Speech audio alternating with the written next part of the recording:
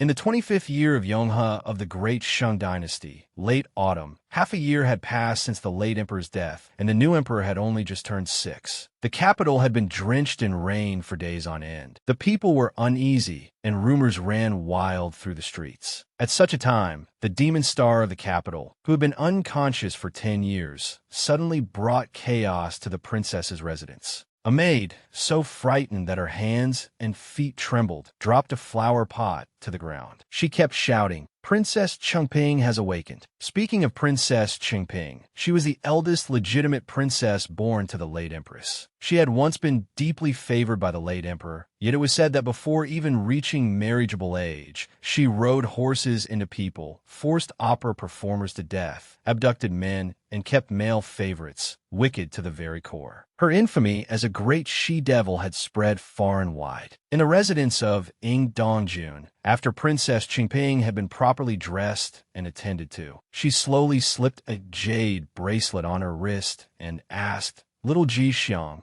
tell me, do you think heaven has gone blind?" Ji Xiang was her close attendant. Kneeling on the ground, he listened to her and smiled gently. Chengping turned around, saw him kneeling there so obediently, and lowered her voice. "I forgot again, you're mute."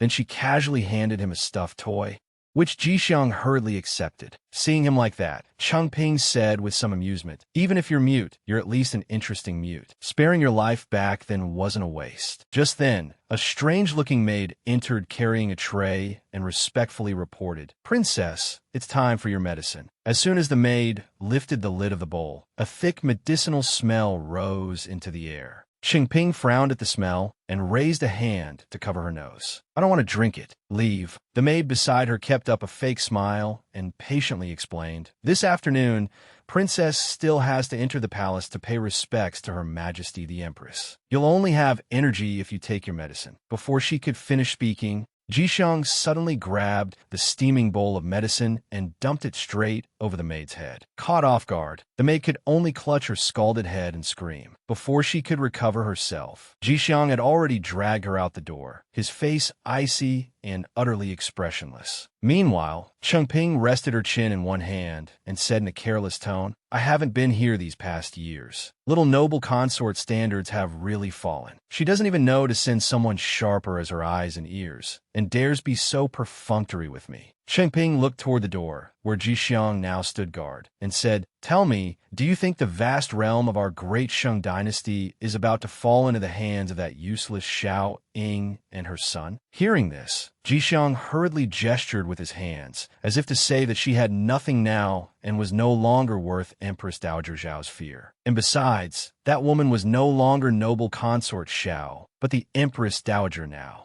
Seeing that, Chengping waved a hand in annoyance and said, "How many times have I told you? Don't flail around at me like that. I can't understand it." At that moment, Ji Xiang took a black pill from inside his robe and carefully held it out before Chengping, smiling brightly as if to say, "Princess, take your medicine." She took the pill from his hand and put it into her mouth with complete trust, then immediately drank water to swallow it down. After finishing it, Chengping ordered, "Go prepare the carriage. I want to return to the palace." Then Ji Xiang carefully pushed Chengping in her wheelchair inside. Beside her, the maids fanned her and bowed in deep respect. Chengping frowned as she looked down and said, "Why are there so many steps here?" At that moment, one of the guards saw her enter and trembled inwardly, praying non-stop, "Heaven protect me. Please let me survive this demon star's hands. Best if I survive whole and uninjured." Chengping motioned to stop in front of the man and asked, "Are you the commander of the princess's residence, Zhou Yan?" Hearing that, the man hurriedly knelt and saluted respectfully. This humble official is, "Greetings, princess." But inwardly, a question surfaced in his mind. After waking up, the princess could no longer walk. Chengping sat in the wheelchair, cast him a bored glance, and said, "Who picked this person for me? He looks far too ordinary. Replace him with a handsome one." Seeing her disdain him so openly, the guard became frantic with fear and repeatedly knocked his head on the ground, crying loudly, "This official obeys. This official's appearance is lowly and unworthy of serving the princess." I'll go to the Ministry of Personnel at once and report the princess's request. Changping rubbed her temple and continued instructing, go replace him with that fool or whatever his name was. If forgotten, that top scholar surnamed you. Have him come serve me. Hearing that, the guard hesitated in confusion and asked, the top scholar you that princess speaks of, is it the top scholar from the 25th year of Yonghwa? The question made the surroundings fall into an unnatural silence. Ignoring everyone's reaction, Chengping clapped her hands as if remembering and declared loudly, that's right, you Shunshin. Yulong, so dazzlingly handsome, one of a kind. The guard stared at her in disbelief, stunned by how certain she sounded. After a while, he trembled as he replied, Princess, I'm afraid, Lord, you cannot come to the princess's residence to serve anymore. Chengping's eyes darkened at once, and she asked, why not? It's not as if he's never come here before. Could it be that after I fell unconscious, he married and had children? Sweat poured down the guard's forehead as he stammered. No, not that. It's just that Lord Yu is now the Central Secretariat Minister, one of the Regent Ministers. The late Emperor also appointed him Junior Marshal to the Crown Prince. At that, Chengping looked somewhat puzzled. Central Secretariat Minister? That low-born Yulang, who used to be my #1 male favorite. A memory from 10 years earlier surfaced. At that time, Shunshin was still a young man, saying in extreme irritation, Princess, what are you doing? My mother said it clearly. I must absolutely not give myself to the princess. Please conduct yourself with dignity. Let me go. Suddenly, Chengping lunged forward, lightly pinched Shunshin's chin, and drawled, conduct myself with dignity? Yulang really is adorable. I like this look of yours, all proper and tense. It's truly very seductive. Chengping let her fingers brush over Shunshin's body and went on with a smile. Spring nights are short, and there's no need to keep following those boring rules. Better to enjoy pleasure with me. As soon as she finished, she unhesitatingly yanked loose the tie of Shunshin's robe.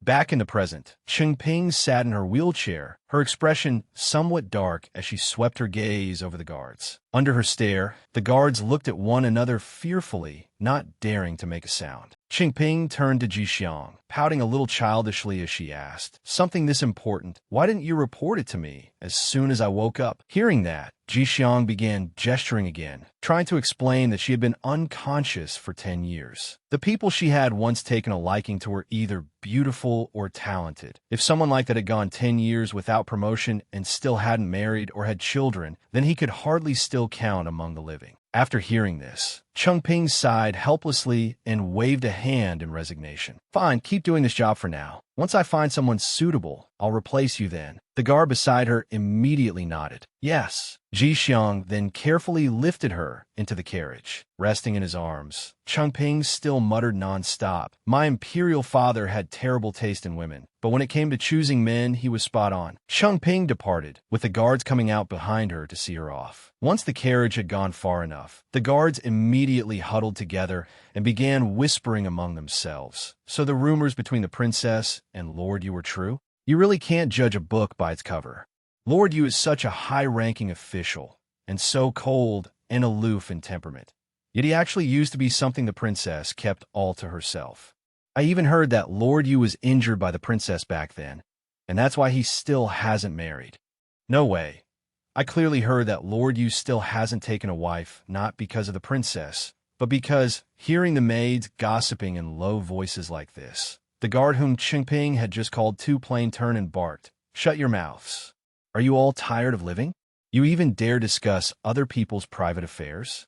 By the laws of Great Shang, those who slander their superiors are to be thrown into prison for a year and given 60 lashes. Since this is your first offense today, I'll spare you once. All of you, go to the front courtyard and receive 5 strokes. 1 quarter's wages will also be docked. As soon as he said this, the soldiers dragged away the maids who had been gossiping for punishment. As for the guard, he could only look after them in despair and think, when will these days ever end? Meanwhile, on the bustling street, a commoner suddenly cried out in alarm. Princess Chengping is here. As Chengping's carriage approached, the street that had just been full of lively chatter was now completely empty, without a soul in sight. Looking out from inside the carriage, Chengping said with some disappointment, 10 years, and the capital is still the same. How boring. This carriage is already moving very slowly, and they're still this frightened. At that thought, she recalled that 10 years ago, her carriage had run someone over and killed them. With the late emperor protecting her, she had emerged unharmed, but the eunuch driving the carriage had been brutally executed. Thinking of this made her a little angry, and she stopped dwelling on it. The driver called out, "Princess, we've arrived."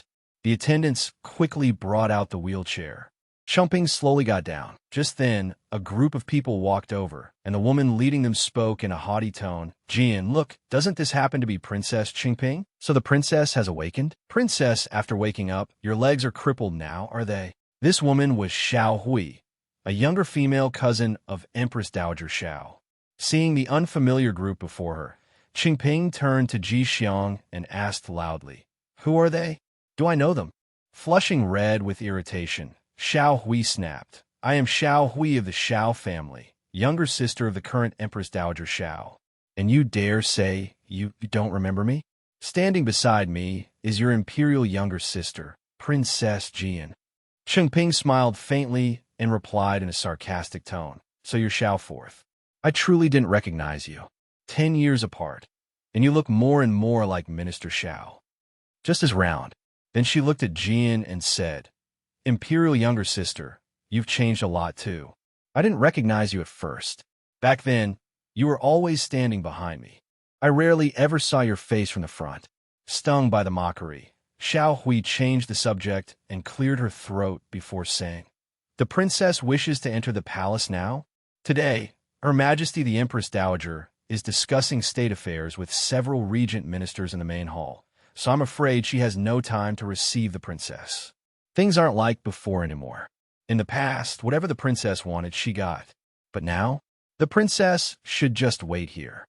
The guard around them were somewhat alarmed by the scene before them and wanted no part in it. Xiao Hui stepped closer to Qingping, her tone dripping with mockery. "As it happens, the heavy rains a few days ago damaged the roof of Qingyan Hall, and it still hasn't been repaired. So Princess will just have to wait outside the palace gate." At that moment, Qingping sat alone in her wheelchair, while the surrounding guards seemed to have no intention of speaking up and only stood there watching the spectacle.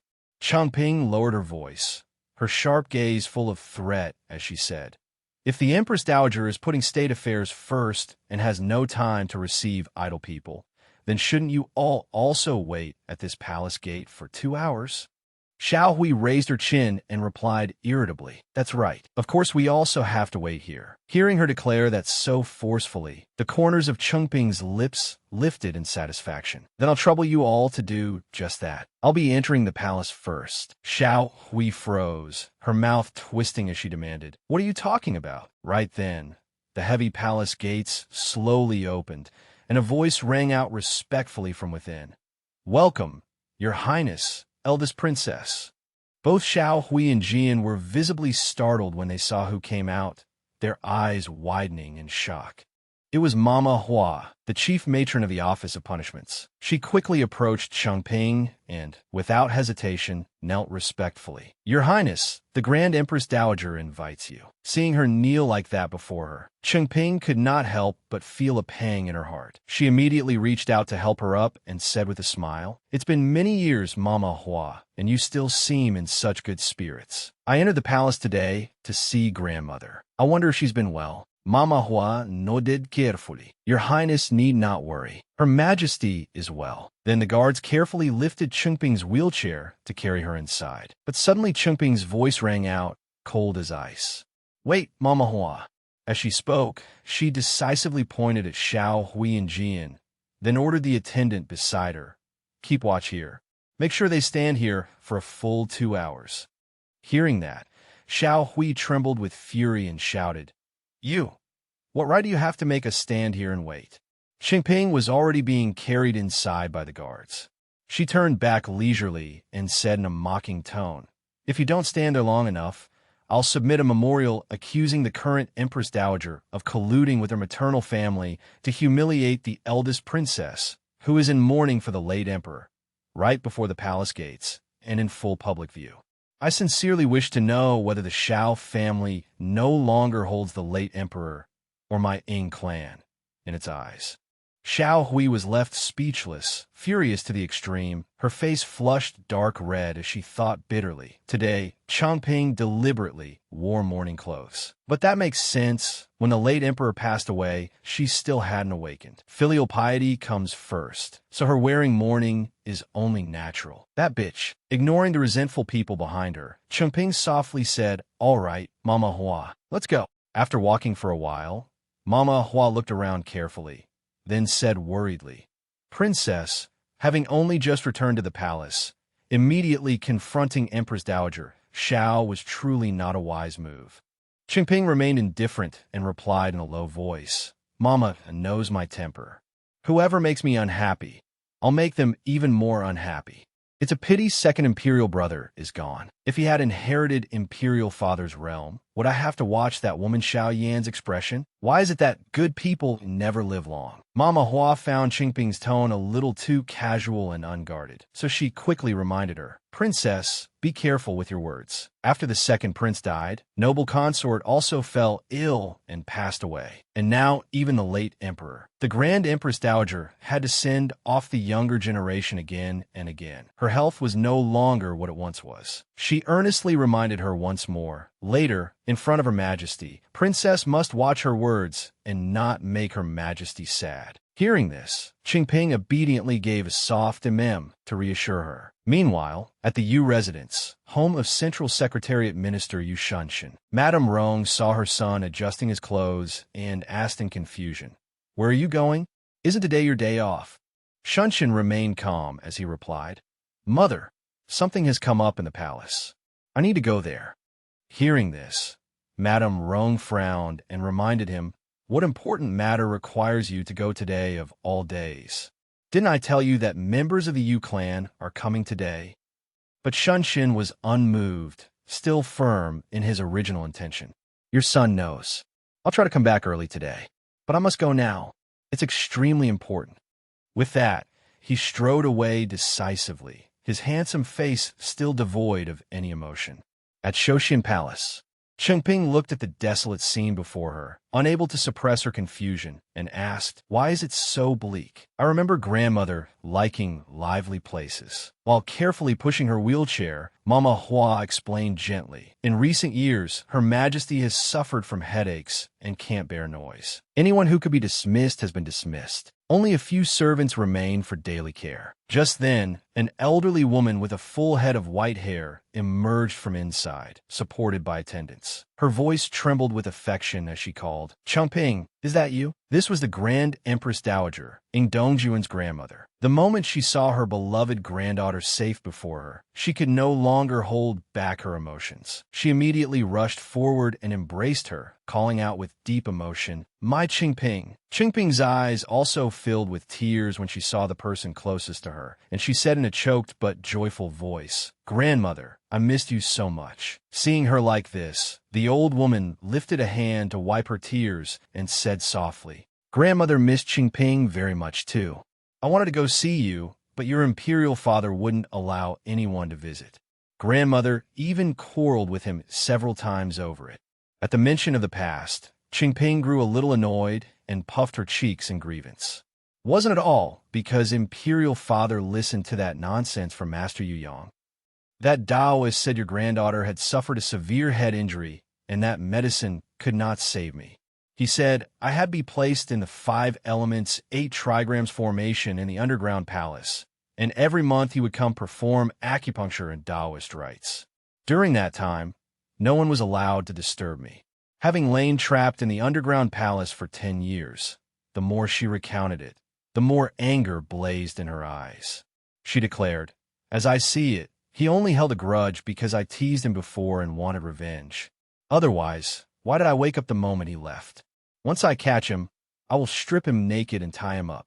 His temperament was still as headstrong as ever. The Grand Empress Dowager was suddenly overcome with nostalgia and softly called out, "Changping." The atmosphere was abruptly broken when a voice sounded from outside. "Your Majesty, the Commandery Prince has come to pay his respects." A handsome young boy and a woman entered right after that. This was Ing Shun, the only son of Chengping's second imperial uncle. At once, Ingshun obediently knelt and said respectfully, "This grandson greets great-grandmother." The Grand Empress Dowager took Ingshun by the hand and gently brought him before Changping as she introduced him. "Changping, this is your second imperial uncle's son. His name is Ingshun. He is a child with a bitter fate. This is the first time you two have met. Since the day he was born, he has never seen his father, and his legal mother has never cared for him either. If the two of you can rely on each other, only then can I rest easy." At this point, the Grand Empress Dowager's voice grew heavy with emotion as she remembered the past. Back then, you were wounded by assassins while saving your second imperial uncle, and you remained unconscious for 10 full years. Sadly, your second imperial uncle had no backbone. After the assassins cut off his arm, he gave up on himself completely. In the end, after overdosing on Changdong powder, he jumped into the Lotus Pond and left behind only this child. Seeing that she was about to cry from the painful memory, Changping hurriedly comforted her. "Grandmother, what's past is past. Don't think about it anymore." Seeing this, the Grand Empress Dowager wiped away her tears and said cheerfully, "Very well, I won't mention it again. Right now, all I want is to see Shun'er grow up safely and to find you a good husband. Then even if I die, I can die in peace." Hearing this, Changping asked with some confusion, "A husband? 10 years ago, Father Emperor had already chosen one for me, hadn't he? Even if he wasn't as handsome as Wu Lang, he was still easy enough on the eyes, and his family background was barely worthy of me." When the Grand Empress Dowager heard that name, she faltered for a moment, then sighed. "The one you're referring to is Gu Fengqi, Marquis Jing'an. Gu Fengqi is handsome and outstandingly capable. He is now the great general of the Flying Cavalry Guard, 3rd rank. He truly was a suitable match. Unfortunately, a few years ago, he married Xiao Hui. Their eldest daughter is already 3 years old now." Her words struck Changping like a spear straight through the body. She widened her eyes and demanded loudly, "Gu Fengqi had a betrothal with me. How could he marry someone else?" The more she spoke, the angrier she became, and she shouted, "Men go around preaching rules and virtue for women all day long. Doesn't anyone teach them what men's virtue is supposed to be? Shameless. And of all people, he married Xiao Hui.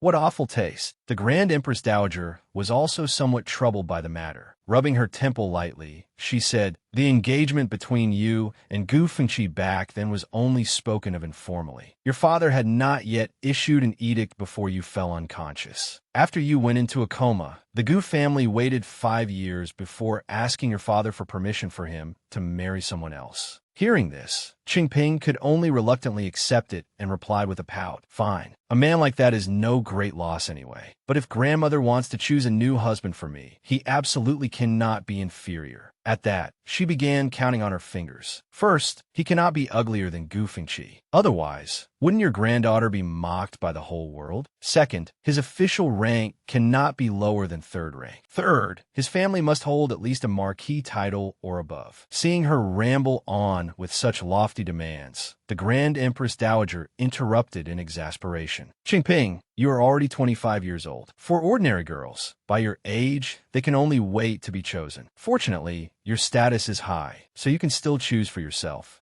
But you cannot make your standards too high." Hearing this, Changping felt somewhat sorrowful about her own fate and replied dejectedly, "Just because I'm 25, I'm not allowed to have standards for my own marriage? I have to settle for worthless men?" Back then, even that Assistant Minister Chu from the Ministry of Revenue, at 65 years old, still managed to take a beautiful 15-year-old girl as his concubine.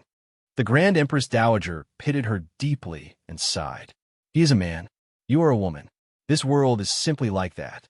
Unable to bear the unfairness any longer, Changping burst out angrily, "What kind of rotten world is that? If someone wants to be my imperial consort, not just any stray cat or dog will do. If not, then I would rather choose no husband at all and simply pick a few pretty young men to attend me at my side." At this moment, Changping's gaze had turned sharp, and she declared coldly, "I, Princess Changping, will never obediently listen to the world's nonsense and muddle through my whole life. If men can do it, then I can do it too." The Grand Empress Dowager felt somewhat helpless hearing such outrageous demands, but because she doted on her granddaughter, she could only nod and agree. All right, I'll keep an eye out according to what you said first. I have a bit of headache. Go back for today. Seizing the chance, Chengping instantly changed her attitude and happily leaned close to the Grand Empress Dowager. Smiling sweetly, she asked, "Grandmother, your granddaughter has been a little short on money lately. Could I possibly get a bit of allowance?" Hearing this, the Grand Empress Dowager pretended to be annoyed and scolded her affectionately. "You've only been awake a few days. How could you already be short of money?" Chengping immediately put on a pitiful expression, her eyes brimming with tears as she said miserably, "Your granddaughter was never well off to begin with, and now that woman Xiao Ying is in charge, she cuts corners on everything I eat, wear, and use. Just look at how poor my princess residence has become. It's an insult to the imperial family." The Grand Empress Dowager explained softly, "It's not that she's cutting back on your expenses. The palace is trying to economize now as well. Aside from my Shoshin palace, which she did not touch, the supplies to every other palace have been cut in half. Even her own Jiaohua palace is the same." As she spoke, she signaled to the maid beside her, "Go fetch it." "Yes." The Grand Empress Dowager continued. That action won her praise throughout the court and earned her no small amount of goodwill. Chengping beamed as she received the brocade box handed over by the Grand Empress Dowager. She immediately thanked her delightedly. "Many thanks, grandmother. I knew grandmother treats me best." But when she opened it and looked inside, her tone instantly fell, and she said in bitter disappointment, "Why is there only 10,000 taels? Didn't grandmother just say that Xiao Ying hadn't cut your expenses?" The Grand Empress Dowager replied sternly, "For now, this is all there is. If you don't want it, put it down at once." Chengping hugged the box tightly to herself and said radiantly, "Thank you, grandmother. Then your granddaughter will take her leave now and come visit grandmother again another day." With that, she signaled for her attendants to push her carriage away. From behind, the Grand Empress Dowager suddenly called after her, "Chengping." She had someone hand over a food box as well, and did not forget to remind her, "I specially had this made for you.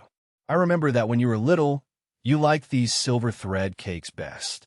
The tiny little girl once used to sit on the steps of Fengxi Palace hugging a box far too big for her. If no one watched her, she could finish half of it in one go. The Grand Empress Dowager placed the food box in her hands and instructed her lovingly, "If you want to eat them again next time, just come to the palace and find grandmother. Chengping, don't be afraid.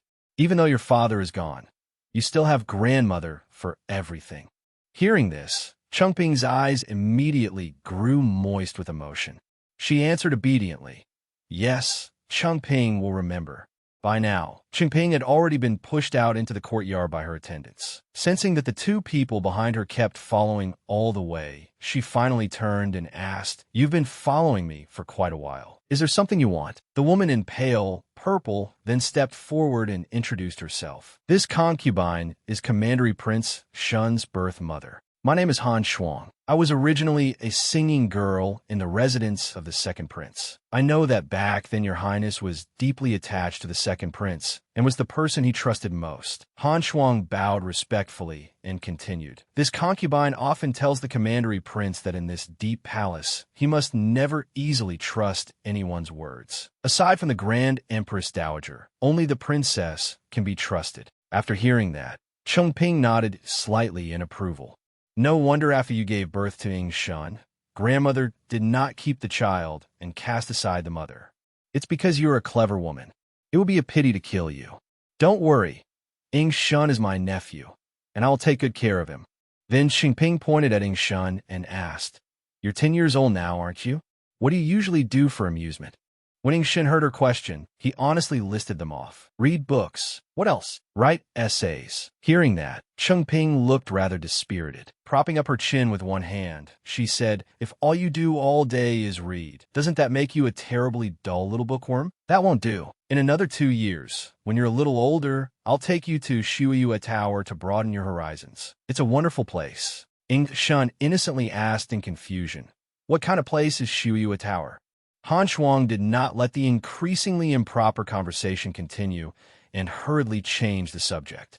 "Princess, the commandery prince caught a chill last night, and when he woke this morning his stomach had been aching dully. This concubine will have a palace servant take him back first. Once Ing Shun had gone out of sight, Han Shuang stepped closer and said respectfully, "Princess, the truth is that I came to see you today because there is something I wish to tell you. Earlier in the Grand Empress Dowager's palace, I heard your highness mention Lord Yu. What I want to say is related to Lord Yu." At this point, Han Shuang's tone grew low and mysterious. Holding a flower branch she had picked by the roadside, Chengping said softly, "If it concerns my Yulang, then I want to hear it all the more." Han Shuang continued her report. "This concubine has discovered that Lord Yu and Empress Dowager Xiao are having an affair." At those words, Chengping crushed the flower branch in her hand. Her face darkened at once, clouded with gloom and confusion.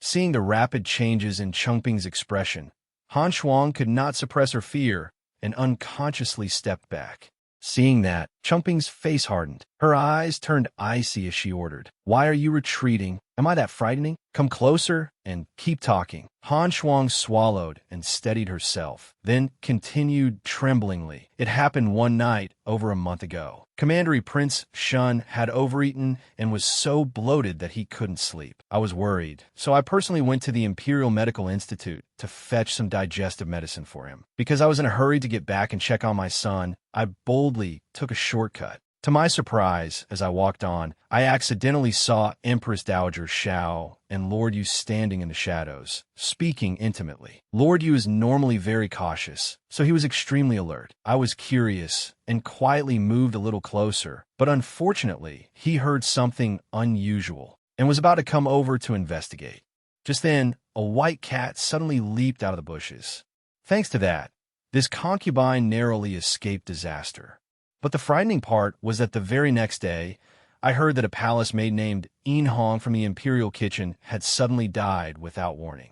That In Hong happened to keep a white cat exactly like the one from the night before. I secretly had someone investigate, and to my horror, I learned this. In Hong had been brutally strangled to death and her body was thrown into the river. Hearing this, Chengping snapped the branch in her hand in two. Her gaze sharpened as she challenged her. "This is only your side of the story. Do you have any concrete evidence that can prove the two of them are having an affair?" Han Shuang hurriedly shook her head. "This concubine has no evidence, but there have long been rumors in the palace. They say that before the Empress Dowager entered the palace, she had secretly pledged herself to Lord Yu. Unfortunately, even though Lord Yu took top honors as the Zhuang Yuan, the Xiao family still despised his humble origins and resolutely refused to allow the marriage. Because of this, Lord Yu bore a deep grudge against the Xiao family and has repeatedly clashed with their faction in court." After hearing the story, Chengping curled her lips into a cold smile and lowered her voice to speculate. "But recently, the relationship between Lord Yu and the Xiao family has suddenly eased. I'm afraid Empress Dowager Xiao stepped in to mediate. You really think too highly of Xiaoing." Then she scoffed, as if she were worthy.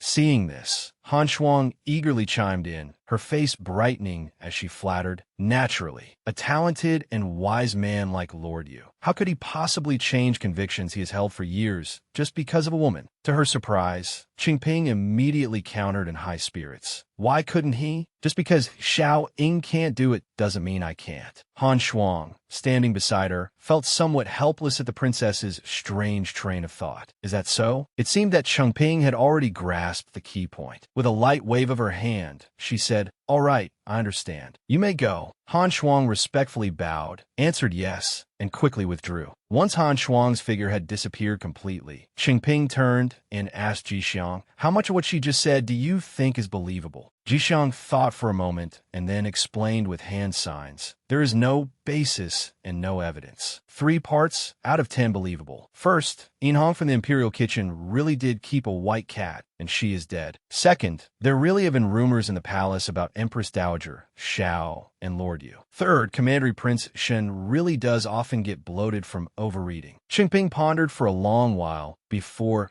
giving her own opinion. I think what she said may be 5 parts believable. Fourth, that woman Xiao Ying did secretly meet my Yu Lang in the Imperial Garden in the middle of the night. Fifth, the two of them must have known each other before, because I once saw one of Xiao Ying's intimate belongings in my Yu Lang's hands. At this point, her eyes turned distant and sorrowful as old memories suddenly flooded back. She began recalling the past. On a still and silent night long ago, Yu Shunshan was sleeping soundly in bed when suddenly a mischievous hand reached over to touch him. He swiftly seized the intruder's wrist, opened his eyes to look at the person before him, and asked with helpless embarrassment, "Princess, do you know what hour it is now?" Caught red-handed, Chengping put on a pitiful, coquettish face and said, "But I can't sleep.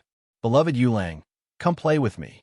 Hearing that, Yu Shunshan sighed and said, "If your highness cannot sleep, I do have a method you could try." Chengping's eyes lit up with eager anticipation. But Yu Shunshan then mercilessly poured cold water over her hopes and said, "I'll recite poetry to your highness. It will lull your highness to sleep." Those dull words dragged Chongping out of her earlier romantic fantasies. She laughed lightly and said in disappointment, "Yu Lang really has no sense of romance." Just then, something strange fell out from the book in Yu Shunshan's hand. Quick-eyed and quick-handed, Chengping picked it up to examine it, asking with delighted curiosity, "Yu Lang, which beauty gave you this love token?" In her memory, Yu Shunshan still wore a calm expression as he gently explained, "This poetry collection was written by my good friend Jiang Yanqing. He must have accidentally left it inside." Hearing that, Chengping suddenly pressed close to him, her bright eyes sparkling as she happily said, "If Yu Lang says so, then I'll believe you." Returning to the present, Ji Xiong listened to her recount that old incident with such infatuation written all over her face, and curled his lip in disdain. He gestured, "And you believed him? Are you really that easy to fool?" Chengping still held the crushed flower branch in her hand. Lost in thought, she said dreamily and nostalgically, "You wouldn't understand." His eyes back then were so sincere and innocent, and the way he recited poetry was so beautifully cadenced. How could I not believe him? Standing behind her, Ji Xiong showed no mercy and continued signing, "Lord Yu is truly no good." Seeing that, Chengping gently defended him. "You can't say that either. He must have lied back then because he cared about me. He was probably afraid I'd get jealous, so he only lied to coax me." Suddenly, Yu Shunshan's figure appeared right before Chengping's eyes. Looking at the poised and elegant man in front of her, she thought in surprise, "It's him? Yu Shunshan, the only man truly worthy of being called uniquely peerless and exquisitely handsome." There were also several people following behind Yu Shunshan at this moment. Yu Shunshan and Chengping looked straight into each other's eyes. In that instant, beautiful fragments of the past surfaced once more in her mind. Unable to hold back, Chengping spoke first. "Yu Lang, it's been many years. Have you been well?" The people following behind her were all startled when they heard such an intimate form of address. Good heavens!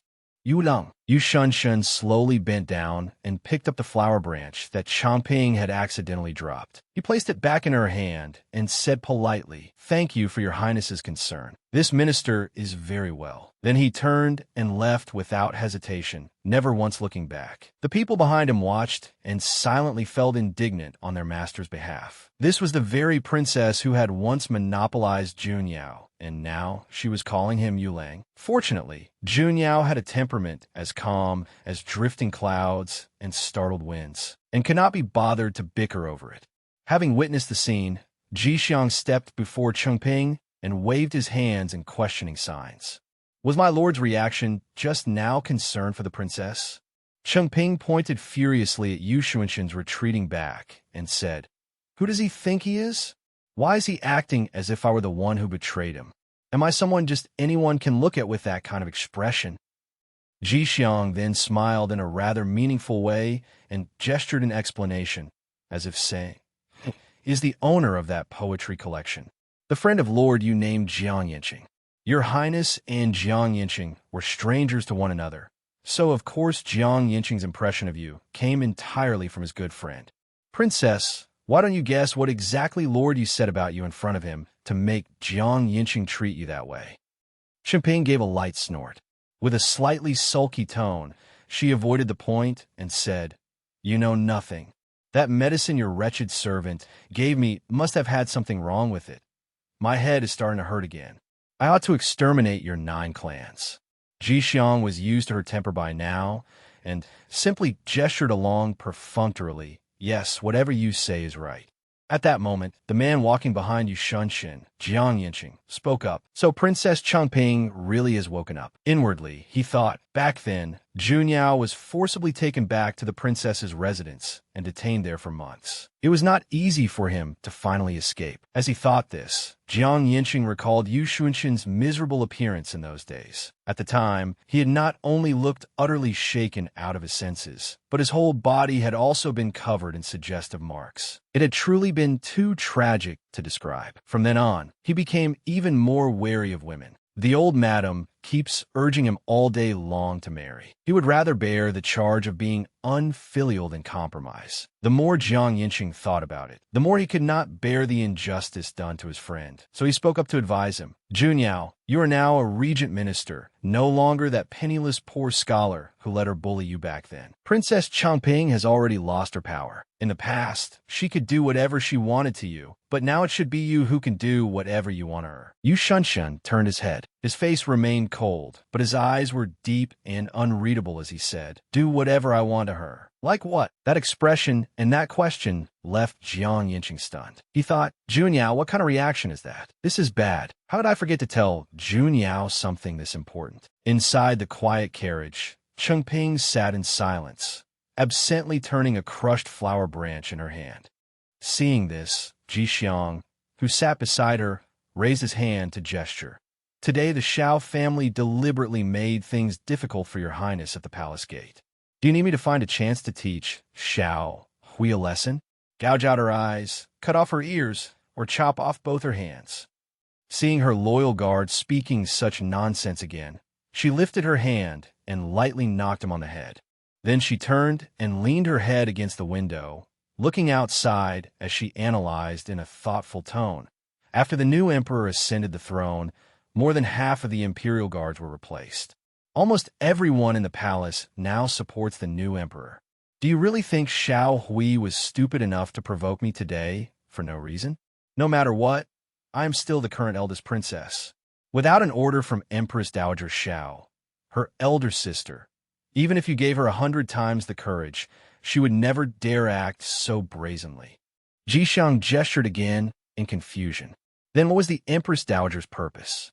Resting her chin on one hand, Chengping turned back and smiled brightly, full of implication, as she asked, "Take a guess." At Zhaohua Palace, Shao Hui was pacing back and forth with an aggrieved expression. "Your Majesty said Chengping would endure my taunts. She really could endure them, but then she spread word that she was going to teach the Shao family and Your Majesty a lesson. If uncle and father hadn't instructed us beforehand to act modestly, I would have, before she could finish, a powerful woman slammed her teacup onto the table and coldly cut her off. You picked up your life today. Do you know that? If this were 10 years ago, your blood would already have been spilled all across the palace gate. You have never witnessed her demonic temper before she fell into that coma. Countless young nobles were beaten half to death or crippled by her. The person seated high above was none other than Shao Ying, the current Empress Dowager Shao. Narrowing her eyes, she continued, "But you needn't worry too much. I had already secretly sent people to protect you." Shao Hui asked in confusion. "Then why did Your Majesty want me to deliberately provoke her at the palace gate today?" Shao Ying replied darkly. "I wanted to know whether the dragon-patterned jade pendant left behind by the late emperor, the one that should have been passed to His Majesty, is in her hands." Back then, Chengping was able to be so arrogant because the imperial guards and palace attendants all obeyed her orders.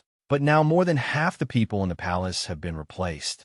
If she wants to command the imperial guards, she can only rely on the dragon-patterned jade pendant. That is why I suspect the pendant is in Chengping's possession. Xiao Ying continued her analysis. Today I had you humiliate her in front of the common people. If she truly had the dragon-patterned jade pendant in hand, then with that temperament of hers, I feared she would order the Imperial Guards to strike you down right there at the palace gate. Only then did Xiao Hui understand. She hurriedly tried to reassure her. Your Majesty needn't worry so much. The late Emperor is gone. Everyone in the palace is ours now. Even if Princess Changping were to bring out the dragon-patterned jade pendant, so what? Could there still be anyone willing to obey her? Xiaoying lifted her teacup to drink and said pensively, I hope so. But I have long wondered, if it were truly useless, why would the late emperor still have given the dragon-patterned jade pendant to her for safekeeping? Back on Changping's side, she was now holding a gleaming jade pendant in her hand and saying calmly to Ji Xiang, Tell me, isn't that woman wicked to the core? She even wants to snatch away the one thing father left me as a keepsake. At this, Ji Xiang's eyes lit up with hope, and he gestured excitedly. So the late emperor's dragon-patterned jade pendant really can still command the palace guards? Changping immediately burst out laughing and denied it. Would I be lucky enough for something that useful to fall into my hands? If I could command the Imperial Guards, the first thing I'd do would be to shave Xiao Ying's head bald. At this, Ji Xiang's shoulders slumped in obvious disappointment. Just then, as Changping's carriage was moving along, it suddenly swerved sharply. Caught off guard, she only had time to cry out, Ah! Regaining her balance, anger flared up at once. Changping leaned out the window and shouted irritably, How dare someone crash into my carriage? Are you tired of living? I want to see exactly who it is. Before she could finish cursing, Yu Shunshun walked over, his expression cold and composed. The moment Changping saw who it was, all her anger vanished. Inside, she was already secretly rejoicing. Heavens, such a dashing beauty, peerless and magnificent. Shunshin stepped forward politely and asked, Is your highness all right? Keeping that same distant expression, Yu Shunshin explained in a cold tone, I was hurrying home to receive guests, so I had my servant take a shortcut. We were moving too quickly just now, and I did not expect to run into your highness's carriage. Seeing this, Changping immediately seized the chance. Clutching her chest, she put on a weak act. Not all right at all. Yu Lang, you hurt me just now when you crashed into me. If you don't believe me, take a look. Her bold words made Yu Shunshin flush red for an instant. Changping pressed her advantage at once. Leaning in close to him, she spoke in a teasing, seductive tone. Yu Lang, tell me, how should you compensate me? Or perhaps tonight you could come to the princess residence, and I. As she spoke, her voice grew lower and lower, full of suggestion. But suddenly Yu Shunshin ruthlessly flicked his sleeve away, turned, and left. Changping was left a little bewildered and dissatisfied. Turning back into the carriage, she puffed out her cheeks and asked Ji Xiang sulkily, Yu Lang doesn't care about me? He must be getting old and boring. Teasing young men was much more fun back when I was younger. Ji Xiang immediately nodded in agreement. Exactly. Then your highness should keep looking for younger handsome men. Changping kept rambling. It's a pity I was unconscious for so long. I wonder who the most handsome young man in the capital is now. She paid no attention at all to the fact that Yu Shunshin had returned and was standing right behind her, holding a food box in his hand. His face was so dark it was impossible to read, but the killing intent radiating from him made everyone nearby wonder inwardly, why does it suddenly feel freezing when the sun is still out? Yu Shunshin now held out a wooden box before Changping. His tone remained cold, but his gaze had softened somewhat as he said, I am not carrying anything valuable on me. Please accept this as compensation to your highness. She accepted the box in surprise and thought, Wan Fu Tower? She opened it. Inside was a still-hot braised pork knuckle nestled among green vegetables. Pointing at the food box, Ji Xiang gestured in confusion. Your highness, this is... Changping turned to look out the window, her voice turning gentle and faintly sorrowful. Little Ji Xiang, do you remember what day it is today? Today is Mother Empress's birthday. I personally picked the flowers she loved most in the palace for her. At first, I had intended to order the braised pork knuckle from Wan Fu Tower that she liked best, to celebrate her birthday. But Wan Fu Tower sells very few of them. They have to be ordered a day in advance. As she spoke, she looked toward Yu Xuanxin's retreating figure with a complicated expression. Ji Xiang then expressed his very practical thoughts in sign language. How could Lord Yu just happen to know Her Majesty the Empress's birthday and preferences? He definitely ordered it a day in advance to take home for his guests. He just threw it over here conveniently, so he could get away from you. Changping hugged the food box tightly, speaking in a stubborn, sulky tone. Were you waving your hand around for now? How would I understand any of that? Yulang put thought into buying this for me. By then, Yu Shunshin had already reached the entrance of his residence. A man on horseback hurried up from behind, calling out with some urgency.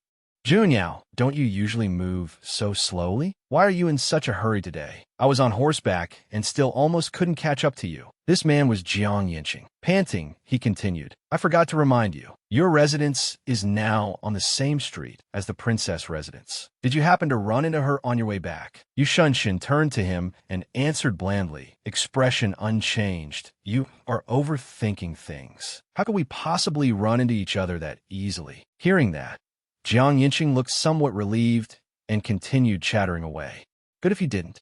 I heard Princess Changping has all kinds of tricks.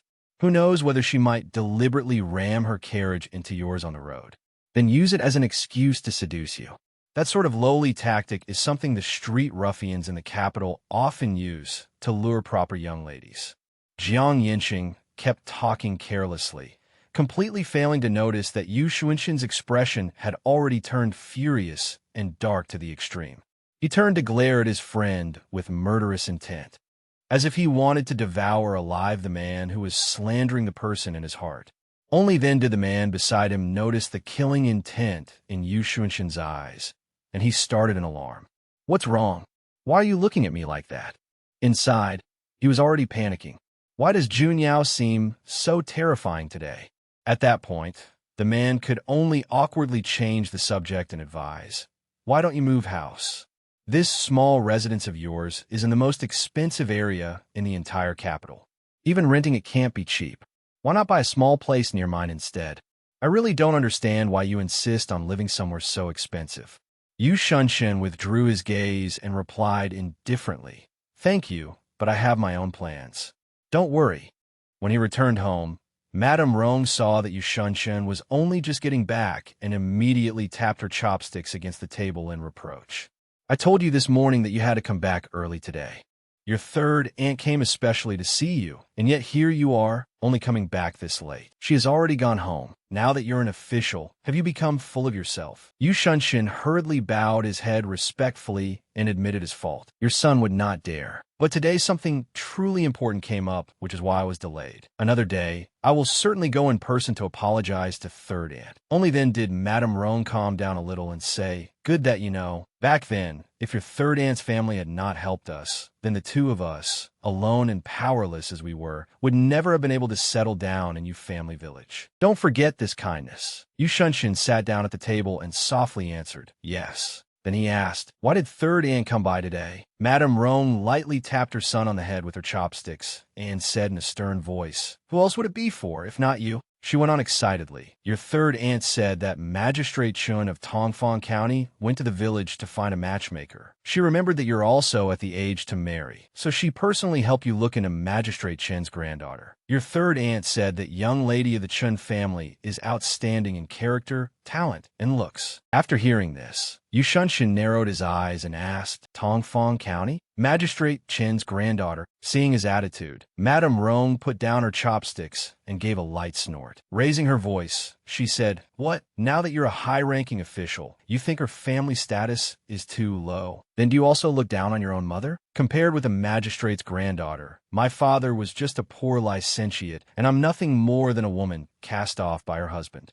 The moment he heard his mother say this, Yu Shunshin immediately dropped to his knees and said respectfully, but firmly, Your son absolutely does not mean that. Not long ago, this Magistrate Chun sent people to the capital to try to approach me. Magistrate Chun has a bad reputation, and in the last two evaluations of officials, his performance was rated merely average. Next year is another year of official evaluation. If he is rated average or below again, at best he will be demoted, at worst, dismissed from office. So, As he spoke, he hesitated slightly.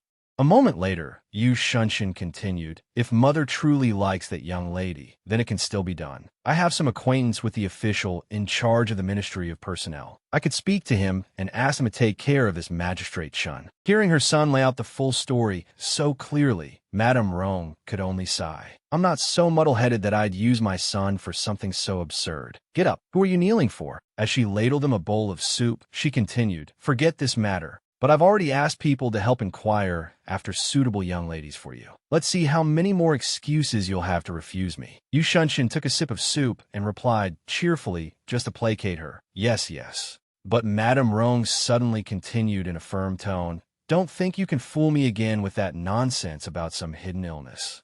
Old imperial physician Zhang has assured me several times already that there is nothing wrong with your body at all. I even found some tonic medicine for you. Drink this soup, and I guarantee that issue of yours will be cured at once. It absolutely won't affect your marrying a wife and having children later." Hearing this, Yu Shunshin choked and sprayed out the mouthful of soup he had just been drinking. His face flushed bright red with embarrassment and helplessness. At the princess residence, a servant was meanwhile presenting Changping with all kinds of exquisite jewelry. At the sight of them, she said happily, "Grandmother really loves me best to send me so many things." Standing beside her, Mama Hua smiled and said, "Mama Hua also has your best interests at heart. Knowing your highness is clever, she sent this person over as well." A young maid stepped forward and respectfully said, "This servant, Hua Mian, greets your highness." The moment Chengping heard the maid speak, she clicked her tongue while gesturing to Ji Xiang. "You can talk? That's troublesome. I don't like girls with tongues." Hua Mian was instantly terrified out of her wits. She dropped to her knees at once and kowtowed, pleading, "Your Highness, spare my life." But Chingping immediately changed her tone and said cheerfully, "Fine. For grandmother's sake, go find yourself an empty courtyard and stay there a few days. When you've learned how to regard yourself as mute, then you may come serve me. After all, once a tongue is cut out, it doesn't grow back." Trembling, Hua Mian respectfully withdrew, her heart still pounding with fear. "Thank you, your highness, for your mercy." Once the girl was gone, Chongping picked up a plate of pastries. In a nostalgic tone, she said, "There's even this good thing. Grandmother really was thoughtful. After all these years, she still remembers that I like silver thread cakes." Her eyes suddenly turned cold as she murmured, "Too bad this isn't meant for people to eat." With that, she threw the plate of pastries into the lake, her face utterly devoid of regret. Ji Xiang then gestured, "Your Highness, go in first. I'll go to the study and bring that person over." Chempinan said the saisibly. Then she stood up and adjusted her clothes. "I'll go myself." At that moment, Chingping had already changed into a brilliant red robe, bright as flame. She walked into her bedchamber and lightly triggered a hidden mechanism behind the wall. At once, another hidden space opened before her eyes. Chingping gently picked up an old portrait. Nostalgia surged up endlessly within her as she thought, "Mother Empress, Father Emperor, Juner has come to see you." Right then, Chongping personally set out a lavish table of food. Her hands moved swiftly as she arranged the dishes, and she turned happily to say to Ji Xiang, "Today is Mother Empress's birthday." Juner prepared braised pork knuckle and osmanthus cakes from Wanfu Tower. They're all dishes Mother Empress and Father Emperor like. Mother Empress liked me best in red, so if I wore morning clothes, she would definitely be angry. That is why I dressed beautifully. Juner still remembers the rules. The first cup is a toast. With that, she picked up a cup of wine and respectfully raised it high. "To peace under heaven." As soon as she finished speaking, she drained it in one gulp. Chengping then lifted a second cup and said with a smile, "The second cup, to wish Juner safety and good health." Next comes the third. The third cup, to wish Juner happiness always. She went on drinking cup after cup until the wine slowly took effect. By evening, Chengping had clearly drunk too much. Her face was flushed red, and she began to ramble. "Mother Empress, don't worry. Juner is living well. Even though you and Father Emperor are no longer in the palace, Grandmother is still alive, and she treats me very well. The little emperor who inherited the throne is still too young to bully me." "Oh, right." "And the regent minister, who is also my lover, is completely smitten with me and can't escape. He bought today's pork knuckle to offer to Mother Empress. Standing to one side, Jixiang watched her and could not suppress his growing worry. The princess had dismissed all the servants and shut herself in here, drinking alone for a long time. If she kept drinking, he feared it would harm her health. Seeing that Chengping was so drunk she was nearly losing consciousness, Jixiang hurried forward to catch her slender body. "Your Highness!" Jixiang quickly brought a pill to her lips and said in a weak voice, "Your Highness, take the medicine." Chengping forced herself to reassure him. "It's fine. I probably drank a few extra cups, so the poison in my body is acting up. Once I take the medicine and endure it a little, it will pass quickly." Hearing that, Jixiang hurried off, not forgetting to turn back and say, "I'll go brew a bowl of sobering tea." Chengping's tone had by now turned dejected. Her eyes glistened as she looked at the portrait before her and complained softly, "Mother Empress, are you disappointed? You only wish for me to live a happy life, but I cannot become what you hoped for. Because my revenge, peace under heaven, safety and health, a lifetime of joy, yet the wish of your daughter Juner in this life is..." Beneath the quiet late-night sky, a figure suddenly appeared. Chengping laughed bitterly at herself and said, "Looks like I really am drunk. I'm even seeing things now." The figure before her gradually became clear in the candlelight. At the sight of it, Chengping's cheeks flushed faintly red, and she reached out her hand as she said softly, "You Shunshin." At once, Shunshin dropped to one knee, lifted Chengping's hand, and pressed a light kiss to it. In a gentle voice thick with feeling, he said, "Even if I must give up everything, I will still fulfill your wish in this lifetime, my one and only princess." Seeing how embarrassingly sentimental the man before her was, Chengping could not help but giggle. "No, you're not him. My Yu Lang is the most proper and upright of men. He would never say such things. But I do think you are very handsome, and you do resemble Yu Lang a little. Why don't you attend on me tonight?" As she spoke, she leaned in until her face was almost against his. Shunshin showed a trace of embarrassment and asked softly, "How does your Highness wish me to attend you?" Chengping immediately pushed him down and in a seductive, spellbinding tone said, "What? You don't know? Then shall I teach you?" Staring fixedly at the handsome man standing right before her, Chengping could not restrain herself from praising him. "You look so much like my Yulang. Look, even that dazed expression is exactly the same. This is the Yulang I like best." As soon as she finished speaking, she casually began to slowly remove Shunshin's outer robe. Seeing this, he hurriedly reached out and tightly caught her wrist, lowering his voice as he asked, "Your Highness, is this truly what you want? You once said that Yu Shunshin was of humble birth and unworthy of you." Old memories instantly surged into Shunshin's mind. Back then, Chengping had been seated amid piles of jewels and treasures, idly toying with one ornament after another, as she said with indifference, "I am also of an age to be married. The prince consort Father Emperor chose for me is quite suitable, well matched in family background and of equal standing. Compared with these things, what is love? In this deep, man-eating palace, those who have love only meet a miserable end. That is how it is. No matter how good Yu Lang may be, in the end his birth is lowly. He is not worthy of me. Even if we shared some romance, in the end we would still be strangers." When Shunshin heard those heartless words back then, a flash of sorrow rose unbidden in his heart. Returning to the present, Shunshin suppressed the hurt on his face and, keeping a grave expression, asked again, "Even now, do you still think that way?" At that moment, Chengping struggled to rise with what little strength she had left and tried to speak.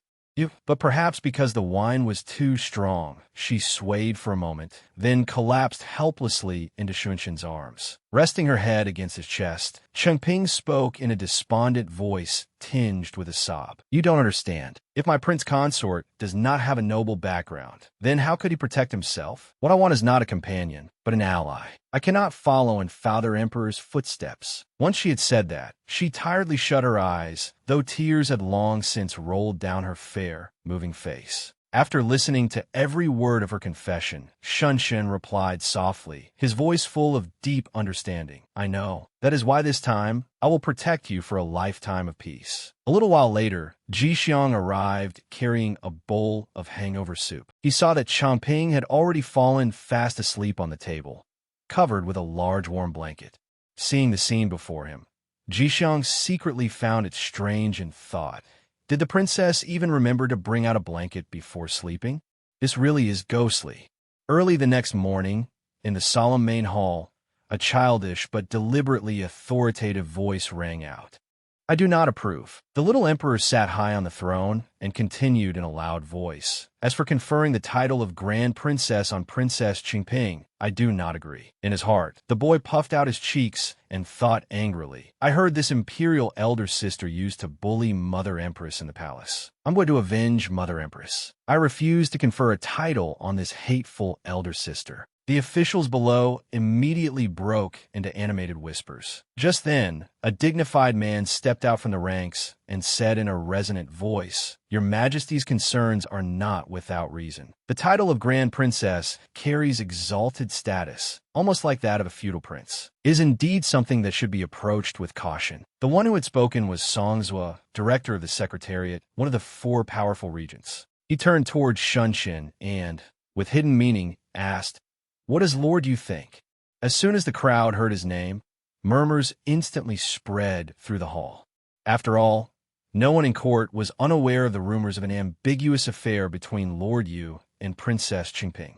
Everyone was curious to know how Lord Yu would react. They thought, Princess Qingping is absurd and overbearing. She truly is unfit to serve as an example for the imperial clan. Making her grand princess is simply, in the entire court, Lord Yu is probably the one who least wished to see the princess gain power. Yet, contrary to expectations, Shunshin kept his face dark and composed, and said in a serious, respectful tone, According to the edict issued by the founding emperor in the first year of Kaitan, Princess Qingping is the legitimate eldest princess born to the late empress. To confer the title of Grand Princess upon her follows precedent. For your majesty to oppose it now would be improper. Hearing that, the little emperor flushed with anger and shouted, Grand Tutor Yu. In his heart, the boy fumed. It's one thing that Grand Tutor Yu is always strict with me, and even in memorials he only ever puts me below him, but now he even wants to oppose me over this matter. From behind the hanging screen, Xiaoying lowered her voice and sternly reminded him, Your Majesty, mind your words. After speaking, Xiaoying turned and calmly said, Lord Yu means that the court bestows honors solely according to established rules. But if an evildoer abuses power and influence, would not the court be aiding that person? I believe that is not the original intent of a law. Hearing this, Shunshin replied coldly, Princess Qingping should be ennobled according to precedent. As for what crimes she may have committed, those can be handed over to the Ministry of Justice and the Court of Judicial Review for investigation and punishment according to the law. The assembled officials were astonished and inwardly praised him. Truly worthy of Lord Yu. First raise her to high rank, then question her crimes after. Not a single imperial edict or court law would be cast aside. Let her climb high first, then knock her down. Lord Yu's grudge against Princess Qingping really is no ordinary one. Exactly. Lord Yu is truly ruthless. High above them, Xiaoying softly murmured, Junior, then continued clearly, Grand Tutor Yu's words are reasonable. Then let it be done as Grand Tutor Yu suggests. The next day, Qingping had sobered up by now. Rubbing her forehead, she complained, My head hurts so much. Standing beside her, Jixiang quickly handed her a bowl of water and said, Who told your highness to drink so much wine last night? Luckily, even drunk, you still remembered to spread out a blanket. Otherwise, you would have caught a chill. Taking the bowl, Qingping replied cheerfully, I am naturally that meticulous. But last night, I seem to have had a very lovely dream. In the dream, a handsome young lord confessed his feelings to me. Seeing how unconcerned Qingping still looked, showing not the slightest worry for her own safety, Jixiang said a little irritably, Empress Dowager Xiao is about to throw you into prison to suffer, and your highness is still thinking about some young lord from a dream. That maid Hans Huang has already hurried over with the news she heard, so why aren't you anxious at all? Yet on hearing this, Qingping not only failed to panic, she even blushed a little as her mind drifted to scenes in the prison. She said shyly, In prison, I'd be wearing prisoner's clothes, shackled in chains, while Yu Lang would be in his court robes, holding a whip as he walked over. Just thinking about it makes it feel quite different. Hearing her say something so outrageous, Ji Xiang snapped in exasperation. Princess, seeing how flustered he was, Chengping finally soothed him. What's the hurry? Do I look that easy to bully? You really have no patience at all. Look, hasn't the person I wanted to wait for already arrived? Just as she finished speaking, a timid figure suddenly stepped inside. At once, a maid dropped to her knees and saluted. This servant, Lu Xiniang, greets the princess. May I ask why your highness summoned this servant? Inwardly, Xiniang was uneasy. I'm only a cleaning servant in the princess's residence. So why has the princess suddenly called for me? Resting one hand under her chin, Qingping fixed her with a sharp gaze and began. In the 30th year of Yonghua, a military transport officer from a merchant vessel returned drunk at night and was robbed and beheaded. The authorities investigated for over a month without finding any clues. Later, the murdered man's younger brother's wife accused her sister-in-law of teaming up with an adulterer to rob him. If I remember correctly, that sister-in-law who was accused of murdering her husband and stealing his property had the surname Lu. By the time Qingping said this, Xiniang's face had already gone stiff with shock. Qingping leisurely continued. In the end, the authorities did not convict her of murder. Hearing these things exposed, Xiniang began to tremble and said in a low voice, Princess, you... Chengping smiled meaningfully. Relax. Don't be nervous. I have no interest in pursuing something from more than 10 years ago. Killing someone is all. I've killed before too. It's not such a big matter. When ordering someone to do things, it's best to know the roots and branches clearly. As she spoke, she calmly wrote something down on paper, then handed the letter to Xiniang.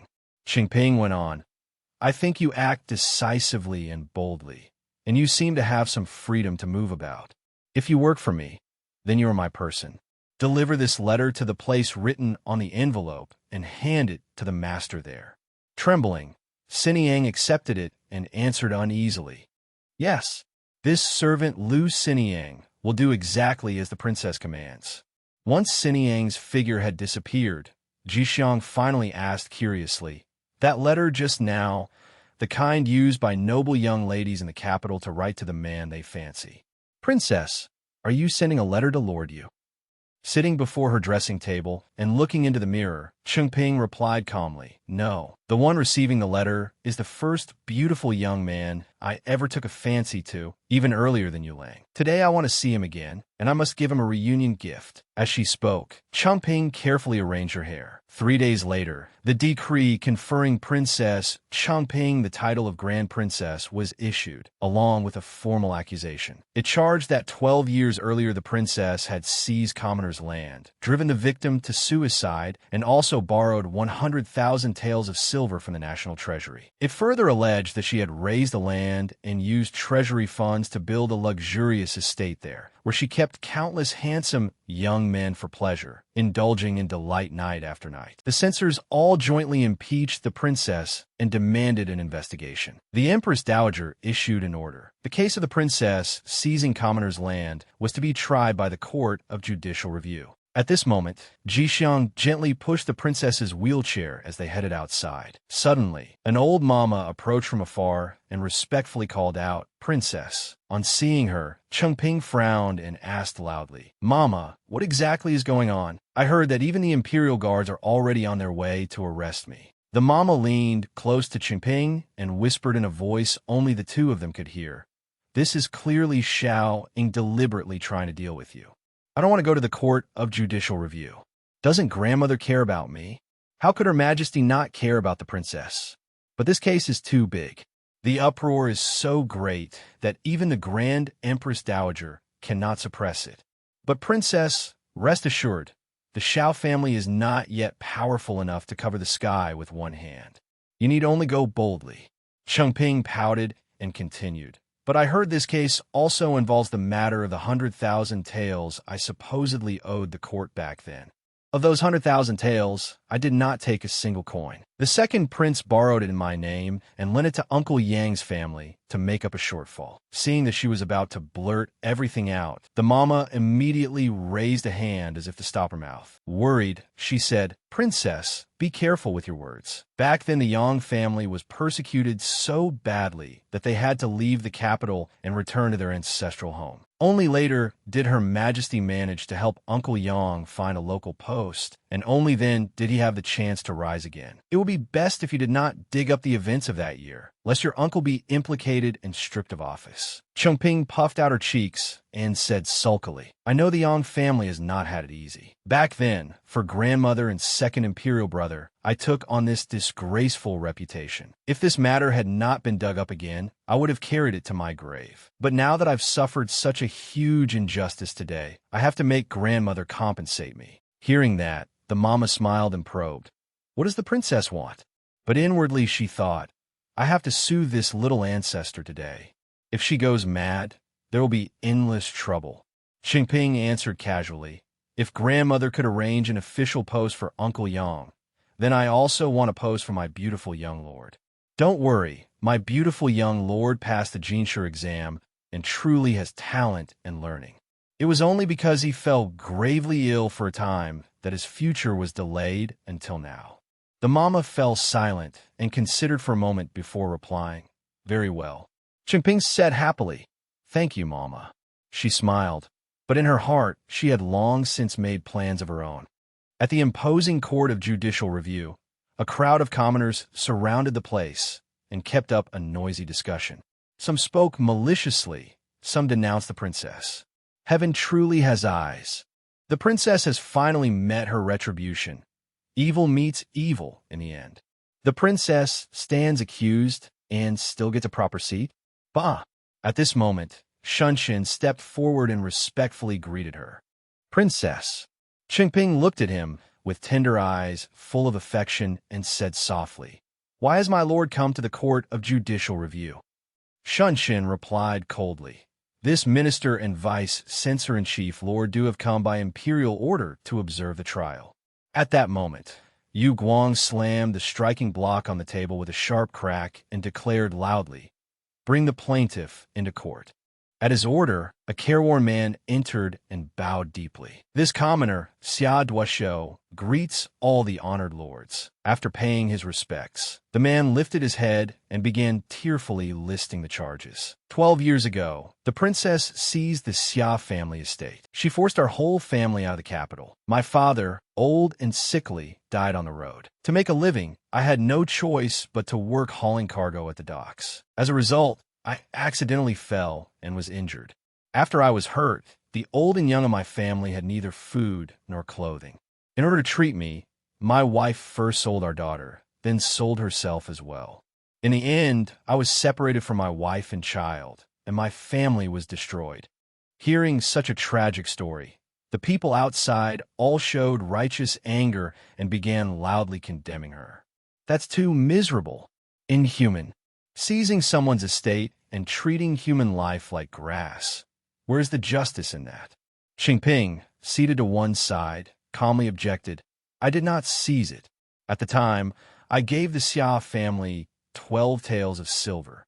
But those words only made the crowd even angrier, like adding oil to the fire. 12 taels? How is that any different from robbery? That's bullying people far too much.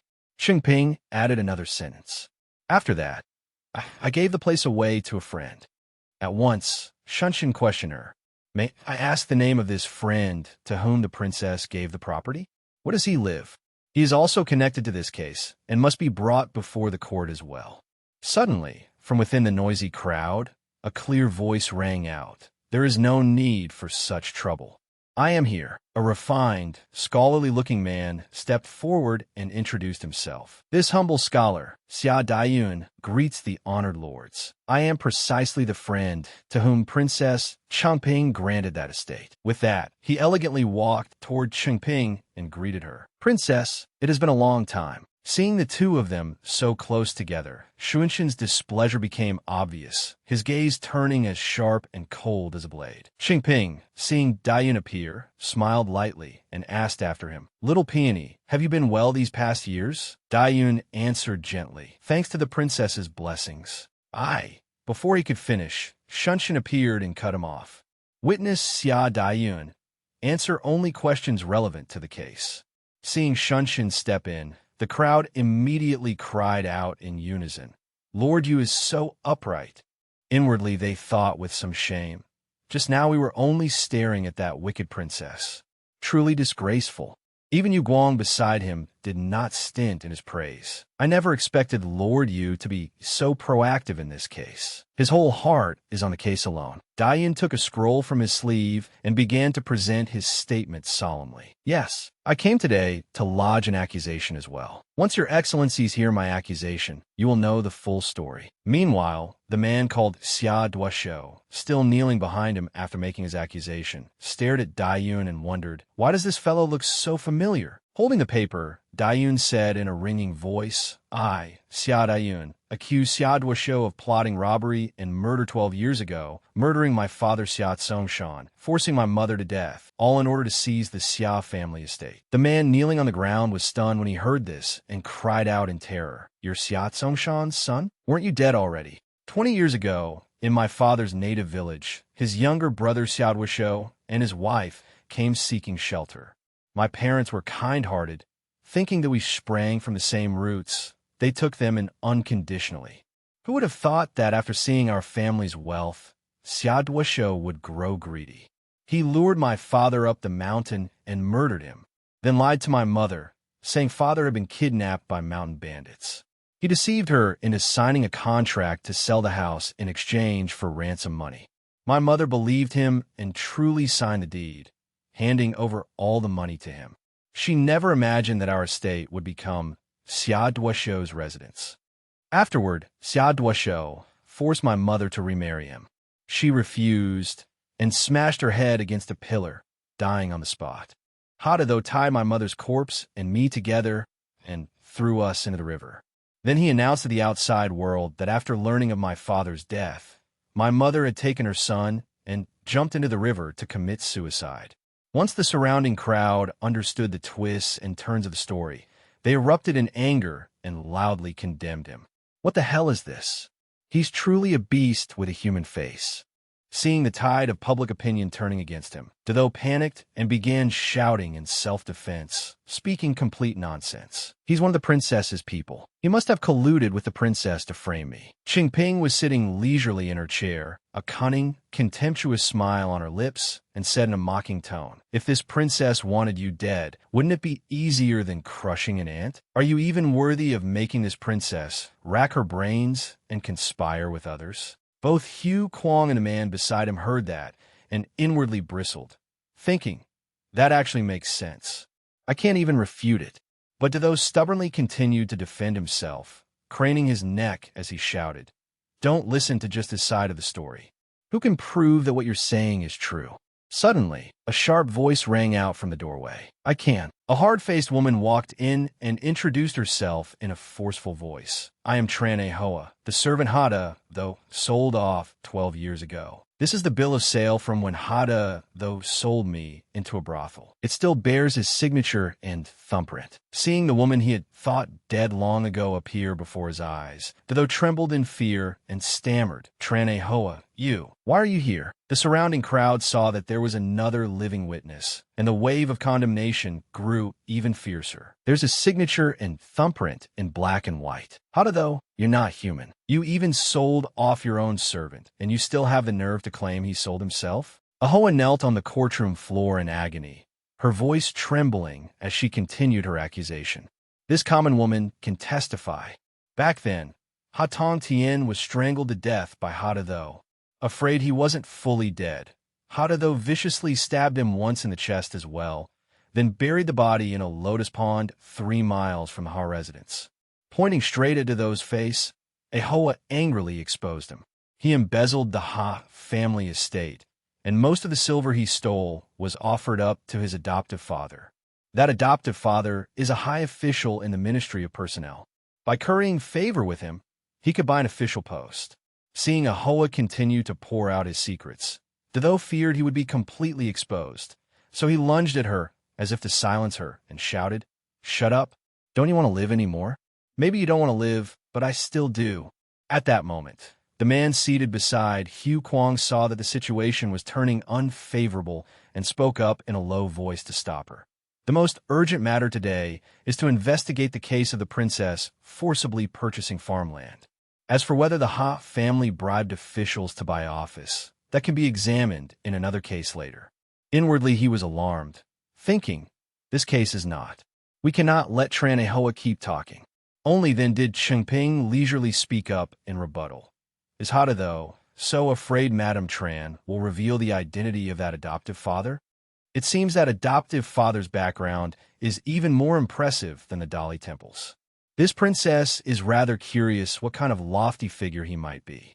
Hada, though, gave most of the money taken from Ha Tong Tian's household to that adoptive father. Doesn't that mean the adoptive father is directly connected to this case as well? Just now, Lord Ngu said that anyone involved in the case must be brought before the court. Lord Ngu, I remember correctly, don't I?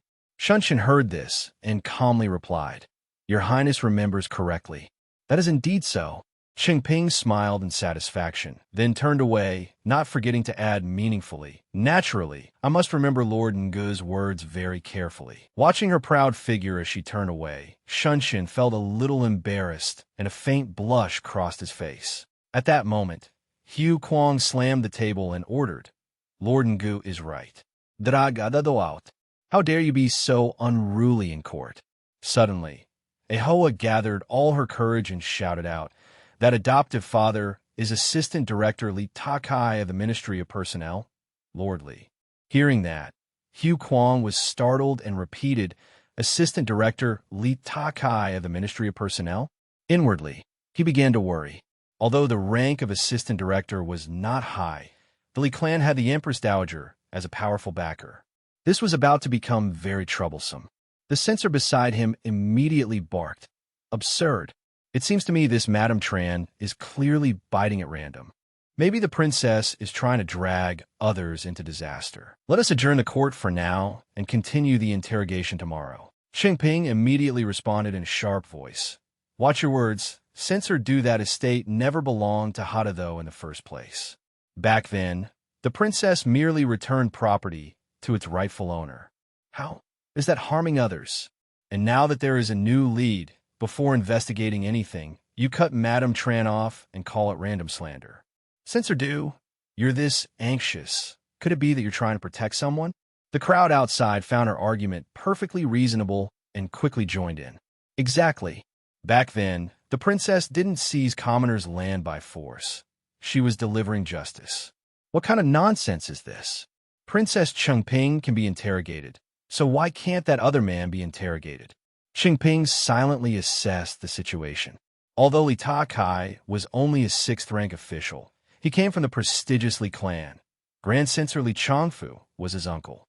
After a brief pause, she questioned, Censor Du, as a trusted subordinate of the Grand Censor, you're trying to avoid this case, aren't you?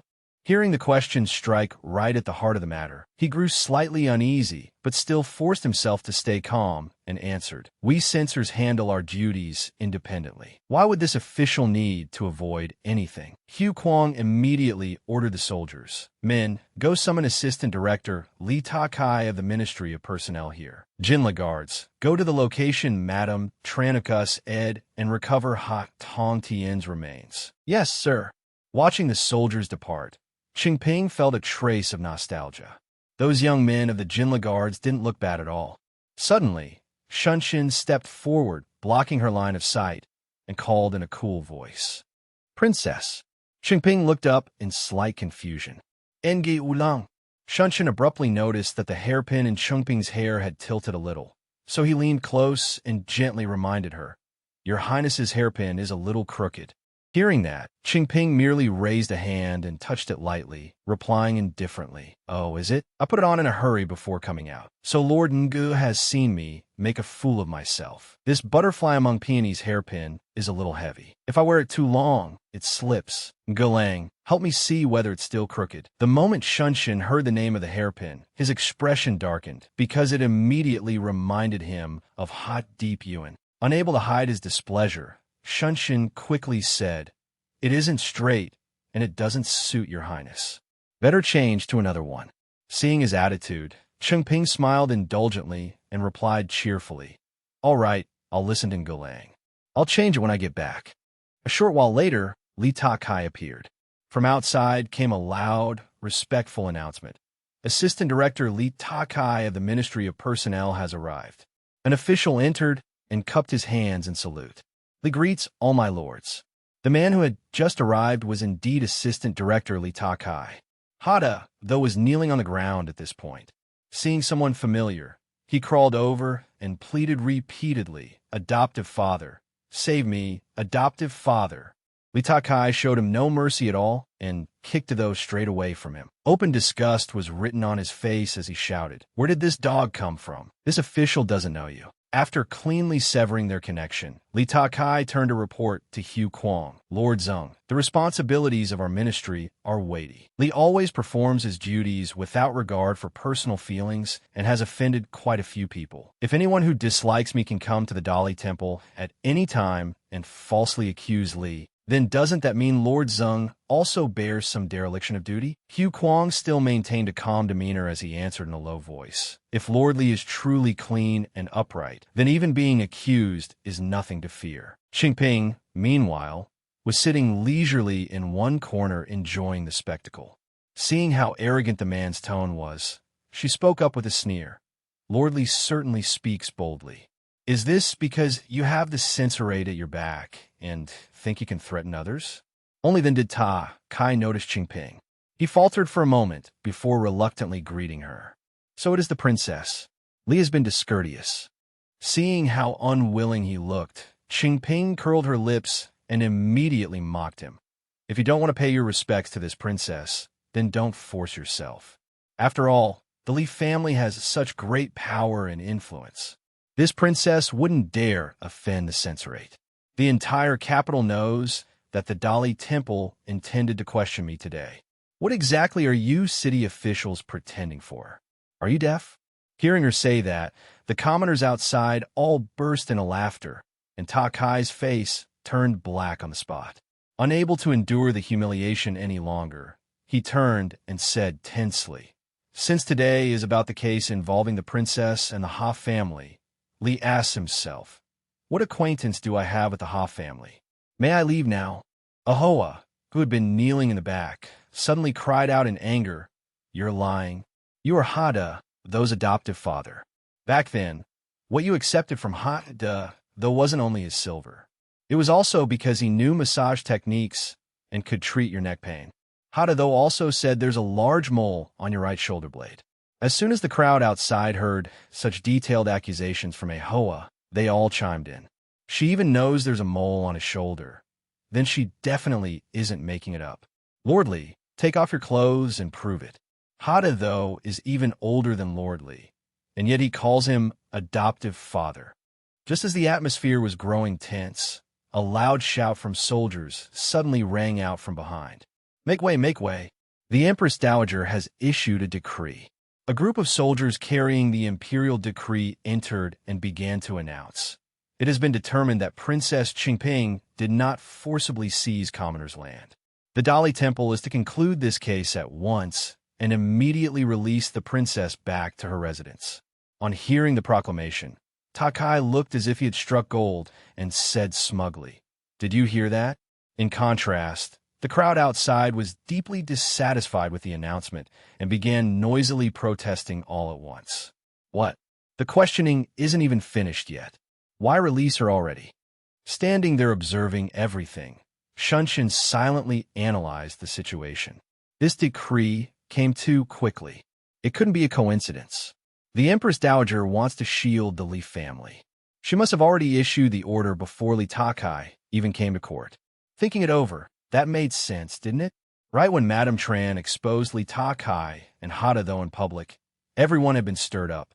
Though she heard the announcement, Qingping showed no joy at all. She clapped her hands, propped her chin on one hand, and said, "Her Majesty the Empress Dowager's decree has come at a truly perfect moment. No wonder the Li family fears no one. But this princess does not wish for the case to be closed so perfunctorily. I am willing to remain in prison for a few more days, and I also hope the case can be thoroughly investigated so the wicked may be punished." The crowd seemed to agree with Qingping's words and began voicing their support. That's right. The princess is right. So the princess truly is the righteous one. Even the princess is willing to stay in prison. Then what excuse is there not to investigate further? Qingping, her gaze sharp, continued, "When the founding emperor established the Great Shang Code, he once said, 'The judgments of the authorities must follow the law. Otherwise, the law will be thrown into chaos and the realm will be endangered.' The Empress Dowager has ordered the Dali Temple to close the case hastily. Under what statute is that justified? Does she think the laws of our Great Shang are a joke?" Hearing those forceful words, Hu Quan was puzzled. Since when could the princess casually quote the Great Shang Code like this? The censor standing beside him whispered, "Wasn't the princess supposed to be a useless straw bag who only knew how to collect handsome men?" Shunshin silently watched Qingping's steadfast figure, warmth rising in his heart as he thought, "In this world, perhaps no one but me knows that although the princess is playful on the surface, she is also deeply learned, and has never been lazy for a single day." Back then, old memories came flooding back, and he began to drift into recollection. In the past, Yu Shunshin had once coldly swept aside the plate of pastries Qingping brought him and said in an icy voice, "I don't need them. Your Highness need not waste your effort personally bringing food here. Please let me go." Seeing how firmly he rejected her, Qingping was not angry at all. Instead, she teased him with a smile. "What's wrong, Galang? Are you still angry about last night? Even if this princess was a little abrupt last night, if you didn't want it, in the end this princess didn't force you, did I?" Hearing this, Shunshin could not help recalling that seductive scene, and the tips of his ears instantly turned red. Seeing that, Qingping pressed on, "You even pushed this princess away and ran. Am I really that frightening?" Shunshin's face was already a little flushed now as he said awkwardly, "Princess, please have some self-respect. It is said that if sentient beings in the six realms had no desire, they would not follow the cycle of birth and death. One should regard desire as one would a venomous snake or a thief." Qingping listened and still replied casually, "You like the Shurangama Sutra? This princess doesn't care for that." She gave a soft laugh, then continued, "Compared to that, I prefer. Before one's eyes are mountains and rivers sinking in dusk, flowers falling in wind and rain wound the spring still more. Better to cherish the person before you." Hearing this, Shunshin felt suspicion arise in his heart. The Shurangama Sutra was a text of the Heavenly Gate sect. How could a princess recite it so fluently? Qingping suddenly moved closer, pressing herself near him. Her breath brushed lightly against him as she teased, "Speaking of books, could it be that in Gulang's eyes, this princess is worth less than those lifeless books? If I told you my residence contains many rare books not found outside, would you be willing to stay?" Embarrassed, he turned his face away to hide his agitation, his cheeks flushing red as he replied, "Princess, please stop teasing this humble one. Everyone in the world says Princess Qingping was born overbearing and has not a scrap of literary talent in her head. How could there possibly be rare books in your residence?" Before he had even finished speaking, Qingping quickly stuffed a pastry into his mouth to cut him off. Giggling, she continued, "Whether it's true or not, Ngulang can see with your own eyes and know immediately. If I'm lying, then count it as this princess owing you an apology.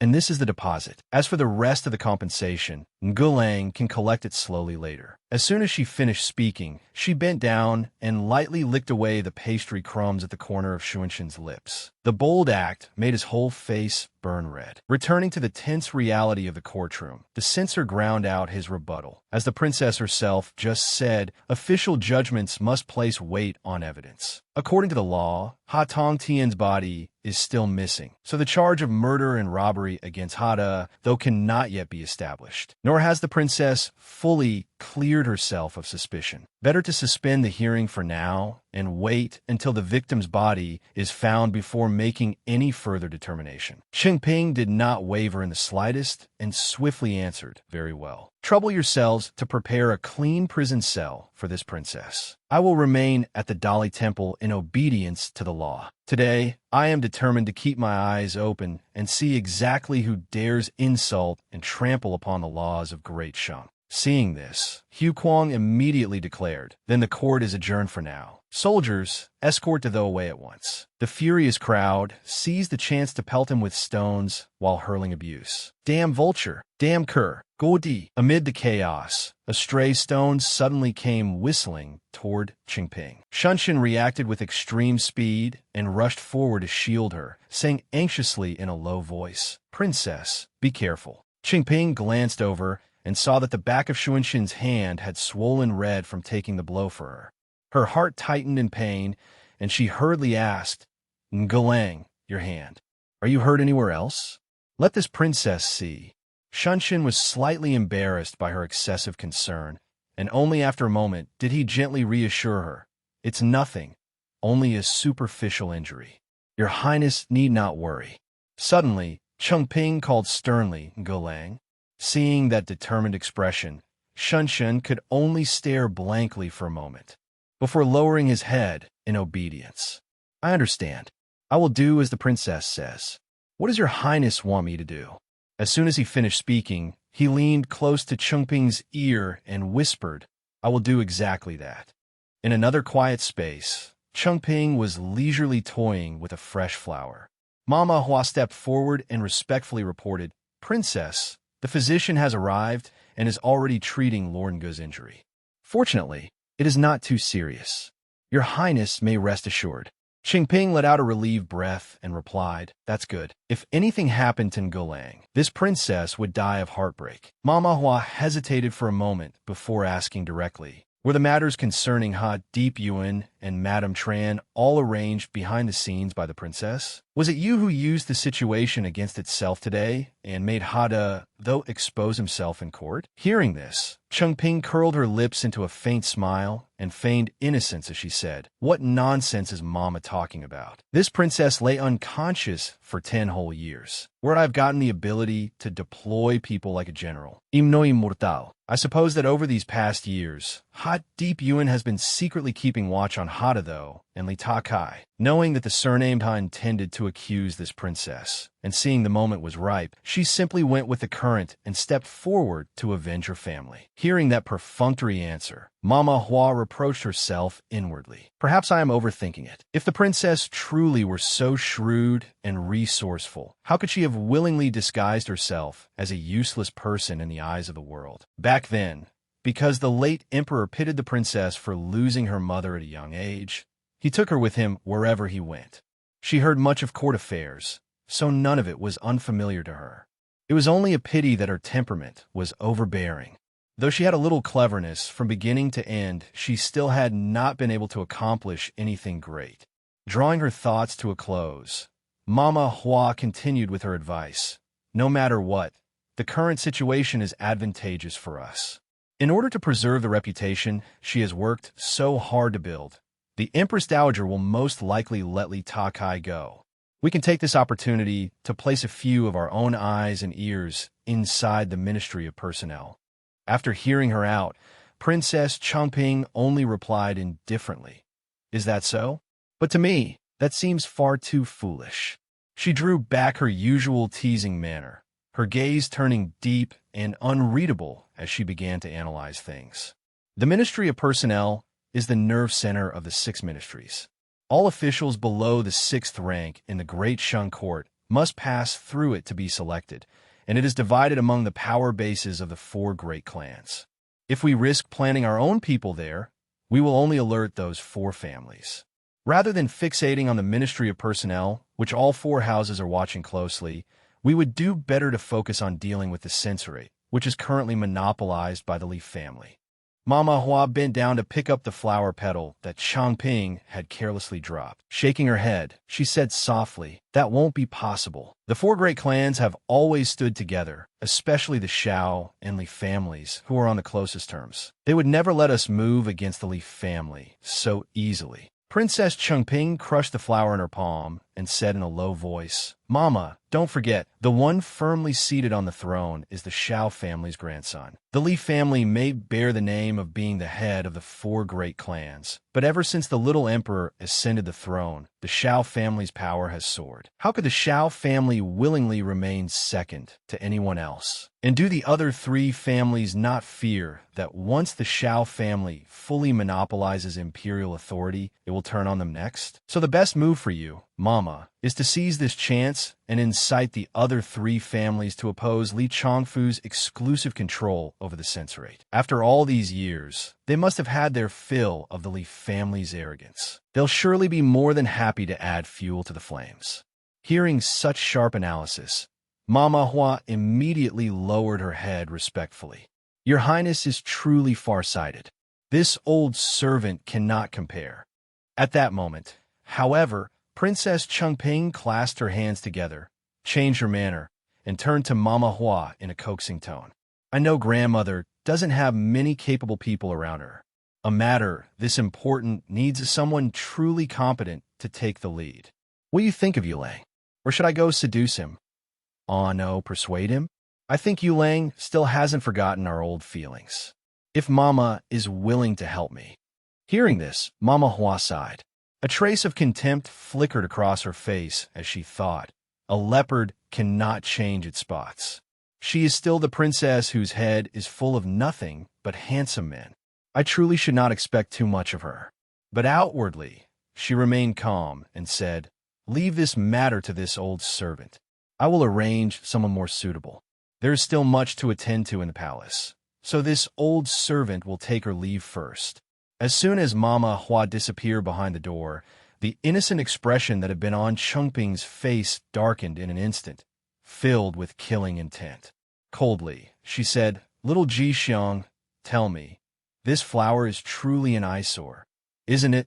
With that, she dropped the crumpled flower from her hand onto the ground and ruthlessly crushed it beneath her foot. Standing beside her, Ji Xiang smiled and gestured, "Why should your Highness dirty your feet? Sooner or later, those 4 clans will vanish from this world. It will only take a little more time." Just then, a steady voice came from outside. "Princess!" Yu Shunshin stepped in, his face cold and expressionless. The moment Princess Changping saw him, she happily ran forward to greet him. "Yulang's that you? Coming quickly. Has your hand gotten any better? But why does the wound look even worse than before? Didn't the physician already treat it?" Ji Xiang carefully examined Yu Shunshin's injury and immediately signed a warning to Qingping. "This wound obviously wasn't caused by those stones from earlier. Lord, you must have deliberately done something just now to end up in such a miserable state. Princess, don't let yourself be fooled by a self-inflicted injury." Yu Shunshin lowered his eyes and put on a pitiful look. "The physician already treated it. It's only that on my way here, I carelessly bumped into the edge of a table. By bad luck, I struck the old wound."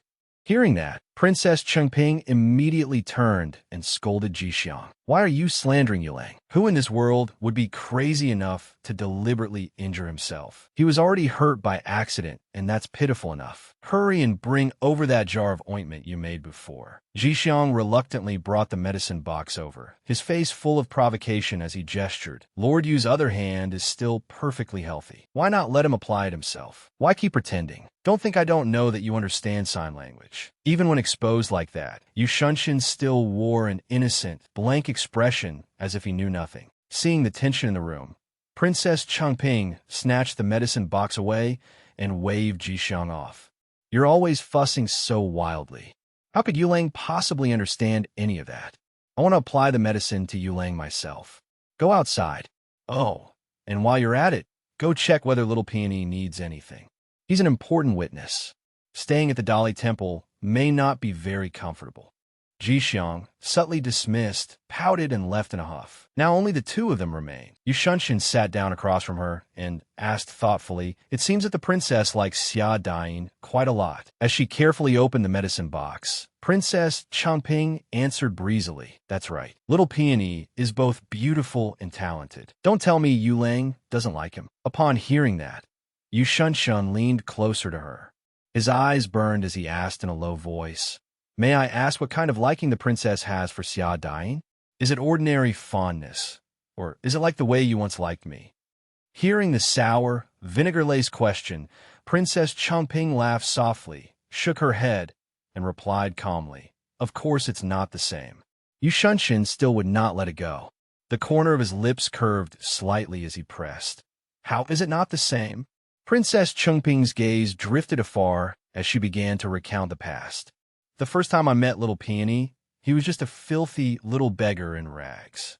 Other people snatched his food away, and he could only stare helplessly, not even knowing how to resist. At the time, I thought to myself that this fellow really was useless.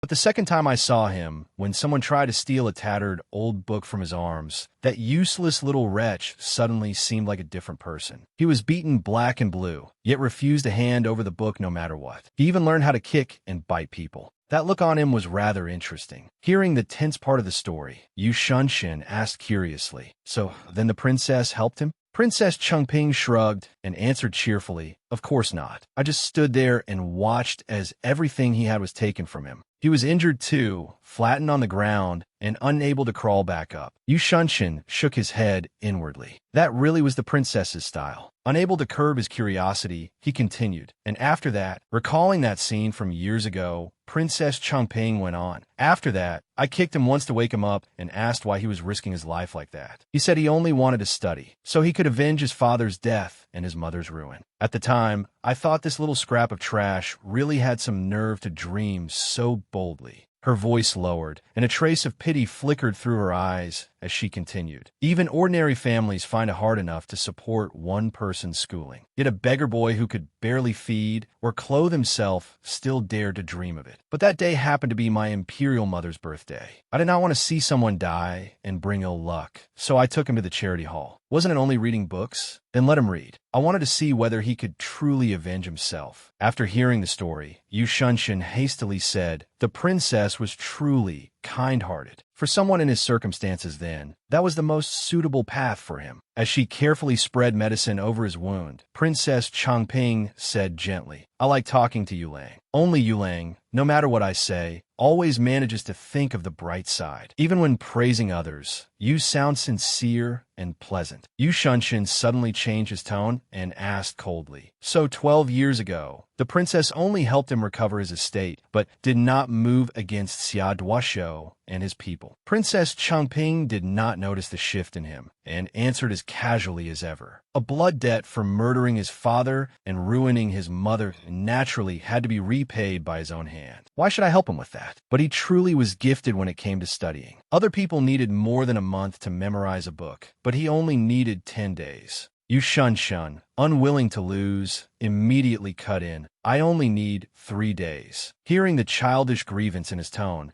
Princess Changping leaned closer and praised him. "That's true. Yu Lang is still the most impressive of all." Those words made Yu Shunshin blush faintly. Seeing that shy expression, Princess Changping thought to herself, "So adorable. I really want to pinch his cheeks." Suppressing her laughter, she continued, "Still, I never expected little Peony to be so gifted in studying. His looks aren't bad either. The first time I saw him, his face was all bruised and swollen, so I couldn't tell what he really looked like. Who would have thought that after he recovered?" Yu Shunshin, hearing her praise someone else again and again, hurriedly reminded her, "Princess, you've strayed from the point. You've finished talking about Xia dying. Next, continue talking about me." Princess Changping blinked in confusion and asked, "My past with Yu Lang?" "Yu Lang knows it himself, so what is there to say? Besides, those things happened many years ago. Yu Xunshin's gaze dimmed. If the princess does not remember, then let it be. I was presumptuous today. With that, he made as if to rise and leave. Seeing this, Princess Chengping quickly reached out to pull him back. Wait a moment. The sudden movement made Yu Xunshin lose his balance, and he fell straight into Princess Chengping's arms. Their faces were now so close that their noses touched. In that intimate distance, Princess Chengping spoke softly. Yu Lang is so clever. You should know that the more important something is, the harder it is to say aloud. After I woke up, hearing news of Yu Lang made me very happy. Back then, I already knew it. Yu Lang would surely be able to shatter the world's scorn and climb to a high position. And you achieved it a full 10 years earlier than I expected. Yu Xunshin stared deeply into her eyes and asked hesitantly, "Have I not disappointed the princess?"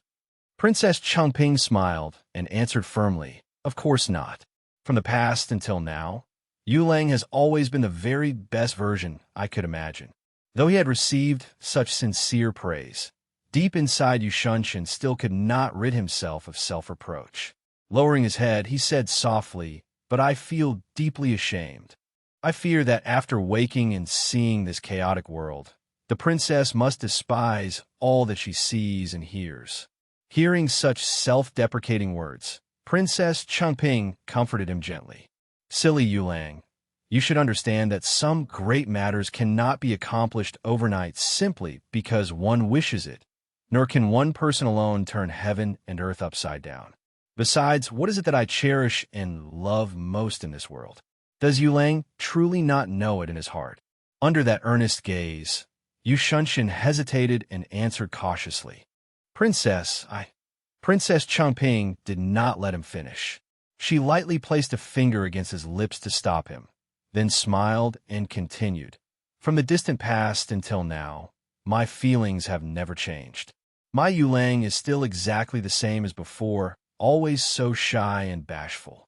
It truly makes one cherish you. It makes me unable to restrain myself."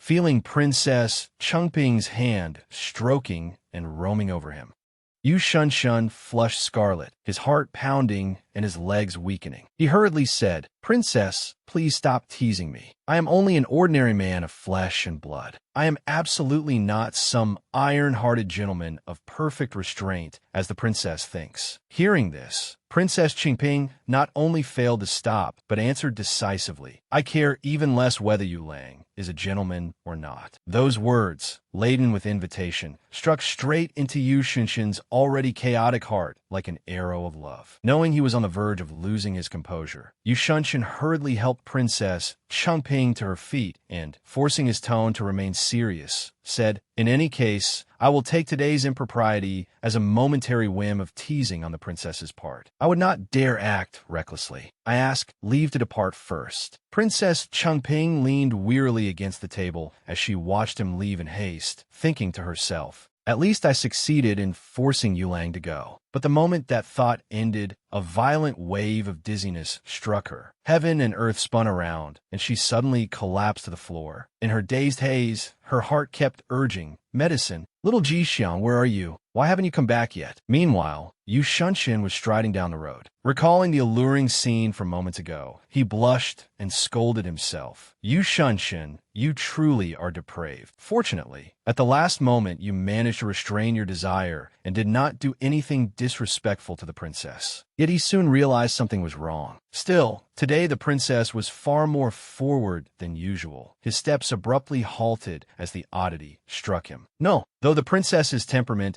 is overbearing and free-spirited, in truth, she is a person with great self-restraint. Ever since waking, aside from when she is drunk, she has always kept herself in check, observing propriety and maintaining distance. A bad premonition surged through him. He turned around at once and sprinted back toward Princess Chengping's residence. Inwardly, he cried out in panic, "Princess!" Yu Xunshin burst into her room in alarm. The sight of her lying motionless on the floor nearly stopped his heart. He rushed forward, lifted her up, and called out loudly, "Princess! Princess! What happened to you? Wake up!" Princess Chengping lay weakly in his strong arms, her brows drawn together in pain as she let out a faint cry. "It hurts." Yu Shunshin clenched his teeth and asked with a face full of worry. If you go on like this, you'll bite yourself bloody. He then brought 2 fingers to her mouth to check, but in her dazed state, she suddenly bit down. He did not react, only silently endured it while soothing her. Just wait a moment. I'll fetch a physician for you at once. The instant he finished speaking, knocking sounded from outside the door. A hand reached in and pushed him aside. Startled, Yu Shunshin looked back. Ji Xiang had somehow arrived and already taken Princess Chengping from him, feeding her a pill. The moment she swallowed it, her complexion visibly eased. Only then did Ji Xiang lower his voice and gently remind him, "There is no need for Lord Yu to trouble himself. I am enough for the princess. I still need to perform acupuncture on her, so I ask Lord Yu to return for now." Yu Shunshin looked at him directly and asked bluntly, "What exactly is wrong with the princess? Why has no imperial physician been summoned to treat her?" He added, "Before, when I stayed at the princess's residence, I never heard that the princess had any illness." As if afraid Princess Changping might hear, Ji Xiang kept his voice low as he explained, "Lord Yu, you are a clever man. The princess has been very careful all these years to hide it and not let others discover it. If you truly wish her well, then you should pretend not to know. If the princess had wanted to tell you, just now she would not have endured the pain like that." Each sentence left Yu Shunshin frozen in place. In the end, Ji Xiang concluded with one final line. "The princess does not wish to speak of it, and I have no right to say anything to you in her stead." By then he understood enough. Yu Shunshin immediately stood up. "I understand. I was the one who overstepped." With solemn formality, he cupped his hands. "Then I leave the princess in your care." With that, he lowered his head in farewell. He then left just like that, leaving Ji Xiang behind with her. But Ji Xiang did not feel at ease either. He silently reminded himself, "There is no need for you to say it. She's my princess." Yu Shunshin continued walking out into the crowded streets. From somewhere, Dain came running over to him delightedly. "Junyu, so you're here. I've been looking all over for you." But with his simple, honest heart, he froze in surprise the moment he saw Yu Shunshin's face. It was the exact look of a man nursing heartbreak. "What's wrong with you? You look like you've just been abandoned." Then he reconsidered. "No, that can't be right. You don't even have a woman. Where would you find a chance to be abandoned? Your heart is full of state affairs. You've never had any interest in women, let alone someone in your heart." Yu Shunshin had silently watched the man opposite him carry on his one-man monologue. At last, he dropped a shocking sentence. "Of course I have someone in my heart." Dain could hardly believe what he had just heard, as if he had suddenly gone deaf at exactly that moment. "What?" Yu Shunshin said nothing more and kept walking, but the other man trailed after him like a curious little tail, determined to get an answer. "You're not lying to me, are you? If you really do have someone in your heart, then why haven't you married yet? With your current status and position, what reason could that young lady possibly have to refuse you?" Yu Shunshin looked at him and replied, "There's one." The wind blew past, leaving his heart just as hollow. She once said that marriage is an alliance between 2 families. She would marry a man worthy of her, and I am not worthy of her.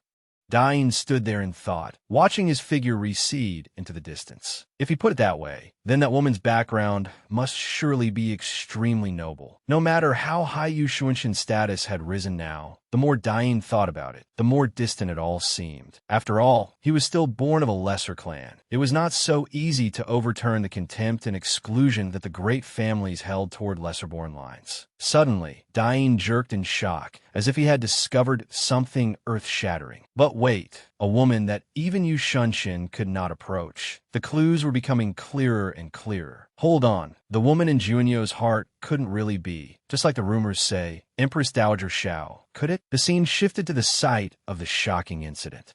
Following Chun Ahua's directions, the Jinla guards found Xia Songshan's remains. Once the corpse was found, the evidence was ironclad. Xia Duoshuo could no longer deny it and was sentenced to execution after autumn. The next day, the Empress Dowager issued a decree ordering a thorough investigation into Li Zizai. Sure enough, a search of the Li residence turned up a great many gold, silver, and jewels of dubious origin. Li Zizai was convicted and thrown into prison. When one man is miserable, someone else is naturally pleased. Princess Chengping, meanwhile, was proven innocent. Back then, Not only had she not seized commoner's land, she had even saved the young master of the Xia family and helped him recover his inheritance. Rumor now had it that she was the great Shang dynasty's princess who hated evil most fiercely. A few days later, at a roadside tea house, the common people gathered and buzzed excitedly over the Empress Dowager's decision. The Empress Dowager has spoken. She absolutely won't shield anyone from the Li family. This Li vice director is probably about to lose his head. But I heard the Grand Empress Dowager went to threaten Empress Dowager Xiao, saying that if she kept allowing the Li family to exploit the people, she would kneel before the late emperor's spirit tablet. That was when Empress Dowager Xiao changed the decree. Everyone else only got a light warning. Quit spouting nonsense. A middle-aged man slapped the table and declared with absolute certainty to the crowd around him, "Listen to me, all of you." Another man chimed in eagerly, "Our Empress Dowager is upright and just. Of course, she would never protect the Li family. Look at the Li family instead. They've always been used to bullying the common people. Even a collateral branch son of the Li family dared to openly take bribes. He's worse than a pig or a dog." The crowd shouted in furious agreement and contempt. That's right, the Li family is worse than pigs and dogs. A nearby voice rang out, as if quietly observing all. "Fourth Lady Lu has done a good job." Princess Chengping leaned back against the long bench, smiling faintly in satisfaction as she listened to the report. She took a sip of tea, calculation clear in her eyes as she saw her plan taking shape. In just a few short days, Xiao Ying's good name had spread throughout the capital. She signaled for her maid to bring over the reward. "This is for you." Fourth Lady was stunned when she saw the paper Princess Chengping handed her. "This is..." Only then did Chengping explain, "This is a recommendation letter for Wanyan Academy. Don't you have a nephew? Give it to him." Fourth Lady's eyes filled with tears. Her hand trembled as it touched the sheet of paper, and she cried out, "Wanyan Academy." To explain briefly, Wanyan Academy was one of the best academies in the capital, as famous as Mingda Academy. Every year, half of those who passed the Jinshi examinations came from these two academies. Minister Yu of the Central Secretariat had himself once studied at Wanyan Academy. Mingda Academy only recruited the descendants of great aristocratic clans. Although Wanyan Academy also admitted students of humbler lineage, they still needed a teacher's recommendation letter. Anyone without talent could never enter that academy. Fourth Lady immediately dropped to her knees and kowtowed in gratitude. "This servant thanks Your Highness the Princess. Your Highness's grace is as vast as heaven and sea. Even if I had to climb mountains of blades and plunge into seas of fire, I would obey the princess." After Fourth Lady left, Jixiang looked at Princess Chengping with puzzled eyes and asked softly about the cost of such an exchange. "Your Highness only had 2 recommendation letters to begin with. This was the last one. Once it's used, there are no more. Was it really worth using it to win over an old servant?" Chengping propped up her chin, pouted, and sighed. "That old academy head really is stingy. Just tell me, if he were willing to give me 18 recommendation letters, would I still worry about not having anyone to use them on?" Standing beside her, Jixiang attentively poured her tea and replied, "Empress Dowager Xiao probably never dreamed that Your Highness would find people to spread praise of her." Chengping's eyes flashed sharply as she analyzed the growing cracks between the two great families. The more the Xiao family is praised, the more the Li family will be dragged down. The Xiao family gains the advantage and still preens over it, while the Li family loses both men and face. She turned to Jixiang with a meaningful smile. "Tell me, do you think the Li family will still support the Empress Dowager with all their hearts?" She only asked for effect. She already had a plan. Her face was full of scheming delight. "Before long, the 4 great families will be like a pot of boiling water. They'll explode." Jixiang immediately played along with her. "Brilliant." Suddenly, her expression changed, and her breathing became labored. Jixiang asked anxiously, "Princess, hurry and take your medicine. Otherwise, the poison will flare up again like last time." She took it and drained it in one gulp. Her face grew even paler as a thought crossed her mind. This poison struck whenever it pleased. Last time it had even flared up right in front of Yushanshin. He was so perceptive. Who knew how much he had already noticed?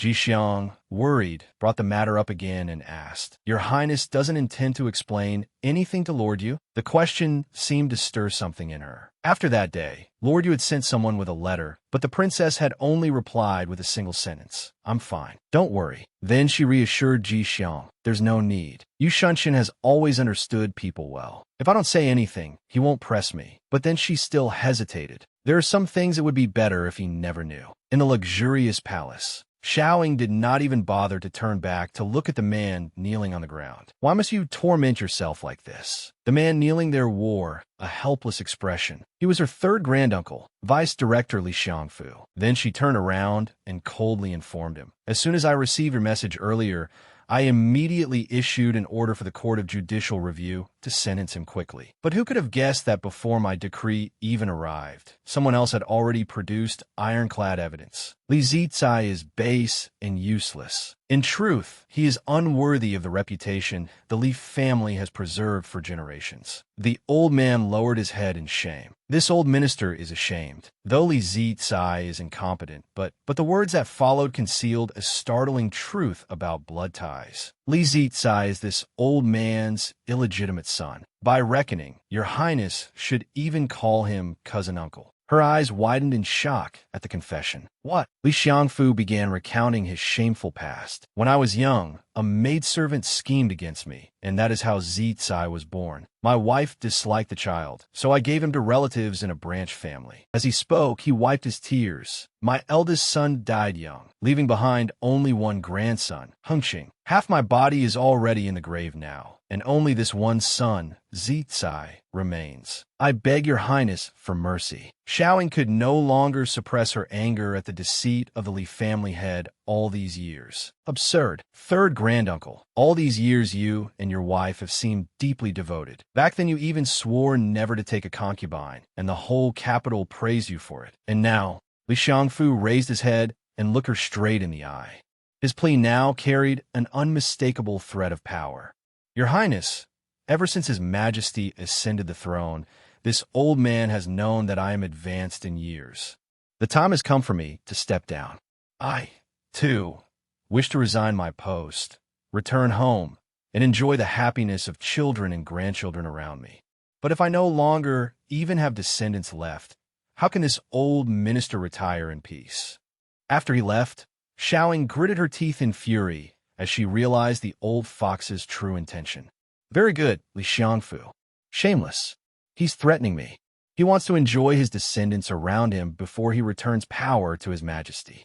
Tired, she gave the order to transfer the case, so as to avoid direct trouble for herself. "Forget it. Let the censorate handle this case." The old man lowered his head. "Many thanks for your Highness's great favor." Having achieved his purpose, he departed calmly. Xiaoying summoned a trusted subordinate, a sinister light flashing in her eyes. "Send someone to pass a few words to Li Xiangfu's wife." She fixed this grudge firmly in her heart. Her husband did such a disgraceful thing. As his wife, she naturally cannot possibly have known nothing. Elsewhere, a carriage rolled down the long road.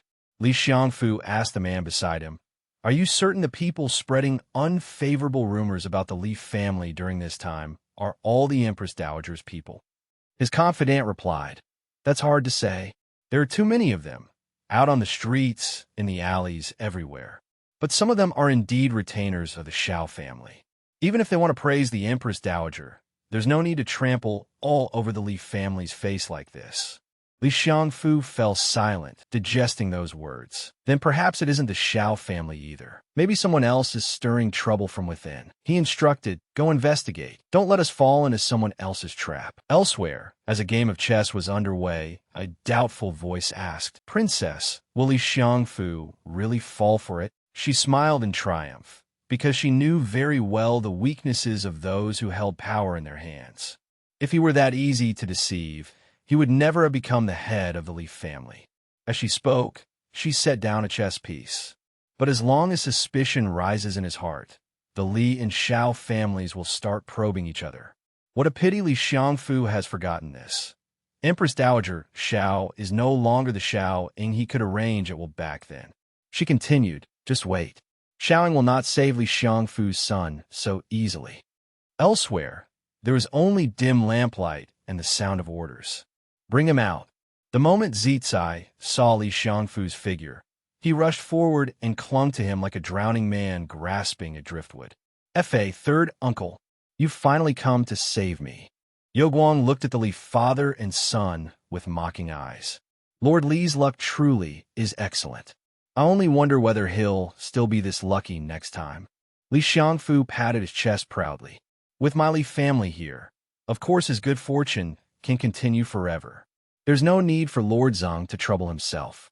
Whether he remains fortunate or not depends on my word.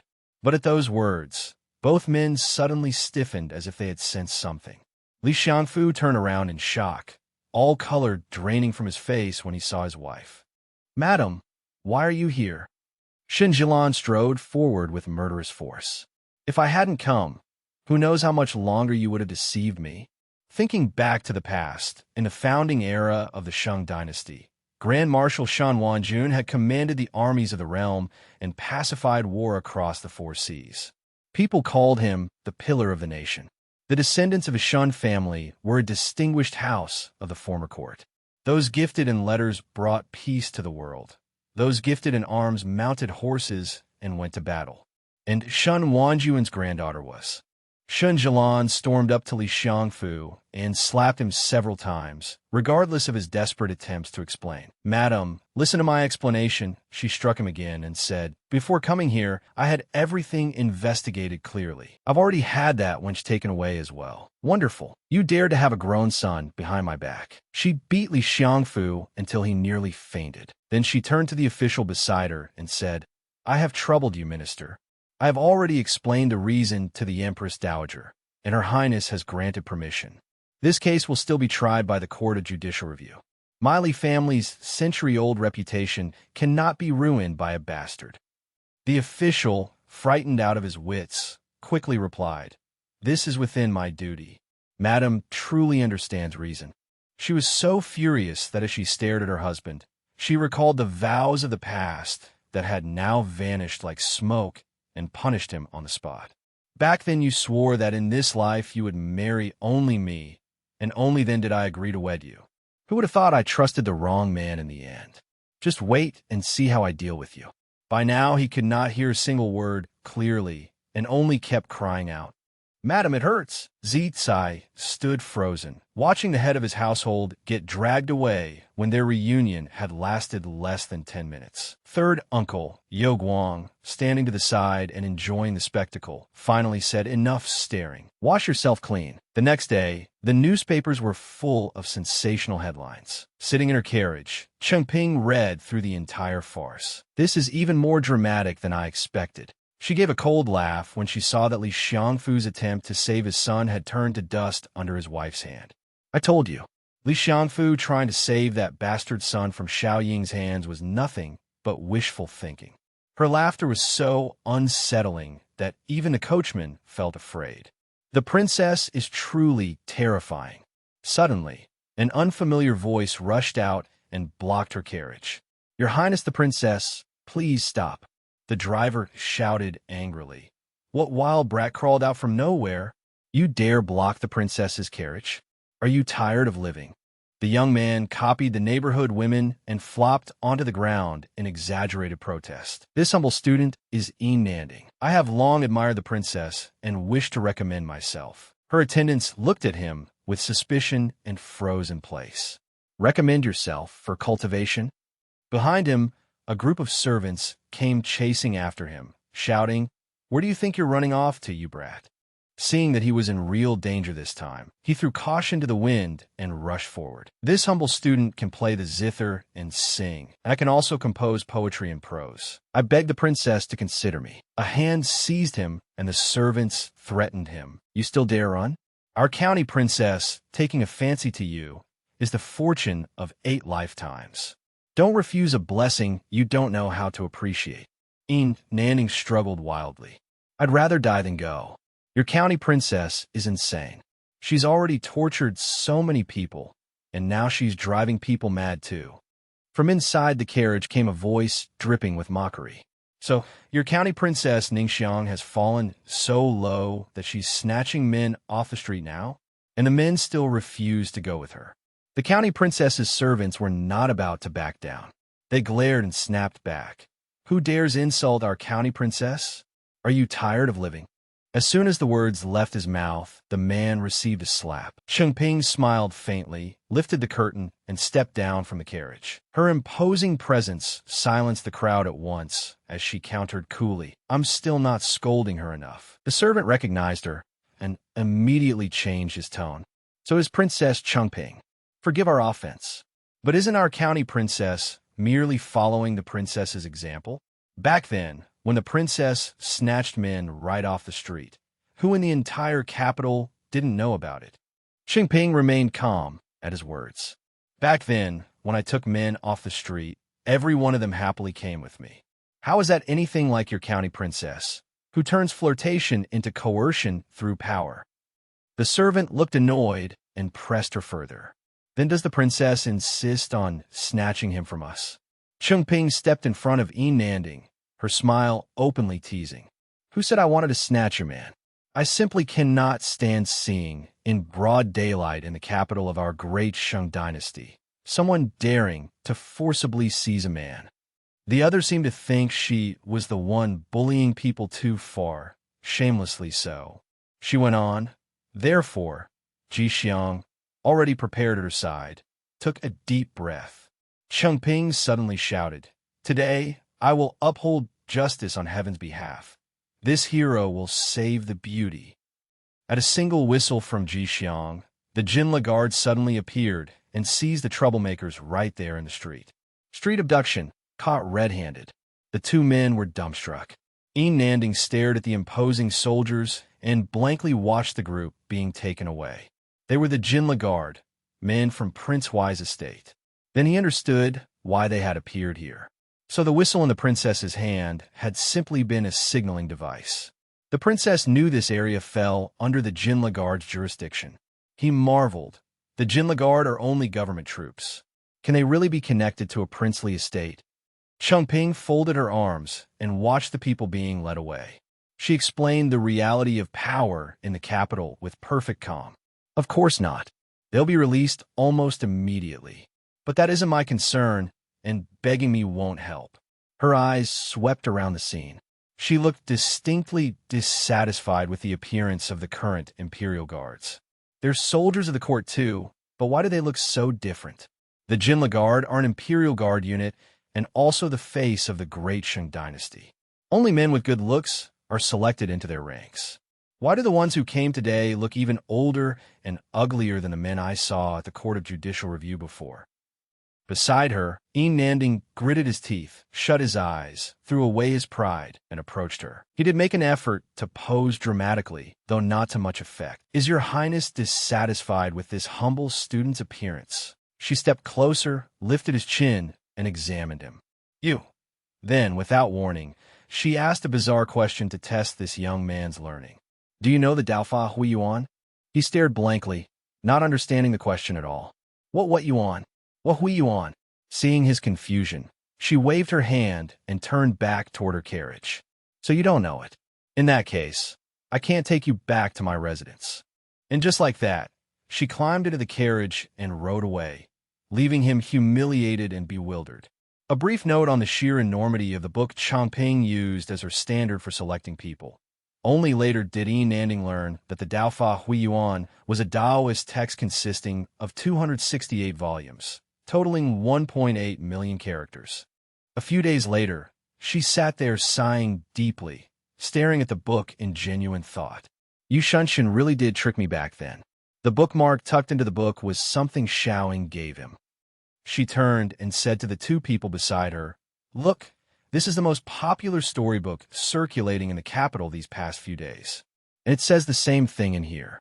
Roughly speaking, it told the story of a sheltered young lady, deeply infatuated with her tutor. A noble young lady raised in the inner chambers falls in love at first sight with her teacher. Under the moon, they exchange poems together. The girl's heart begins to stir. Day after day, the young lady recites poetry with her teacher, and her springtime feelings bloom. To get close to the man in her heart, the noble lady comes up with every possible excuse. meeting him in the garden, bringing him snacks, and even deliberately borrowing books from the young tutor, secretly tucking into them a bookmark with her own name written on it, discreetly revealing her feelings. But unlike what she had hoped, the young tutor paid no heed to the noble lady's affection. After realizing her feelings, he took the initiative to leave his employer's household. In the final despair, when her love letter was never answered, the noble young lady, her heart burning like fire, wrote one last letter laying bare all the feelings in her heart, begging for pity from the man she loved. Sadly, after sending it out, there was no response at all, and the young tutor never returned. That noble young lady fell gravely ill and, in utter despair, obeyed her family's arrangements and married someone else. The townspeople whispered eagerly about the true identity of the characters in the wildly popular storybook, including her. Who in the whole capital doesn't know the legend of Qianglu?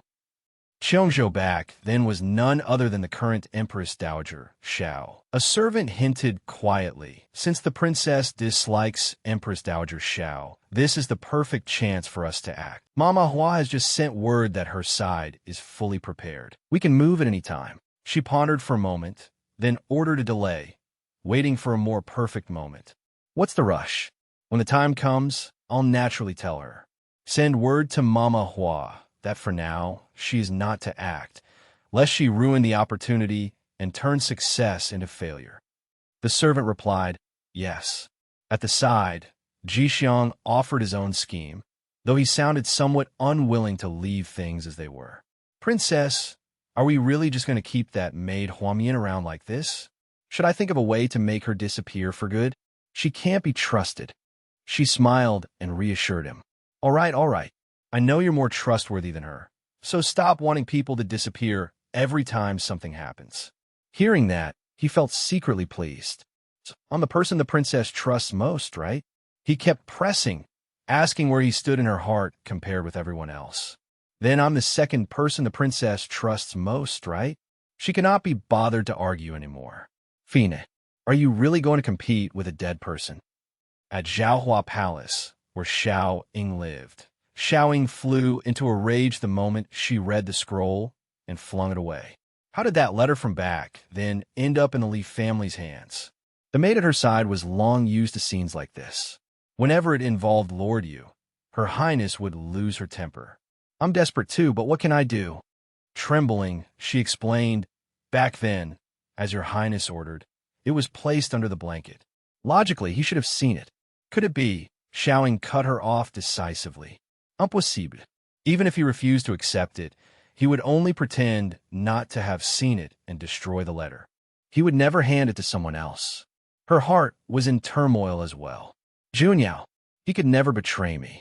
She immediately gave an order. Go. Summon Gu Fengqi here. Gu Fengqi was Ying Dongjuan's former fiancé. A brief side scene. At the Jinla Guard camp, the soldiers were abuzz over a sudden transfer order from above. The jurisdiction of Squad 2 and Squad 4 is being changed? What does that mean? He gave the order sternly. The area near the princess residence will now fall under Squad 4. Recently, Chu Zheng has been dissatisfied. Squad 4 is too young and inexperienced. It would be better to let the battle-hardened Squad 2 take over. Everyone hearing this immediately understood. So that's what it is. Lord Yu is reminding us that the fiend Princess Changping has awakened. The commander nodded knowingly at Lord Yu's concern over the palace factions. The Grand Empress Dowager disliked her, and the princess residence was bound to become a source of endless trouble. Squad 4 was full of youngsters. They probably would not be able to handle it. The veteran Jinla guards all saluted Yu Yao in unison, showing their resolve for the new assignment. Please rest assured, Lord Yu. Starting today, we seasoned veterans of Squad 4 will take charge of the area around the princess residence. He nodded in satisfaction, but his final instruction carried a distinctly personal protective tone. Good. And from now on, do not let any young men get near the princess residence. She pouted at the plot in the book. That heartless Yu Ling again, getting tangled up with that woman is Xiao Ying like this. Jixiang, standing nearby, eagerly chimed in. Exactly. Lord Yu is just too awful. Suddenly, a servant rushed in, panic written all over his face. Princess, this is bad. Men from the Flying Cavalry Guard have arrived. Qingping raised an eyebrow slightly, her gaze turning cold at the familiar name. The Flying Cavalry Guard? As she was thinking, a group of fully armed soldiers stormed in. At their head was a young general with a severe expression. We have come under orders to search for contraband. We ask for the princess's cooperation. She closed her book, the smile on her lips edged with mockery as she looked straight at an old acquaintance. I was wondering who it was. So it's the eldest son of the Gu family, General Gu of the illustrious Flying Cavalry Guard of Great Shang. Gu Fengqi gave the reason for the sudden search. Someone reported that this morning the princess sent people to a bookshop to buy 50 forbidden books. Is there such a matter? The maid at her side immediately spoke up indignantly in defense of her mistress.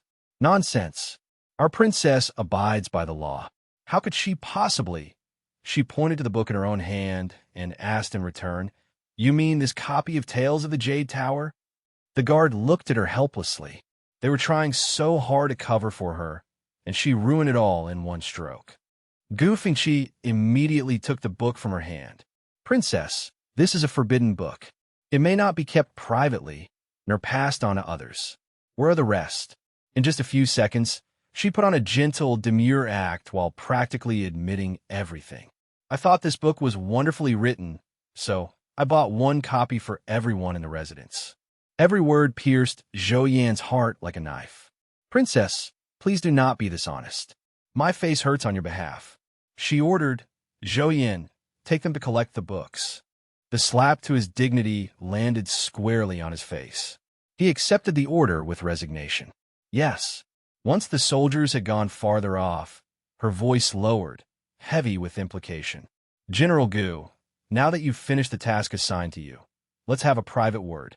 Frowning in displeasure, he looked at her. Miss Gu has long forgotten the past. There is nothing private left for Miss Gu and the princess to discuss. Besides, the engagement of those years was nothing more than a casual remark by the late emperor. She laughed mockingly. Bringing up his current fiancée as a barb, she said, General Gu, do not flatter yourself. I have no interest in rekindling old feelings with you. Xiao Hui is plump and adorable, and she suits you very well. I cannot aspire so high. She abruptly changed the subject to a material debt dating back to when her father was still alive. I only wish to ask this. Back when father bestowed me in marriage to General Gu, he personally gave you a chest of betrothal gifts. Since General Gu has now made a match with someone else, shouldn't you return them? The maids beside her added with disdainful looks. Who would have thought General Gu was that kind of person? So wealthy, yet still greedy enough to keep someone else's betrothal gifts. Another chimed in. Or maybe he just can't forget his old love for the princess, so he refuses to give them back. Hearing this, he was furious and snapped back. The late emperor gave one box, yes, but it was not a betrothal gift. It was an imperial reward. She did not care in the least what it was called and cut him off at once. If you don't want to call it a betrothal gift, then fine, it isn't one. Call it whatever you like. The point is, shouldn't you return it to me? The two maids beside her pricked up their ears, eager for the gossip. It's only a few worldly possessions. If the princess wants them back, then give them to her and spare yourself other people's wagging tongues. He wanted to end this entanglement as quickly as possible to avoid further scandal. Fine. I'll go back and look for it. I'll have it delivered to the princess later. He spoke boldly enough, but when he walked out the door, he looked utterly drained, as if all the strength had been sucked from his body. After he left, Ji Xiang stepped forward and curiously asked what she was really after. Princess, you went to all this trouble to summon General Gu here, just for this? She opened the chest of betrothal gifts she had just received. Ji Xiang looked at the items inside and asked in surprise. These were the gifts the late emperor awarded General Gu back then. She examined each item one by one. Every piece carried a deep meaning left behind by her late father. These were all father's hopes for my future consort. The 4 treasures of the study meant he wished for him to excel in letters. The saber meant he hoped he would have the ability to protect his wife. The Buddhist scriptures and Guanyin statue were to bless him with a life free of illness and disaster. The jade pendant was a blessing that my consort and I would enjoy lasting marital harmony. She closed the lid of the chest, determination returning to her eyes as she prepared for a larger plan. It is a pity that in the end, father did not get what he wished. Then she turned to give Huamian an order. An important move had begun. Huamian, come here. Go with Mama Hua. The time has come. And the next day, at last, it arrived.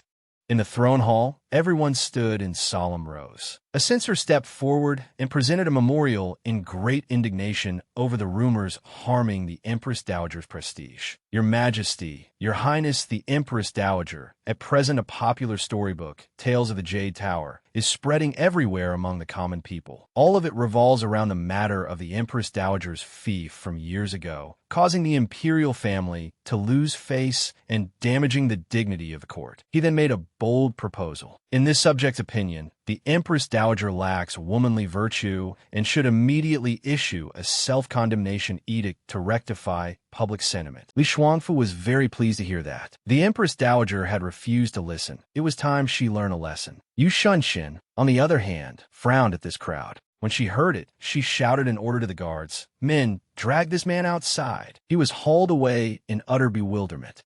He had thought he was being a hero, but this took a very strange turn. The other officials hurriedly spoke up to dissuade her, reminding her of the dynasty's laws protecting remonstrating officials.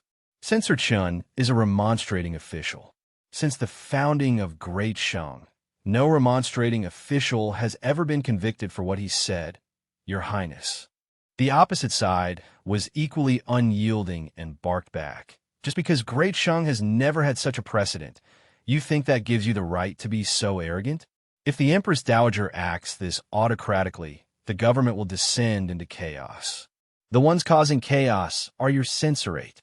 Your censorate belongs to the Li faction, snakes and rats in the same nest, making trouble and stirring up demons. Seeing the situation turning chaotic, she glared down at them. She challenged anyone who still dared plead for that censor. Anyone who pleads for him is someone who also thinks AI Jia lacks womanly virtue and ought to issue a self-condemnation edict. Calmly observing the verbal brawl, someone finally spoke and shattered the tense atmosphere. It seems not everyone at court is a brainless fool. To demand that the reigning Empress Dowager issue a self-condemnation edict based only on a few rumors circulating among the people is simply ridiculous. Another official seized the opportunity to accuse Li Shuangfu of his crimes. Your Highness, this subject is not a censor, but today I must risk everything to denounce Censor-in-Chief Li Shuangfu. For his own selfish desires, Li Shuangfu has monopolized authority over the censorate. He has personally manipulated the tongues of the realm, slandered the virtuous, and framed loyal officials. As he spoke, he pointed straight at him. He suppresses dissent and acts on personal whim. Only now did Xiaoing really notice this man. Which faction does he belong to? Where did he even come from? But no matter. Every sentence he speaks echoes what is in my heart. In truth, her mind was not on this matter at all. Xiaoing turned and asked the opinion of the man she had always trusted and harbored special feelings for. Lord Yu, what do you think? Stubbornly, he thought to himself, I think nothing at all. But outwardly, he still had to maintain a proper demeanor. The founding emperor once said, within the censorate, there is no chief superior. He continued, if an impeachment requires the superior's permission, then if the superior himself is at fault, before the censor impeaches him, must he first ask Censor-in-Chief Li for approval? Censors are the eyes and ears of the wise ruler, not the eyes and ears of the Censor-in-Chief. The surrounding officials whispered in astonishment at his boldness in confronting the Li faction head-on. He really went straight for the heart. Lord Yu truly dares to speak. He only stopped short of pointing at Li Shuangfu and cursing him for usurping sovereign power. Shuangfu nearly burst into tears and wailed, You people are bullying me too much.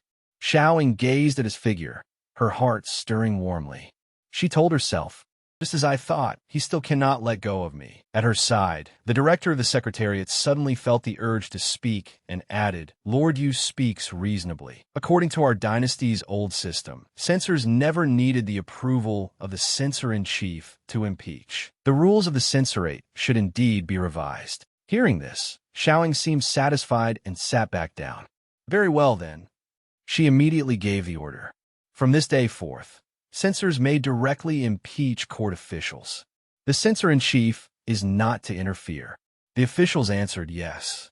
After court adjourned, a questioning voice sounded within Xiaoying's palace. Have you found out yet? The maid before her reported. The man who impeached Li Shuangfu today usually has no connections with any factions. This servant has not yet found any clues. Nianyu then produced a small slip of paper and recounted a strange incident involving the Grand Empress Dowager's attendants. But just now, someone threw this note to me and told me to remind Your Highness that the man is from the same hometown as Manhwa, who serves at the Grand Empress Dowager's side. Xiaoying frowned. A note. She opened it and froze.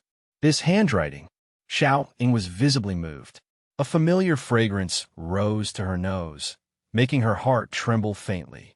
The paper carried the scent of Hengwu incense. This scent, it was one I had specially blended for that person to rub onto his book tags. The image of that man surfaced in her mind. He still remembers. Nianyu stepped closer and explained further. This servant tested Lord Yu several times, trying to get him to help Your Highness, but each time Lord Yu ignored me. I thought he truly was that heartless. I never expected him to secretly remind Your Highness after all. Xiaoying thought back, her heart brimming with tolerance and understanding for the difficulties faced by the man she loved. At court today, it was fortunate he spoke up for me. It cannot have been easy for him to reach his current position. If he becomes too deeply entangled with the great clans, he will lose the trust of the lesser gentry. In the future, you need not test him anymore. As long as he can help in secret as he did today, that is enough. She ordered the evidence destroyed while laying out a plan to use the Li family against another faction. Take it away and burn it. The official who impeached the Li family today is one of the Grand Empress Dowager's people. Leak that to the Li family and let the Li family and the Grand Empress Dowager fight each other. Nianyu admired her calculations. Your Highness is wise. If Lord Li deals with the Grand Empress Dowager, he will stop troubling Lord Yu. Elsewhere, at the princess residence, Princess Changping was sniffing the scent drifting through the air. She immediately pinched her nose in disgust. How vulgar. What kind of taste does Xiaoying even have? Throw this Hengwu incense away at once. Jixiang answered obediently and went to do it. But before leaving, he secretly laughed to himself, remembering how cleverly she had used Yu Shunshin himself as bait to lure the Empress Dowager into her trap. The princess had me prepare Hengwu incense, then used Lord Yu to scheme against the Empress Dowager. If Lord Yu finds out, will he be angry? She replied, the one who should be angry is me. Before this, that Mr. Yu deceived me and said that book belonged to Jiang Yanqing. She cannot even be bothered to dwell on it. Right now, she was carefully calculating how to protect his road to promotion. Besides, by doing this, I can both stop the Empress Dowager from obstructing him at every turn and help him divert Li Shuangfu's hatred elsewhere. In all the world, who else plans every step for his sake the way I do? Jixiang nodded in admiration. The princess is absolutely right. She glanced out the window, thought for a moment, and then ordered, go prepare the carriage. We're going to inspect the betrothal gift we reclaimed from Gufengqi outside Huangwu City before a dilapidated old house. Jixiang looked baffled that she would care about a place like this. This residence is in ruins. It was abandoned long ago. Why would the princess want to come back here? A place like this is worth asking Gufengqi for. She curled her lip disdainfully, then explained, what do you know? This is no ordinary ruined house. This is blessed land. Suddenly footsteps approached, and someone called out, the princess has arrived. Dian stepped out and bowed respectfully. This student pays respects to the princess.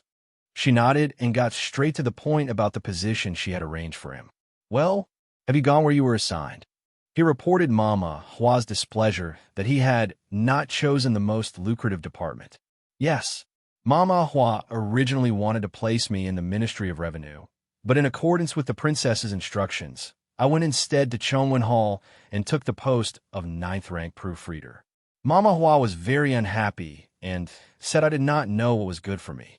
Hearing that, she chuckled. The Ministry of Revenue is the purse of our great Shang dynasty.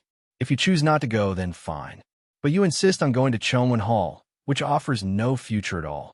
Isn't that the very definition of not knowing what is good for you? Dai-yun looked at her with complete loyalty and affirmed his unconditional obedience. I do not seek to please anyone else. Wherever the princess tells me to go, that is where I will go. Smiling at the ruined house, she assigned him a task. All right, spare me the extra words. I called you here today because I want you to think of a way to renovate this abandoned residence. He answered. This student would never refuse an order from the princess. Suddenly, an odd noise sounded. A shrill voice from behind instantly made the air tense as a woman charged forward to attack. Ing Dongjun. With one move, she knocked Dai-yun to the ground. Qingping remained calm as she watched the scene before her, her cold eyes fixed on the newcomer with contempt. So it's you, Ning Xiang. She was the commandery princess of Ningyang, the only legitimate daughter of the heir of Prince Huai's household. She looked at Qingping arrogantly. We haven't seen each other in years. Seeing you fallen this low now makes me wake up laughing even in my dreams. Qingping showed no fear, only looked straight at her. Ning Xiang, 10 years ago, I tried to teach you how to be human, and you refused to listen. You insisted on becoming a ghost, and now you can't even manage that. You only want to be an animal. The woman glared at her and brought up the blood debt from a decade ago. 10 years ago, you crippled one of my legs. I have always remembered that. Even though you're crippled now, too, it wasn't by my hand, so it doesn't count. She flung Yi Nanning directly in front of them. I may not be able to touch you, but no one at your side will live in peace. She shrieked on by herself. Doesn't this brat desperately want to become your man? Then let him suffer in your place. From now on, every man around you, I'll break his arms and legs. She turned to Dai-yun and made a disgusting offer meant to humiliate Qingping. Xia Dai-yun, if I couldn't take your life today, you won't be this lucky next time. If you abandoning Dongjun and become a servant beneath this commandery princess's skirts instead, I'll spare you. Well, what do you say? He did not waver in the slightest. Rising to his feet, he shot back with a proud declaration. There is no what do I say. I was born a human being. I will never be of the same kind as an animal. Ning Xiang's face turned purple with rage. She threw down one last threat, then left with her followers in furious humiliation. Good. Very good. You chose this road yourself. Don't regret it. With that, she spurred her horse and galloped away. Ji Xiang, enraged, was about to act. She grabbed his hand and stopped his impulsive move. That was a provocation. There is definitely an ambush at the end of the road. If you chase after her, she will have a reason to kill you. She's smarter now. She knows that if she wants to deal with me, she must first remove the people around me. First, check whether their injuries are serious.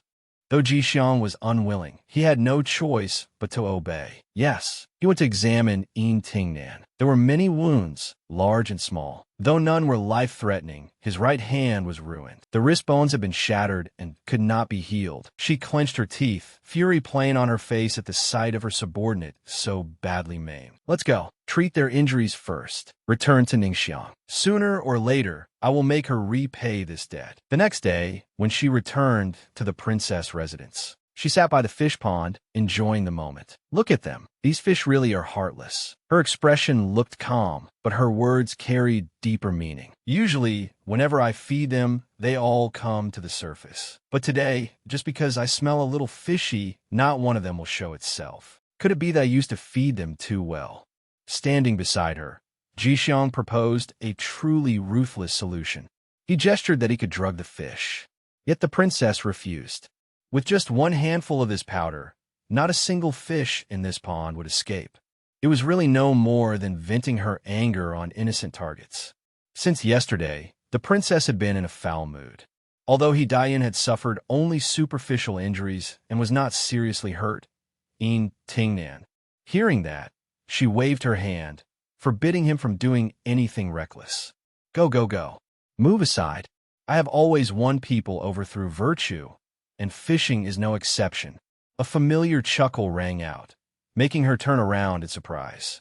Yulang, why are you here? Yu Shun stepped forward and gave an official excuse to conceal his real concern. I heard Dayun was staying at the princess residence, so I came by. Then he added, Chowan Hall is revising a number of classical texts and urgently needs more hands. I came specifically to ask whether Lord he would be available to take up the post. Dayun was delighted and stepped out at once, answering with a strong sense of duty. Official business is important. I can assume the post at any time. Shunshin stared at the wound on his body, then asked after him, though his tone carried a trace of probing. I heard you were injured. Is it serious? Dayun was startled. Had word of yesterday's incident already spread throughout the capital?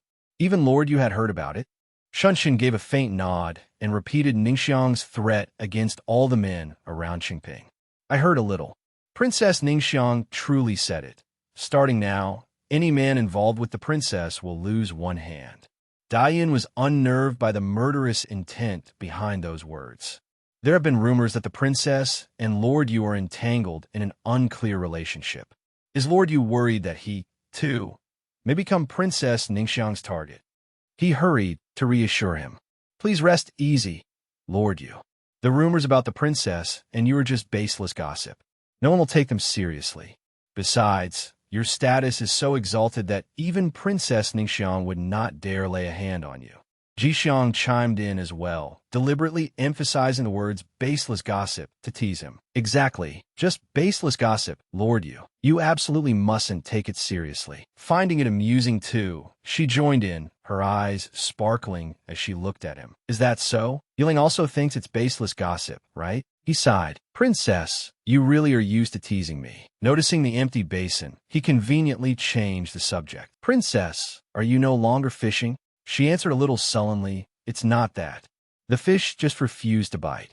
He seized the chance to step behind her and murmur into her ear, suggesting a more interesting spot. If that's the case, let me take the princess somewhere else to try. Jixiang found the scene unbearable to watch and immediately stepped in to interfere. He gestured, there's no need to trouble Lord Yu. I can push the princess over there myself. Did they think he was gentle and easy to bully? Shunshin was determined not to let go this time. Please move aside. But Jixiang refused and kept slapping at Shunshin's hand until he let go. Seeing this, she frowned as well. Little Jixiang, at once he looked wronged and pitiful, as innocent as could be. Only then did she explain things to him. Ever since I was ambushed 10 years ago, he's always blamed himself. Since then, he hasn't dared let anyone else get close to me. He isn't deliberately targeting you, Yulang. He looked at her, his voice softening with sincerity and forbearance. Princess, in this lifetime, you never need to apologize to me for anyone else. In the end, they still went fishing. He handed her the fishing rod. All right. The two stopped before another small pond. He pointed into the distance, while she kept looking only at him. Princess, the fish are over there. But instead of looking where he pointed, she kept gazing at his face and began recalling a memory from long ago. I know. I just suddenly remembered that there used to be a big fish in this pond. A very beautiful fish. I liked it very much. I had meant to keep it in the house and have it by my side every day. Her words turned layered with meaning, and he looked a little awkward. Who would have thought that fish didn't like staying by my side? It panicked and fled straight into the pond, getting soaked all over. In the end, I was the one who pulled it back up. She was talking about 10 years ago, when he had been trying to escape the control of the princess residence. What nonsense about there being countless rare books in the residence. It was obviously just the princess tricking him into staying. No matter what, he had to find a way out as quickly as possible. As he was running, he suddenly caught sight of a familiar figure in the distance and hurriedly found a place to hide. The princess? Why is she here at this hour? But she was standing before a lantern, tears streaming down her face. At the sight, he froze in surprise. Then he remembered something else and hurried off again. The important thing now was still escaping the princess residence. What does it matter to me what kind of state this princess is in? I don't care in the slightest. But heaven was not on his side. He slipped and fell straight into the water. Both he and she were stunned. Yulang, he kept crying out help. Seeing that, She gritted her teeth to stop herself from cursing him. This idiot! With that, she leapt in, while he sank deeper and deeper, his desperate cries growing more hopeless. "Save me! Someone save me!" The moment he fell into the water, horrifying memories of his childhood, neglect, and abuse came flooding back and closed in around his mind. Am I really going to die in such a ridiculous way? Just like before, those children from his past kept driving him away. "Go die, you bastard. Get out of our village." He gave up, feeling that he was still that frail, lonely child from years ago. No one is coming to save me. I'm still the same. I can't do anything. I can't do anything right. Pathetic and laughable. At the very height of his despair, a warm yet commanding voice rang out, calling his name like a lifeline. "You Shunshin." In the end, she did manage to save him. Then came the interrogation. "You Lang, where were you trying to go? How did you fall into the water?" He remained silent, coughing violently. His whole body shook, whether from the cold water or from fear of this princess. He himself could not tell. The princess must know he had been waiting for a chance to escape. It was said that Princess Qingping was brutal and vicious. How would she punish him? Yet she showed no anger at all. As if she had guessed his thoughts, she merely said, "Go back. The night dew is heavy, and you're soaked through. Be careful not to catch a chill." Even as she spoke, her own body trembled from the cold. Shunshin stared at her blankly, confusion plain on his youthful face. He could not understand. Clearly the princess knew. So why? Qingping laughed, bright and radiant, yet the smile never reached her eyes. She stepped closer and teased him in her familiar lazy tone. "Why is Yu Lang making that expression? Don't tell me you were moved because I risked myself to save you, and now you want to devote yourself to repaying me?" Shunshin hurriedly changed the subject, avoiding her gaze. "Princess, it's so late. What are you still doing here?" Her eyes suddenly dimmed, turning toward the far horizon, full of unspoken thoughts. "Today is the birthday of someone very important to me. I came here to wish that person a long life." He wondered what distance could keep her from being by that person's side. If this person is so important, why not meet them in person and wish them a happy birthday directly? She herself did not quite know how to answer. More or less because, "I can't see them." It was then that the young Yu Shunshin suddenly realized that the perfect shell she always wore was her way of facing a world full of danger. The princess, rumored to be overbearing and cruel, was still smiling right in front of him. From the moment they met, no matter when it was, whether rejected or humiliated, she was always smiling, saying things no one could tell were true or false, teasing everyone. That smile was like a mask she wore.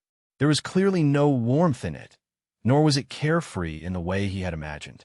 She sighed, looking at the birthday meal that had long since gone cold with time. The braised pork and soybean paste was hard enough to get, and now it's gone cold. The sky lantern is broken too, so I can't release it anymore. Back in the present, he looked at the fish thrashing in the bucket and calmly asked Changping for her decision. "Is that right? Does the princess want to take this fish back and keep it?" She looked at the fish, then at him, her eyes carrying a light, quiet sense of letting go. "This is not the one I used to keep.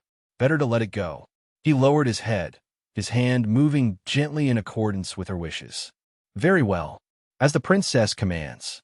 With that, he really did release it. After they had spent some time idling there, Dayun, who had been standing nearby, noticed the strange atmosphere between them and spoke up to excuse himself so he could take up his post. "If there is nothing else, I will follow Lord Yu back to Chonwan Hall first." Qingping nodded. She was concerned about his injuries and about repairs to his old house. "Little Peony, right now you have to recuperate and revise texts at the same time. Don't worry about the residents. I will think of a way." Hearing that, he asked in confusion, "Princess, who do you plan to ask? The people you can use now are probably..." Shunshin, standing nearby, unexpectedly spoke up and voluntarily offered to help shoulder the task for her. "The princess wants to repair a residence. There are people in my clan who understand such matters well. If the princess trusts me, why not leave it to me?" She looked at him in surprise, a little uncertain whether he was reliable in this. "Yu Lang knows how to handle residence repairs too?" He answered firmly, his gaze full of promise. "Ido." She smiled in satisfaction. "Then I'll trouble Yu Lang." Taking the opportunity, he brought up yesterday's matter as well. "Yesterday the princess also saved a young man, didn't you? If the princess doesn't know how to arrange for him, why not hand him over to me? I heard he once wished to sit for the examinations, but gave up because of poverty. It would truly be a pity. Even if his right hand is injured, it doesn't matter. He can hold a brush with his left. Ji Xiang listened, finding it hard to say anything. In truth, he simply did not know.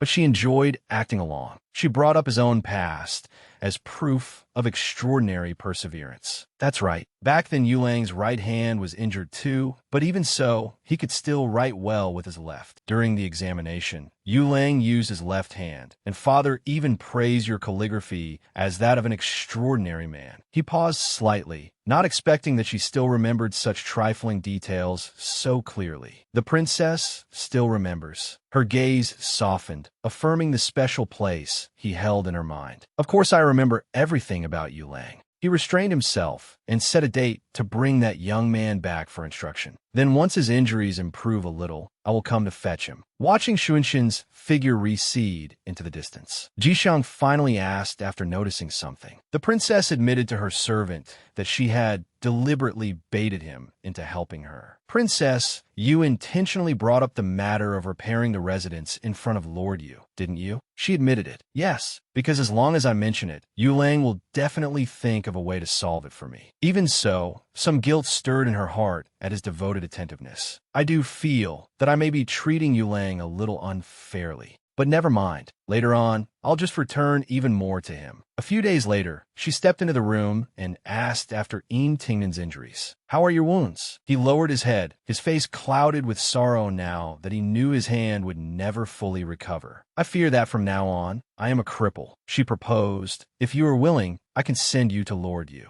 He will teach you how to use your left hand. Pointing at the fish she had just caught, she showed it off to him and said, As it happens, today I caught a big fish. I was planning to have someone deliver it to Yulang as payment for repairing the residence for me. You can pack a few things and go over there with it. Unexpectedly, Tingnin dropped to his knees and refused. He did not want to follow the scholarly path of the examinations and wished to remain by her side instead. I do not wish to go to Lord Yu. I only hope the princess will allow me to stay. I know that there are countless people in this world who wish to study under Lord Yu, but cannot. But man must know his own limits. I have no talent for study. For me, taking the metropolitan exam is nothing but a road to death. Qingping looked at the young man before her and questioned his true motives for insisting on remaining in the notoriously ill-famed princess residence. You don't want to study under Lord Yu, and you don't want to stay at Prince Huai's residence relying on noble favor. My reputation outside is no better than Ningxiang's. Why do you want to follow me? Tingnin lifted his head, his gaze steady as he spoke of a debt of gratitude from 15 years ago. The evil deeds Ningxiang has done are too many to record. It is only that Prince Huai's residence has suppressed them. But your highness, you are absolutely not what the rumors say. I already knew that 15 years ago. Tingnin then began recounting the fateful meeting between her and two beggar siblings all those years ago. Perhaps the princess doesn't remember. 15 years ago, you encountered a pair of beggar sisters by the roadside. Chengping sat listening, trying to recall whether she had ever done such a charitable deed. Don't tell me you mean that at the time, I saw those poor sisters and saved them, and you were their younger brother? She affirmed that she was not someone who bestowed kindness unconditionally, but merely pointed out a way for those who knew how to save themselves. Unfortunately, I have never scattered kindness at random. I would only say this: saving others is not as good as saving yourself. Helping yourself is better than waiting for others to help you. Tingnin nodded emotionally. Her words had changed their lives. Yes, that is exactly what you said to us then. You told us that if we just kept walking another 500 steps forward, thanks to that guidance, they have found a place to rely on and survive their hardship. There was a charitable hall established by the late empress when she was alive. There were physicians there and food as well. As long as we got there, we would be saved. That is how we went on living. He continued, speaking of the elder sister who had sacrificed her life for him, and of the reason he had worked at Shuyue Tower. After that, in order to earn money for my studies, my sister worked day and night and ruined her health. I hid from her the fact that I had dropped out and gone to Shuyue Tower to make a living, wanting to earn a little silver to help nourish her body. But last year, my sister still died in childbirth because her body had grown too weak. Tears streamed down his face as he begged to remain and serve the only benefactor he had left. Princess, I no longer wish to study, but once I did it only because I wanted to rise above others. Now Tingnan has nowhere left to go. I begged the princess to keep me. Ping, who had been listening all this time, coldly reminded him of her rule. I do not keep useless people. Your life story is indeed worthy of sympathy, but what does any of that have to do with me? If you want to remain in the princess residence, you must be of use to me. Tingnan swore absolute loyalty. As long as I can be of help to the princess, even death would not deter me. A testing thought suddenly occurred to her. What if I ordered you to return to Prince Huai's residence, stay by Ningxiang's side, monitor her for me, and serve as my eyes and ears? Hearing that, he gritted his teeth, but without the slightest hesitation, he accepted at once. If I can help the princess in any way, even if I must die, she let out a snore of laughter. Seeing how serious he was, she immediately changed to a subtler plan. I was only joking. If I want Ningxiang dead, I don't need to go to such trouble. Is she even worthy of it? How about this? You find a way to get into Mingda Academy. He asked in return. May Tingnan ask what purpose the princess has in sending me to Mingda Academy? He probed carefully, knowing that only by understanding her intentions could he act more effectively. He also knew something about the place she was referring to. Mingda Academy only recruits the descendants of great noble clans. It is not open to commoners. I did not know whether someone of mixed and humble status like me could get in. She smiled mysteriously. She had already chosen an identity for him, one that would allow him to enter through the front gate openly. Of course, by becoming the prince consort. Meanwhile, at the U residence, he reported on the progress of the residence repairs he had arranged. Over the last few days, I have had Third Uncle Yu bring several craftsmen to the residence in the outer city. For now, they have begun simple repairs. Tiles, broken bricks, and timber have all been prepared. Two maids from the Yu residence spoke up. Young Master Yu is back. Qin Yun mentioned the strange gift sent from the princess residence, drawing his attention at once. Just now, the princess residence sent over a large fish. Madam has already had it taken to the kitchen. He was startled. The princess residence? The kitchen. Then he immediately turned to leave. I'll go take a look. In one corner of the courtyard, two young maids were whispering about their master's purity. Sister Qinyan, stop looking. The young master is upright and proper, and he keeps away from women. He would never have an unclear entanglement with some little maid. You'd better give up sooner rather than later. Qinyan snapped angrily. What does a little girl like you know? It's not that the young master doesn't keep close to women. I've even seen him hiding a painting of a beauty. So you didn't believe her, assuming it was nothing but wishful thinking. You're talking nonsense. You must be slandering the young master, or else your dog eyes are blind. Qin Yun became even more forceful. I saw it clearly with my own eyes. In the young master's painting, there was the young master and a beauty, and both of them were wearing very little. Siyu was rendered speechless. So much for sisterhood. That's impossible, absolutely impossible. Qin Yun confidently declared her ambition to enter her master's chambers. Silly girl, what do you know? One day, I will make the young master. On the other side, when he rushed into the kitchen and called out, "Mother!" he saw that his mother was preparing to cook fish to nourish him. He lunged forward to stop her, but he was a little too late. With one chop of the knife, he stood there in silence, his feelings impossible to describe. Mother, this was sent over from the princess's residence. But she did not care much about that at all. The fish was brought over to strengthen your body. Don't tell me you wanted to keep it as a memento? Thoughts you shouldn't have should be cut off in time. He said nothing more and only stood there quietly watching. She sternly asked why he was still alone after all these years, even though he was no longer young. You've refused to marry all these years, and you've never taken a concubine either. Is it because you already have someone in your heart? He did not evade the question and admitted the truth sincerely. Yes, she slammed the knife down hard onto the chopping block. She reminded him that a man should have self-respect and not rely on marriage to rise in status. In this life, what I hate most are men who are only a little better looking than average, yet scheme to use marriage to climb upward. Son of mine, are you that kind of person?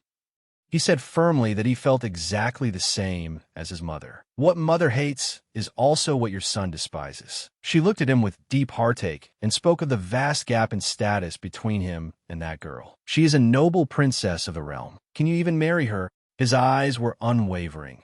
showing a deep love that belonged to one person alone. If it isn't her, then it will be no one else. Mother and son were now locked in a silent battle of stares. In the end, she had no choice but to surrender to her son's stubbornness. Fine then. Remember to keep drinking the kidney-tonifying, yang-strengthening soup I stewed for you. In her heart, she was still quietly supporting her son. The princess had so many male favorites. He must not let the others outdo him. In another corner of the splendid inner palace, an announcement rang out. Princess Changping has arrived. She was slightly startled. Oh, the old lady seated there waved her over. Changping, you're here. When she saw the princess consort of Prince Huai, Princess Changping could not help mocking her youthful appearance. Old madam, you're still alive? The grandmother's anger flared up at once. What kind of way is that to speak? The woman narrowed her eyes at her. Her words were full of envy for the princess's fortunate fate. I haven't seen you in many years, Changping. Your looks haven't changed at all since your 50s. Who would have thought your temperament hasn't changed either? You're still as innocent as ever. Changping was not one to lose either. She struck back by pointedly mentioning the other woman's age. Old madam, you've aged quite a lot, though your temper has improved a great deal from before. Princess Consort Huai gave a cold laugh, preparing to trap her. Sure enough, she sighed and began complaining about her family to hide her jealousy of Changping's freedom. I pity my poor granddaughter with her crippled leg, and I also have to care for a bedridden daughter-in-law. Of course, I've grown old, not like your highness, who slept for 10 whole years and still remains so innocent and carefree. Changping smiled smugly and emphasized the protection the imperial family had always given her. It seems my fate is simply good. I have Father Emperor and Grandmother protecting me. Your fate is not as fortunate, Princess Consort, so you can only worry yourself sick over other people. The woman was left speechless. Princess Consort Huai was furious, but there was nothing she could do. She could only find an excuse to leave before being humiliated further. Your Majesty, today Divine Physician Duan is coming to the residence to take my daughter-in-law Lan Xine's pulse, so I ask leave to withdraw first. Changping watched her departing figure. There was no way she would let her off so easily, so she made a sharp remark about Prince Huai's household favoring sons over daughters. If you ask me, the illness of heir consort Lan Di is all Guanyin Bodhisattva's fault. For all these years, Lan Di only gave birth to one daughter, Ningxiang. It wasn't until 10 years ago, when Prince Huai's concubine bore a son, that Prince Huai's household finally had an heir to continue the family line. If Guanyin Bodhisattva had only granted my kind Lan Di a son, her illness would have been cured long ago. The Grand Empress Dowager spoke awkwardly in reproach, but her words were full of indulgence. Princess Consort, please don't be angry. Changping has always been straightforward, but her mouth is too quick. Please don't take offense at her. Princess Consort Huai lowered her head in salute and left resentfully. How would this old woman dare argue with the princess? Changping knew she could do nothing to her and chimed in. That's good, then. The woman left in a huff, not forgetting to say, this old one takes her leave. One silence remained between only the two of them. The Grand Empress Dowager turned and gave Changping a proper scolding. You wretched child, speaking nonsense all day. I heard that outside the palace, you were fighting with Ningxiang again. Before, you crippled one of Ningxiang's legs, and Prince Huai's household finally let it go. Can't you be a little more magnanimous toward Ningxiang? Changping shrugged. She had never been the sort to be generous to an enemy. Grandmother, when have you ever seen me act magnanimously? Even Lan Di herself doesn't value her own daughter, so why should I value that blockhead Ningxiang? The Grand Empress Dowager sighed and decided to carry out her plan of choosing a husband to settle her granddaughter's life. I really have no way to deal with you anymore. It's time to find you a husband. As she spoke, she summoned someone in. Manhwa. Manhwa entered and handed the princess a booklet. Your Highness, please have a look. Changping opened it curiously and was immediately startled. The Grand Empress Dowager explained, these are the candidates for Prince Consort that I selected for you. In terms of family background, appearance, and talent, every one of them is among the finest of our great Shang dynasty. Changping was briefly stunned. Prince Consort, this. She flipped through the pages, clearly displeased, finding fault with every single person. The Grand Empress Dowager's patience finally ran out, and she asked irritably, "What exactly are you dissatisfied with?" She pointed at one talented man from the Song family. "Look at this one, Song Anqing, the most outstanding student at Mingda Academy. Though he is from the Song family, he is not from the same branch as Song Zhe of the Eastern Residence. He is from the Western Residence." Chengping rejected him outright. "I don't care whether he's from the Eastern Residence or the Western Residence. I want nothing to do with that old fox Song Zhe. Besides, there's a mole under his eye. He has the look of a wife-doomer." Unwilling to give up, the Grand Empress Dowager continued selecting candidates. His grandfather is Prefect Fan Ji of Qingzhou, and his father serves as Vice Minister of War. He is currently also studying at Mingda Academy. Chengping looked at the age and scoffed. "What am I doing hunting Red Boy? 16? He's far younger than I am. Am I supposed to bring him into my residence and raise him as a son?" The list of candidates was still long, so the Grand Empress Dowager moved on.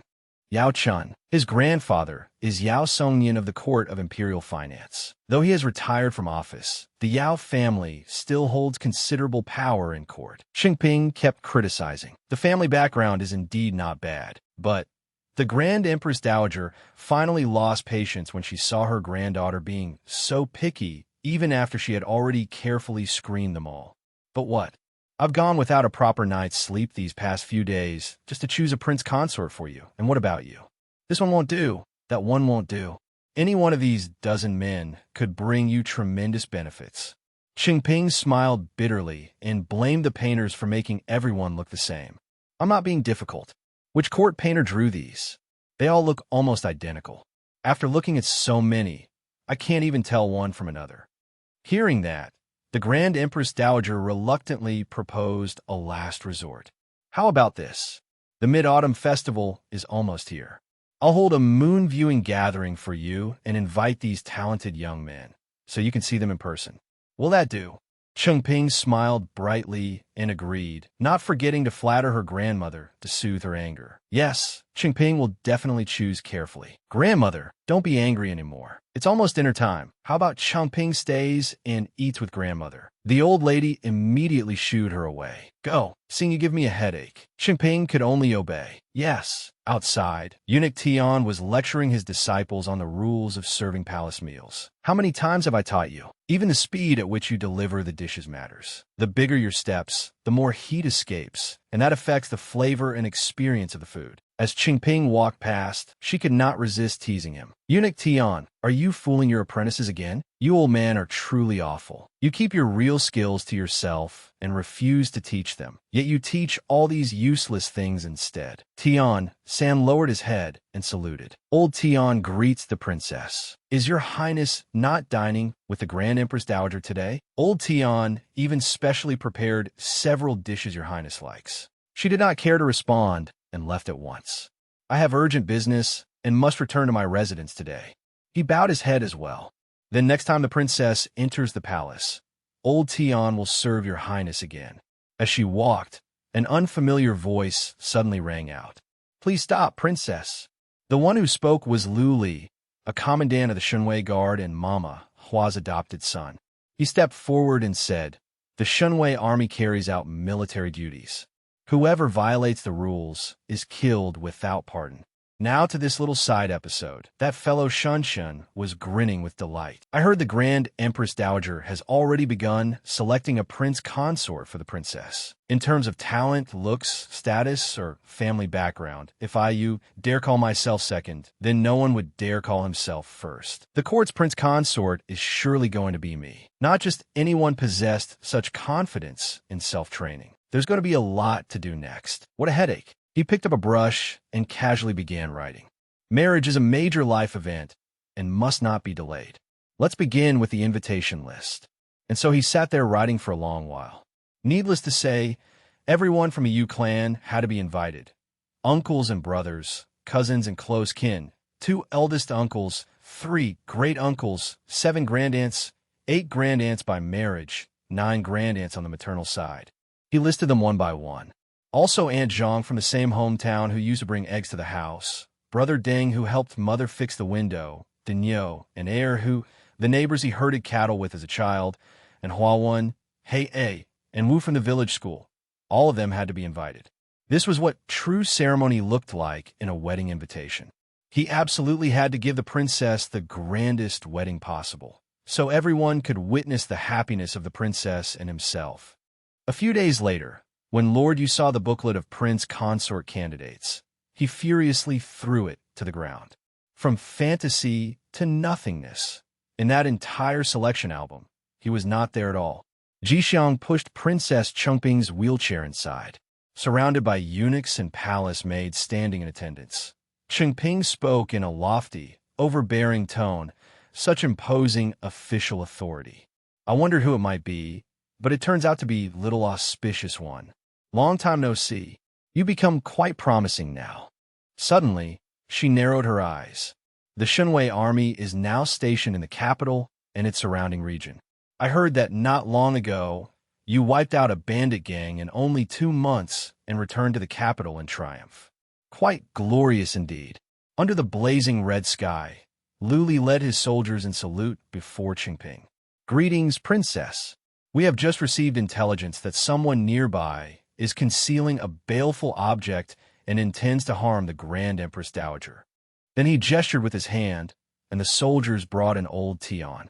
As the eunuch struggled, one soldier barked, "Behave yourself."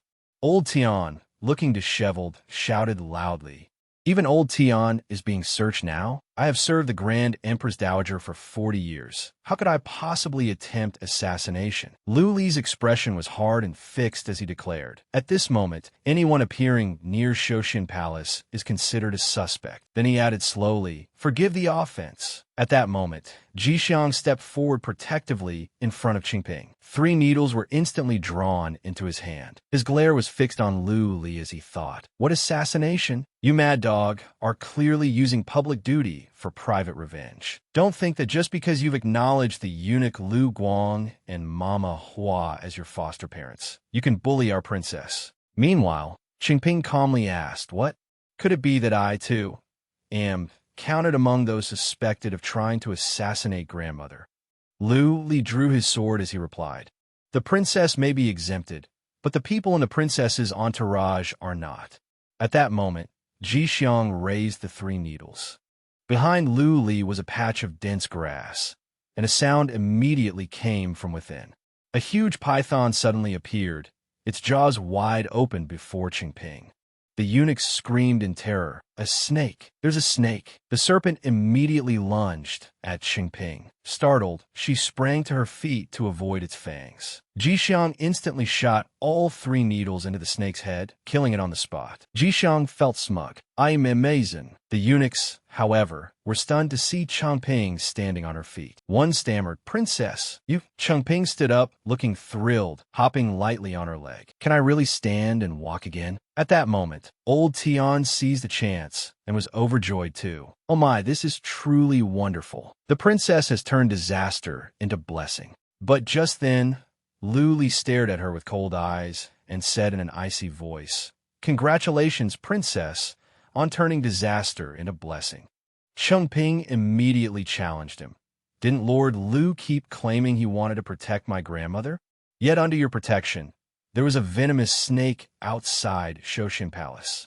Instead of dealing with what should be dealt with, you kept pestering and troubling me. Is this how your Shenwei army does its job?" After that, Lord Lu turned and left. "We will investigate the truth of the matter. Princess, please take better care of yourself." Staying behind, old Tian beamed at Chengping as if he had escaped disaster himself. "I still haven't delivered the food to the Grand Empress Dowager. The dishes are about to go cold. Princess, old Tian will go first. The Grand Empress Dowager will surely be overjoyed to learn that your highness's leg has healed." A while later, when only the 2 of them remained, leaves rustled softly in the wind. Seeing Chengping lost in distant thought, Jixiang stepped to her side and spoke, "Princess, you—" But Chengping immediately said, "No need to worry. I told Tian Sanwei to bring that snake." Hearing that, Jixiang was dumbfounded, his eyes wide and his mouth hanging open. Outside the city, in a moving carriage, Chengping sat inside with her chin propped on her hand, pondering. What happened today makes it obvious Lu Li was targeting me. Lu Guang has always been suspicious. I happened to wake up just when he had left the capital, so of course he would suspect me. That is why he sent Lu Li to probe me. As she spoke, she beckoned Jixiang closer, then took the sachet from his person. If they had searched you just now and found this sachet containing medicine, I'm afraid the secret that poison remains in my body could not have been hidden.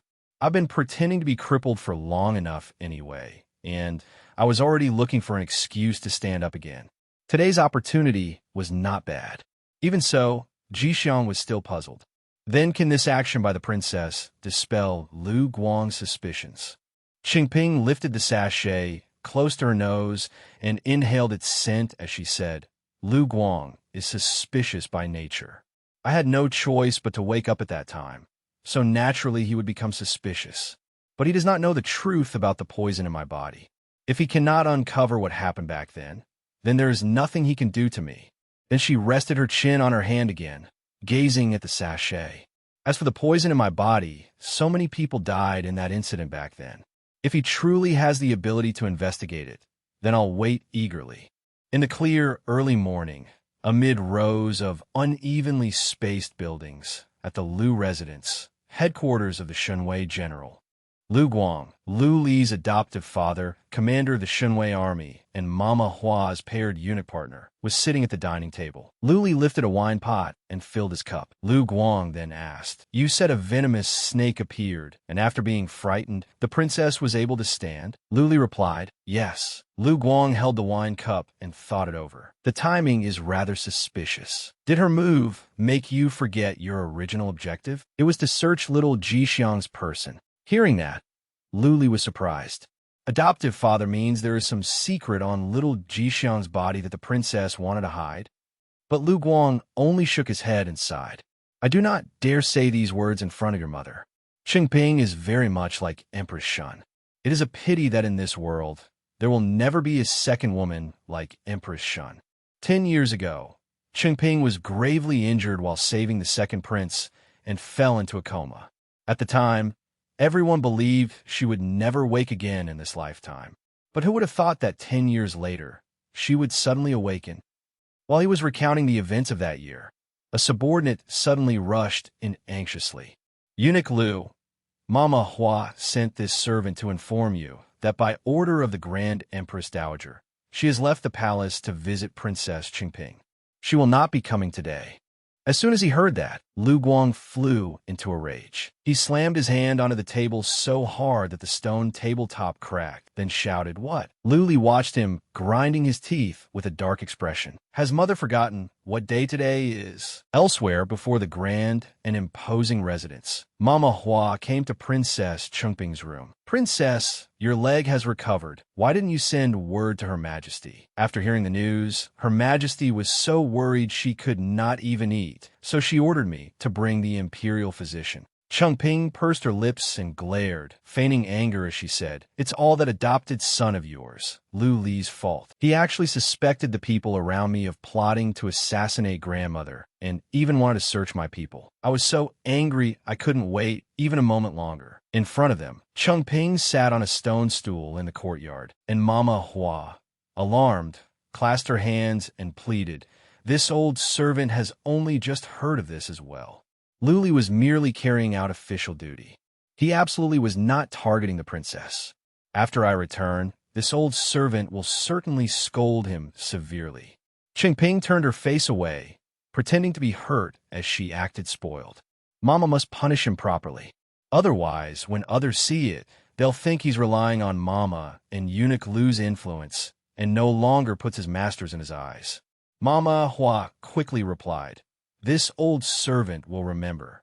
Then she gestured and ordered, Imperial Physician Zhang, quickly examined the princess's leg. Yes. A while later, the two of them left. Walking beside her, Manhwa asked, Imperial Physician Zhang, 10 years ago you examined the princess and said there was a strong chance she would remain asleep forever. Then why is it that 10 years later? Imperial Physician Zhang stroked his beard and said, a strong chance does not mean certainty. Some difficult conditions cannot be cured by medicine, but that does not mean witchcraft and gu arts cannot treat them. Back then, the late emperor invited Master Yu Yang to treat the princess. This is probably his doing, but Manhwa was still puzzled. Then how is it that the princess's leg could recover just like that? At that, Imperial Physician Zhang stopped walking and whispered into her ear. The princess's leg was most likely healed long ago. She simply concealed it for some reason. Today, she suddenly encountered an unexpected incident, so she forgot herself for a moment. This is something I should tell Mama, but please do not expose me before the princess. You know the princess's temper. If she learns I talk too much, I fear she won't let me enter the residence next time. After that, Imperial Physician Zhang took his leave. Manhwa replied, don't worry. This old servant understands. At the Nyo residence, the bowl in Lord Nyo's hand suddenly shattered from being crushed in his grip, making the servants who had been hard at work there turn to look.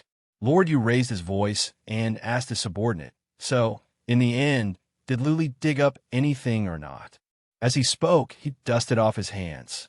The subordinate clutched his chest with one hand, eyes wide. My lord, you nearly scared me to death.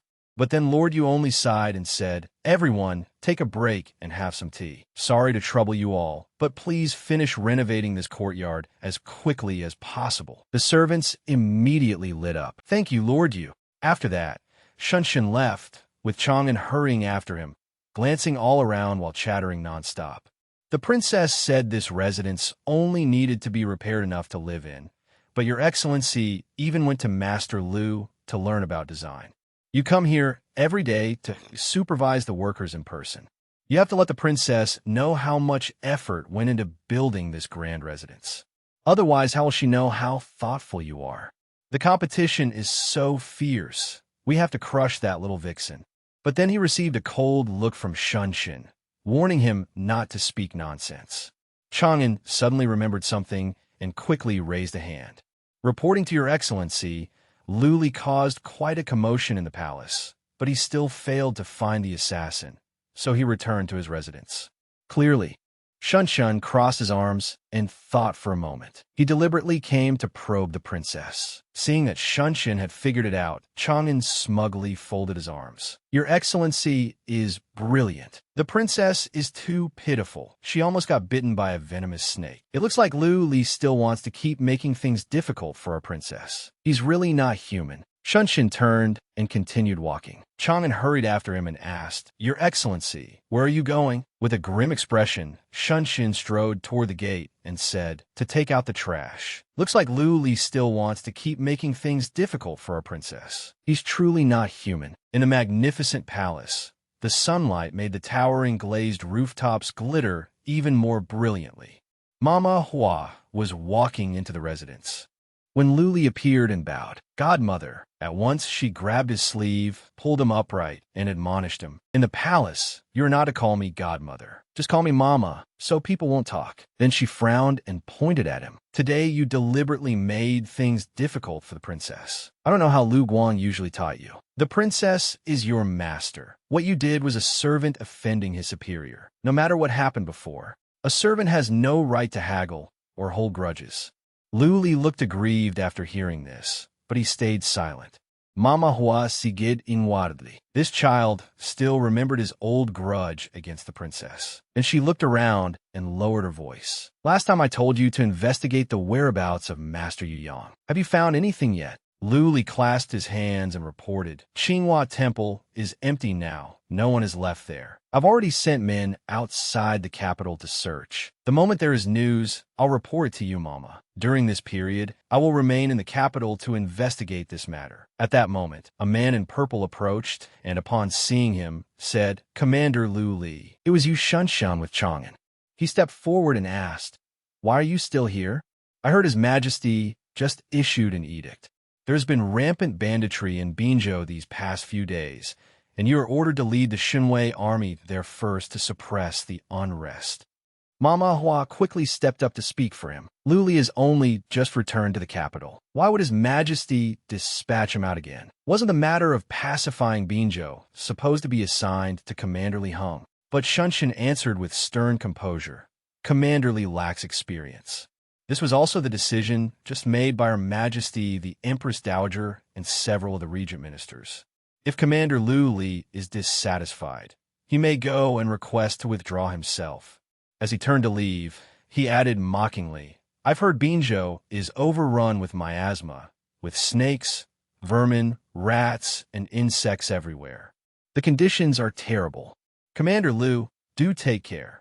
After they had walked past the other two, Chang'an followed behind him, excited. Your Excellency's move was brilliant. Liu Li made the princess almost get bitten by a venomous snake, and now you're sending him off to keep venomous snakes company. Truly, so petty, so vengeful, so scheming. Chang'an immediately received a blood-chilling look and hurriedly changed his tune. No, I mean very fair. Very fair indeed. Shunshan said, Liu Li commands the Shenwei army. If he remains in the palace, it will be detrimental to the princess. Only if he leaves for a while will the princess dare to act. Thinking of Chengping, he added inwardly, I'm only removing the stone blocking the princess's path. That night, with the moon already high in the Grand Empress Dowager's residence, she sat there tiredly, supporting herself as she complained, if Chengping has long been able to walk again, why did she hide it from me? Does she not trust me? Mama Hua stood beside her, fanning her as she replied, That may not be so.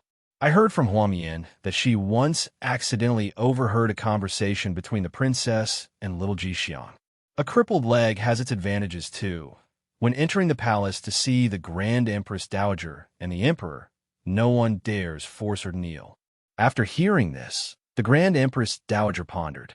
That does sound like something Changping would say, and exactly the sort of thing she would do. That child was spoiled rotten by her imperial father. Her pride reaches the heavens. Then she stared off into the distance and sighed. Today she lashed out at Princess Consort Huai, and it reminded me of the past.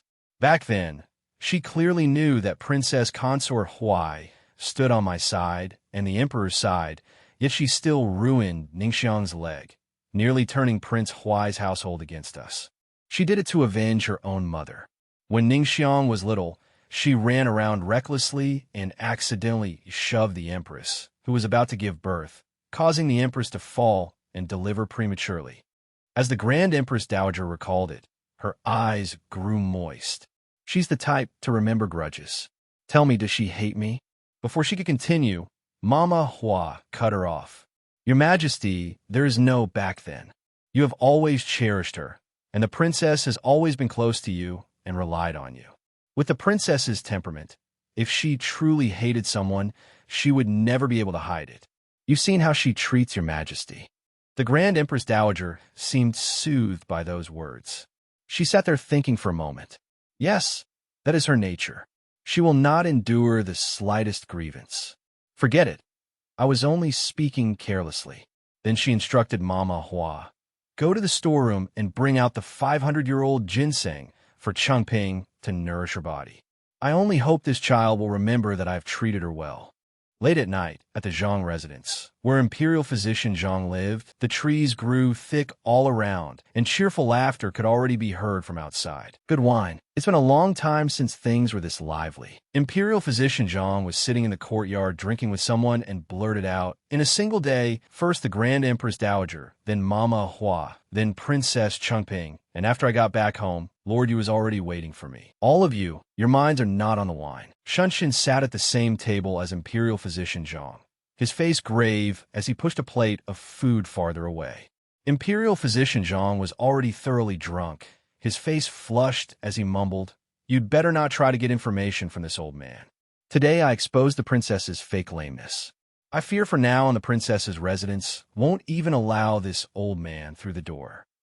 Shunshin lifted the wine jug and said, The princess knows right from wrong. She will not blame the old physician. Hearing that, Imperial Physician Zhang, who had been about to put a chicken leg into his mouth, froze. The princess in your excellency's eyes and the princess in everyone else's eyes really do not seem to be the same person. At that moment, Shunshin again thought of Chengping's radiant face. The world had far too many misunderstandings about the princess. As he poured another cup, he asked, "May I ask, Imperial Physician Zhang, how is the princess's health?" Imperial Physician Zhang, face red, stroked his beard and pronounced, "Her pulse is stable. She is in no pain and has no illness. But she lay unconscious for 10 years. If she looks normal on the outside, that only makes the inside more abnormal. Moreover, the princess's pulse is very similar to that of the late empress." At this, Shunshin stiffened, eyes widening. He immediately asked, "It is said that the late empress died suddenly of an illness. Is that true?"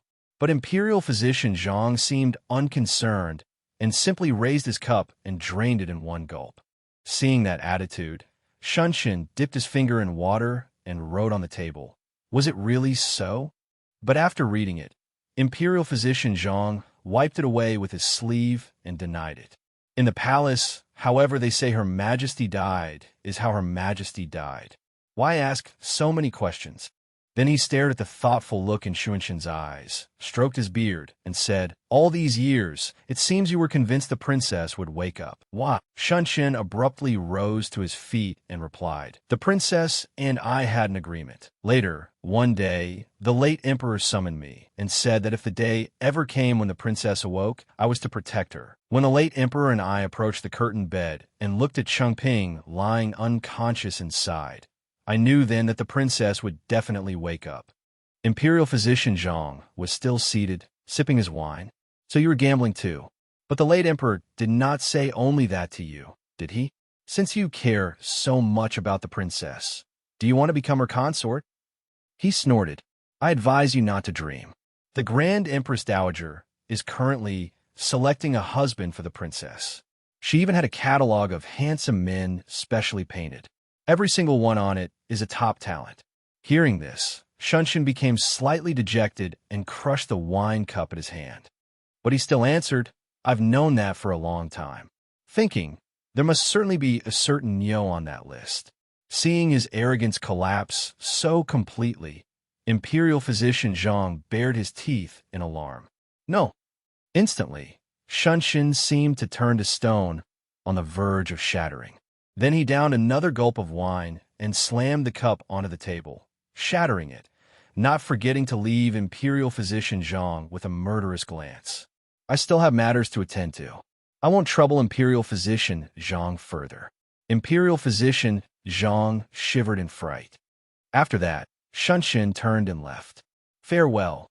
Imperial Physician Zhang still held his wine cup and mocked. Young people really have no self-restraint.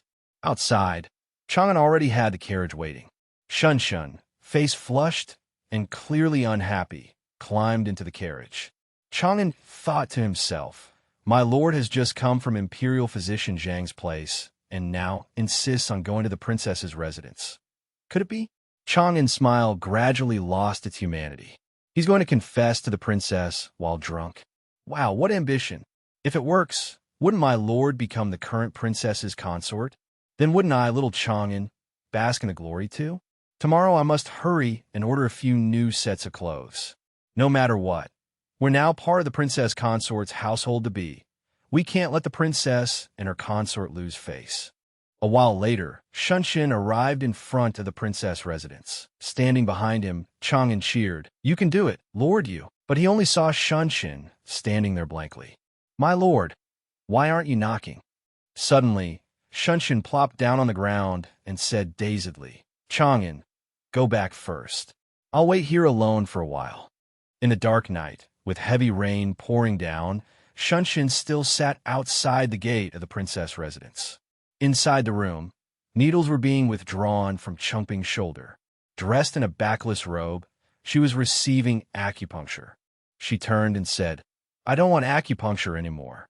But Jixiang held one of her hands and continued, "I know it hurts, but must be done once every 10 days. It can't be any less often."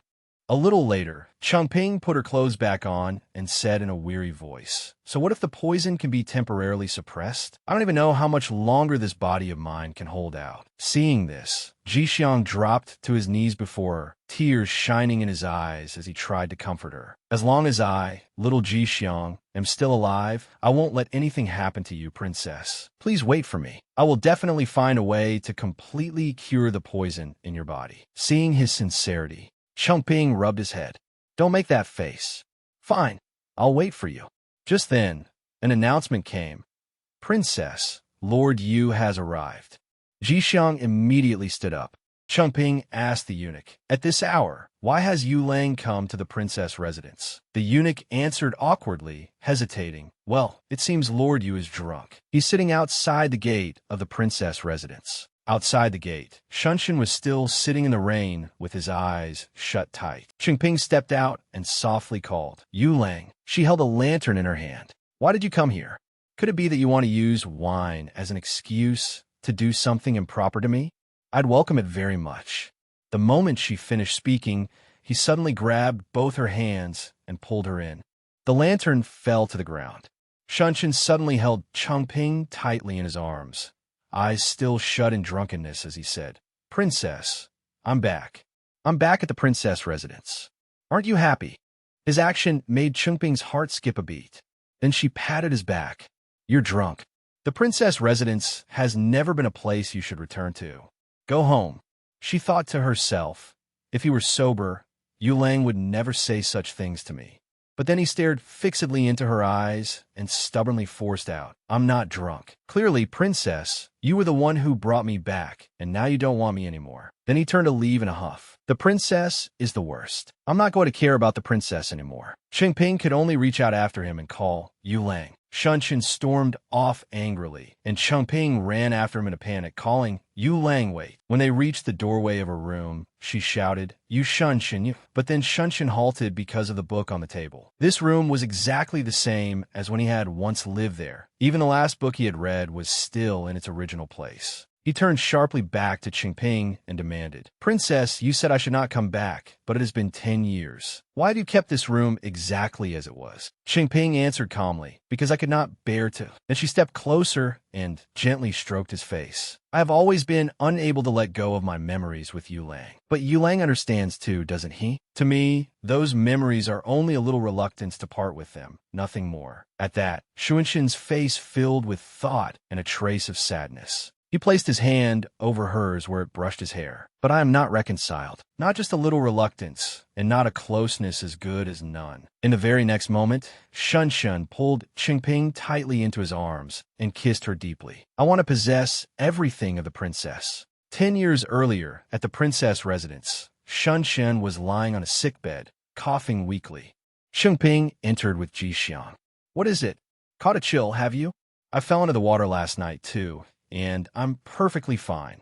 Shunshin sat on the bed with his hair loose, holding a book in his hand as he replied, "It's only a slight cold.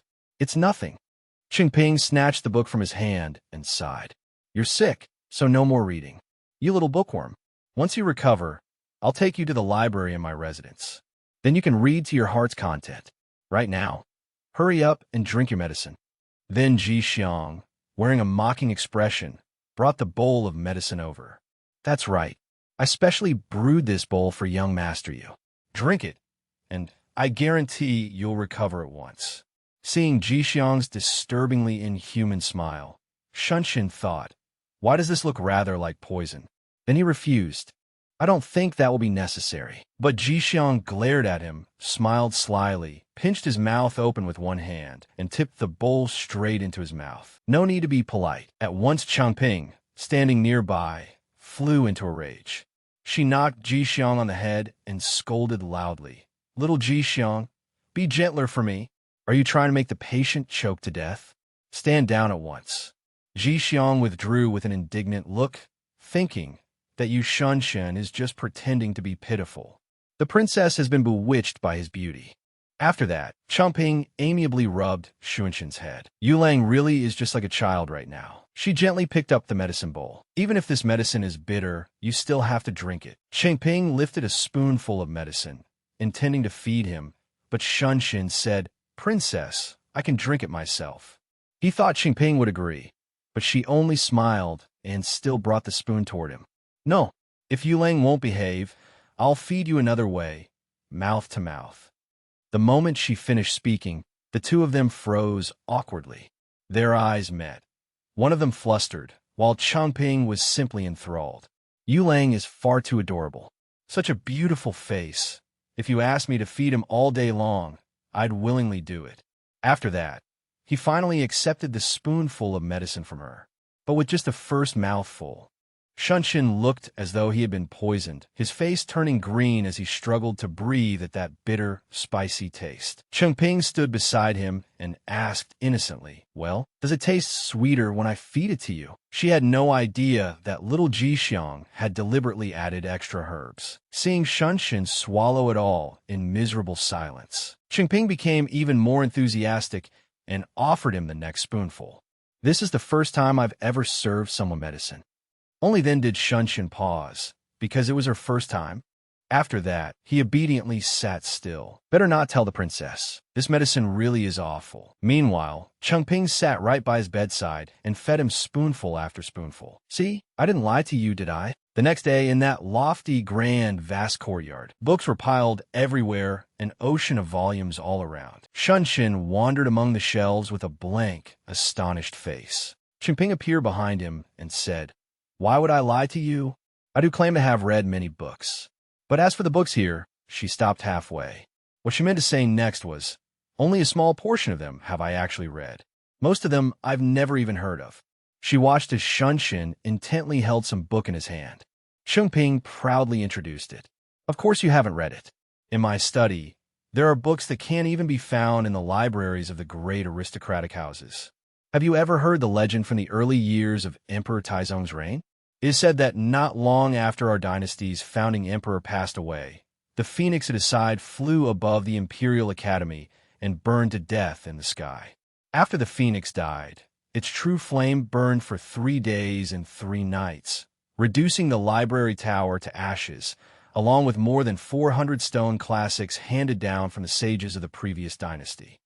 Yu Shunshin rubbed his chin and thought for a moment. "I've heard of it. Whether the legend is true or not, the Imperial Academy's library tower really was burned to the ground." Changping spun a book on one fingertip. "The books I have here are from that old library tower. Many of them are one-of-a-kind copies. You won't find them anywhere else." Holding a thick volume in his hand, Yu Shunshin gazed at it thoughtfully and said, "Even setting aside those unique books from the library tower, there are many ordinary books here as well. Ones ordinary people still would never get to see, right?"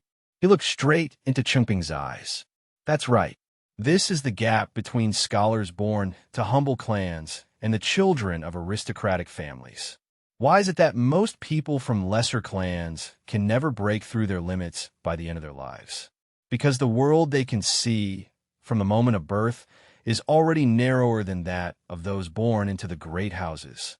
Standing amid the endless rows of books, Yu Shunshin murmured to himself with a book in hand, unable to break through. Changping only smiled and encouraged him. "My foolish Lang Jun will not be one of that most. One day, you will shatter the prejudice between humble clans and aristocratic houses and reach a place no one else can catch up to." She thought she was giving him more motivation, but Yu Shunshin instead said gloomily, "Even I have no confidence that I can do such a thing. Your Highness is far too arrogant." But Changping immediately brushed that aside. "You will do it." She looked at him with hope. "What I say will come true." A few days later, at the book courtyard, the two of them were still sitting in the room with books scattered all around them.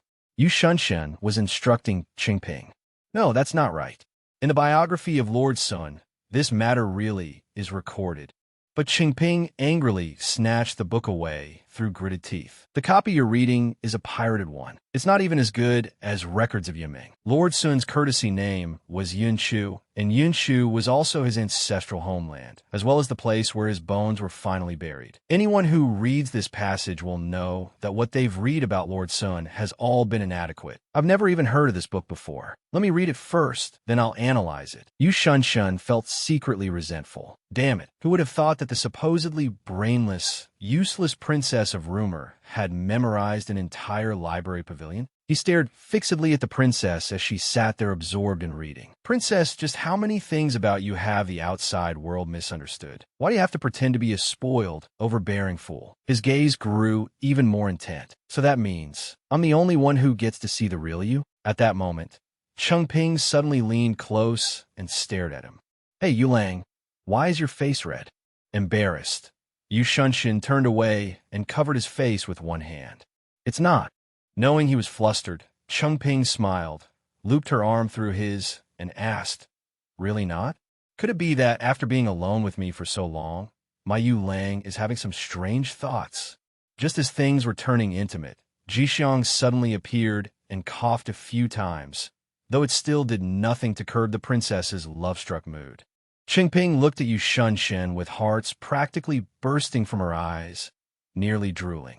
Jixiang frowned and reminded her, Princess, the 100,000 taels of silver you asked for have been prepared. Yu Shunshin was startled. What does the princess need 100,000 taels for? He thought, even if the princess is favored, 100,000 taels would nearly empty the entire princess residence. Chengping smiled. Yulang, don't you know? The national examinations are drawing near, and betting has already started in the capital. Everyone is betting on who this year's Zhuang Yuan will be. Naturally, I have to take all the money in the princess residence and make one huge wager. Hearing that, Yu Shunshin was stunned, eyes wide. Elsewhere, in a large tavern, people were crowding together, shaking slips and placing their bets. A young man said, I'm betting on Gu Fengqi, heir to the Marquis of Jing'an. He's the eldest son of the Gu family. In terms of martial skill, how many people in the capital can beat him? The man beside him snorted with laughter. This is the national examination, not a martial contest. Better to choose young master Yao Chun, grandson of Yao Songyan of the Yao family. He's one of the top students at Mingda Academy. Someone else chimed in, the Yao family hasn't produced many Jinshi in years. They've been declining for ages. If you ask me, the second young master of the Li family, Li Xian. Just then, Yu Shunshin appeared. The national examination is about true talent and learning, not a competition among aristocratic houses. You're judging the results based only on family background. Where does that leave the poor students who have studied bitterly all their lives? As silver was still being placed on the table, everyone turned to look at him, then looked at one another. Who are you? If you're not betting on the noble students of Mingda Academy, then what? Are you betting on those dirt-poor scholars from Wanyan Academy? They burst out laughing.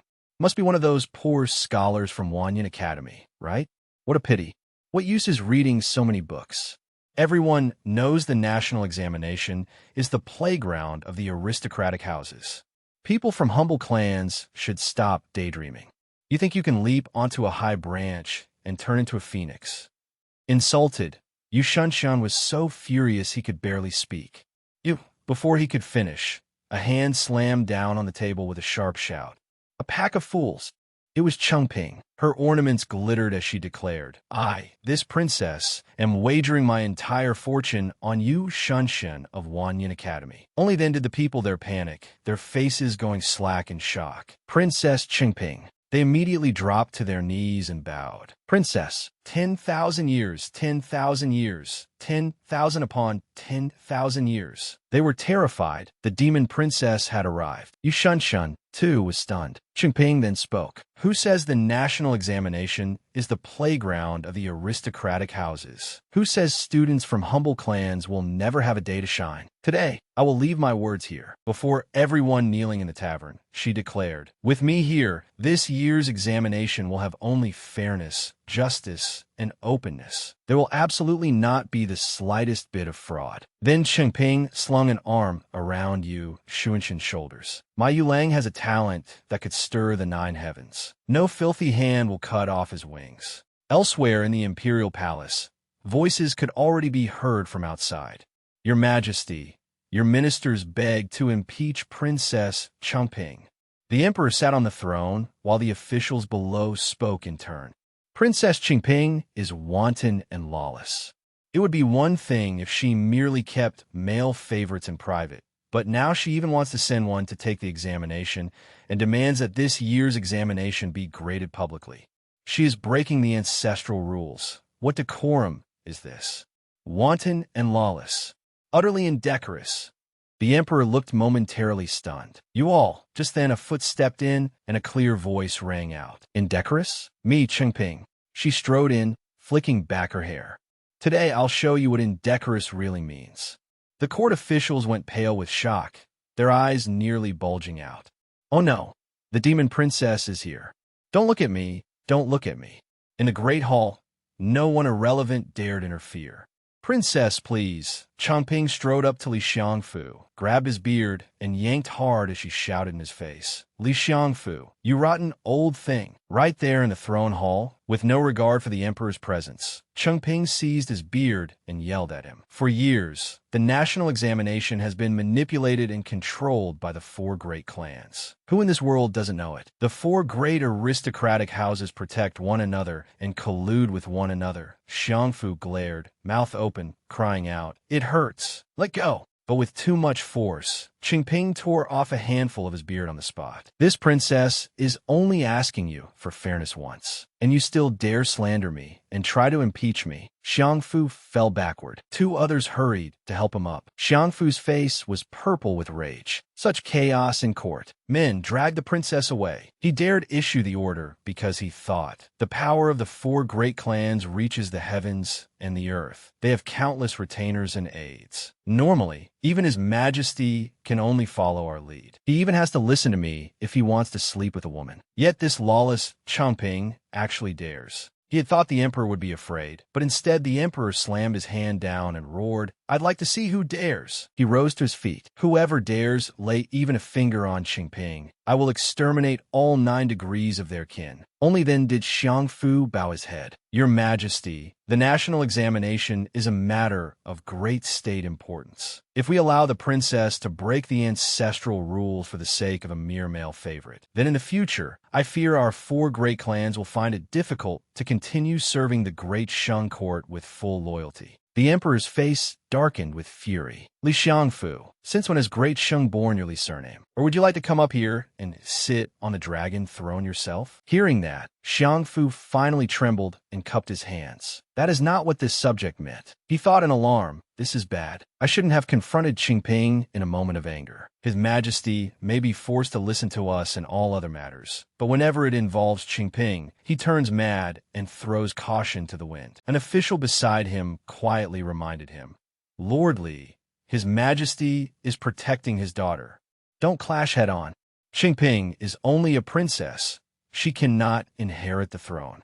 Why force the late emperor into a fish-dies Inet split situation over her? In any case, a student from a humble clan won't amount to much. Hearing that, Xiangfu understood.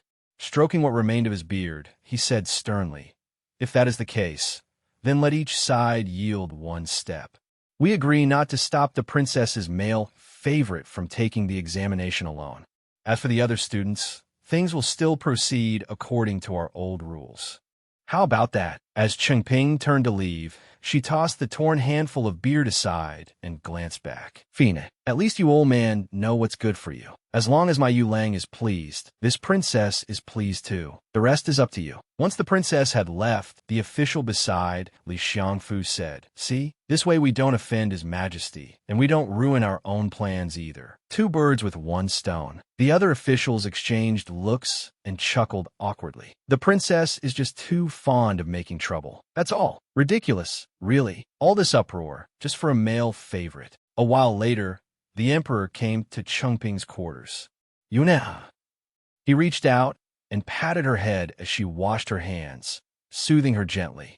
You've had a hard. Chengping turned back with a smile. What's so hard about this? I wanted to rip that old man's beard off for ages.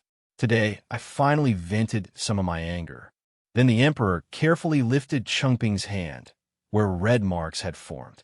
If you really didn't care, why are you scrubbing your hands so hard? Look, your skin is chafed. He gently wrapped it with a soft cloth. The national examination has been controlled by the 4 great clans for far too long. By now, nearly everyone in court belongs to them. If that boy surnamed you truly is as outstanding as you say, then it won't be in vain for you and I to risk provoking the 4 great clans and stage this scene. Chengping obediently clasped his hand with both of hers, her expression innocent. Imperial Father, rest assured. Then they looked out into the distance beyond the window. Yu Lang is my first move, she said, and he will also become the most important move in turning the tides of heaven and earth. That night, at the princess residence, Jixiang helped her down from the carriage. Looking tired, she said, I'm exhausted today. I have no appetite, so don't prepare dinner. At that moment, Yu Shunshin came running out carrying a lantern. Princess, you're back. Though exhausted, the sight of a handsome young man waiting for her made Chengping instantly perk up, practically drooling again. My Yu Lang is waiting for me at the gate. Doesn't this look exactly like a husband waiting at home for his wife to return at night? Yu Shunshin answered seriously, If your highness is tired and doesn't want to smile, then don't force yourself. The uproar at court today must have worn on your spirit. He stepped closer to Chengping. You forced me into the princess residence and endured so many curses and accusations you should never have had to bear. Aren't you wrong? He suddenly halted, thinking, why am I so stupid? Only now do I understand why the princess brought me into her residence. Hearing that, Chengping raised a hand and covered his mouth, stopping him from speaking. Smiling gently, she said, As expected of my Yu Lang, so clever. One look and you understood. But there are some things you shouldn't say too much. You only need to be Yu Shunshin. Yu Shunshin froze, his eyes deep in thought as he looked at Chengping. Yes, this is the princess. She doesn't need anyone's pity or sympathy. She doesn't even need to be understood. He had just started to lift a hand to wrap around her waist, but then lowered it again. Perhaps, right now, I don't even have the right to stand shoulder to shoulder with her. My understanding means nothing to the princess. Then Yu Shunshin said solemnly, Very well. I won't disappoint your highness. Whatever your highness wishes, I will make it happen. The moment those words left his mouth, Chengping blinked, startled. In the next instant, Yu Shunshin took a punch to his flushed cheek and fell to the ground. Chengping cried out in alarm. Yu Lang. It was Jixiang. With an ugly expression, he thought, this bastard actually dares treat the princess like this. Just as he was about to continue, Chengping shouted, Little Jixiang, stop. The princess stepped in front of Yu Shunshin to shield him. What are you trying to do? Kill Yu Shunshin? Since when did I permit you to act this recklessly? Jixiang began. But princess, before he could finish, Chengping glanced at Yu Shunshin, who was dazed on the floor, and said, Yu Shunshin is drunk. If he were sober, he definitely wouldn't have said even half a sentence too much. She thought, he has always been this kind of person, never wanting to put me in a difficult position. Yu Shunshin, half-conscious, mumbled weakly, Princess. Chengping bent down to help him up, sent him back to his residence. From how he looks, he's drunk enough that by tomorrow, when he wakes, he'll have forgotten everything. Late that night, in the quiet residence, Chang'an was helping Yu Shunshin into his room. At the same time, a young woman followed behind them, calling anxiously, Langjun. After Chang'an helped Yu Shunshin onto the bed, he said, My lord, lie down. The girl standing nearby looked worried. How did he get this drunk? She took a cloth to wipe his face, but Yu Shunshin brushed it aside and said coldly, Leave. The girl froze, her eyes full of sadness. Just then, Madame Rong, Yu Shunshin's mother, entered and ordered, Go out. Chang'an is here. From now on, you needn't come in to attend him. He doesn't like maid servants in his room. The young woman lowered her head shyly and answered yes. Madame Rong then fixed Chang'an with a hard glare, making him scratch his head awkwardly. Madam, tonight my lord drank a few cups with Imperial Physician Zhang, then sent me away first, saying he wanted to sit a while longer at the princess residence. The more he spoke, the more frightened he became. I was worried, so after returning, I waited at the door for a long time. Then I saw the princess send people to bring my lord back. His heart was pounding in terror. Madame looked furious. Madame Rong went to the wash basin, wrung out a cloth, and said, Go to the kitchen and tell them to make a bowl of sobering soup. Chang'an hurried off at once. Madame Rong washed the cloth while gripping it tightly in anger. She pressed the cloth hard against Yu Shunshin's neck. What kind of bad habit is this? No one else is allowed to touch you. You're trying to drive your mother mad, are you? Yu Shunshin murmured uncomfortably, Mother can touch me. The princess can touch me. Only then did she gently wipe his face. Some things cannot be fought for. It's better to let go early. She remembered when he was young, sitting by the stream, reading while she washed clothes and ragged garments. Since childhood, you've always been stubborn.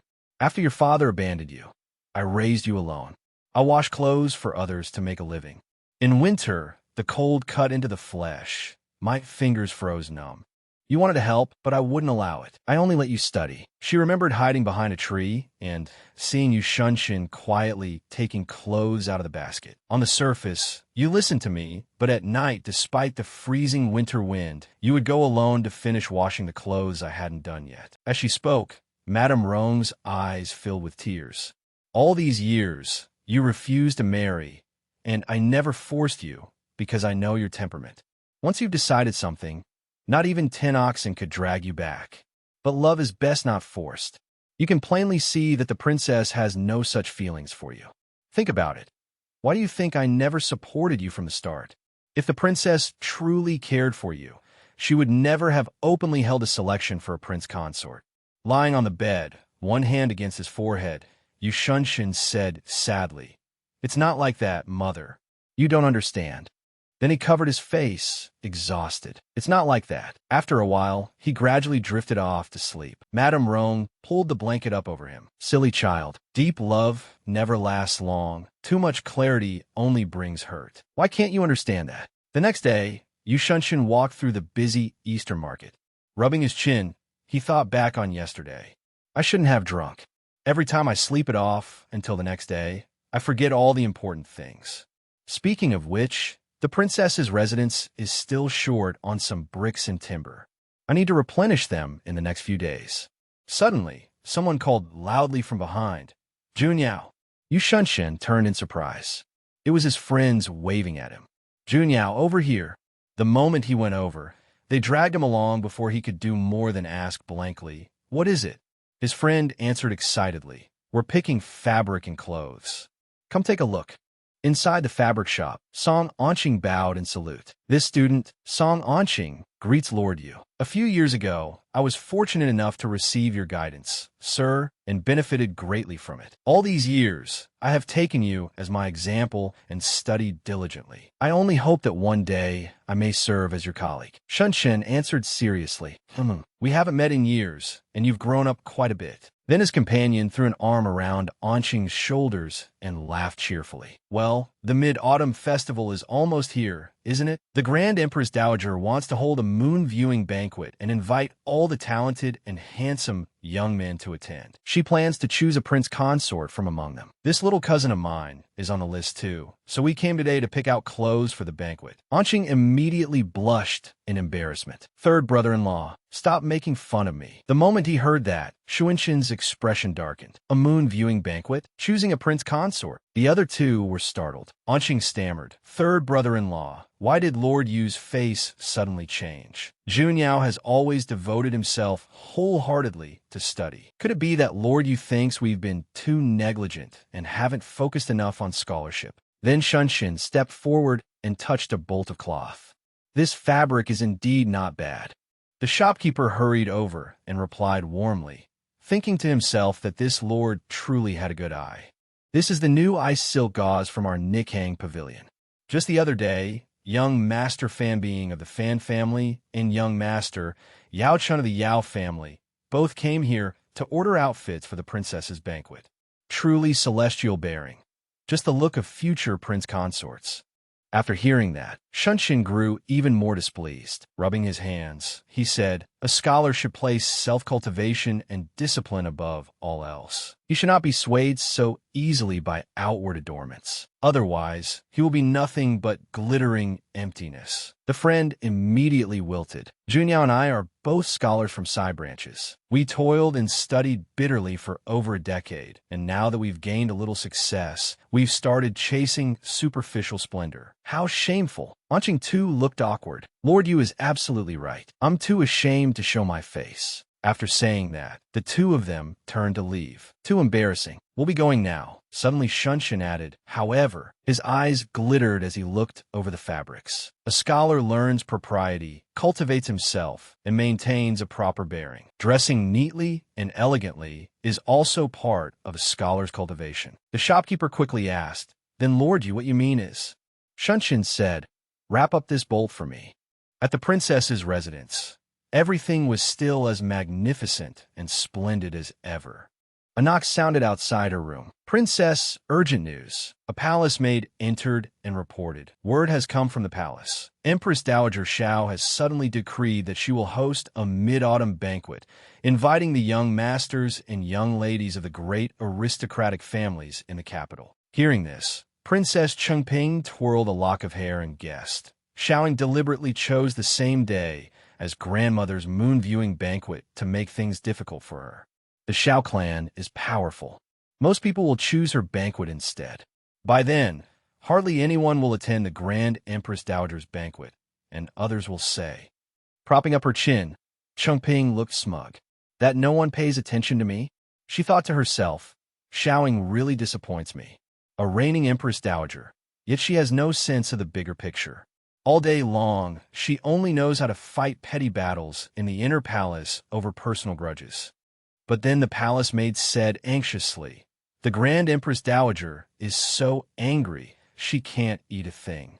Mama sent word to ask whether the princess has any solution. Chengping pouted.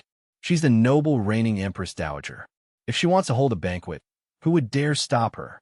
In my opinion, only a thunderbolt from heaven striking Xiao Ying would do. Just then a eunuch ran and flustered. Princess, Lord Yu has arrived.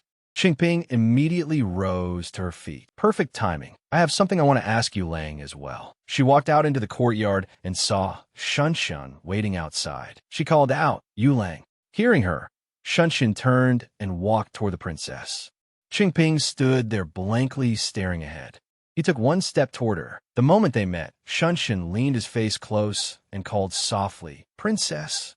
She immediately regained the initiative, cupped his face, and praised him with delight. Yu Lang, you look absolutely beautiful dressed like this. I nearly lost myself just now. Shunshin touched the clothes he was wearing and muttered, I was in a hurry to go out today, so I just put something on at random. If Princess goes out, you'll see, these days in the capital, 8 out of 10 men are dressed like this. But Chengping held her face and gazed at him with utter fascination. To me, this outfit only truly suits Yu Lang. Now that I've seen Yu Lang wear it, when I see anyone else dressed the same way, it feels like they're copying you. Inwardly, he could hardly stop smiling. This is exactly the effect I wanted. The two of them strolled through the garden. Chengping said, as for those parts of the estate, just follow the design on the drawings Yu Lang made. He nodded. All right. Then he asked directly what was on his mind. I've heard that the princess is selecting a prince consort. She cleared her throat, walked a few steps ahead, and shook her head. It's not that I want to choose a prince consort. It's grandmother who wants to choose one for me. His footsteps suddenly halted. Then has the princess already seen anyone she finds satisfactory? Startled, she turned around and rested her chin in thought. The people grandmother chose are all quite good. Shunshin immediately felt a surge of jealous displeasure. But then she suddenly reached out and touched his cheek, whispering, however, as long as Yu Lang is standing here, none of them can enter my eyes. He pursed his lips and tentatively offered one possibility. If this subject were also to take part.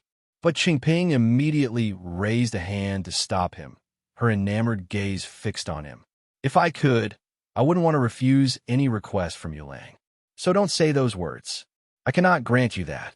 Shunshin felt deeply wronged. Princess Chengping, this subject understands. They walked on toward the estate. With determination filling his heart, Shunshin pushed open the door. No matter what, renovating this residence for the princess was the more urgent matter. As for everything else, but just then someone came running over in panic. My lord, this is bad. The ground in the back courtyard has collapsed. Chang'an led him over and explained, we were just about to finish this courtyard today, but when we dug down, the earth suddenly gave way and revealed a huge hole like this. Judging from the craftsman's experience, there may be an underground chamber beneath this patch of ground. I thought a chamber this large might be hiding gold and treasure, so I personally led men down to inspect it. But inside, it was nothing but a heap of broken stones covered in carvings. Shunshin frowned and asked, "Did you see clearly what characters were carved on them?" The man propped up his chin, trying to recall. "It was too dark down there. I only vaguely saw a few words, something about annotations to the 9 classics." Shunshin's eyes widened in shock. Annotations to the 9 classics? Isn't that one of the more than 300 stone classics handed down by the sages of former dynasties, now only known in legend? It was said that not long after the founding emperor of their dynasty passed away, the phoenix at his side flew over the Imperial Academy and burst into flames in the sky. After the phoenix died, its true fire burned for 3 days and 3 nights, reducing the Academy's library tower and more than 300 inherited stone classics from the sages of previous dynasties to ashes.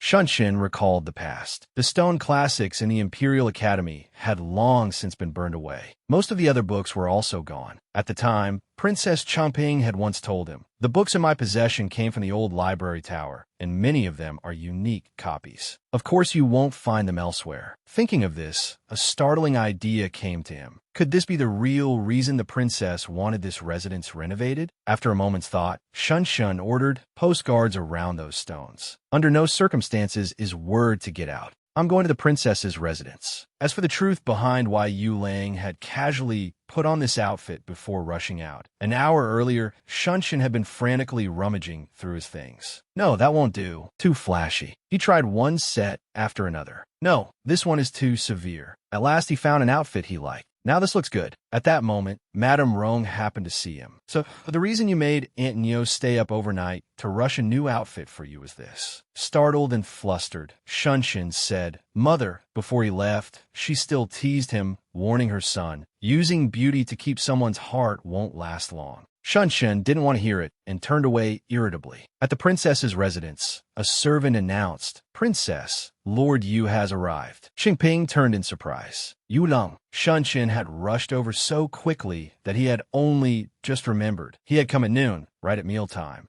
Qingping immediately invited him, and happily. "Perfect timing. Eat with me, and we can talk while we dine." She also called out, "Little Jixiang, bring another set of bowls and chopsticks." Jixiang let out a dispirited sigh. Yes, but she understood him all too well. "Little Jixiang, if you dare make trouble, I won't let you off." With her permission, he sat down after saluting. "Many thanks." Then Shunshin spoke frankly. "Princess, we discovered something beneath the back courtyard of the old residence." Qingping acted as though she already knew and only asked, "The stone classics, right?" She smiled. "I didn't expect you to find them so quickly." Shunshin stared blankly at her. What the princess was using was her chopsticks. His gaze fixed on those rosy lips, and he instinctively looked away in embarrassment. "I remember the princess once told me that the Fire Phoenix burned more than 300 stone classics of the Imperial Academy." Qingping did not hide it. "Yu Lang guessed correctly. The stone classics you found are precisely the ones burned during the founding emperor's reign." Hearing this, he frowned and continued. "The world believes that the more than 300 stone classics were destroyed in the Great Fire long ago. At present, only 48 newly recarved classics remain in the Imperial Academy. These 48 new classics have been kept deep within the Imperial Academy for many years. Only a few institutions, such as the Hamlin Academy and Mingda Academy, are allowed access to study them. Most ordinary scholars of humble birth will never have the chance to read the authentic texts in their entire lives." Shunshin understood this matter all too well. Time and time again, the national examinations draw most of their content from these 48 new classics. That is why, for so long, the sons and grandsons of official families from the 4 great clans have dominated the examination lists and entered court as officials. It isn't that poor families cannot produce talented sons. The truth is that they have no books to read and no classics to understand. At this point, Shunshin dimly grasped a horrifying truth. The tale of the Phoenix reborn, burning the Imperial Academy. Perhaps it was only a conspiracy. Its true purpose was to sever learning, manipulate the examinations, and control the court. Before he could finish, Chengping stuffed a bite of food into his mouth and replied in an even voice. The four great clans manipulating the examinations is nothing new. Yulang need not be so angry.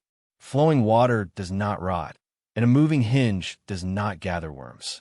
But this world has long since become a stagnant pool, crawling with maggots everywhere. It is about time for change. Without seeming overly concerned, she casually asked for his opinion. Why not let Yulang decide how these stone classics should be handled? Only then did Shunshan realize the princess had planned everything from the start. He finally let out a breath and bowed respectfully. This subject was too hasty. Composing himself, he said, "The stone classics belong to all scholars under heaven. Why not place them in Wanyan Academy, which ignores birth and status, gathers worthy talent, and values learning?" Dean Sun once said that if the stone classics of former dynasties were available, the path of study for poor scholars would not be so difficult. Just then Jixiang brought over food and shot Chengping a murderous look, as if to say, "Lord Yu is from Wanyan Academy. Doesn't he have selfish motives?" But Chengping was so completely captivated by Shunshin that she paid no attention to him at all. "If you don't understand, then don't speak nonsense." Resting her chin on one hand, she cast Shunshin a delighted sidelong glance. "Yulang and I truly are of one mind. You think exactly as I do. Then is Yulang willing to make a trip to Wanyan Academy on my behalf and meet Dean Sun? I'm afraid I wouldn't even be allowed through the academy gates. Convey a message to Dean Sun for me. I wish to donate the stone classics to Wanyan Academy. I hope he will choose an auspicious day and invite the scholars of the capital to the academy to study the meanings of the classics." Chengping counted on her fingers. Tomorrow, mid-autumn, is an auspicious day. Shunshin immediately praised her. "Princess, your foresight is divine. Tomorrow truly is an auspicious day. Dean Sun will certainly agree." Chengping had already fixed on tomorrow from the start and laughed inwardly. Tomorrow is the day of the Grand Empress Dowager's moon-viewing banquet and the Empress Dowager's mid-autumn feast. If I do this, then all the scholars will skip both banquets, and the matter of choosing a prince consort will come to nothing as well. Just then a maidservant presented a plate of pastries. "Princess, please enjoy." Shunshin looked at the woman with suspicion. Chengping also suddenly frowned and waved her away. "You're not needed here. Withdraw." "Yes." As soon as the maid retreated, Shunshin immediately probed. "That maid is one of the Grand Empress Dowager's people?" Chengping nodded. "You mean Huamian?" "Yes. Yulang really is clever." He voiced his thoughts. She knows martial arts. When she bent down to set the dish down, her stance was different from an ordinary person's. She could almost launch an attack at any moment. And when the princess spoke, she turned her face slightly. Her ears reacted before her eyes did. She has likely spent a long time living in darkness, so her hearing is extremely sharp. Hearing this, Chengping was a little startled and curious. "That I didn't know. Then who does Yulang think she is?" Shunshin did not say it outright, only describing a few distinctive traits. "It's not convenient for me to say, but a few years ago, I once captured an assassin from a moon worship sect. That person's hearing was also better than their sight." Chengping propped up her chin and nodded with interest. "The moon worship sect? How interesting." But Shunshin's expression was not nearly so relaxed. He reminded her, "Princess, this is not something interesting. The moon worship sect acts with extreme methods. They have repeatedly assassinated court officials and members of the imperial family, and every time they succeeded." Chengping had heard him and nodded in acknowledgement. "Yulang can rest assured. I value my life very much, so I'll be careful.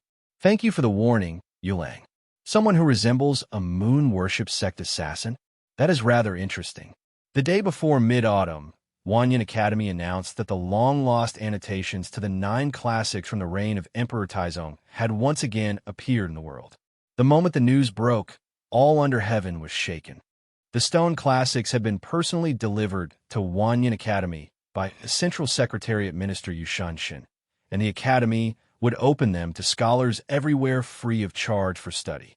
At the princess's residence, Chengping was toying with her jewelry. "Grandmother still dotes on me best. She knows what I like." Then she cast Mama Hua a suspicious glance. "Since Mama came in person, does grandmother have some message for me?" Mama Hua respectfully and sternly reminded her. I heard that Lord Yu came to the residence today, and that the princess kept him for a meal. Afterward, Lord Yu somehow produced the 9 classics annotations that had been missing for many years. Could it be that the princess? Before she could finish, Chengping angrily smashed a jade ornament onto the floor, her irritation obvious. Huamian told Mama, didn't she? Even the smallest matter on my side has to be reported to Mama. How annoying. Mama Hua was displeased, but still tried to keep a gentle tone. The Grand Empress Dowager is worried about the princess, which is why this old servant ordered Huamian to report back to the palace. Chengping answered calmly and succinctly. Yulang found those stone classics beneath the old residence. He came to ask whether they could be given to Wanyan Academy. Keeping those stones would serve no purpose, so I agreed. Mama Hua's expression immediately hardened. Then Yu Shunshin must have known long ago that something would be unearthed beneath that estate, which is why he was willing to help the princess renovate it. Otherwise, he is a central secretariat minister. Why would he help the princess with such a major matter? And why did the princess agree so easily? If those stone classics were in our hands, then wouldn't that? Suddenly Chengping covered her mouth and giggled. Waving her hand, she explained, My dear Mama, the 4 great clans won't be shaken by a few stone classics. Better to give the stones to Wanyan Academy and let them take the lead in shaking the 4 great clans hold over the examinations and their manipulation of the court. Then we can wait for the right opportunity to act. Hearing this, Mama Hua sighed, and before leaving, carefully reminded her, the princess's plan this time is no small one. This old servant must return and discuss it with the Grand Empress Dowager. However, I must remind the princess, no matter how good this plan is, it absolutely is not something she herself could have conceived. I fear Yu Shunshin is the one pulling the strings behind it. Her sharp gaze remained fixed on Chengping. Lord Yu is from a collateral branch, and yet he has climbed so high today. His scheming and methods are certainly not simple. This old servant fears the princess may be used by him. But Chengping simply propped up her chin and turned her face away, unwilling to hear more. Mama needn't trouble herself over such matters. Seeing that the princess refused to listen, Mama Hua could only flick her sleeves and leave. Then this old servant takes her leave. After she was gone, Chengping could no longer remain cheerful. Night fell, and Chengping was still busy in the study. Jixiang came rushing in with a letter. Princess, a letter has arrived. She immediately turned and asked, It's from Madam Sun of Wanyan Academy, isn't it? Jixiang nodded eagerly. Amazing. How did Princess know? Only then did he vaguely understand her intention. I get it now. That day, Princess deliberately had Lord Yu help, because your real goal was to make Madam Sun take the initiative to invite you. After all, Madam Sun was close to Empress Shin back then, and she is always like you. Suddenly Chengping's mood sank, and she looked dejected. But am I terrible? Using every scheme I have, even taking advantage of the feelings between my mother, the late Empress, and Madam Sun too. Jixiang shook his head. No matter what trouble came, he always chose to stand by her side. This cannot be called wrong. The princess was only left with no choice. If Her Majesty the Empress knows in the underworld, she will only pity the princess and understand you. Princess Chengping let out a weary sigh. I have plotted against many people and used many people too. One day, when they discover the truth, they will all leave me in the end. Only Mother Empress. She unfolded the portrait painted of her and asked tearfully in a low voice, Mother Empress will never despise Juner, right? On the day of the Mid-Autumn Festival, one of Yu Shunshin's guards appeared in her room early in the morning. Princess. He respectfully presented 2 items. Lord, you had someone deliver a potted flower early this morning, along with a letter. She took the letter and read the sentiments he had written. I happened to obtain this flower by chance. Its name is Beauty-Cherishing Jade. It suits the princess well, and may be given to Madam Sunday. Madam Sun is most fond of orchids. Chengping pouted in grievance. I thought it was for me. Fine then. Seeing how thoughtful and careful Yulang is, I won't argue with him this time. After getting herself ready, Chengping rose, looked at Jixiang, and ordered, Let's go to Wanyan Academy. There's a good show to watch today. Meanwhile, Madame Rome was happily hurrying over to the flower. My precious beauty-cherishing jade, Mother is here. But then she froze in shock and flew into a rage. Where's my pot of beauty-cherishing jade? The maidservant beside her was sweating buckets as she stammered an explanation. "We're done for. Madam treasures that pot like her life and wishes she could hug it to sleep every night." The maid, trembling, spoke a name. It seems it was the young master. Early this morning, the young master came and had that orchid moved away, saying he wanted to send it to the princess's residence. Furious, Madame Rong snapped a coconut ladle in half. "That brat! The Yu clan spent so much effort to finally obtain that flower, and he secretly took it away to give as a gift. I raised it for a whole year before it looked this good. When he gets back, I'll let him know exactly why flowers are red." Voices rang out in Wanning Academy. "It's Princess Changping." She stepped forward to support the woman and said respectfully, "Madam, you are Father Emperor's teacher's wife. I would not dare accept such courtesy." Madame Sun studied her face and exclaimed in admiration, "The princess resembles the late Empress 8 or 9 parts out of 10. Just now, when this old woman saw you, I was stunned for a moment, as though I had returned 30 years into the past, when Her Majesty had not yet entered the palace." No sooner had she arrived than Changping presented her gift. "I heard Madam is fond of orchids. This is a gift for you. Its name is Beauty Cherishing Jade."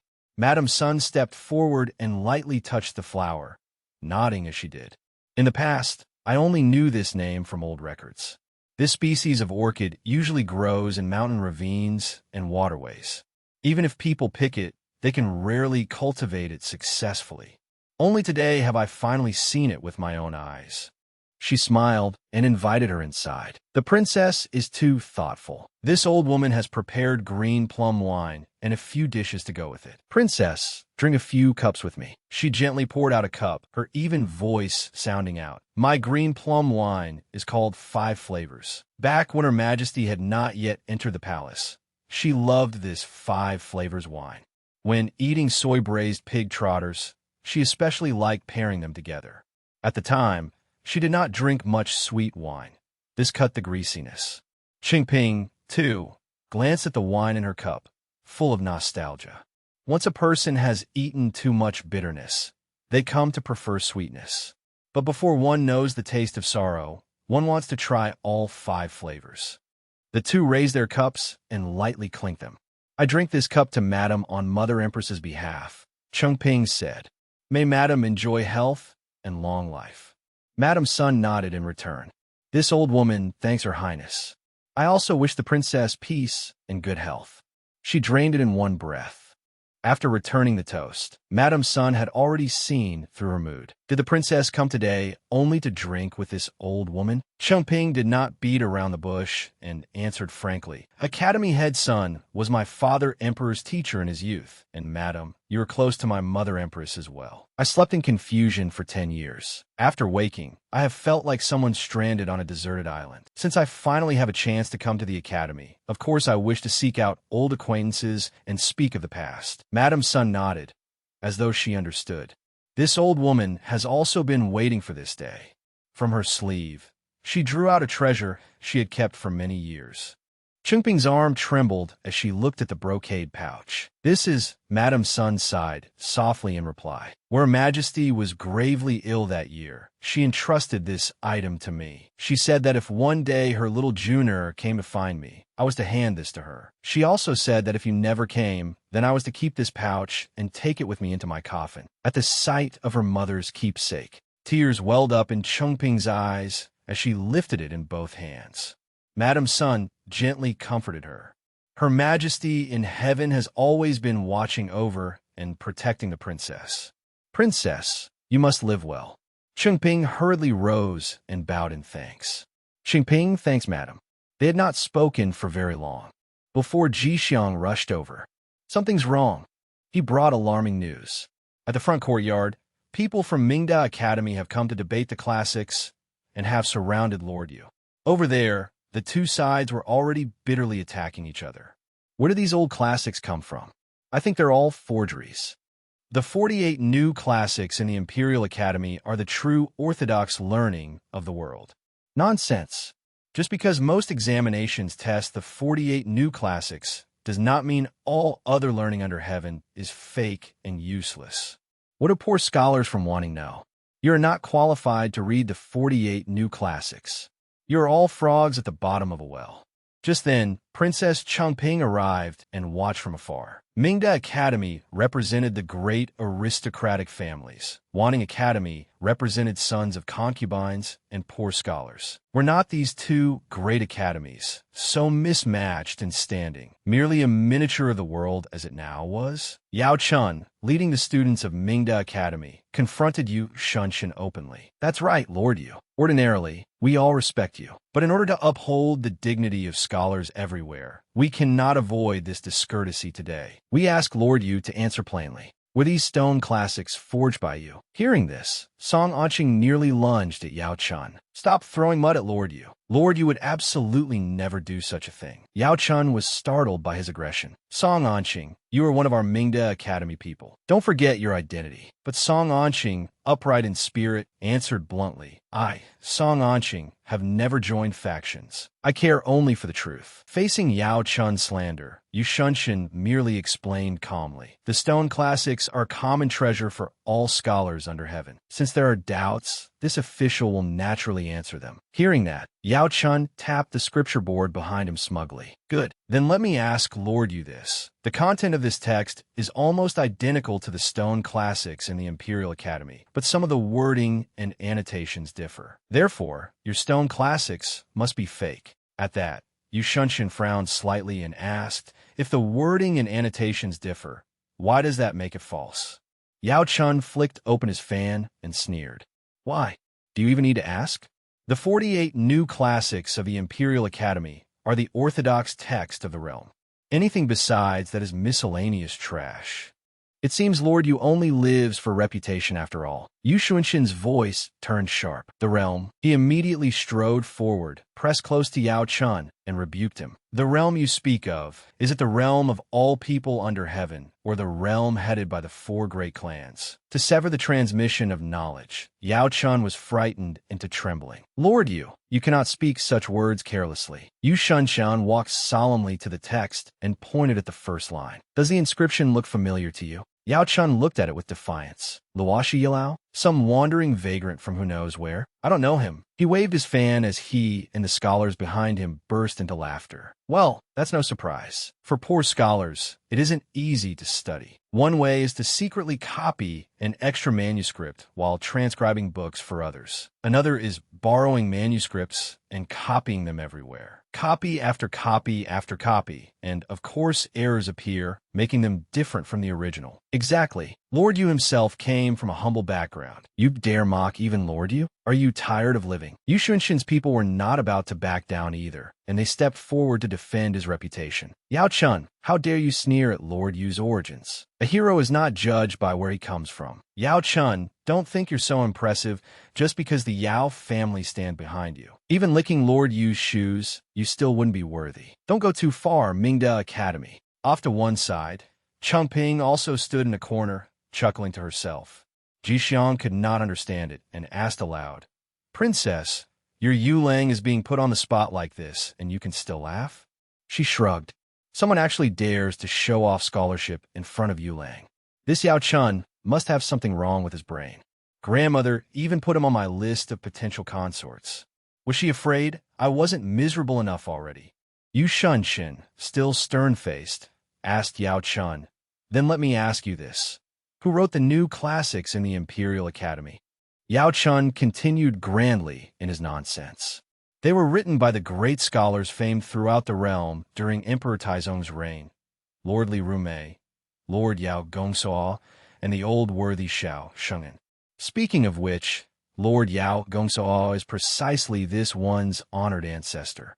At once, voices came from behind. Ridiculous. The head of Wanning Academy and Xiao Chengzhong arrived at the same time. Headmaster Xiao is here. Greetings, Headmaster Sunday. Greetings, Headmaster Xiao. The moment he arrived, the old man harshly scolded Yao Chun. You have learned nothing and still came here to disgrace yourself. If Lord Yao has any spirit in heaven, hearing your words would make smoke rise from his grave in anger. Headmaster, what do you mean? Then the old man stepped forward and saluted Yu Shunshin. discussion. Lord Yu, this junior has been rude and offended you. Yu Shunshin shook his head, unconcerned. It's nothing. Questions should be answered, doubts should be resolved, and arguments should be debated. This is the long-standing culture of our Wanning Academy. All the scholars looked at him in admiration. Calm under pressure, not arrogant when praised. Lord Yu was simply too impressive. This was the bearing a true scholar ought to have. Of course, Yao Chun refused to submit, only to be disciplined on the spot by the headmaster of Mingda Academy as well. You ignorant fools, your names may rot, but the river still flows. You may vanish unknown, while true worth endures like an endless current. The headmaster explained unhurriedly. Luoshi Yelao. His real name was Gu Xinlu. He was born to a fishing family. His household was poor when he was young, so he read by lamplight in the snow. In the end, he rose to high office and became Grand Tutor under the founding emperor. Your ancestor, Lord Yao Gongsuo, as well as Lord Li Rumei and Lord Xiao Shengyan, all came from his school. In other words, he was your grand teacher, Yao Chun.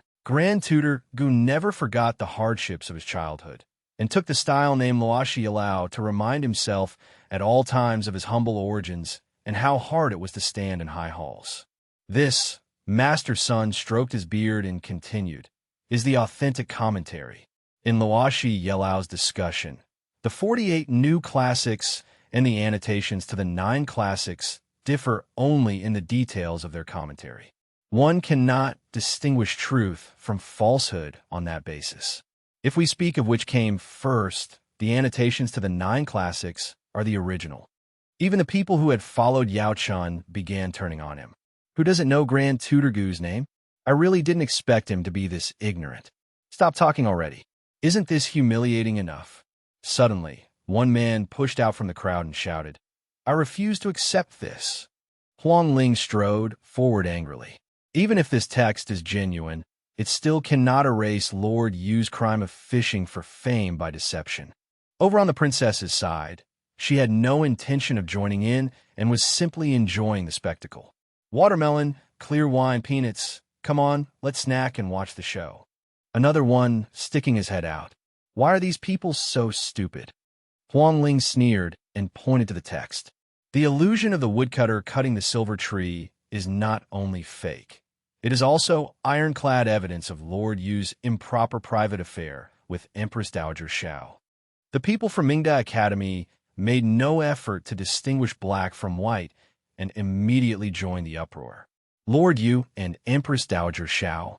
There's more than 1 or 2 old stories between Lord Yu and the Empress Dowager. Yu Shunshin suddenly turned and looked behind him, momentarily awkward.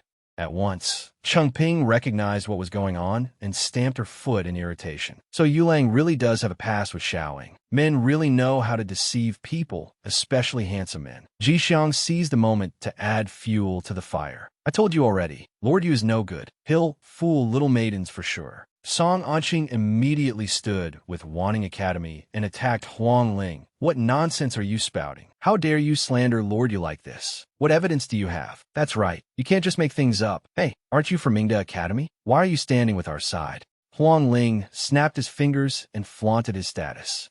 My paternal aunt is the mother of the current Empress Dowager Xiao. In other words, the Empress Dowager is my cousin. I know the affairs of our family very clearly. Bring the book. His servant stepped forward respectfully and presented it. Young Master Li, the biography of Lord Sun is here. The moment Chengping saw that servant, she recognized him. In Nanting, this brat had infiltrated Mingda Academy and become a book boy doing odd jobs. He really did have some ability. Huang Ling opened the book, pointed to a few lines, and read aloud. The illusion of the woodcutter cutting the silver tree comes from the biography of Lord Sun. The biography of Lord Sun is the only copy under heaven, kept by my aunt's Xiao family and never lent to outsiders. Yet in his youth, Lord Yu served as tutor to the Xiao family. So perhaps Lord Yu secretly entered the library tower to copy books. Or perhaps when the Empress Dowager was bewitched by Lord Yu, she secretly gave him access to the collection. The two sides immediately erupted into argument again. You're accusing Lord Yu of stealing books and using baseless rumors to defame him. What evidence do you have? Li Huangling, don't go too far. The matter between Empress Dowager, Xiao, and Lord Yu has spread all over the capital. It's not as if we made it up. He even knowingly handed the book to the two respected academy elders. Is this book real or fake? The two headmasters know best. I asked the two headmasters to examine it and see whether this is an authentic copy. The two exchanged a glance, then both acknowledged it. This book is genuine. It is indeed authentic. If we are discussing library collections, the students of our Mingda Academy do not lose to anyone. Just when matters had reached a critical point, laughter suddenly rang out. They all recognized her at once. Princess. Everyone respectfully lowered their heads. Greetings, Princess. Greetings, Princess. Yu Shunshin stepped forward, bowed, and asked her to clarify the matter. Since the princess has arrived, this is perfect. I invite the princess to help explain. Of course, the princess knew the truth of it all, yet she still teased him and watched the excitement. After all, the library in the princess's residence had once been arranged under the princess's own direction, so he boldly sought her opinion. This humble minister wishes to borrow a book from the princess. It is on the second shelf in the library hall at the princess's residence, 9 books from the left. Behind them, Wanning and Mingda academies were still bickering. Everyone knows it. What's so surprising? Lord Yu knows the princess's library collection like the back of his hand. That really is surprising. In his youth, Lord Yu was once a guest at the princess's residence. Jixiang stood to one side, cracking his knuckles in anger. This bastard was deliberately seizing the chance to latch onto the princess in front of everyone again. But no matter what Jixiang wanted, the princess always went against his wishes. Since it is Yulang's request, this princess will naturally fulfill it. Little Jixiang, why are you still standing there? Hurry and fetch the book. Everyone, please wait a moment. And Jixiang, without disappointing the crowd's expectations, soon came hurrying back with the treasure. Yu Shunshin presented the book to Xiao Chengzhang. The book has arrived. As for whether the Yinning technical manual is genuine or false, the princess can testify. Headmaster Xiao may also inspect it. The old man nodded and accepted the book. A book from the princess. I trust it completely. The people from Mingda Academy were baffled. What Yinning technical manual? Never heard of it. Wanting Academy immediately shot back. Just because you've never heard of it doesn't mean it doesn't exist. Have you read every book under heaven? As the two headmasters took the book, Yu Shunshin slowly explained. The biography of Lord Sun was compiled in the 20th year of Emperor Taizong's reign. The Yinning technical manual contained within it was compiled in the 30th year of the founding emperor's reign. In other words, the Yinning technical manual predates the biography of Lord Sun. Headmaster Xiao, please open the Yinning technical manual to page 67. Page 67. On seeing it, the old man's eyes widened in shock. This is the illusion of the woodcutter cutting the silver tree first appeared in the Yinning technical manual. The biography of Lord Sun merely quoted it. Yu Shunshin nodded and continued. The biography of Lord Sun is indeed a unique copy, but this illusion had already appeared in an earlier text. Therefore, the principle behind the annotations to the 9 classics is genuine. At the same time, he turned to expose Li Huangling. Do you understand now? These stone classics will henceforth be placed in Wanning Academy, and students from both academies may come to inspect them. Anyone who discovers an error in these stone classics may come directly to this official. With that, Yu Shunshin turned and left, while Huangling remained unable to swallow this humiliation. Just how many books had he read? Was there any book under heaven he had not read? Who would dare debate him? Yu Shunshin is a monster. Once he sees something, he never forgets it. After leaving for the outer corridor, he hurried off to look for her. Just now, after dealing with those people, the princess had already disappeared. Princess. As it happened, Princess Chumping had been waiting there for some time. Yulang not only possesses extraordinary learning, but also very sharp eyes. Smiling, he walked over and replied with practiced sweetness, "The princess clearly knew I was looking for you, and still wanted to tease me." She only shook her head with a smile. "Not at all. I was afraid of delaying Yulang's important business. Today Yulang dazzled the whole hall and made hearts flutter. I wonder how many young ladies have already fallen for you." Even Empress Dowager, Xiao admired Yulang. After all, Hearing this, Yu Shunshin sighed in distress and deliberately put on a pitiful expression to invite her sympathy. As for others, I do not know.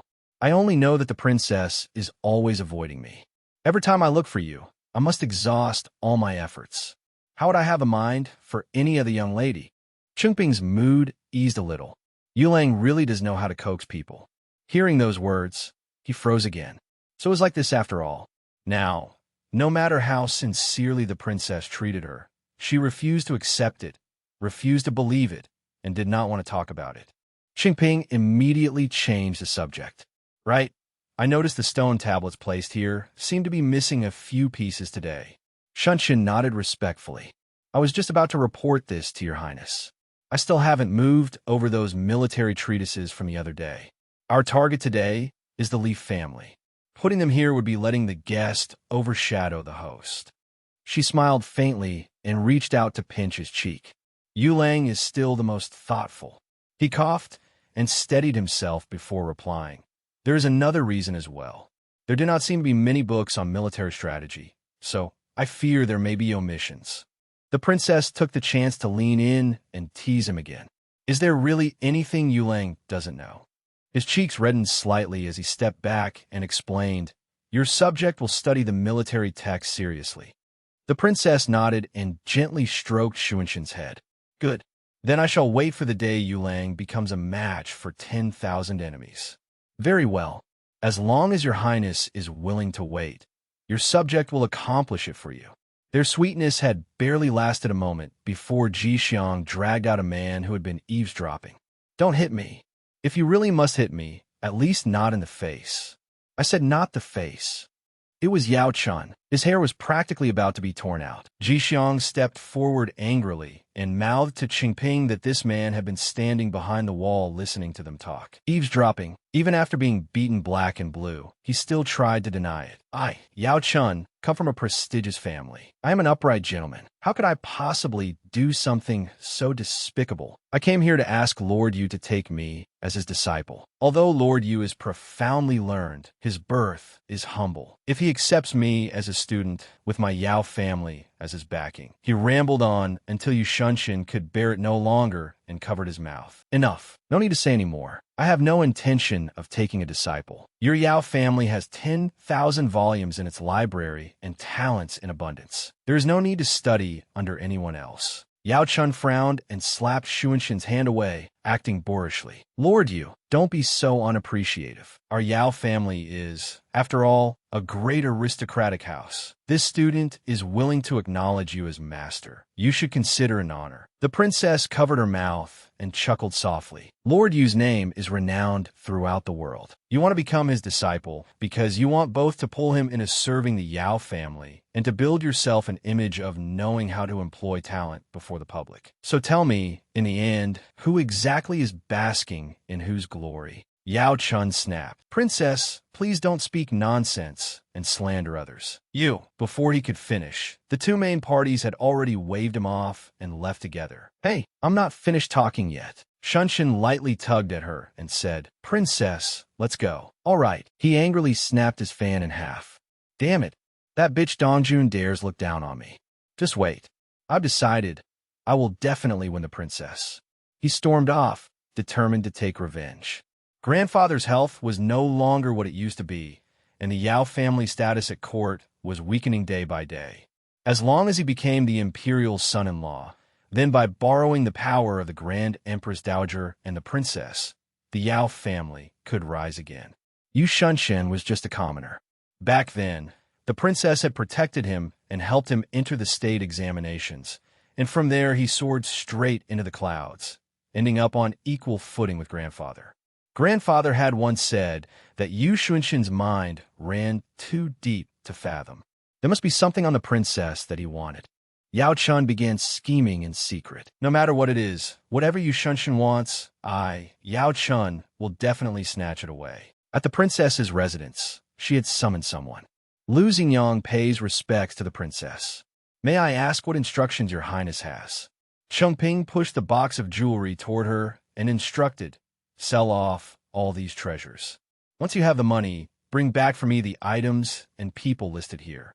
Seeing the letter, Lu Xingyang was startled. But Changping reminded her in time, be discreet. Lu Xingyang immediately grew solemn and bowed. Yes, since it is your highness's command, this servant will certainly do her utmost. Nearby, Ji Xiang held his head and complained tiredly. Has there ever been a princess in history poorer than you?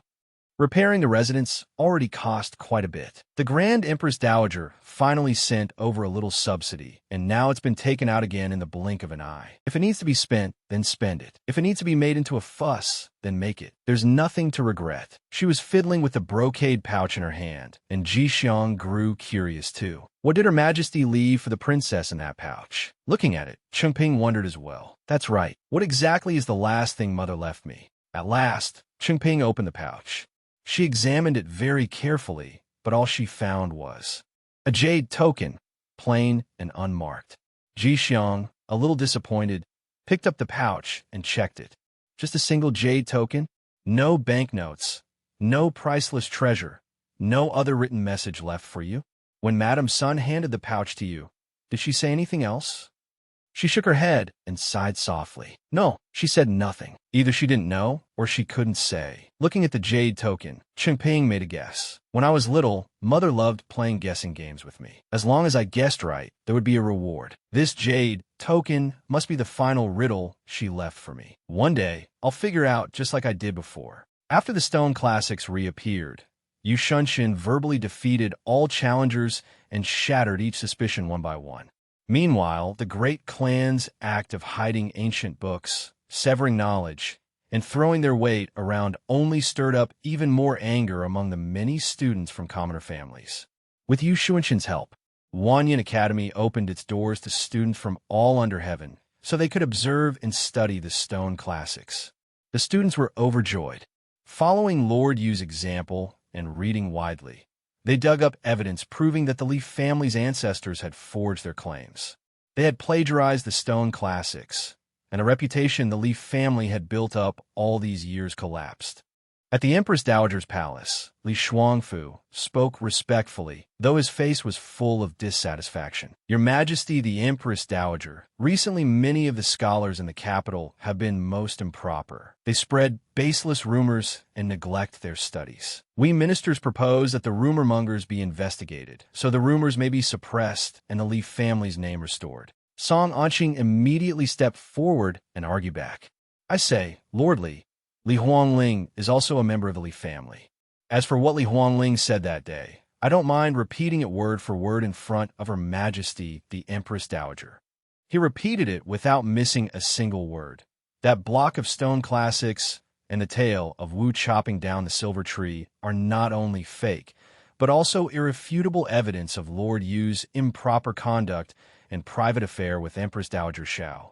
Hearing this, her face darkened with displeasure. Those Li family dogs have gotten bold. Down below, Song Anqing still had not finished tattling. You hide books and read them yourselves. You plagiarize texts. And now you even want to silence everyone under heaven. Li Shuangfu angrily barked back. What nonsense are you spouting? Then he turned respectfully and asked the Empress Dowager to judge fairly. Your Majesty, what Li Huangling said that day was only a momentary slip of the tongue. I ask that all the stone classics be withdrawn to the Imperial Academy, so that the public's impression may be corrected.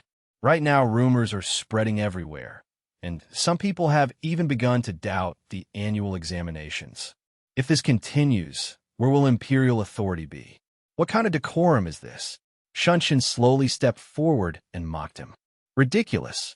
This official has already verified the claims of the Yao and Li families. So far, no one has been able to point out a single error in the stone classics. Trying to take them back to the Imperial Academy is nothing but an attempt to monopolize knowledge. No sooner had he finished speaking than a guard ran in breathlessly to report. At the western side of the city, scholars are publicly burning books. They kept burning and even set fire to the archives room of Grand Historian Shun. Shunshin flew into a rage. Who is burning books?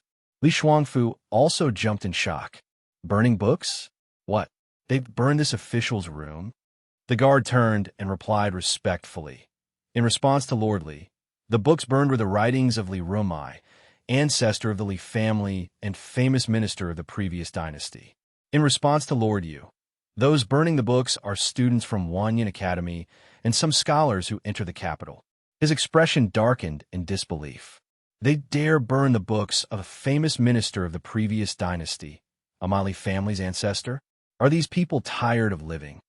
He immediately turned to the Empress Dowager respectfully. Your Majesty, the matter is urgent. This minister will first send men to arrest the book burners. Please allow me to withdraw. Right? If he didn't go now, his family's foundation would be ruined. The Empress Dowager's face turned black with displeasure. I have not yet given permission, and he has already made the decision himself. This Li Shuangfu is treating me with less and less regard. Does he truly think I can forever be nothing more than a puppet of the Li family? That day, certain scholars burned old books from the previous dynasty in protest against the Li family for severing knowledge, revising and plagiarizing texts to deceive the world, and throwing history into chaos. At dusk, Gu Fengqi personally led the flying cavalry guards to capture all the students who had burned books. That night, Huamian reported to Dong Jun what had happened in court and the Li family's actions. At the pavilion, Princess Chengping propped up her chin and sighed.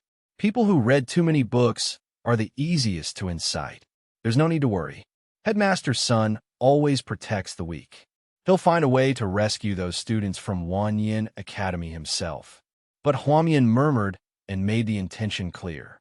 Princess, the Grand Empress Dowager's meaning is that Wanyan Academy must not be allowed to rescue them. Kill those students who burn the books, then frame the Li family for it. If we do that, it will certainly stir up the anger of scholars throughout the realm. She looked up and frowned. But then Chengping suddenly clapped her hands in admiration. Mama truly is a genius.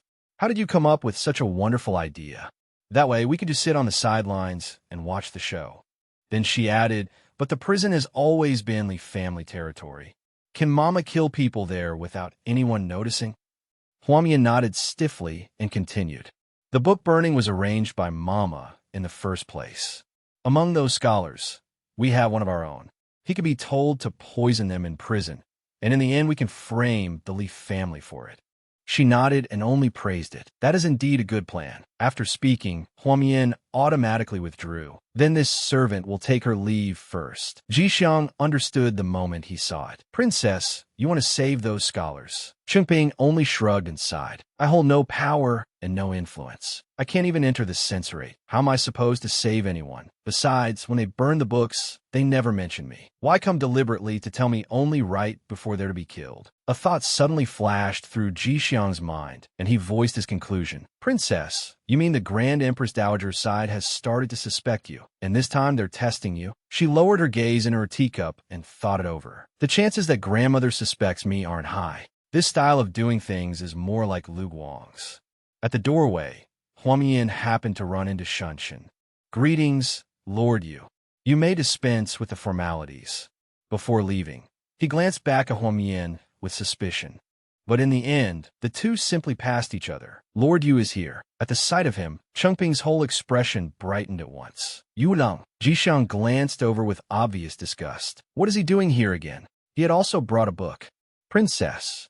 She pulled him by the hand toward a seat. Yilang, come here quickly. Little Jixiang, clear the table at once. Yes. Shunshin did not waste time and got straight to the point. I have copied out for you the isolated passages in ancient script from the old stele that your highness mentioned the other day. She sat close beside him without the slightest shyness and encouraged him. Yulang is truly thoughtful. Shunshin smiled and turned to look at her. Your highness has read 10,000 volumes and never forgets what you see. Is there really any text you wouldn't remember? If there's time, we can go to the academy and study it together, just like before. She waved the book and teased him softly. I want Yulang's handwriting. Is that not allowed? Yu Shunshin, of course, had never refused her. Of course it is. But Chengping's heart was heavy now. It's just a pity that I'm not in the mood to appreciate calligraphy at the moment. Because of those old classics, the scholars in the capital are becoming more and more agitated.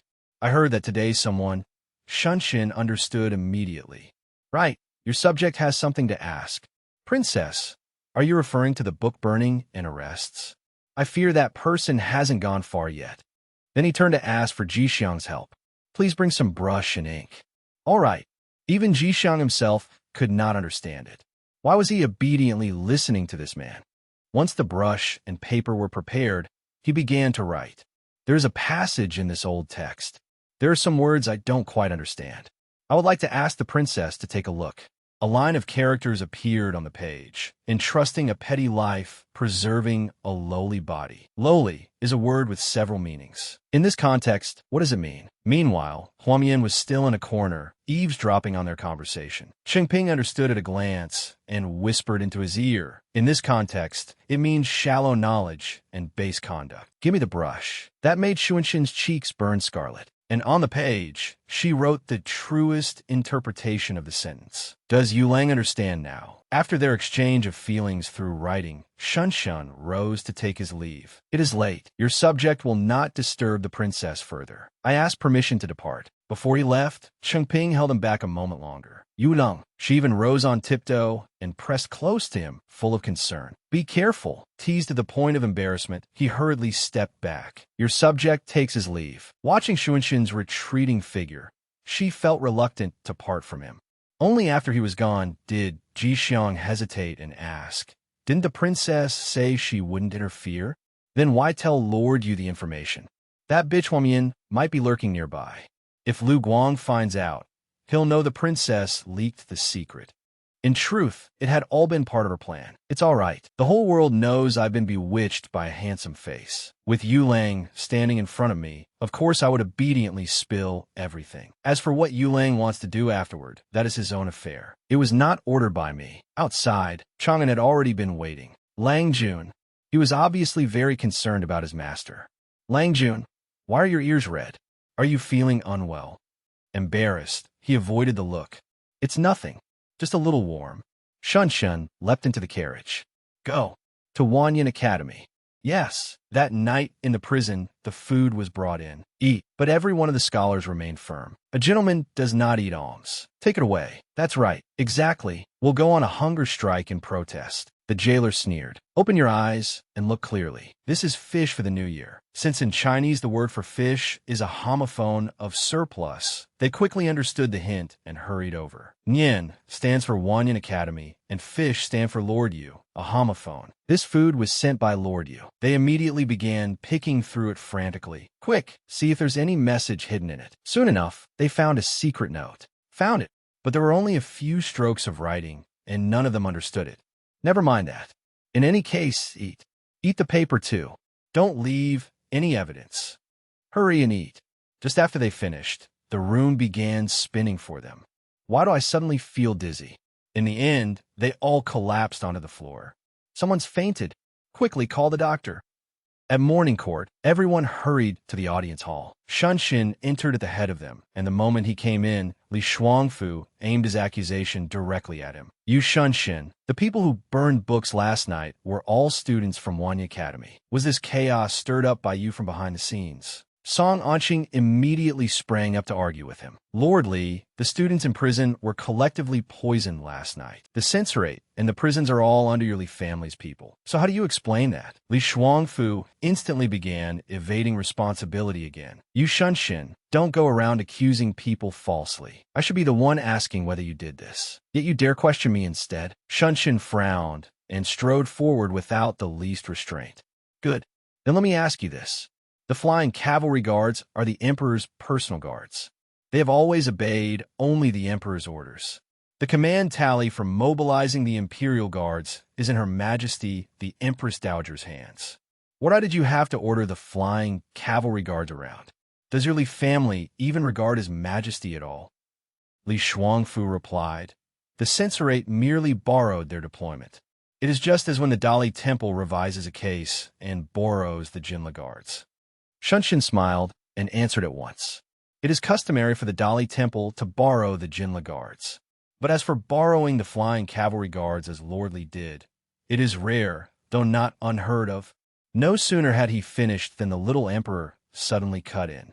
I know, the boy declared loudly. Prince Qinghe during Emperor Gaozong's reign also once borrowed the guards. As soon as they heard that, the ministers began whispering among themselves. Prince Qinghe was Emperor Gaozong's granduncle. At the time, he was considered powerful in court. Later, he was executed by dismemberment for treason. That's right, he was the only imperial clansman of the great Shang dynasty. Yet after his death, he was not even buried in proper robes. Doesn't that mean Lord Li is acting like Prince Qinghe of the former era, committing insubordination from below? The very next moment, Li Shuangfu suddenly dropped to his knees and said, "This minister was rash in his urgency and exceeded proper bounds. But this minister is wholeheartedly loyal to the great Shang dynasty and absolutely harbors no disloyalty." Gu Fengqi also hurriedly spoke up. This general was momentarily muddled and obeyed Li Shuangfu's words, following him to arrest people. As a guard of the imperial house, I should not have obeyed another's orders. This was my dereliction of duty. At that,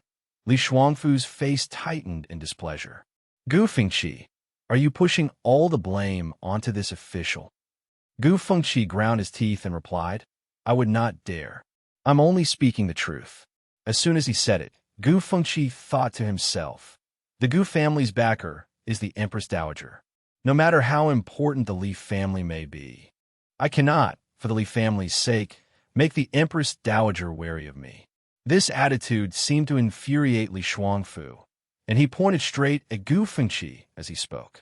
At that very moment, the little emperor suddenly climbed onto his back and happily rode him like a horse, making all the assembled officials burst into amused laughter. "This is what Grand Tutor you taught me," he said. The Grand Tutor said we must remember history and understand the proper order between ruler and subject. Meanwhile, Li Xiangpu could only force a helpless smile as he reminded him, "Your Majesty, please be careful." Just then, Xiaoying suddenly spoke up. "Your Majesty is right. Ruler as ruler, minister as minister. Such order must not be thrown into chaos." Gu Fengqi has shown contempt for the imperial house. Drag Gu Fengqi away and give him 20 strokes as a warning to the rest. Guards! At once, the attendant stepped forward and answered loudly, "Yes." As Gu Fengqi was being taken away, he said, "This subject thanks your Majesty the Empress Dowager for your mercy." While escorting him off, the guard said politely, "Lord Gu, forgive the offense." Gu Fengqi could not help thinking to himself, the Empress Dowager is only giving me 20 strokes. That already counts as letting me off lightly. Meanwhile, Xiao Ying continued sternly, "As for Li Xiangpu, from this day forward he is suspended from office for half a year and confined to his residence." The moment he heard this, Li Xiangpu looked up in alarm. Empress Dowager.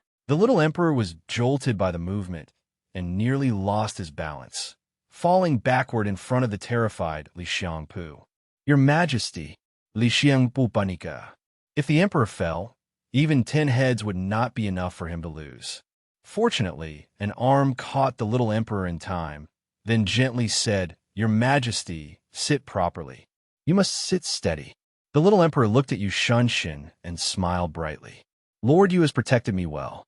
I must reward you."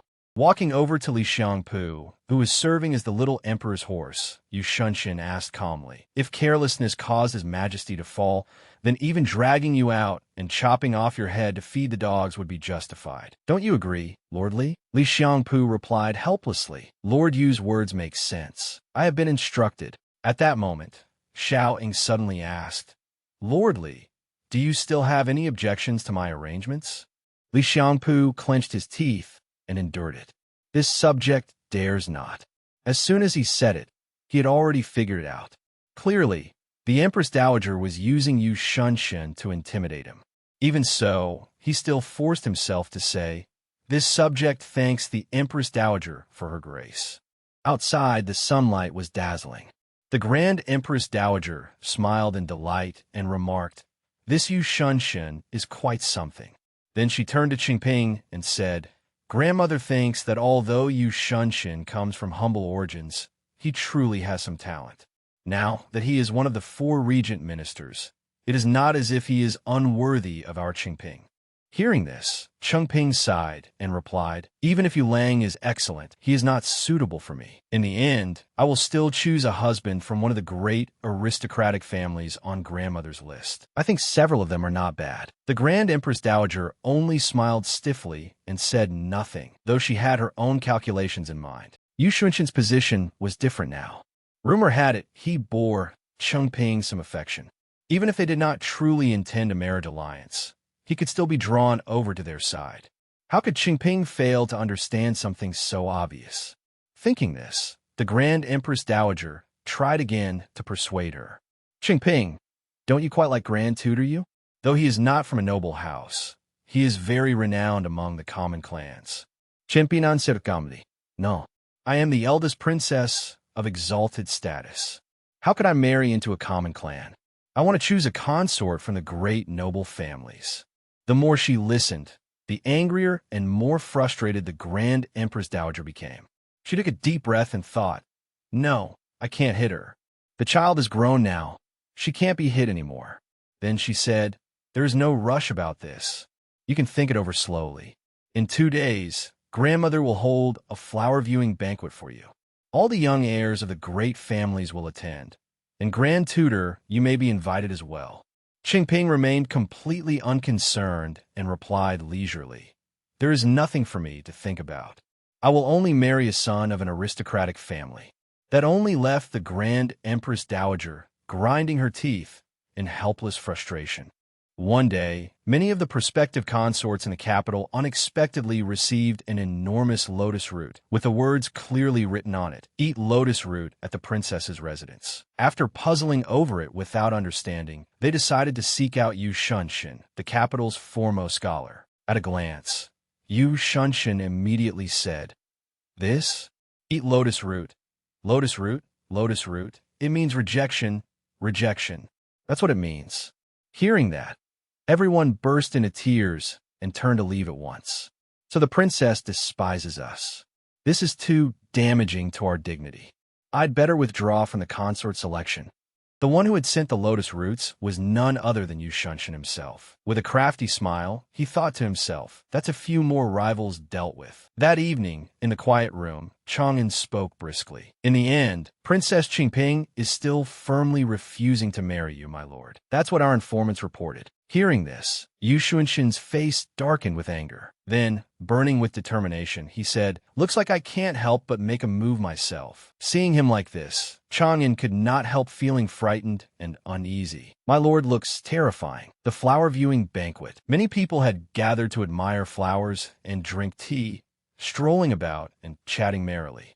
Inside the room, Chengping looked out and said, "Last time I saw you help Li Huangling get those books. You must have managed to infiltrate Mingda Academy by now. Tell me, what have you found out?" Hearing this, the subordinate immediately replied, "Yes, princess. First, regarding the 4th young master of the Song family, Song Onqing. Although he studies at Mingda Academy, because he once met Lord Yu, he has admired Lord Yu ever since. Because of that, he has distanced himself from his fellow students and officials and instead become rather close to the students from Wanyan." Hearing this, Chengping smiled slightly. "That's interesting." The subordinate continued, "Yao Chun of the Yao family excels in his studies, but it is said that his grandfather, Yao Songnian, may not hold on much longer. The Yao family has invited many physicians to try to save his life. Old Master Yao served as prime minister for more than 10 years during my imperial father's reign. But after he retired, the Yao family declined more and more. If he falls now as well, the Yao family will be even more hopeless." Nanning added, "I also heard that Yao Songnian has proactively tried to push Yao Chun toward your highness. He likely wants to use the princess to lean on the Grand Empress Dowager. Yao Chun himself also seems to be trying hard in that direction. He probably wants to use this to restore the Yao family." After hearing this, Chengping smiled and said, "Then that depends on what abilities he has." The subordinate quickly moved on to another. "And there is also Fan Being of the Fan family. He is handsome, steady in temperament, gentle and refined. Though he is from a noble family, he is not arrogant or domineering at all. More importantly, he has practiced martial arts since childhood and has some real skill." Chengping gently pushed open the window and, while looking at the men outside, appraised them. "That is indeed rare. Young masters these days all value literary pursuits and look down on martial ones. There are very few who are accomplished in both. Meanwhile, the young men outside were greeting one another politely, as expected of young master fan. Truly 1 in 100. You flatter me, you flatter me. Admirable, admirable. Lord Yu is here. Song Anqing suddenly caught a few withered leaves drifting down, then raised his hand with a bright smile and greeting. Lord Yu, you've come too? Wonderful. Hearing this, Qingping inside the room also curiously leaned out to look. Yu Shunshan advanced with calm composure and detached elegance. Song Anqing and the others immediately stepped forward to greet him. Greetings, Lord Yu, Lord Yu. Please come in. It's very lively today. Yu Shunshan smiled and replied, Greetings, gentlemen. Just then, Yao Chun suddenly asked in curiosity, Where are all these flower petals coming from? Meanwhile, inside the room, Qingping stared intently at Yu Shunshan in utter fascination and could not stop marveling. Yu Lang truly is a gentleman like jade, unmatched in the world. Far too outstanding. Outside, Chang'an was scattering petals everywhere and earnestly urging, Come on, everyone, blow harder. Blow all the petals toward our Lord Yu. He absolutely has to be the most impressive one here. The children fanning with all their might were generously paid for their trouble, and the flower petals drifting toward Yu Shunshan created an increasingly romantic atmosphere. In the very next moment, Yu Shunshan and Qingping's eyes suddenly met. Right then, Song Anqing suddenly said, Lord Yu, there are many fun games today. Would you like to show us your skills? Yu Shunshan smiled and answered, hard to refuse. Then, with rising vigor, he said, Very well, let's play. Seeing that expression on his face, Song Anqing was a little stunned. What is this invisible, killing intent? He could only cheer with all his might. Pitch-pot, every throw a hit. Meanwhile, Yu Shunshan smoothly tossed each arrow into the pot. Under Song Anqing's enthusiastic support, he continued sweeping through the other games as well. Encircling chess, 3 rounds, 3 wins. Wooden archery, 10 out of 10. Before long, everyone was exhausted to tears by Yu Shunshan's overwhelming presence. How stupid was I to challenge Lord Yu? I don't want to play with him anymore. Even Yao Chun and the others frowned and turned away at once. What game is there left to play? Let's go drink. That's right, Lord Yu can't drink. Surely he can't beat us at that. At that moment, Yu Shunshan suddenly turned toward Qingping. Resting a hand on the window, he asked, Princess, did you see? I beat everyone. As he spoke, he wore a face full of confidence. Qingping smiled and said, I saw it. Yu Lang truly lives up to the phrase peerless and unrivaled. Even I find my heart stirred by you. The moment she finished speaking, Yu Shunshan moved directly close to her and asked, Princess, do you truly not know why I came? Qingping merely answered calmly, Yu Lang, do you know? Aside from life and death, social rank is the hardest distance to cross in this world. When my grandmother entered the palace, her status was humble. It was only after my imperial father ascended the throne that the Yang family was accepted among the great aristocratic houses. She is someone who values rank and hierarchy above all else. You, Yu Lang, are talented, but you come from a common clan. Even if grandmother is considering a marriage alliance, she only wishes to use you. You should understand that I am refusing because I want what is best for you.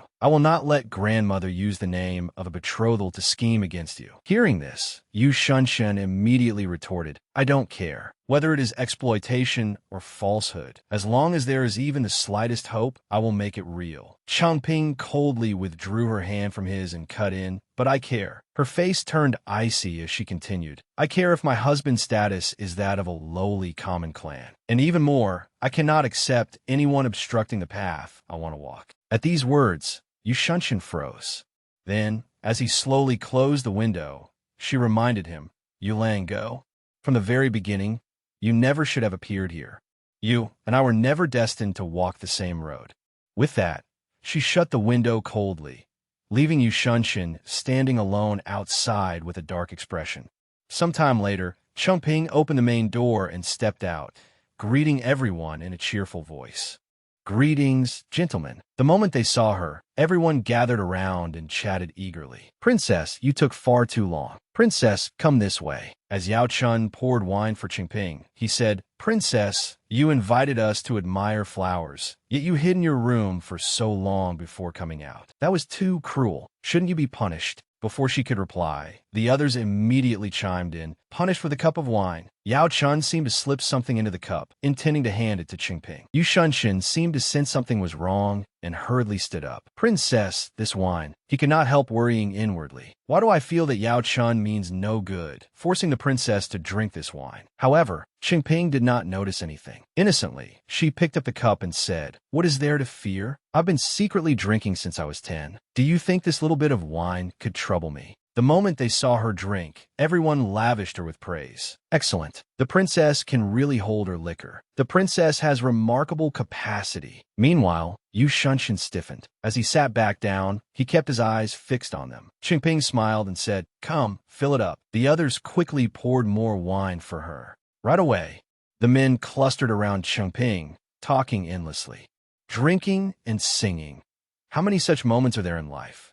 When life goes your way, one must enjoy it to the fullest. Do not face the moon with an empty cup. Meanwhile, Yu Shunshin sat off to the side, all alone. Once night had fallen, everyone left merrily, their faces flushed with drunkenness. "Let's go, I can't drink anymore." "Don't go, just 3 more cups." How often does the bright moon appear? With wine in hand, I ask the blue heavens. At this moment, Qingping was trying to stand, her body trembling. She seemed unsteady on her feet. Seeing this, Yao Chun directly supported her and said softly, "Princess, you're drunk." Qingping abruptly smacked him across the face, then replied, "I am not drunk. Why is your annoying ghost still here?" Yao Chun was not angry at all. He still spoke gently and tenderly. "I can see that the princess is drunk. I can't feel at ease leaving first. Let me escort the princess back to her room." The instant he finished speaking, Jixiang suddenly appeared behind him out of nowhere and threatened, "If you dare enter the princess's room, I'll kill you." This made Yao Chun's face go pale as cold sweat poured down. Qingping quickly knocked Jixiang on the head and reminded him, "Little Jixiang, you really don't understand romance." While enduring it, Jixiang cried out, "Princess." After hitting Jixiang, Qingping directly leaned into Yao Chun's arms and said, "Young Master Yao is kindly offering to take me back to my room, so stop making trouble. Then I'll trouble young Master Yao." The moment Chang'an saw Yu Shunshin, he called out, "My lord, has the flower viewing banquet ended already?" No sooner had he asked than he saw Yu Shunshin's displeased expression and could not help feeling alarmed and uneasy. Heavens, my lord's expression is terrifying. We worked so hard today. Could it be that my lord still lost to some other little vixen? With an indifferent, emotionless face, Yu Shunshin said, "Let's go. We're returning." At that moment, he suddenly noticed something unusual. The Yao family's carriage. Why hasn't Yao Chun left yet? The earlier scene flashed back through his mind. The more he thought about it, the more worried he became. Something just feels wrong. I could have sworn I saw something fall into the cup Yao Chun gave the princess. But perhaps I saw it wrong. No sooner had he thought that than he turned back at once and said seriously, "We're not returning to the residence just yet. There's something I need to confirm first." In the room, Yao Chun was helping Qingping onto the bed. "Princess, are you all right?" With a flushed face, Qingping panted and muttered to herself, "So uncomfortable, so hot." Hearing this, Yao Chun smiled slyly and replied, "The princess only feels hot because she's drunk. Let me help the princess remove her clothes and attend to her rest. This humble student will surely serve the princess well and make her feel comfortable." At that moment, Yu Shunshin suddenly burst in through the door and shouted, "Princess!" Yao Chun, who had been about to remove Qingping's clothes, froze on the spot. Without the slightest restraint, Yu Shunshin punched Yao Chun straight in the face and cursed, "Bastard!" Then he hurried to Qingping's side and pulled a blanket over her to shield her. Thankfully, I was not one step too late. The princess is unharmed. As soon as he spoke, Yu Shunshin turned toward Yao Chun and sternly asked, "Which hand were you planning to use on the princess just now?" Yao Chun stammered in fright, "Lord, you misunderstand." Yu Shunshin paid no attention at all and directly seized Yao Chun's arm, wrenching it hard. "This one, was it? Or this one?" Just then, someone's voice suddenly stopped him. "Yu Shunshin, stop." It was none other than Qingping. Fully clear-headed, she said, "Enough. He's already passed out from the pain. If you keep this up, you'll kill him." Hearing that, Yu Shunshin immediately flung Yao Chun's hand away, then hurried over to Qingping and asked anxiously, "Princess, are you all right?" His heart filled with doubt. Had the princess deliberately given Yao Chun a chance to approach her body? Ping replied calmly, From the very beginning, I was never affected by the drug Yao Chun slipped to me. I knew he meant to make a move against me, so I deliberately sent little Xiong away to give him the opportunity. Once Yao Chun acted, even if you had not appeared, the magistrate of the Zhou family would have brought men to catch him. Hearing this, Yu Shun was utterly bewildered. Why? Princess, you put yourself in danger. What if something had happened? Ping, however, showed no change in expression as she answered, This is the kind of person I am. For the sake of my goals, I can stop at nothing. I can even wager my own chastity. If I did not use myself as bait, how could I lure Yao Chun into taking the hook? I needed to seize this chance to put the Yao family in the wrong before me, so I could obtain what I want. I'm not all-powerful. I cannot avoid all risk, avoid paying any price, and still accomplish everything with ease. The more Yu Shunshin listened, the more rigid he became. Then his face darkened, and he said coldly, This subject understands. I was meddling where I should not. Regarding Yao Chun, I will act as a witness for the princess and testify to his crime. As for everything else, the princess may decide for herself. Just as he was leaving, Ping suddenly called out, Yu Lang. Yu Shunshin stopped at once. He listened intently as Ping spoke, her hand trembling slightly. No matter what, thank you for today. The fact that you came back for me, I am very grateful.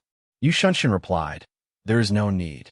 I once said that the princess never needs to thank me. Then he left at once, cold and distant. The next morning, 2 people were waiting outside the princess's residence to be allowed in. Xiong quickly went in to report. Princess, Yao Songyan and his wife have been waiting outside for more than an hour. Shall I let them in? Ping replied calmly. After sending Yao Chun back last night before dawn had even broken today, the 2 of them were already waiting at the gate. They did not even ask to be announced. They only want to rely on their age and act pitiful. Ignoring them for an hour is enough. In a little while, this princess cannot bear the charge of disrespect. Pass on the order. Xiong immediately obeyed. Yes. Elder Chancellor Yao, Madam Yao, please enter. The 2 of them entered at once and respectfully greeted her. Greetings, Princess. Ping stepped forward to receive them and said, Elder Yao, Madam, why come without sending word? If you catch a chill, that would not be good. Yao Songyan, the aged former chancellor of the previous reign, was struggling to rise, and Madam Yao, behind him, could not help paying close attention. Seeing this, Ping hurriedly reminded him, Elder Yao, be careful. Though his whole body trembled, Yao Songyan seemed to be calculating something in his heart. Why is she still not helping me up? Can she not see I cannot stand? Meanwhile, Ping had her own thoughts. Why is the old man still not kneeling? Does he think this princess will really help him up? Thinking this, she quickly said, Elder Yao is advanced in years and his legs are inconvenient. You may dispense with the formalities. As soon as he heard that, Yao Songyan promptly sat down. Madam Yao, standing beside him, immediately said, Many thanks, Princess. My husband's health has not been as good these past years. Not only his legs, even his speech is no longer fluent. If there is anything to say, I will say it on his behalf. Last night, after Yao Chun was sent back to the Yao residence, we learned the whole story. That brat was overcome by lust. Breaking one of his arms was already lenient. Many thanks to the princess for sparing his life. Ping answered flatly. Madam Yao continued. Last night, we already punished Yao Chun with 30 strokes of the family rod.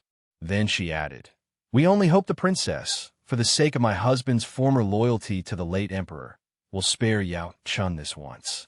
As she spoke, Yao Songyan kept groaning weakly. Madam Yao took out a small gift from her sleeve and added, Today, my husband has prepared a token of sincerity for the princess. He said the princess will surely have use for 100,000 taels and silver notes. We hope the princess will accept them. Ping lifted her eyes coldly. Then, while counting the silver notes, she said, After Elder Yao retired, the Yao family has declined for many years.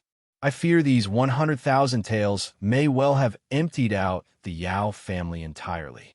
Then she added, Still, Elder Yao has sent silver at just the right time. This princess will accept it. Yao Songnian quickly lowered his head and mumbled something, and Madame Yao, standing beside him, had to interpret for him. My husband says, "Many thanks, princess." Hearing that, Qingping was somewhat surprised. How strange. This princess has already accepted your gift, yet you still thank me. Yao Songnian hurriedly tried to explain, though he could barely form the words, and Madame Yao immediately cut in. My husband says that if not for the princess's promotion in the past, he would never have been able to attain the post of Shizhong, and the Yao family would never have what it has today. He does not have many days left. If possible, he hopes the princess can continue to look after the Yao family from now on. Qingping replied evenly. This princess already said it. Today, Elder Yao has come both to deliver silver and to reminisce about old ties. You truly never do anything at a loss, do you, Elder? Madame Yao quickly lowered her head and said, My husband says that his devotion to the princess is sincere. Yao Chun acted rashly and foolishly. The princess sparing the Yao family is already a great mercy. As for asking the princess to look after us, that was only a request for a passing favor. We would not dare force it. As soon as she finished speaking, Changping suddenly turned her face away and said, Let fate decide. After the conversation ended, Changping and Jixiang stood outside and saw Yao, Songnian, and Madame Yao off. Jixiang could not help pouting as he said, Princess, do we really have to form an alliance with the Yao family? The moment he said that, he thought to himself, if the princess hadn't pulled me away then, I would have made that brat Yao Chun a eunuch. Yet the princess actually let him off. Should I just sneak in at midnight and cripple him anyway? Qingping suddenly flicked him on the head and warned, Stop thinking crooked thoughts in front of this princess. If Yao Chun hadn't caused trouble, do you think this money would have been so easy to get? Just try ruining this princess's good business. Jixiang could only grit his teeth, endure it, and call out tearfully in a small voice, Princess. Qingping immediately turned and left. Fine then. Since they delivered tribute right to my door, I have no reason not to accept it. They did not openly propose an alliance, and this princess did not agree to protect the Yao family either. At most, it means one less enemy. The carriage sped swiftly down the road. Madame Yao, seated in the carriage, said, Old man, why do you care so much about Princess Qingping's attitude? The late emperor is gone, and the princess has long since fallen from power. At those words, Yao Songnian frowned, displeased. Then he let out a sigh and answered solemnly, This princess of ours is ruthless. After decades as an official, I learned one unwritten rule. Never, under any circumstances, offend Princess Qingping. Chun'er was originally a good seedling. It is a pity that after this incident, he is ruined and burdened with a bad name. There is no one left in the Yao family in court now. If we want to live in peace in the future, we will have to rely on the princess.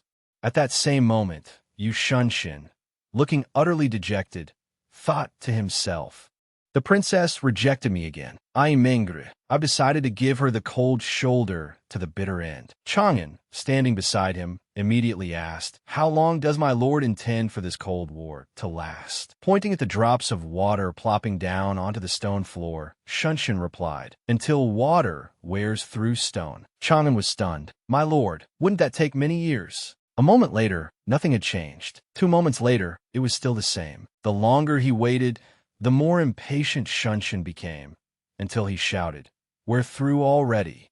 Hurry up and we're through. Chang'an reported. Yao Songnian waited at the princess's residence for almost half the day before leaving. We do not know what exactly he said to the princess, but we did find out that before going there, Yao Songnian sold off the Yao family's remaining property. There is definitely some scheme behind this. Hearing this, Shunshin's expression turned serious. Yao Songnian wanted to make amends to the princess. That little bit of money in exchange for the princess's forgiveness.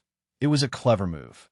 As soon as he finished speaking, he thought to himself, Only, I fear this was also the princess's aim.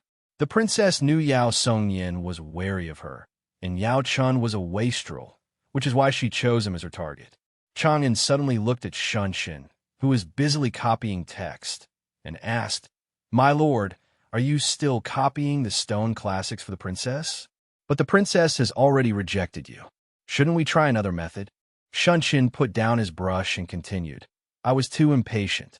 In the princess's heart, love has never come first. Since the princess wants a partner who can stand shoulder to shoulder with her, then I will become the most suitable choice for her. Having said this, he sank into thought. What I should do now is not rush to pour out my sincerity to the princess. That would only make her avoid me. Instead, I must slowly, imperceptibly, enter her life and each step of her plans until the princess grows used to my presence. Princess, just wait for me. Sooner or later, I will make it impossible for you to leave me. Seeing the determined look on Shunshin's face, Chang'an, standing before him, could not help feeling frightened.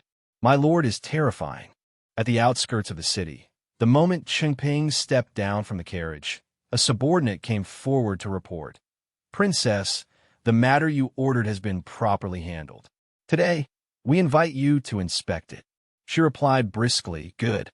Just then, Shunshin also stepped out through the door. The moment he saw Changping, he lowered his head respectfully in greeting. Princess, you have arrived. The subordinate beside Changping also lowered his head and answered, Lord you. At that moment, Changping suddenly moved close to Shunshin and said, Yulang, I have a secret to tell you. She whispered in his ear, do you feel like someone has been following us? Hearing that, Shunshin swept his gaze around. A flash of clothing passed by in an instant. As he looked, he said, very alert, they're already gone, but seemed to be a woman. Changping took hold of Shunshin and replied, it's probably some young lady infatuated with Yulang's looks. That's hardly unusual. Let's go in. As soon as they entered, all the subordinates greeted her in unison. Greetings, princess. Changping said at once, rise. You've all worked hard. Looking at her gently, Shunshin said, this time, I invited the princess here to see whether the estate has been properly renovated. Fourth Lady Lu has prepared the tools and other necessities. It is fit for people to move in. Looking around at the surroundings, Changping could not help praising him. Yulang comes from a scholarly background, yet is also skilled at repairing houses. Truly impressive. Shunshin replied happily, as long as the princess likes it. At that moment, Fourth Lady Lu suddenly cut in. As it happens, the matter the princess instructed earlier has also been completed. This is the Gu family invited from Puzhou. The Gu clan has printed books for generations, and this time they have brought quite a few members of the family with them as well. Hearing that, Changping was delighted. Then the work of printing from now on will depend on Master Gu. The people of the Gu family quickly responded. The princess honors us with her trust.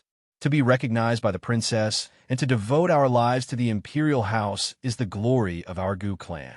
The next moment, Fourth Lady Lu led Changping to tour the printing room. Princess, please look. The residence has gradually begun preparing the movable type printing tools. Looking around, Changping praised it repeatedly. Good. Shunshin also could not help remarking. Perhaps these things may stir some waves across the realm. You, on behalf of the scholars under heaven, must thank the princess. The prosperous age the princess hopes for will surely come true. Changping replied with a smile, why thank me? This princess is not so great. I'm only doing it to win people's hearts. Shunshin scratched his head awkwardly and replied, whatever the princess says, so it is. Fourth Lady Lu beside Changping continued, the Gu family, as the lead household, will move in first. For now, they will copy the stone classics of Wanyan Academy. Once the residence has been fully renovated, another 50 or so craftsmen will move in after them. The more Changping heard, the more impressed she became. Fourth Lady Lu, you've handled this very well. After touring the place for a while, she happily stretched and thought to herself, wonderful. Once enough people are here, we can start printing books. At that moment, a stone pillar suddenly cracked with a sharp crackling sound, then came crashing straight toward Changping.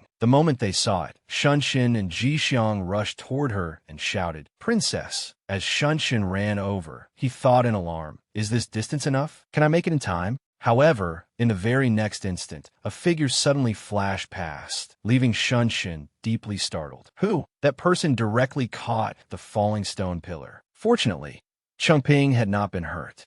She stared fixedly at the person holding up the massive stone pillar before her, trembling from the effort.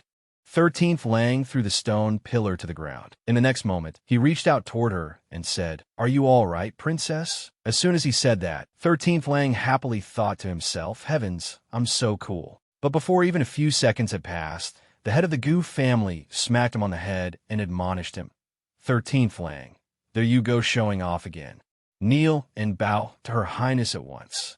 This made 13th Lang yelp, "Ow."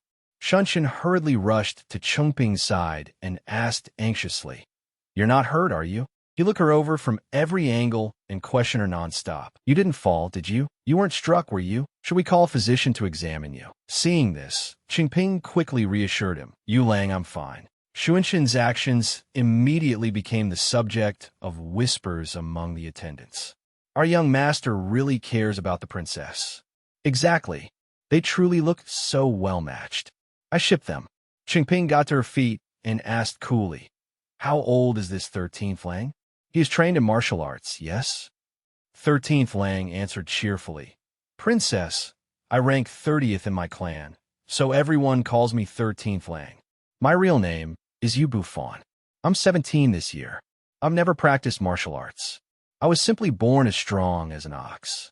Hearing that, Chengping said, 17? Then it's not too late yet. If you want to learn martial arts, come to the princess's residence. This shocked 13th Lang. Me? Go to the princess's residence. The people standing nearby were equally stunned and secretly guessed. Has the princess taken a fancy to 13th Lang? 13th Lang scratched his head and gave an awkward smile as he looked toward Shunshin. "Young master, well, mother only told me to listen to you and work for you." Chengping smiled and immediately asked him, "Yu Lang, what do you think?" Shunshin replied irritably, "Of course I think nothing of it." With killing intent blazing, he looked at 13th Lang and said, "Since the princess wants you to come, then go.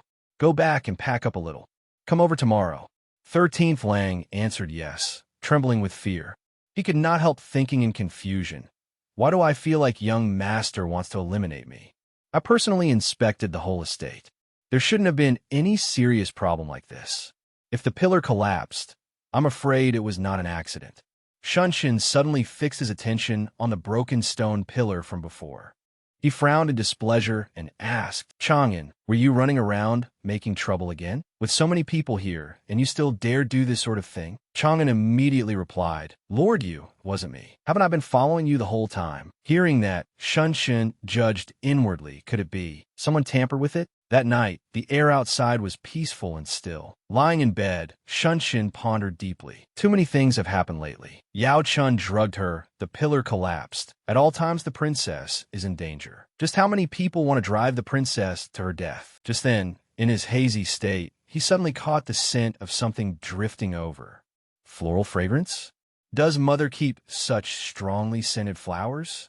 Someone suddenly climbed over him. The moment his clothes were being pulled off, Shunshin shyly murmured, "Princess." Then he slowly opened his eyes. Propping himself up, Shunshin asked in confusion, "Princess, why are you here?" Chengping immediately replied, "Yu Lang asked such a strange question. Didn't you call me here? In your dream, you kept calling princess, princess, so I came." As she spoke, she began taking off his clothes, and with a look full of desire, Chengping continued, "Could it be that Yu Lang is unhappy? Beneath flowers and under moonlight, you and I should be as fish in water, willing to melt into one another." Hearing those words, Shunshin thought to himself, "Unhappy? How could I be unhappy? The princess is willing to accept me. No, that's not right. How could the princess willingly accept me at a time like this?"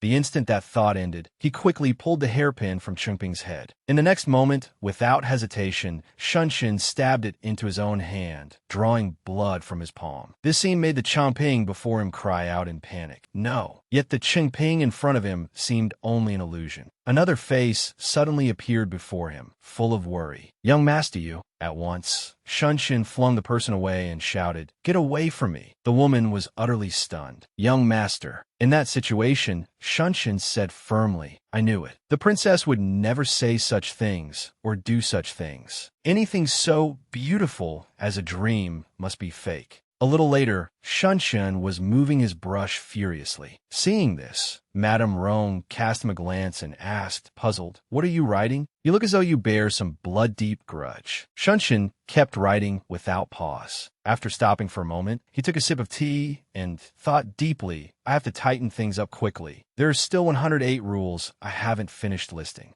But in the very next second, Shunshin's face turned pale and he spat out the tea, crying, "So bitter. What kind of tea is this?" Madame Rong replied coldly, "Kuding tea." Bitterness suppresses sourness. Jealousy too. Drink more and suppress the sourness in your heart. As soon as she said that, she thought to herself, although 13th Lang's features are proper enough, he cannot be called exceptionally handsome. If it were someone better looking than him, younger than him, would this son of mine still be willing to let the person go to the princess's residence? With that thought, Madame Rong continued, "Is your vision really that narrow?" Shunshin happily averted his eyes and replied, "Whether it is or isn't, you understand best." While Shunshin was breathing hard, Xianyun asked helplessly, "Young master, what is it the princess can give you that I cannot? What is so good about her?" Shunshin paid no attention to that.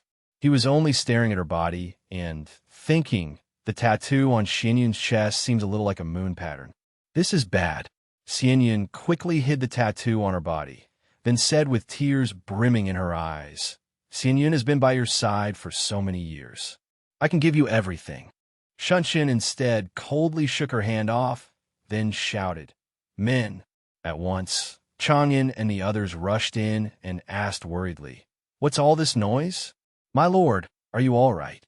The moment she saw Madame Rong, Xianyun trembled in fear and cried out, "Madam." As Shunshin stood up, he said coldly, "Mother, Xianyun can no longer be kept. Take her away." Immediately, Madame Rong seized Xianyun's wrist and ordered, "You've got quite some nerve. Come outside with me." Xianyun cried helplessly, "Madam, please don't." As she spoke, she turned and begged Shunshin, "Young master, save me." He suddenly spoke up, "Mother." Hearing this, Xianyun smiled with a trace of hope. "Young master, I knew you wouldn't be so heartless." However, it was not what she imagined. Shunshin merely reminded her, "Don't make this matter public. As for this maidservant, I'll trouble Mother to deal with it properly." This left Team Van utterly stunned. She stammered, "Husband." At the same time, Madame Rong dragged her away and answered loudly, "Of course." Right then, Team Van's face suddenly darkened. Full of resentment, she shouted coldly, "You Shunshin, one day you'll regret this." A few days later, as soon as Princess Changping saw the scenery around her, she praised it non-stop. "Wonderful. This courtyard in the outskirts can be considered fully renovated now. Yulang's handwriting is truly beautiful." Shunshin immediately replied, "The princess's title implies peace and prosperity. My mother boldly borrowed it from that name."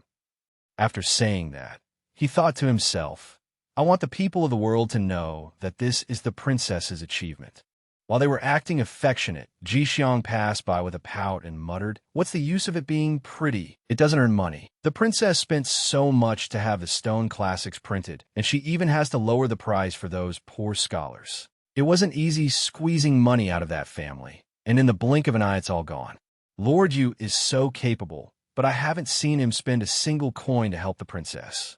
Princess Changping seemed to hear him and quickly reminded him, "Little Ji Xiang, what do you know? These books aren't meant to make money. If we want to make money, there are plenty of other ways. Besides, Yulang was the one who started copying the books." Ji Xiang still refused to accept it and immediately argued back, "It's just copying a few books. What's so impressive about that?" Princess Changping smiled and explained, "You don't understand the significance of a Stone Classics edition personally copied by Central Secretariat Minister Yu Shunshin." As she spoke, she happily hugged Shunshin and praised him. "It's all thanks to Yulang's help. Yulang is really amazing."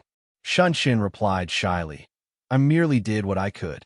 After chatting for a while, everyone set off. "All right, let's go." As he saw them off, 13th Lang called after them. Go on, have a smooth journey. Princess Chengping leaned close to Shunshin and said, the scholars in the capital will go straight to Wanyan Academy to copy books. As for those in distant prefectures and provinces, our Chongping bookshop will add more woodblocks and print the books locally. Luckily, the Yao family handed over a large sum of money. It'll be enough to last us quite a while. After saying that, she turned around, then said with great delight, now it's our turn to make a fortune. Hearing this, Shun was a little puzzled. Aren't the Stone Classics editions being sold at charity prices? Why is your highness carrying an abacus? Princess Chengping answered confidently, you'll know in a moment, Yu Lang. Outside, Shunshin carefully looked around in the darkness of night. He could not help tiptoeing forward, thinking to himself, Mother Cymbidium blooms are beautiful. The princess liked that beauty orchid pot last time. Now that there are more beautiful flowers, I must take them to offer to the princess. But before he could touch them, something suddenly shot past, startling Shunshin greatly. As he dodged the weapons in front of him, he cried out in panic, a trap? Mother is actually guarding against her own son like this. Madame Rong suddenly appeared from nowhere and said with a gloomy face, I'm guarding against a thief, and that thief is you. I worked hard for years raising these flowers, only for you to steal them all to court someone? You unfilial child. The main point was that while she was scolding him, Shunshin merely let out a sigh of relief and thought, perfect dodge. Madame Rong suddenly grew even angrier and shouted, you've stolen all the flowers and still haven't managed to bring home a wife. Aren't you ashamed? Hearing this, Shunshin immediately understood. So that was the real point. Then he picked up the flower basket and left, turning back as he replied, I understand. Then I'll steal a few more pots until I manage to bring my wife back. At Wentan Bookshop, a place often visited by the sons of wealthy families. The moment a stack of books was set down on the table with a thump, a voice rang out. Shopkeeper, take a look at these books. Yu Shunshin and Princess Chengping were disguised as common merchants. The instant the shopkeeper saw the books before him, he cried out in shock, a handwritten edition of the annotated 9 classics, personally copied by Minister Yu? Where did this come from? As soon as he said that, he could not help thinking, since the Stone Classics appeared, the whole realm has been shaken. Not only scholars seeking official success, but also the great clans have all been throwing around money to get hold of these Stone Classics. Princess Chengping said with a cheerful smile, easy, easy. I happened to get hold of this copied edition by chance, so I had it printed. I only managed to print this much. Shopkeeper, would you like them? At once, the shopkeeper's face lit up. Yes, yes. How much for one copy? Princess Chengping answered with a sly smile, 50 taels. That reply left Jixiang beside her gaping in shock. 100 times the cost price. The shopkeeper was no exception. He was so startled he dropped the book and shouted, Are you robbing me? Princess Chengping remained perfectly calm and explained, Shopkeeper, you should know that rare things are precious. Out of these few thousand copies, who else in such a short time could copy the Stone Classics and turn them into printed editions? If you don't want them, plenty of others will. Besides, all the customers at your bookshop are sons of great clans. Who among them lacks this bit of money? Meanwhile, as Shunshin touched the stack of books before him, he thought deeply. So this is why the princess specially had this batch printed separately. Though the contents are exactly the same, they've been changed to exquisite golden covers. The paper is high quality, and the ink is scented ink. What these books are selling is not their value, but the vanity of the great clans. The moment that thought ended, he spoke up. Shopkeeper, just look at the quality of these books. Ordinary books can't compare. The children of noble houses do not use cheap things. If you lower the price for them, they'll instead feel you're insulting them. A high price is what matches their status. After being persuaded by the two of them, the shopkeeper finally decided, fine, I'll take them. If you get more books like these, you must come sell them to me again. This made Shunshin and Princess Chengping extremely delighted. They exchanged sly smiles and rejoiced inwardly, we're getting rich. Out on the street, hawking cries rang out one after another. Come by, come by. It was Princess Chengping and Shunshin smiling as they sold books. The newest Stone Classics edition published by Wanyan Academy. Exam prep books for this year's imperial examinations. As soon as people heard the sales pitch, they were puzzled and suspicious. What? There's a printed Stone Classics edition? Every day, there are hundreds lining up to get in, and each person is only allowed to read for 2 hours. There's no way to finish reading it. How could anyone possibly copy it and make a printed edition? The moment they opened the book, their eyes lit up. It really is a Stone Classics printed edition. It even bears the seal of Minister Yu. Princess Changping stood at the stall and smiled as she added, "This book is indeed an authentic edition. It was written by Lord Yu personally together with one of his friends, and this friend then had it engraved by the best hand-carving artisan from Yangzhou."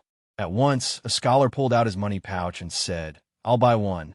However, Princess Changping pushed his pouch back and calmly said, "You're a student of Wanyan Academy, aren't you? This book isn't for sale to students of Wanyan Academy." The person who printed the book said that students of Wanyan Academy and Mingdao Academy can both enter the Wenjing Pavilion. If they want to read the Stone Classics, they only need to walk a few steps. But in our great Shang dynasty, there are still countless scholars for whom buying a single book is harder than reaching the heavens. These books are not for students of Wanyan Academy or Mingda Academy to hoard. They are meant to give one more chance to read to those scholars who wholeheartedly pursue learning, yet suffer hardship and have no path forward. Standing beside her, Shunshan listened intently to Princess Changping's words and could not help smiling to himself. "Princess!" The others were also so moved that their eyes reddened, and they praised her. "Well said." As Princess Changping handed books to everyone, she said gently, "This book only costs 10 coins. The person who printed it used their own money to do so. Unfortunately, that person's family resources are limited, so the books can only be sold to those who truly need them." As they received the books, everyone beamed and replied, "My heavens, only 10 coins? Isn't the printer practically throwing money away and getting nothing back? I wonder who the printer is." Looking at Princess Changping, Shunshan interjected coolly, "The printer does not wish to reveal their identity, but that person is Minister Yu's most important and irreplaceable companion." The more they heard, the more deeply moved they became. A friend worthy of having Lord Yu personally copy books for them must surely be someone of noble and pure character. This person is truly a benevolent scholar. It's a pity we don't know who it is. Otherwise, I would definitely spread that person's name far and wide. Hearing that, Shunshin patted them on the shoulder and praised them. "Well said. It should indeed be spread widely. Sooner or later, everyone will know this friend's name." As soon as Dain entered, he called out, "Junyao." Nearly in tears, he said, "So you really did secretly copy other parts of the Stone Classics for that friend of yours? Who exactly is this friend of yours?" Right now, the whole realm is talking about Minister Yu's mysterious friend. In scholarly circles, that person's reputation has already exploded. "You and I have known each other for so many years. Am I not your best friend? And yet I've never gotten a copied edition from you." As soon as Shunshin heard this, he asked at once in confusion, "If I copied books for you, would you use your entire family fortune to print them for poor scholars all under heaven?" Dain immediately replied guiltily, "No, I wouldn't. But I still want a copied edition from you. You Shunshin. You heartless wretch. You actually betrayed me and found yourself another bosom friend."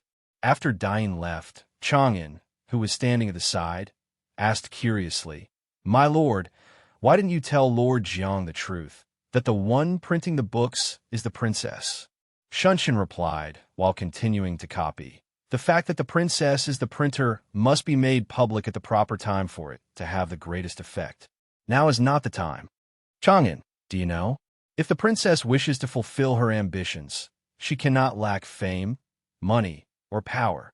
At this point, he suddenly began to explain, since the affair with Xia Dain, the princess's former bad reputation has changed greatly. To protect Xia Dain, she willingly accepted imprisonment. In the streets, everyone is saying she is the most righteous princess of the great Shang dynasty. At the same time, the reputation of the Empress Dowager for shielding the 4 great clans and their tyranny has spread far and wide. And after the Stone Classics appeared, the wicked deeds of the 4 great clans in manipulating the imperial examinations and controlling the court have also been condemned by the people.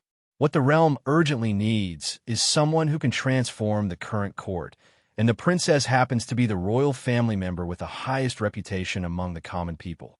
Now the princess's fame is booming. After the Yao family matter and the book sales, she has also started accumulating some wealth. If I'm not mistaken, the princess already has plans in secret to earn even more money, and I believe that will not be difficult for her. It's only that after 10 years in a coma, the structure of the court has long since been torn apart by the four great clans. During this period, the princess has gradually begun driving wedges between them. Perhaps others have not yet noticed, but Li Changfu, the head of the four great clans, and the Empress Dowager have already begun to grow suspicious. And I, as one of the princess's few allies, ought to become an important minister of the court. I should have eyes and ears everywhere. Yet I have never formed factions with others, and from beginning to end, I have never stepped into the center of power controlled by the four great clans. Perhaps, for the princess's sake, I should change as well. Hearing this, Chang'an was baffled. But my lord, are you willing to collude with the four great clans in their wrongdoing? Shunshin smiled calmly and replied, water can carry a boat, but it can also overturn it. The rivers and mountains of the state do not belong to the four great clans, but to the people of the realm. What I must revere is not the four great clans,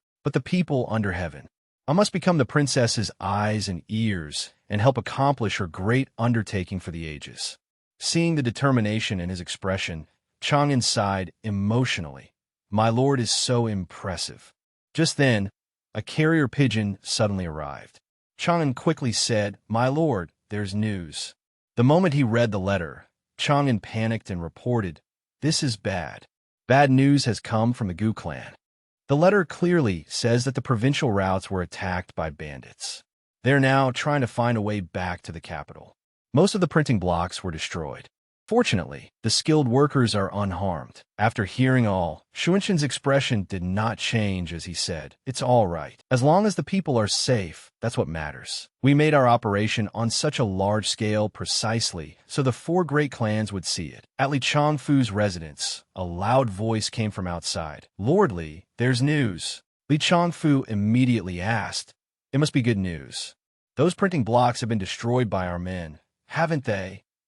The subordinate quickly replied, that's right. The carts transporting the printing blocks were destroyed by the men we sent.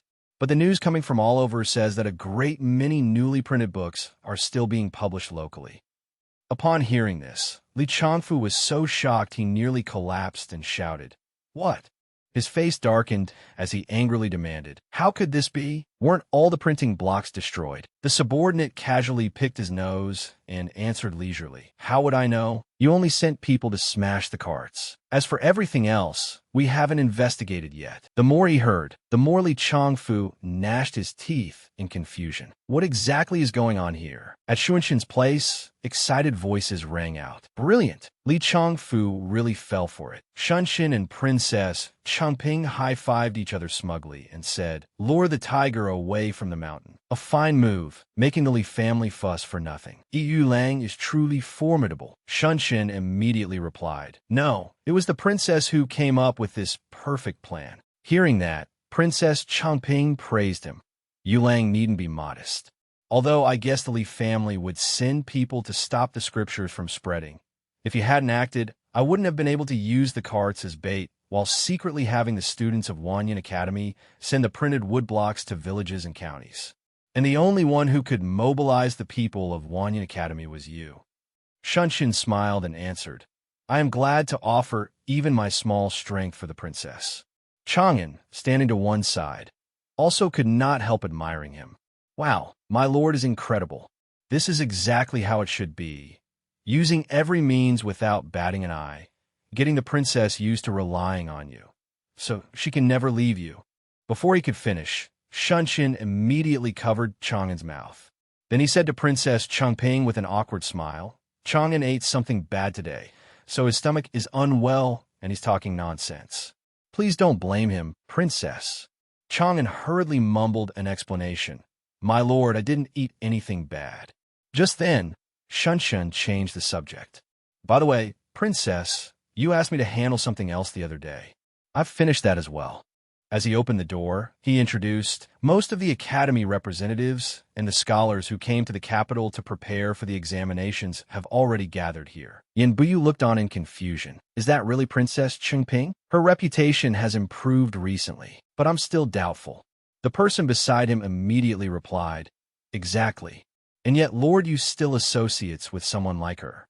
At this moment, Princess Chengping stepped onto the platform and said, Greetings, gentlemen. I am Princess Chengping. All of you are scholars who passed this year's autumn provincial exam. Today, Lord Yu and I have gathered everyone here because there is something we wish to discuss with you. She declared loudly, I have obtained the exam questions for next year's spring metropolitan examination. If you're interested, I can provide them to you and help you pass the examination and have your names inscribed on the golden list. Hearing this, everyone was instantly filled with suspicion. What? The exam questions? Is this real or fake? The next moment, Yin Buyu and the others began discussing it noisily.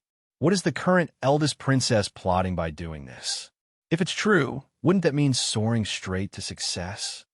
An opportunity like this comes once in 100 years. Don't let yourself be bewitched. Have all those years spent studying by lamplight taught you to seek private gain? Princess Chengping continued with a solemn expression. I swear on the title of princess that this is absolutely real and fully confidential. Of course, the reason I went to such effort in this matter is because of Yu Lang's request. I want to clear a path for my Yu Lang. Seeing her like this, Ji Xiang, standing to one side, turned pale and thought helplessly. This was obviously the princess's plan. Why is it that every time Princess uses Yu Shunshin as a shield, he still blushes shyly? At that moment, Yin Buyu suddenly cut in angrily. Yu Shunshin, you are the only person in Great Shang to have taken first place in all 3 levels of the examinations consecutively. I thought you were a model for all under heaven. I never expected you would do such a thing. I studied not to form cliques with the likes of you and collude in evil. You truly disappoint me. As he spoke, Yin Buyu flung a book straight at Shunshin's face.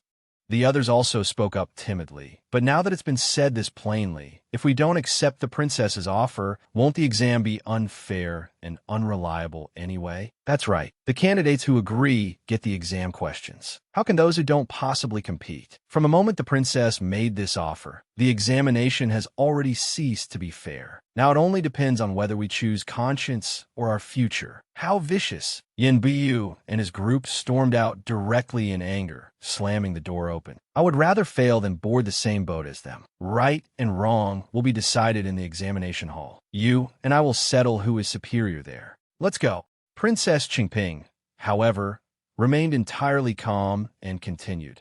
Those who do not share the same aspirations cannot work together. In that case, those who wish to join us may stay. That night, voices could be heard talking inside the room. As expected, only 5 people rejected the exam questions and left. The majority stayed. Just as he picked up his teacup, Chengping answered, Yes. The human heart is the least able to withstand trials. Ji Xiang continued. Those scholars thought there was a shortcut.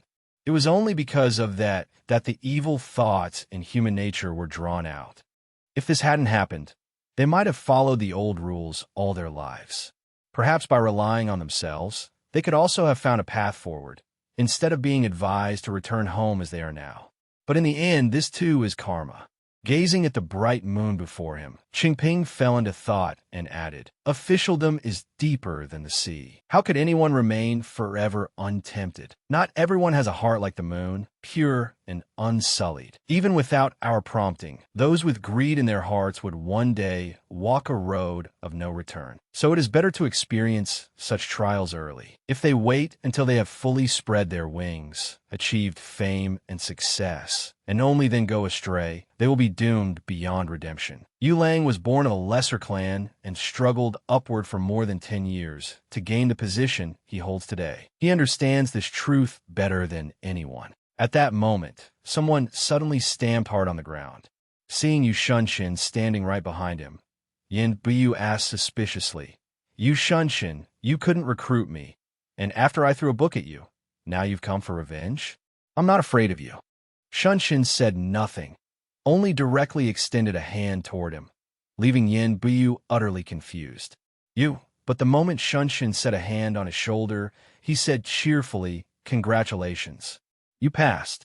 He quickly explained, "There was never any exam question from the start. We only hope to use this method to find like-minded people, people who wish to work for the state and change a court being hollowed out by the four great clans. The road ahead is long. If you do not fear it, then I will walk the path with you." Hearing this, Yin Buyu pressed his lips tightly together, then lowered his head respectfully and said, "This student, Yin Buyu, is willing to follow you, sir." Shunshin hurriedly replied, "You overpraise me. We have already secretly contacted all the students who opposed us today. From now on, you will all come to Chungping's bookshop, where I will personally guide you." Extra chapter at Shunshin's residence. With a pout on his face, Shunshin thought to himself, "My name is Yu Shunshin, and right now, I really want to hit someone. Not long ago, we gathered a number of students and secretly protected them, letting them study and prepare for the exams in our bookshop. At first, there was no problem, but these students are all very young and very handsome, and every one of them keeps crowding around the princess. This is basically inviting wolves into the house. Worse still, I personally brought these wolves in. What a sin." Yin Biyu said with shining eyes, full of excitement. "Lord Yu, Her Highness the Princess truly is a rare talent, learned beyond measure. We thought the princess only knew pleasure and beauty, but who would have thought that even when several of us took turns debating her, none of us could win? She really can serve as our teacher." The moment he heard this, Shunshin hid the knife behind his back and tried hard to calm himself. "Calm down. Don't chop this man." Seeing his expression, Yin Biyu could not help but feel confused. "Lord Yu, why do you look so unhappy?" Shunshin hurriedly replied, "I'm not. Don't talk nonsense."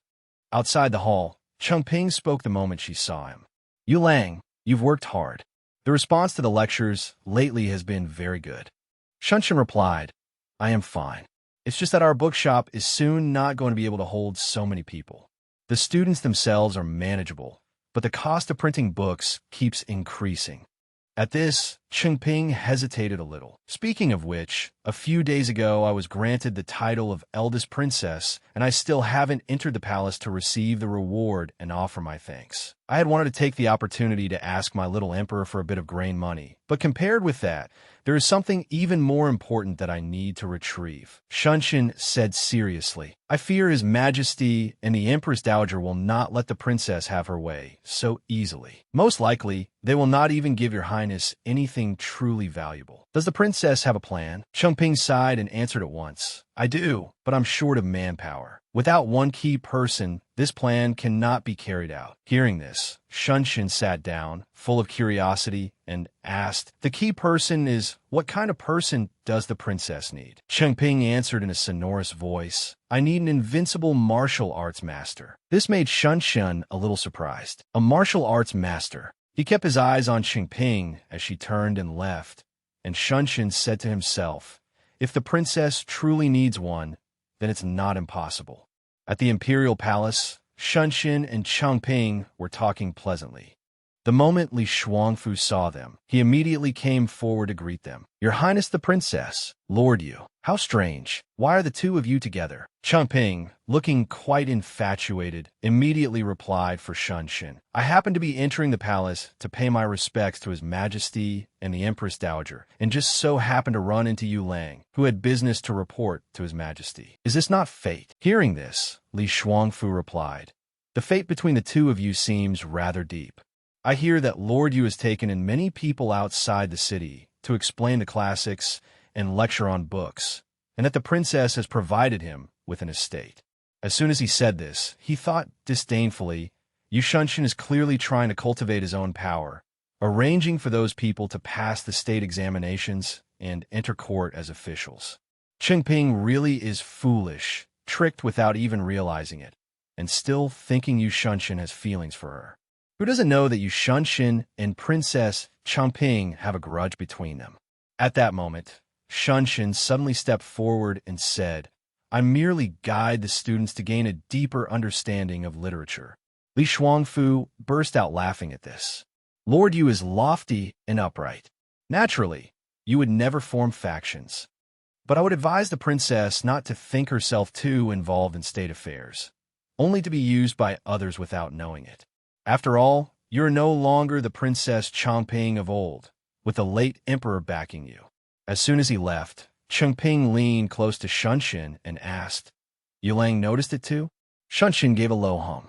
His illegitimate son, Li Zizai, was only recently exiled, and not long before that he himself was punished by Empress Dowager Xiao. How could he possibly still be as complacent as usual? Hearing this, Qingping smiled with interest and thought to herself, if something is abnormal, there must be a reason. It seems I must send someone to investigate thoroughly. At Yangxin Hall, Chang'an stood outside, teary-eyed, peeking into the room and thinking, so boring. I can only wait out here. It should be fine if I sneak a look at what the princess and Empress Dowager Xiao are saying, right? As Shunshin passed by, he immediately rapped him on the head and reminded him, mind the rules. Inside, Chongping lowered her head respectfully and greeted them. This subject, the eldest princess Dongjun, comes forward to offer thanks for imperial grace. At that moment, the little emperor suddenly pointed at her and asked, Elder sister, what's that on your shoulder? Chongping smiled and replied, who knows where this cicada shell came from? These vulgar little things are not something your majesty sees often. Would you like to take a look? The little emperor, full of interest, moved closer to her. Let me play with it. Let me play with it. However, before he could do anything, a cough from Xiaoing made the boy freeze. Then the little emperor quickly sat back down in his place and asked in a stern voice, Elder sister, why aren't you kneeling when you see me? Qingping smiled calmly and replied, it has been many years since I performed formal obeisance to anyone. Back then, Master Yu Yang read my fate and said that aside from outsiders and elders, if I bowed to anyone else, that person would suffer bad luck. Hearing this, the little emperor angrily retorted, I am the emperor. I receive the bows of everyone. Stop with your superstitious nonsense. Xiaoing also shot Qingping a sidelong glance and sneered. Has the eldest princess forgotten all the etiquette of the palace after being unconscious for 10 years? Seeing this, Chongping could only give way a little. As she bent her knees, she replied, very well. I pay my respects to your majesty the Empress Dowager. Your majesty. At that moment, the mirror placed in the room suddenly began to crack with a strange sound, and in the next second it shattered completely, leaving Xiao Ying and the little emperor stunned with fear. The little emperor clung to Xiao Ying in terror. At once, Xiao Ying pointed straight ahead and demanded, Dongjun, what did you do? Chongping replied helplessly, Your Majesty, I just came in from outside. The screen is a full 10 paces away from me, and somehow that gets pinned on me too? If Your Majesty wants to pin a crime on me, could you at least use your brain a little? The next moment, Xiaoing called out, Summon Gu Fengqi. Gu Fengqi quickly entered and could not help greeting Shunshin, who was standing not far away. As he passed Chang'an, Gu Fengqi looked him up and down carefully, then could not help judging inwardly. Yu Shunshin is really shabby. Who knows where he found this fool to bring back as an attendant? Isn't he embarrassed? The moment he stepped into the hall, Gu Fengqi said, Your subject is here. After examining the shattered mirror before him, he immediately reported, Your Majesty, there are no signs that anyone tampered with the frame of the screen. The jade on it has broken apart, but it does not look as though it was shattered by external force. Hearing this, Xiaoing stood up and interrogated him. You mean the screen broke on its own? Then is it possible that someone with powerful martial arts used inner force to shatter it? At that moment, Chongping suddenly burst out laughing, leaving Xiaoing utterly confused. What are you laughing at? Chongping replied calmly, If Your Majesty suspects that I am some peerless martial arts master, then you think too highly of me. Gu Fengqi respectfully reported, I am the commander of the flying cavalry and am fairly skilled in martial arts myself. Yet even I do not possess such ability. Naturally, the princess could not have done it. As for whether such a master exists in the world, even if one does, such a person could not possibly be in this hall. As he spoke, he thought of the scholarly Shunshin and the silly Chang'an catching butterflies outside. Seeing this, Xiaoing did not continue investigating. Irritated, she flicked her sleeve and said, Enough. Withdraw. Gu Fengqi immediately replied, Yes. Before he had even gone far, Xiao Ying threw out an assessment of him, utterly useless. This left Gu Fengqi with no choice but to grit his teeth and endure it. Watching Gu Fengqi leave, Qingping could not help thinking to herself, not long ago, Gu Fengqi was implicated by Li Shuangfu and publicly punished, losing a great deal of face. And now Xiao Ying keeps humiliating him again and again. It seems the relationship between Xiao Ying and the Gu family will not last much longer either. At that moment, the little emperor suddenly asked, "Elder sister, you've already offered thanks, so why haven't you left yet?" Qingping shamelessly smiled and answered at once, "I'm waiting for a reward." When Father Emperor was still alive, whenever ministers had happy occasions and came to offer thanks, Father Emperor would always reward them with a little property. The little emperor immediately said, "I know, I just so happen to have something worth 100,000 to reward you with." Attendance. Qingping's face instantly turned pouty, her dissatisfaction written all over it. Holding the jade cicada in her hand, she asked in confusion, "Your Majesty, are you certain this thing is worth 100,000 and that you wish to bestow it on me?" The little emperor replied brightly, "If I say it's valuable, then it's valuable." This jade cicada was a treasure of Emperor Taizong. Emperor Taizong always held it in his hand and played with it. It's just a pity that later it was dropped and cracked, so it was put away.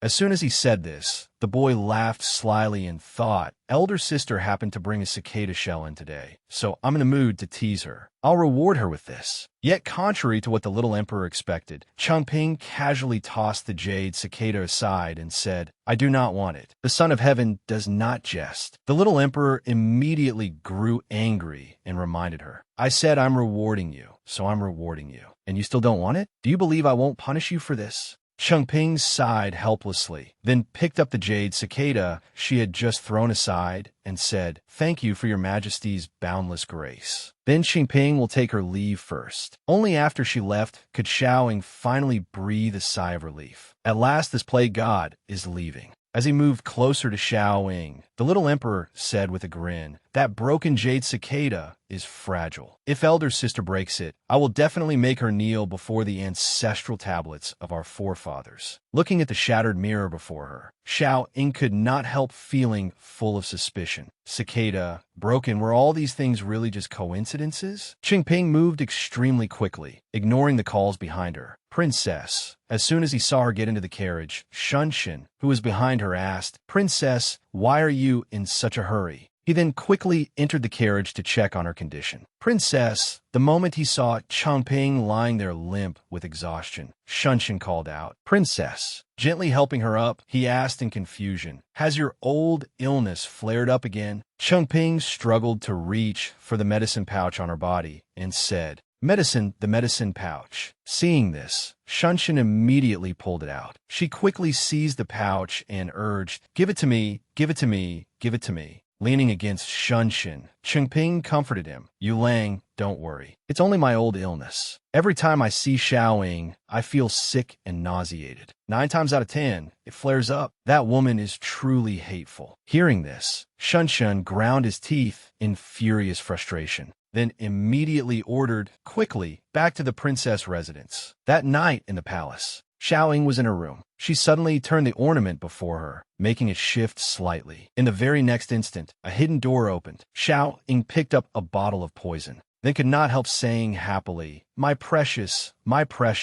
you must live well. Only if you live well can that bitch continue to suffer in peace." At Xuanshin's place, Jixiang came to report to him, "The princess is asking for you." Shunshin immediately went in and called, "Princess." Looking at him, Qingping smiled lightly and asked, "Why does Yulang look like that? Did I frighten you?" As he tightly clasped her hand, Shunshin asked worriedly, "The poison in the princess's body, is there truly no medicine that can cure it?" His question made Qingping freeze for a moment. Qingping smiled and said, "As expected, there is nothing Yulang does not know." Placing her hand against his forehead, Shunshin said gently, "Princess, I can refrain from asking about anything. Whatever your highness wishes to do, I will help you accomplish it all. I only ask that the princess allow me to remain by your side and share your burdens, so long as you live well." As soon as he said this, he thought to himself, so long as you do not leave again as you did 10 years ago. At that moment, Qingping suddenly asked with a serious expression, "You Shunshin, did you already discover my purpose long ago? To seize the throne." As soon as she said this, she gently withdrew her hand from Shunshin's. With unwavering eyes, Shunshin said, "Before the late emperor passed, he once made me promise him that if the princess awoke, I was to protect you at all costs and stand behind you." At the time, I did not understand the deeper meaning in the late emperor's words. Later, the late emperor died of illness before naming a crown prince. When the third prince ascended the throne, I understood. The second prince was dead, the princess lay unconscious, and the third prince only became emperor because there was no other candidate for crown prince. Yet there was no edict from His Majesty, no dragon-patterned jade tally. None of the things that could prove the identity of the chosen heir were given by His Majesty to the third prince. That is because you are the one His Majesty truly wished to pass the throne to. After listening to him say all this, Qingping suddenly lifted his chin and said, "So what? Aren't you afraid? You Shun. I am only using you to fulfill my own ambition. The road to seizing the throne will be one of blood and slaughter. One moment of carelessness, and you will be doomed beyond redemption. Staying by my side like this, aren't you afraid I'll drag you down into hell with me?" Shunshin immediately answered calmly, "If the princess is only using me, then all the better. That way, you will not hold back out of concern for me, nor bear all suffering alone. Of all the things the princess has asked me to do until now, which one has not elevated my reputation among the lesser clans? Which one has not been open and honorable, without shame?" The more she listened, the more Qingping felt puzzled. "Then why would you Lang choose to walk this path with me? I'm only a woman, and what I wish to do is rebellion. Are you not afraid of bearing an infamy that will last 10,000 years? Shunshin answered at once, "It was not my choice. Long ago." Then he immediately continued, "From the day the princess brought me into the princess residence to protect me from the 4 great clans, I had already stepped onto the road you chose. The princess wants to destroy the 4 great clans, change this worm-eaten court, and restore purity to the realm. Only the princess can do this. Empress Xiao could not. The Grand Empress Dowager Yang could not. No matter how difficult it is, I will remain by the princess's side and follow in your footsteps. As for the curses of later generations, right and wrong, black and white, justice all lie in the hearts of men. I do not need my life recorded in the history books. I only believe in my own choice." Chang'an suddenly drew in a deep breath, puffing out his chest, then let out a thunderous sneeze that startled Ji Xiang, who was standing beside him. At that very moment, up ahead, Shunshin gathered his strength and drove a punch straight into the stone wall blocking the way. The terrifying force instantly shattered the obstacle to pieces. And witnessing this earth-shaking sight, Ji Xiang could not help staring in utter shock and thinking, since when does you Shunshin possess martial arts like this? Impossible. After clearing the path, Shunshin turned to Qingping with great respect and said, "Princess, this way." Seeing Shunshin's extraordinary move, Qingping immediately clapped and praised him. "Yu Lang is truly amazing." At this moment, Chang'an also excitedly stepped forward, looking around as he said, "So we've finally arrived at Peach Blossom Village." The scene before them was bustling beyond compare. Throughout the village, skilled blacksmiths were wholly focused on their forging work. Interwoven with the sound of hammering were soldiers training with all their might. Qingping carefully surveyed the large-scale scene before her and thought to herself, "This truly is no ordinary village. This is a military foundry, an armory, and a drill ground." Amid the busy scene, Chang'an walked up to a petite figure sitting there eating. Mistaking her for a little girl from the village, he asked without the slightest caution, "Little friend, do you know where the village chief is?" The girl suddenly froze with her rice bowl in hand when she heard that form of address. Her shoulders trembled as she held back her anger, and she ground out each word through clenched teeth. "Little friend? An oppressive aura burst out from her as she stood up and said, "Which eye of yours thinks I look like a little friend?" In an instant, the girl sprang to her feet, revealing herself to be a young woman with a round, plump figure just like her name, Tang Yuan. But tragically enough, even standing up straight, she was still only slightly taller than Chang'an in his currently bent-over posture. Seeing this comical height difference, he burst out laughing. "You're this tiny. Of course you're a little friend." Tang Yuan's fury exploded the moment she heard that. Without another word, she angrily grabbed the sledgehammer beside her and smashed it straight at the tactless fool's head, shouting, "You want to die?" Even though the full force of the 1,000-pound blow knocked Chang'an rolling across the ground, strangely enough, he still smiled and said as if nothing had happened, "Wow, you're amazing." Watching this accidental display of iron head skill, Ji Xiang, standing nearby, couldn't help wondering to himself, "Damn, this brat can really take a beating?"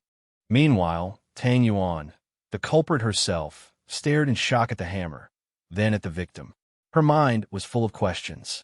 Why hadn't this guy been knocked unconscious?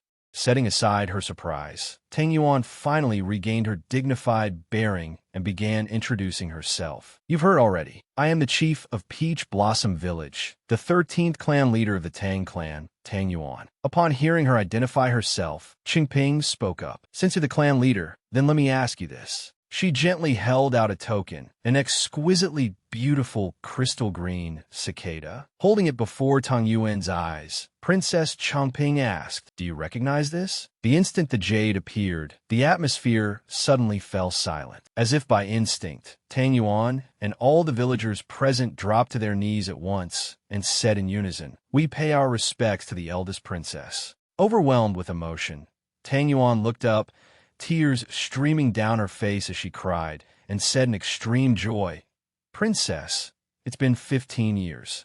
Why have you only come now? Our Tang clan has been waiting for you for 15 years. 20 years ago, Tang, who had been the great general who guards the state. The other members of the Tang clan were brave and skilled in battle, victorious in 100 campaigns. Sadly, in a war 15 years ago, General Tang was thrown into prison because of a strategic mistake, and the entire family nearly had their heads cut off. At the time, the late emperor was still the crown prince, and he and General Tang had once fought side by side, bound by a life-and-death friendship. The late emperor disregarded everything, knelt in the rain for 3 days and 3 nights to plead with Emperor Taizong, and was even berated to the point of being stripped of his position as crown prince before General Tang was finally spared the death penalty. Though his life was spared, General Tang could no longer remain in court affairs, so the late emperor secretly took the risk of sending the Tang clan away. Before Tang Hu left, he said, "Though I can no longer devote myself to the Ying clan, every generation of the Tang family will remain the Ying clan's household retainers. From this day on, whenever the descendants of the Ying clan summon us, even if it means climbing mountains of blades or plunging into seas of fire, we will not refuse." This cicada jade pendant is that token. Tang Hu was my father. When the Tang clan came to Peach Blossom Village, I was only 3 years old. Tang Yuan continued, "I listened to my father's laments for many years. He often said, 'The Tang clan reveres martial valor. We ought to be on the battlefield protecting our families and our country, not hiding away in this poor little village.' But until the year before the late emperor passed away, my father never received the late emperor's call to arms. That only deepened his sorrow, and in the end, he followed the late emperor in death." Back in the present, Tang Yuan was still immersed in emotion. Her eyes were wet with tears, yet a radiant smile spread across her face as she said, "Before my father died, he entrusted me with the great aspiration of our entire clan. Princess, seeing the cicada jade is like seeing the late emperor still alive. From now on, the lives of the entire Tang clan belong to you. We are willing to devote the full strength of our whole clan to protect our rightful lord and defend the rivers and mountains of the realm." The heroic atmosphere was abruptly shattered when a warm but provocative male voice came from behind them. "That's only what you, the clan leader, want, isn't it?" The owner of those words, heavy with gunpowder, was none other than Tang Mu. Stepping out from the crowd with a sharp gaze, he continued, "Our Tang clan has hidden our names in Peach Blossom Village for so many years and lived peaceful, stable lives. You want to inherit your father's will, but have you ever asked the people of the clan whether they want to stake their lives on it?" At once, the two men standing behind him quickly chimed in, adding fuel to the fire. "That's right. We've been living perfectly well. Why should we suddenly risk our lives for some stranger we don't even know? Besides, this princess, even though people say her temperament seems to have changed for the better lately, everyone knows she used to be a notorious tyrant." Hearing those insulting words, Tang Yuan spun around furiously and shouted, "Tang Mu, what do you mean by that? If the late emperor hadn't saved us back then, our clan would have died out long ago. And now it's your turn to stand here and speak so ungratefully?" Unshaken, Tang Mu slowly advanced, his face cold as he said, "Yes, the late emperor did indeed show us a kindness as great as rebirth. If it were truly the late emperor himself arriving today, I would have no objections. But Ing Dongjun, a useless princess whose disgraceful reputation has spread throughout the land, what right does she have to lead us?" Hearing that, Jixiang trembled with rage and immediately began gesturing furiously. This bastard dared show such disrespect to the princess. As soon as that thought flashed through him, he flicked his hand, sending 3 sharp needles whistling through the air straight at Tang Mu.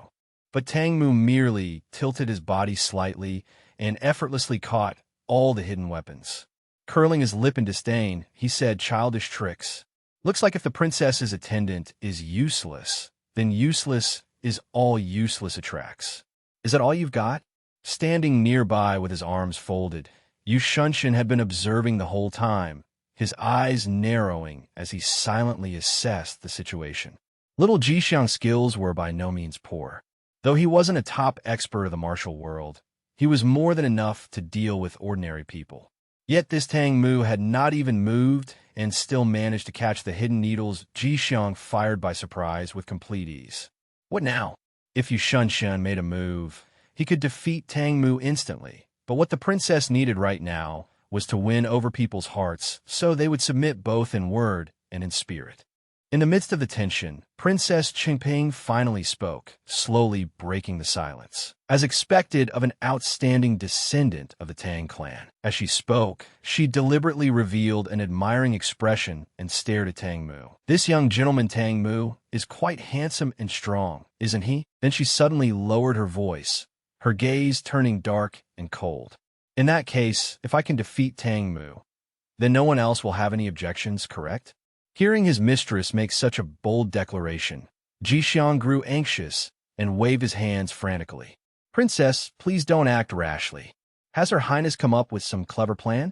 Hearing the challenge, Tang Mu crossed his arms and replied arrogantly, "Your Highness the Princess needn't force yourself. One look at your bearing tells me you've never practiced martial arts in your life. I'm afraid you wouldn't even be able to touch a corner of my robe. If I accidentally injure a precious golden branch like the princess, I'm afraid I wouldn't be able to bear the responsibility." Princess Qingping immediately let out a cold laugh and provoked him in return. "Use martial arts? No, this princess doesn't need martial arts. I only need one finger to defeat you. Do you dare to wager on it?" His pride stung by those outrageously arrogant words. Tang Mu grew irritated.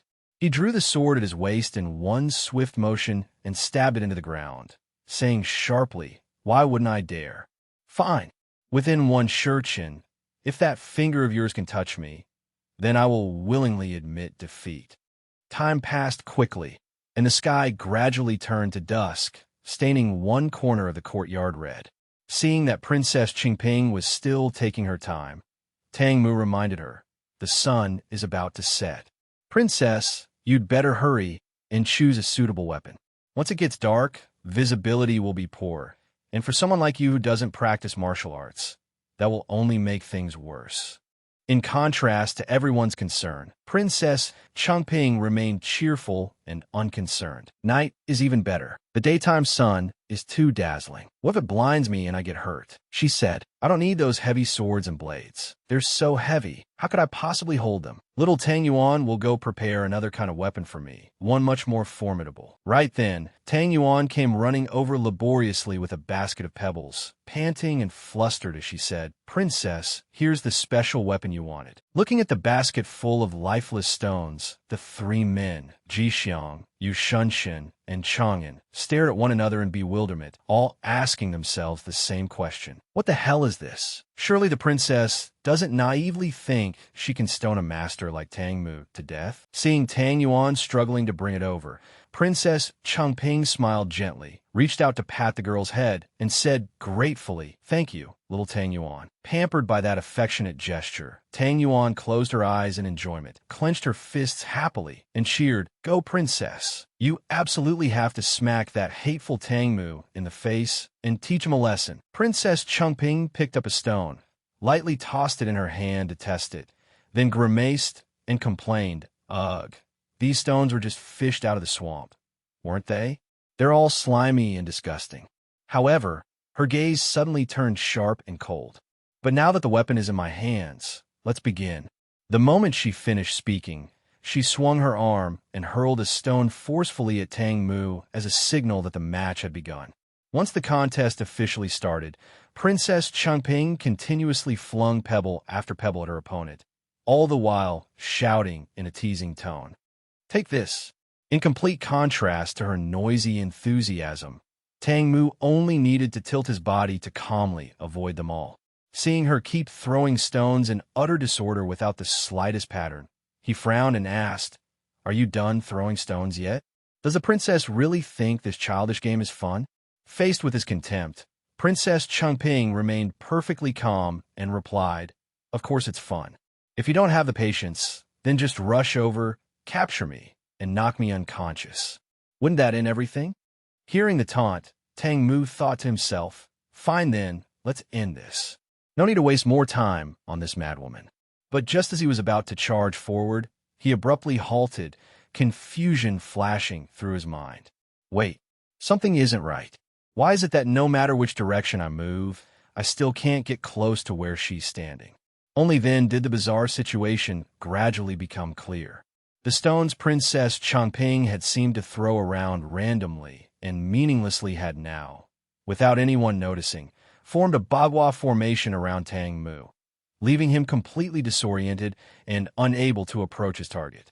Watching from outside, Chang'an rubbed his eyes in disbelief and turned to ask, "My lord, the distance is clearly only a few steps. Why is Tang Mu running around like a headless chicken instead of reaching the princess?" Yu Shunshin fixed his gaze on the strange scene before him and explained calmly to his subordinate, "It's not that he wants to run in circles. He's being held back, unable to get past those stones and reach the princess. Those stones that seem to have been thrown at random are actually a profound formation that the princess secretly laid out." Yu Shunshin analyzed it more deeply in his heart. The princess had deliberately chosen stones taken from a filthy swamp. Tang Mu was a clean freak by nature and looked down on the princess, so subconsciously he would avoid those stones when charging forward. After that, even if he realized the stones formed a formation, a proud and arrogant man like him would absolutely never choose to retreat if he wanted to truly defeat the princess and accept the result wholeheartedly. Because if he could not break this formation, that would prove he had already lost to the princess in intellect. To see through the human heart and fully grasp every scheme, only the princess could accomplish such a heaven-shaking feat. At the same time, Tang Yuan, standing beside him, was already staring at Princess Changping with sparkling eyes full of admiration. She rejoiced inwardly. "Oh heavens, is this the legendary Chiman Duanjia formation? The princess actually knows this Law Supreme art too. No wonder she's the one Tang Yuan chose." Back inside the formation, Tang Mu had apparently realized that he was trapped in the bizarre array created by Princess Changping. Sweat began to bead on his forehead as he thought anxiously, "Damn it, is there really no way out?" Seeing him flustered and losing his composure, Princess Changping smiled in triumph and said, "Looks like you can't break my formation on your own. In that case, let me help you." As she spoke, She moved lightly through the stones, swiftly reaching Tang Mu before he could even react. Princess Chengping's slender finger gently touched his forehead, and she declared clearly, "I win." Caught completely off guard, Tang Mu could only stammer "you," but before he could finish, Princess Chengping seemed to have reached her limit. Her face pale, she forced out, "Winning this match really was a little tiring. Sorry, everyone." As soon as she finished speaking, she slowly collapsed and fainted. Seeing this, Ji Xiang, Yu Shunshun, and Chang'an all rushed forward in alarm and shouted in unison, "Princess!" Night fell. Beside the sickbed, Ji Xiang remained by her side, taking care of her with a face full of reproach. He gestured anxiously again and again. "I already said the princess hasn't fully recovered yet. With such a weak body, you mustn't rush out into the wind." But the princess insisted on not listening. "Look, now the poison in your body has flared up again." Just then, Tang Yuan hurried in with an older woman who had an imposing appearance. Flustered, she said, "Granny Shui is here. Granny Shui is the best physician in our Tang clan. Hurry and move aside so Granny Shui can take the princess's pulse." Princess Chengping drowsily woke and saw the unfamiliar old woman examining her. She weakly reassured her, "There's no need, Granny. No physician in the entire Great Shang dynasty can cure my illness. I just need to rest for a bit, and I'll be fine." Hearing this, the old woman known as Granny Shui finally explained sternly, "Of course those quacks couldn't treat this strange affliction, because this fundamentally isn't an illness at all, nor is it ordinary poison. It is a cruel goo poison, one that has no antidote in this world. Let me tell you this, princess, an evil person has planted a goo into your very marrow. As long as the mother worm remains alive, you can forget about ever being rid of this poison in your lifetime."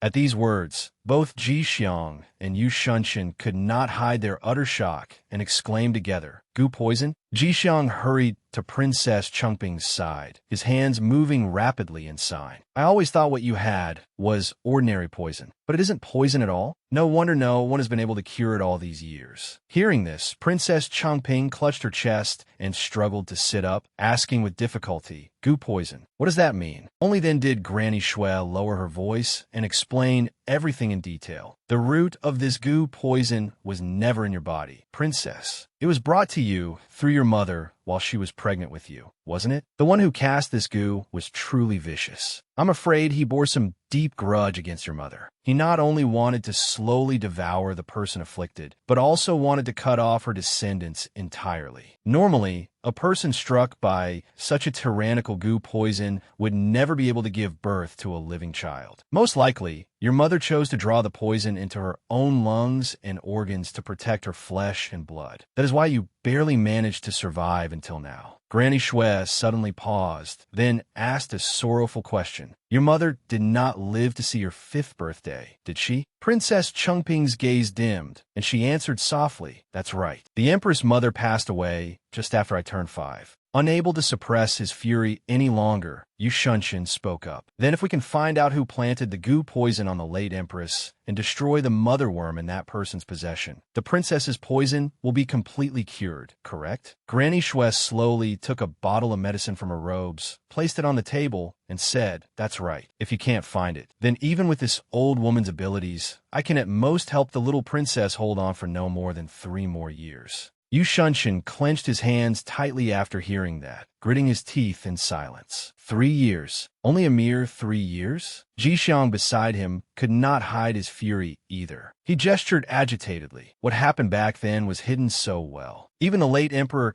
couldn't uncover any clues. Who on earth was cruel enough to harm the late empress like that? And now more than 10 years have already passed. How could it be easy to uncover the real mastermind behind all? Seeing this, Princess Chengping reached out, gently patted Ji Xiang on the head, and smiled to reassure him. "It's all right. A net spread for so many years. Once we kill all the fish caught in it, the big fish will naturally lose patience and jump out on its own. For the death of my mother and the pain carved in my bones, I will definitely make that person repay it 100,000 times over." Tang Yuan was so moved that she immediately knelt down, tears filling her eyes as she declared firmly, "Princess, Our Tang clan is willing to follow you with one heart. No matter what the future brings, I, Tang Yuan, will definitely use my life to protect you." Inwardly, Tang Yuan was filled with admiration. The princess had endured such agony in a poisoned body, yet she had still persevered so tenaciously until today. Princess Changping gently helped her up and said, "Tang Yuan, from now on you are to follow me as my personal maid. As for the rest of the Tang family troops, divide them into small groups and have them secretly enter the capital. Once they arrive, I will have Baozhu make arrangements for all of you to be properly settled." At that moment, the image of Princess Changping's poor accountant surfaced in her mind, already screaming, "Dear heavens, the princess residence has only just made a little money, and now it's about to burn through it all again? Can I quit?" Tang Yuan replied respectfully, "This servant will obey all of your highness's orders." After settling everything, Princess Changping called out through the window, where Tang Mu's figure stood in silent thought. "So then, young Master Tang Mu has already been defeated by me and the others who opposed him. Do you still have any objections now?" Tang Mu answered radili, "Abitisabit." No one in the Tang family has ever gone back on their word. With that, the figure quietly departed. Seeing that things had more or less been settled, Princess Changping finally felt a little of the weight lifted from her heart. In the blink of an eye, a few days passed. As soon as Steward Zhou learned of the matter, he burst into tears and ran to Princess Changping to complain. 10,000 people. The entire Tang clan has 10,000 mouths to feed, and they're all full-grown men with monstrous appetites. "Princess, how am I supposed to keep that many people alive? The princess residence only has this tiny bit of money left." Inside, he was already wailing in despair. The money squeezed out of the Yao family had all been poured into expanding the shops, and it was still too early to see any profits. The land tax wouldn't come in for several more months. How could it possibly keep up with the princess's rate of spending money like water? Princess Changping calmly glanced at Tang Yuan, who was eating heartily beside her, and said softly, "How should I know? Aren't you the steward? The finances of the princess residence are entirely under your management. I'm only responsible for spending it." The man said helplessly, "What your highness says is true. As the steward of the princess residence, in theory, all the assets and lands under your highness's name are under my administration. But the problem is, before your highness fell into a coma, all the silver in the residence was tightly controlled by the Grand Empress Dowager's people. I can't exactly march into the palace and demand it back from her." Seeing this, Princess Changping comforted him. "All right, Steward Zhou, don't be so troubled. In a few days, I'll personally go to grandmother and ask for money. This time, I'll definitely be able to get back quite a bit. You just need to find a way to hold things together for me for these next few days." Hearing this, the steward sighed, but he could only accept it. Yes, this servant will continue balancing the accounts. A trace of sympathy also stirred in his heart. The princess really hadn't had it easy. Others had only seen her arrogance and tyranny in the past, but who would have known that all her money had been kept in the Grand Empress Dowager's hands? Just as the steward turned to leave, Princess Changping suddenly called after him, "By the way, Steward Zhou, you've worked hard all these years in the princess residence. Thank you for continuing to support this place while I lay unconscious all these years." Hearing such heartfelt words, the steward was deeply moved. Wiping away his tearful eyes, he said firmly, "Your Highness's words have awakened this servant. It was all this servant's duty to begin with. This servant will go at once and continue working himself to death for your highness." Standing beside them, Jixiang curled his lip as if exposing the truth.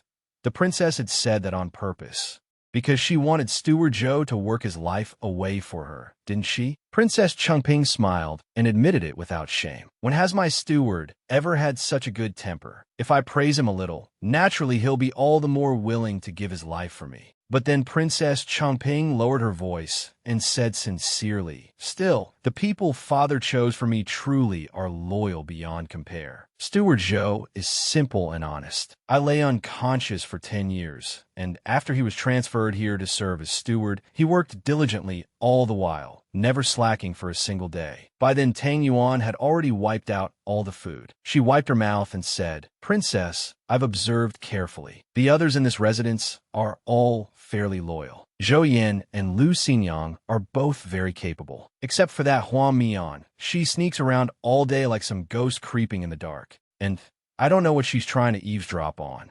Besides, one look is enough to tell she's an expert at hiding her martial arts.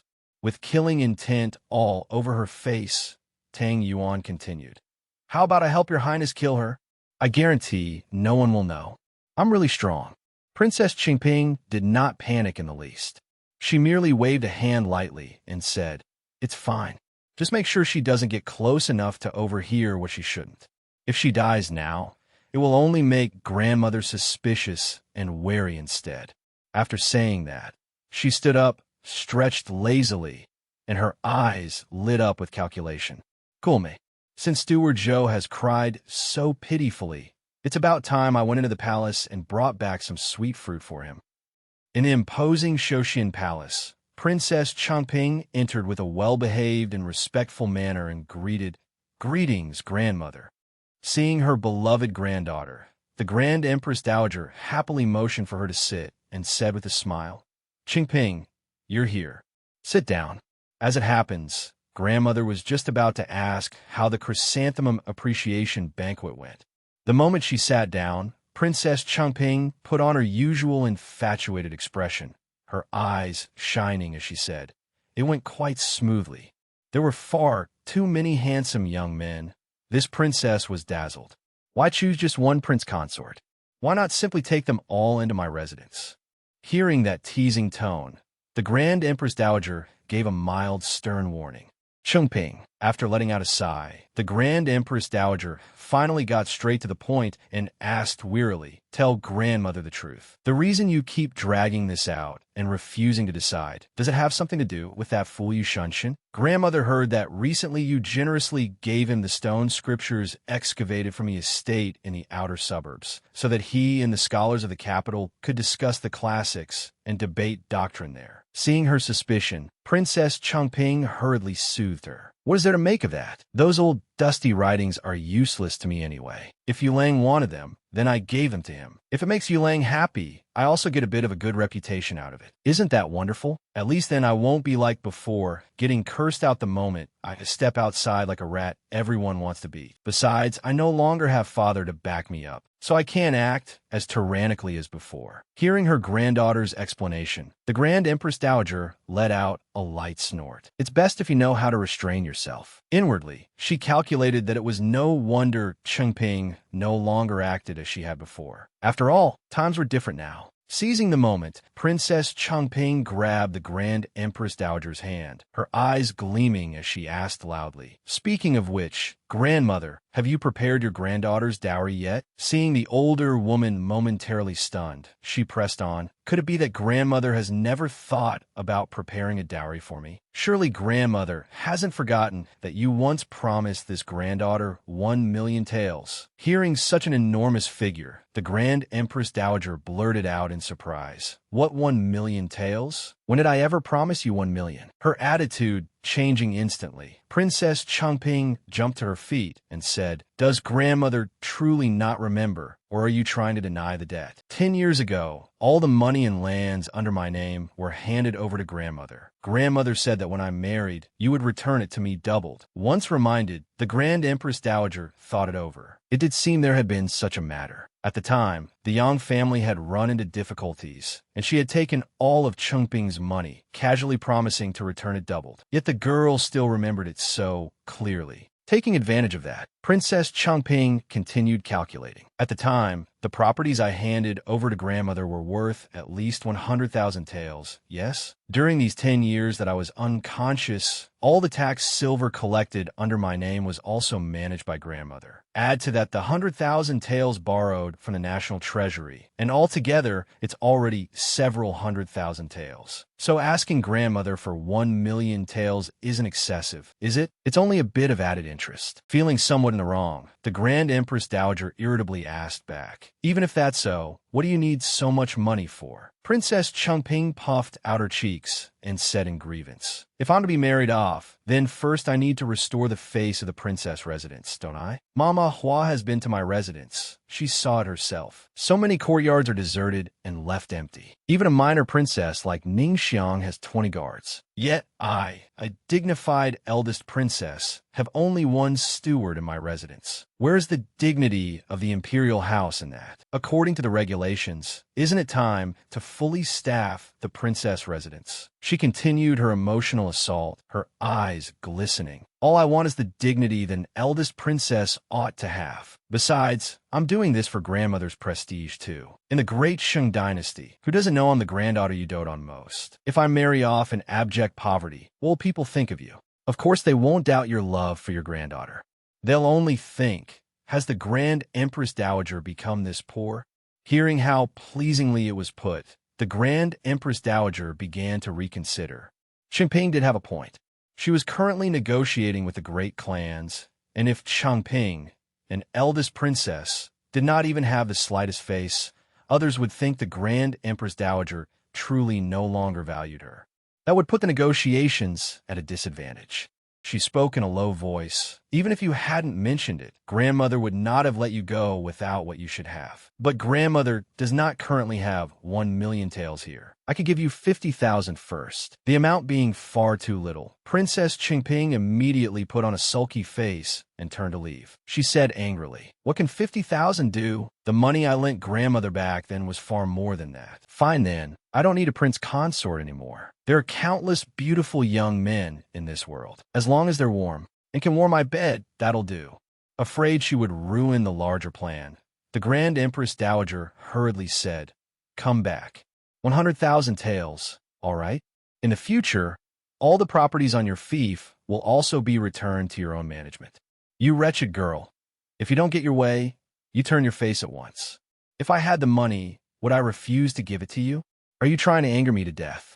Having achieved her goal, Princess Chengping immediately ran back and coaxed her sweetly. "All right, your granddaughter loves grandmother and doesn't want to make things hard for you. Then 100,000 will do." Watching her granddaughter's departing figure, the Grand Empress Dowager could not help but sigh. Ever since Chengping woke up, why had troublesome matters only seemed to multiply? Elsewhere, Empress Dowager Xiao was sitting before a mirror while someone combed her hair. With a thoughtful gaze, she said, "You Taifu went to Chengping's book lodge again today?" The maidservant standing behind her replied softly, "Yes, but your majesty need not worry. It said that Princess Chengping rarely goes to the suburban book lodge. Most likely Lord Yu doesn't want her there either." The maid continued respectfully, "Some time ago, didn't Lord Yu even help your majesty put pressure on the Li family? It's clear Lord Yu's heart still leans toward your majesty. Lord Yu and those common-born scholars are merely seeking a place to discuss the classics and debate doctrine. Everyone knows that Lord Yu has always liked helping poor scholars." Hearing this, Empress Dowager Xiao still did not feel reassured. In a gloomy tone, she said, "Is that so? But Ijia keeps feeling that something is wrong. These days, the contact between those two has become far too frequent." Unease churned within her as she thought, "Even though he helps me so much, I still feel that his heart is not with me." After a moment, Empress Dowager Xiao turned and ordered the maidservant, "Go deliver my command. Tell Yu Taifu to come to the palace. Say that I have something to discuss with him." After receiving the summons, Yu Shunshin appeared before Empress Dowager Xiao and bowed respectfully. "This minister greets your majesty, Empress Dowager." Empress Dowager Xiao looked at the man of her dreams and replied calmly, "There are no outsiders here, so there is no need for such formality. I invited you Taifu here this time because there is an important matter I wish to discuss with you." Then she decisively announced, "Ijia has already decided. I want to expand the Imperial Guard. In addition to the 3 branches, the Shunwei, Jinjia, and Fiki, I plan to establish another branch, the Heavenly Eagle Guard." Hearing such shocking news, Yu Shunshin said coolly in protest, "According to precedent, after a new emperor ascends the throne, reorganizing the Imperial Guard is a common matter. But right now, the four great families have just suffered a blow. The Fiki Guard is connected to them. If your majesty acts this way, I fear it will provoke their dissatisfaction. Empress Dowager Xiao immediately changed her expression and put on a pitiful look. To protect his majesty, Aijia has no other choice. Yu Lang, I need your help. Empress Dowager Xiao continued explaining the tangled situation at hand. Of the three branches of the Imperial Guard, the Shunwei army obeys Lu Guang. This palace cannot insert even half a hand into it, though the Jinjia Guard is loyal at present and was cultivated by you single-handedly in your capacity as acting Chief Justice of the Court of Judicial Review. They're usually stationed outside the palace and are responsible for patrols in the capital. They're too far from the palace. As for the Fiki Guard, they're all sons of the great clans and obey Gu Fengqi. Just like an only family matter before, the Gu family has its hands in far too many court affairs. When they act, it is inevitable they want things to go their own way. Yu Shunshan pondered for a moment, then replied calmly, "So your majesty wants a force entirely under your own control. Only then can you avoid being constrained by others." Hearing this, Empress Dowager Xiao adopted a pitiful expression and sighed, "Exactly. But as Yu Taifu said, the four great families may not support this matter." Yu Shunshan maintained the same distant attitude and replied coolly, "Even so, your majesty can draw some ordinary soldiers out of the Jinjia Guard and the Fiki Guard,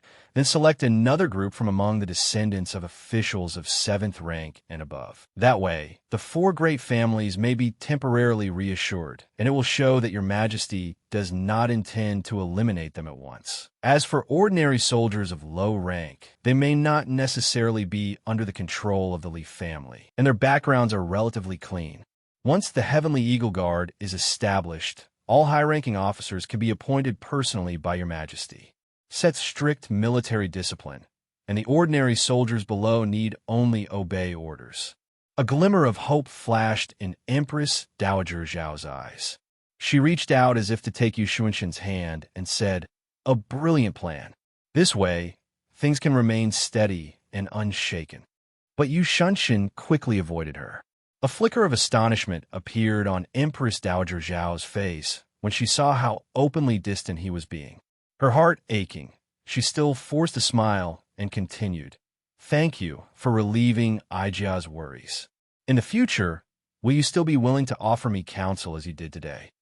In response to that expectation, Yu Shunshan still answered coldly and respectfully, "This minister has never offered counsel for your majesty. In the future as well, this minister will only fulfill the duty of a subject. If your majesty has no other business, then this minister requests leave to withdraw." Seeing his retreating back as he hurried away, Empress Dowager Xiao could not restrain herself and called out, "Yu Lang." Yu Shunshan stopped at the sound, turned back, and asked coldly, "Does your majesty have any further instructions?" Empress Dowager Xiao, sounding anxious as she probed, asked, "Aijia has heard that recently you and Qingping are often together. Is it because she keeps clinging to you and won't let go? If you find it troublesome, I can." Before she could finish, Yu Shunshan answered with an icy face, "Your majesty misunderstands. The princess is not clinging to me and refusing to let go. It is this minister who is willing to be entangled with the princess." That sentence struck Empress Dowager Xiao like a bolt from the blue, leaving her stunned.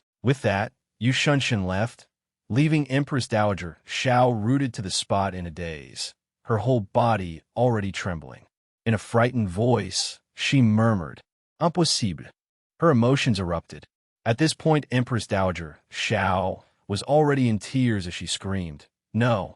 Why is it always Princess Chengping's residence?" At the princess residence, Princess Chengping praised happily, "Yulang's plan truly is excellent.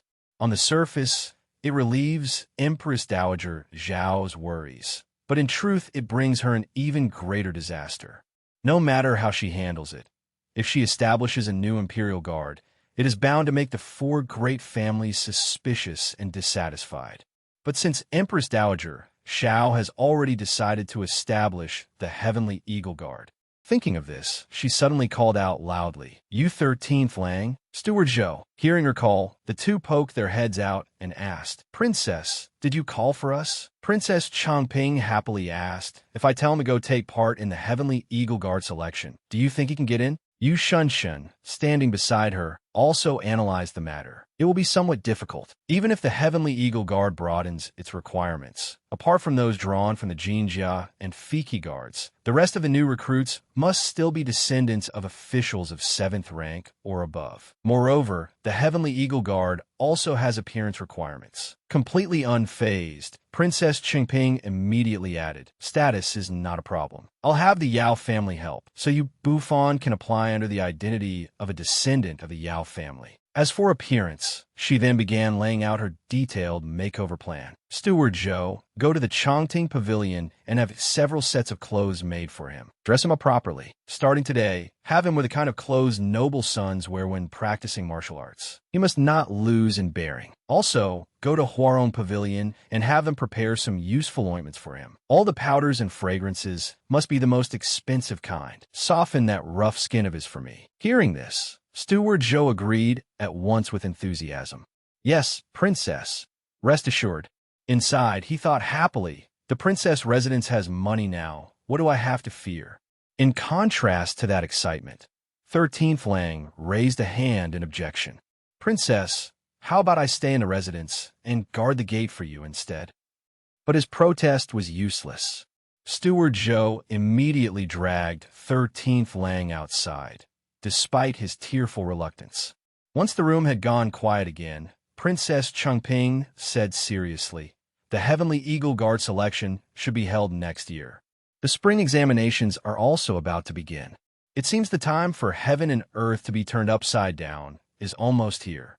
Looking at the girl before him, Yu Shunshin replied with a faint smile, "The change your highness has long hoped for will surely come." Inwardly, he thought with anticipation, "So, princess, you must wait for me." Winter passed, and spring came. In the second year's spring examinations, Yin Bujing unexpectedly took first place as Zhuang Yuan. One after another, the other scholars from Princess Chengping's book lodge also made the golden list and entered officialdom. Not long after the state examinations ended, the royal family's triennial spring hunt was held. The imperial clan and the high ministers, leading the 3 branches of the imperial guard, the Fiki, Jinjia, and Shenwei, set out for Chiu Mountain to hold a 5-day hunt. At that moment, Empress Dowager Xiao lifted the carriage curtain and looked out. Her eyes were icy, filled with hatred, as she thought to herself, "Yu Shunshin, Ying Dongjun." The more she thought about it, the darker her expression became, and she fumed inwardly. Why did I only realize it now? How ridiculous. I've been their joke all along. Those two have been colluding behind my back. Sitting beside her, the young emperor saw how upset his imperial mother was, and looked outside, secretly making up his mind. Imperial sister has upset Mother Empress again. I have to find a chance to teach her a lesson. By evening, the imperial hunting party began setting up camp at the grounds outside the city. And when the moon had risen high and darkness had spread across the sky, Empress Dowager Xiao was walking alone by the riverbank, thinking to herself, "How long has it been since I last left the Deep Palace? I cared so deeply for Yu Shunshin for so many years, yet he could be so heartless. It's all because of Ying Dongjun. Back then, that Shun woman stole the affection that should have been mine. And now her daughter wants to steal the only remaining hope in my life as well." Jealousy flared up. Thinking of this, Empress Dowager Xiao trembled with rage and cried out, "Why? Why should she?" Elsewhere, Nanding was strolling through the dark forest, looking bored as he thought, "I've more or less finished the task young Master Fan gave me. Since we're out on this hunting trip, I should find the princess and report the information I've gathered recently." Before his thoughts could finish, he heard Empress Dowager Xiao in the distance still shouting, "Why should she?" Startled by the sudden cry, Nanding let out an "huh." The strange sound startled her as well. Empress Dowager Xiao, still in tears, whipped around to glare. The moment she realized someone was behind her, she covered her face and hurried away. Panicking inwardly, she thought, "This is bad. I didn't expect there to still be a man out here this late." Seeing her running toward danger, Nanding called out from behind, "Wait, miss, there's a trap there." But before Empress Dowager Xiao could hear him, she stepped right into the trap and fell. Seeing this, Nanding rushed over and caught her, and the two of them fell in together. In that moment of panic, he tried to use his own body to cushion Empress Dowager Xiao's fall. The impact made her sit up with a cry. That hurts, having served as a human cushion for a beauty. Nanding also cried out at the same time, I'm hurting too, miss. Could you get up? Hearing that, Empress Dowager Xiao finally realized she was sitting on top of him and blushed in embarrassment. She hurriedly stood up and asked, Hey, are you all right? Brushing the dirt off himself, Nanding said, Luckily this trap wasn't set very deep. Otherwise, if we'd fallen in, both of us would have lost half our lives. Why did you come running out here in the middle of the night? Didn't you know the Fan family and a few of the princesses set traps here to hunt beasts? Seeing that he hadn't recognized who she was, Empress Dowager Xiao felt secretly relieved, so my disguise worked. This man thinks I'm just an ordinary maidservant. Good. If anyone found out that the dignified Empress Dowager, was out here with a man, my reputation would be ruined. Steadying herself, she replied, I didn't know. I never asked about such things. Hearing her naive answer, Nanding spoke while struggling to stand. How can you not know anything? Never mind. It's good that you're fine. Hurry and get up. Inwardly, he wondered, this young lady is rather strange. She says she's a maid, but she doesn't know anything. But before he could stay upright for long, the man had already collapsed again. Seeing how pale he had gone from pain, Empress Dowager Xiao hurriedly asked, What's wrong with you? Nanning bent down to check his leg, then frowned and said, I probably twisted my ankle. Miss, can you climb out on your own? My leg is injured, and my right hand was injured before too, so I can't use any strength with it. I'm afraid I won't be able to pull you up like this. Looking at the steep dirt wall in front of her, Empress Dowager Xiao replied anxiously, I'm afraid not. I've never climbed a slope like this before. But another concern rose in her heart. If I call the guards over, I can get out easily enough, but then my reputation will be finished. While she was still thinking, Empress Dowager Xiao saw Nanding fiddling with something and asked, What are you doing? Tearing strips from his clothes to prepare a bandage, Nanding quickly replied, Tearing off some cloth. If I use cloth and a branch to secure the leg, I might still be able to force myself up, but my right hand really can't use any strength. Watching him struggle, Empress Dowager Xiao hesitated for a moment, then held out her handkerchief and said, Will this handkerchief do? He took the soft item, blushing slightly, and replied, Thank you. Holding the handkerchief in his hand, Nanding thought to himself, A handkerchief is a woman's personal item. She can't just give it away to anyone. But she, cutting off the thought, he gritted his teeth and began binding the wound. Inwardly, he cursed the situation. My right hand can't use strength, and now my left hand is hurt too. What a mess. Unable to bear, just watching, Empress Dowager Xiao saw how much Nanding was struggling and stepped forward. Let me do it. Flushing awkwardly, he replied, Then I'll trouble you, miss. As Empress Dowager Xiao carefully worked on the bandage, she said somewhat embarrassed as well, No, I should be thanking you. We only met by chance. If you hadn't tried to save me, you wouldn't have been injured. Nanding looked at her intently and quickly replied, It's nothing. I couldn't just stand by and watch someone die. Back when I was in despair, someone once saved me too. Between people, isn't that only natural? Moved by his sincerity, Empress Dowager Xiao lifted her face, about to continue, only to see that he was reaching a hand toward her. Mistakenly thinking he was teasing her, she hurriedly scooted back and said shyly, How dare you? What are you doing? Seeing her alarm, Nanding quickly explained, Sorry, I was being rude. I was only trying to pick the leaf out of your hair. A lady is beautiful, as you shouldn't have leaves in her hair. It doesn't suit you. Far too embarrassed by his honeyed compliment, Empress Dowager Xiao immediately stood up, her face flushed red, and exclaimed, What do you mean, as beautiful as a nation? How can you speak so frivolously? Fine, the bandaging is done. See for yourself whether you can stand now. Only then did Nanding force himself to his feet, still saying, Miss, you truly are a beauty who puts flowers to shame and the moon to blush. Why hide it? But if you don't like hearing it, then I won't say it anymore. Then he turned and said, I'll climb up first, and then I'll think of a way to pull you up after. After much clumsy effort, the two of them finally managed to get out of the pit. Both let out sighs of relief. They had finally made it out. Seeing that it was over and that she needed to return at once, Empress Dowager Xiao quickly left, not forgetting to say, Thank you for today, young master. But I must trouble you not to speak of meeting me. Standing behind her, Nanding asked in confusion, Then how am I supposed to return this handkerchief to you? Empress Dowager Xiao turned around, her gaze cold and calm, and replied, "No need. Burn it." Inwardly she thought, "We're never going to see each other again anyway." Watching her figure gradually disappear into the night, he called after her silently, with a trace of regret in his heart. "Miss." Nanding watched Empress Dowager Zhao's retreating back as she left without hesitation and thought with some regret, "We won't meet again?" Well, that makes sense. This young lady's gentleness today was only temporary. I'm just a servant. Back then, at Shuyue Tower, no one had ever treated me kindly.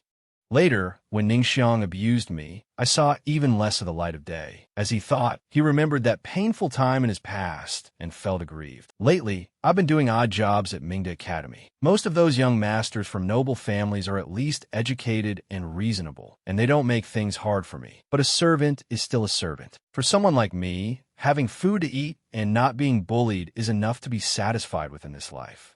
And now, I even have the princess protecting me. I'd better stop overthinking and hurry to find the princess.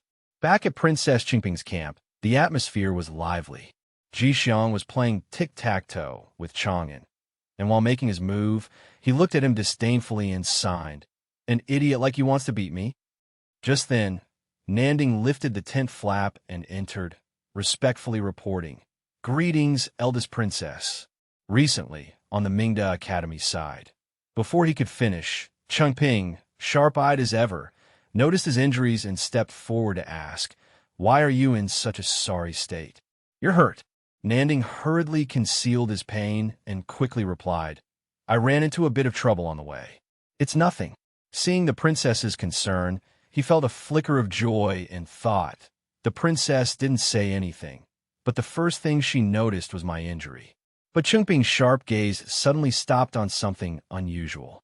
She immediately pointed at his bandage and ordered, "Where did you get this handkerchief? Take it off and let me see." Not daring to disobey, Nanding bent down to remove it while explaining, "When I got hurt, a young lady gave it to me to use as a bandage. Princess, I promised her I wouldn't tell anyone about meeting her." Though he had promised to keep it secret, he thought firmly to himself, "The princess is my benefactor and my master. I can't deceive her." Holding the evidence in her hand, Qingping glanced over it and thought, as expected. The handkerchief carries the faint scent of Hengwu incense, and the material is Jiaojin silk, something only the palace possesses. Her eyes deepened. After thinking for a moment, she asked, "What did that woman look like? And what did you and she do?" Hearing this, Nanding immediately answered, "She was wearing an ordinary long robe, but she was extremely beautiful. She accidentally slipped and fell into a hunting trap, and I saved her. Afterward, I tried to return the handkerchief to her, but she said there was no need. She said we would never meet again." Seeing the princess grow pensive, he worried inwardly. The princess's expression suddenly changed. The atmosphere abruptly grew heavy. Then Changping suddenly called out, "Nanding." Startled, he immediately answered, "Yes, this servant is here." Changping slowly explained, "The person you met was no young lady at all, but the current Empress Dowager, Xiao Ying. Xiao Ying has always stood high above everyone else, cold and harsh in the way she treats others. Perhaps because you save her, she treated you differently. Or perhaps I'm simply being overly suspicious." Those words left Nanding too stunned to speak, and Changping continued, "But I have never let slip any opportunity that might be seized. What I'm about to say to you next is not an order, nor is it a request. Whether you do it or not, and whether it succeeds or not, will depend entirely on your own heart." Outside the tent, the board game still hadn't been decided. Jixiang and Chang'an kept playing tic-tac-toe, muttering as they went. Jixiang signed, "Damn it, I won." Early the next morning, under clear skies, Changping was strolling through the forest with Jixiang and said, "An imperial hunting meet is already an imperial hunting meet. Why does this Xiaoing still have to hold some banquet on top of it? How troublesome." Walking beside her, Jixiang gestured in agreement.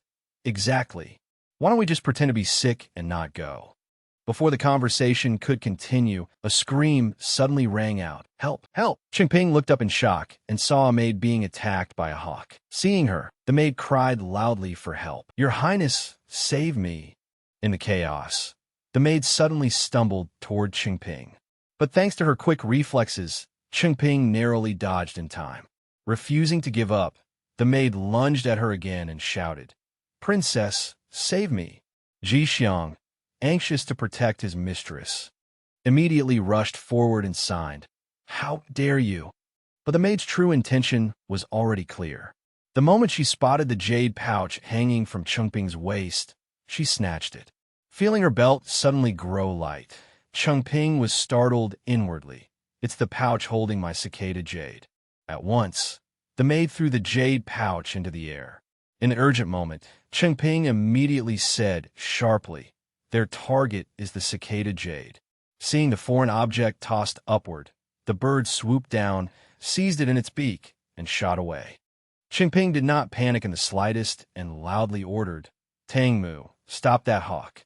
Tang Mu, who had already been hiding in a tree with his bow drawn, released the string without hesitation. An arrow ripped through the air and struck the bird squarely in the wing, sending it spinning before it crashed to the ground. At the same time, below, Ji Xiang drove a kick straight into the maid's stomach and signed, "Get lost." The maid was sent flying by the heavy blow. Ji Xiang quickly stepped forward to check her breathing, then signed, "She stopped breathing." Then he pried open the maid's mouth to inspect it and turned to sign to Qingping, "Princess, she had poison hidden under her tongue." At the crucial moment, she bit it and killed herself. She was a dead soldier. Carrying the hawk upside down, Tang Mu walked over and asked in a puzzled tone, "They sent a dead soldier just to snatch the cicada jade? Could it be someone has learned about the Tang clan?" Qingping calmly took back the jade pouch and said, "No, the matter of the cicada jade is known only to Imperial Father and me. Most likely Xiao Ying is suspicious and wary of me, and wanted to take back the jade she bestowed on me, while incidentally finding some pretext to punish me. Her mind only works this far. What a disappointment." Holding up the half-dead hawk, Tang Mu asked, "Then shall I kill this hawk?" Qingping gave a meaningful smile and replied, "No need. Release it later. Since Xiao Ying spent so much effort trying to get the cicada jade back, then we may as well give it to her." But then she narrowed her eyes and continued in a sinister tone, "Though, of course, we should still add a little return gift." By the time of the grand banquet, Yang Guowei sat beside the Grand Empress Dowager and greeted her respectfully. "Elder sister, have you been well?" Elsewhere, Nanding also stepped forward to pour tea for his father-in-law and said respectfully, "Father-in-law, please have some tea." Another person raised a cup and invited, "Lord Yu, please." Yu Shunshin courteously raised his cup in response. Just then, Princess Changping arrived with Ji Xiang standing guard beside her and began her greeting. "Changping has arrived late. I beg the Grand Empress Dowager and Her Majesty the Empress Dowager to forgive me." After that, Changping stepped forward to greet her relatives. "Imperial Uncle, it has been a long time." Changping pays her respects. Hearing that, Guowei waved a hand dismissively and said to her, "Changping has grown up. There's no need to stand on such ceremony." Seated beside him, Deputy Director Shuang let out a mocking laugh and sneered, "The eldest princess is becoming more and more unruly. Never mind us old men, but how could your highness keep the Empress Dowager, your grandmother, and your imperial uncle waiting so long?" Standing nearby, Nanding glared at him furiously and thought irritably, "What a big-mouthed old man." At that moment, Changping put on a pitiful expression, her eyes brimming with tears, and choked out, "Don't even mention it. On the way here, I ran into a female thief who stole the cicada jade His Majesty bestowed upon me." The entire room instantly cried out in shock.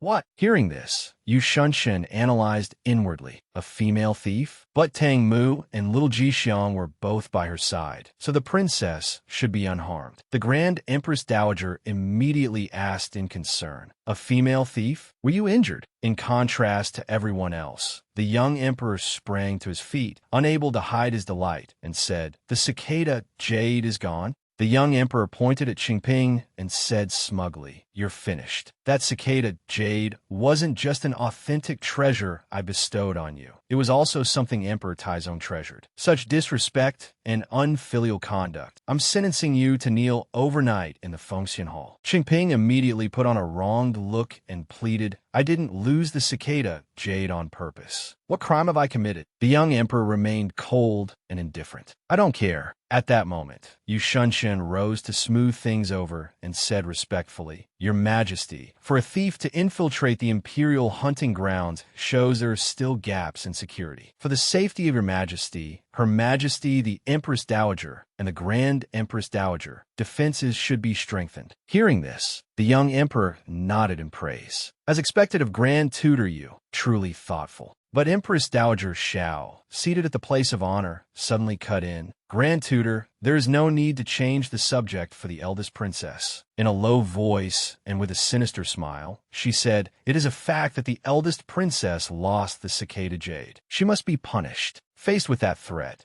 Chengping showed not the slightest trace of fear and kept her calm smile.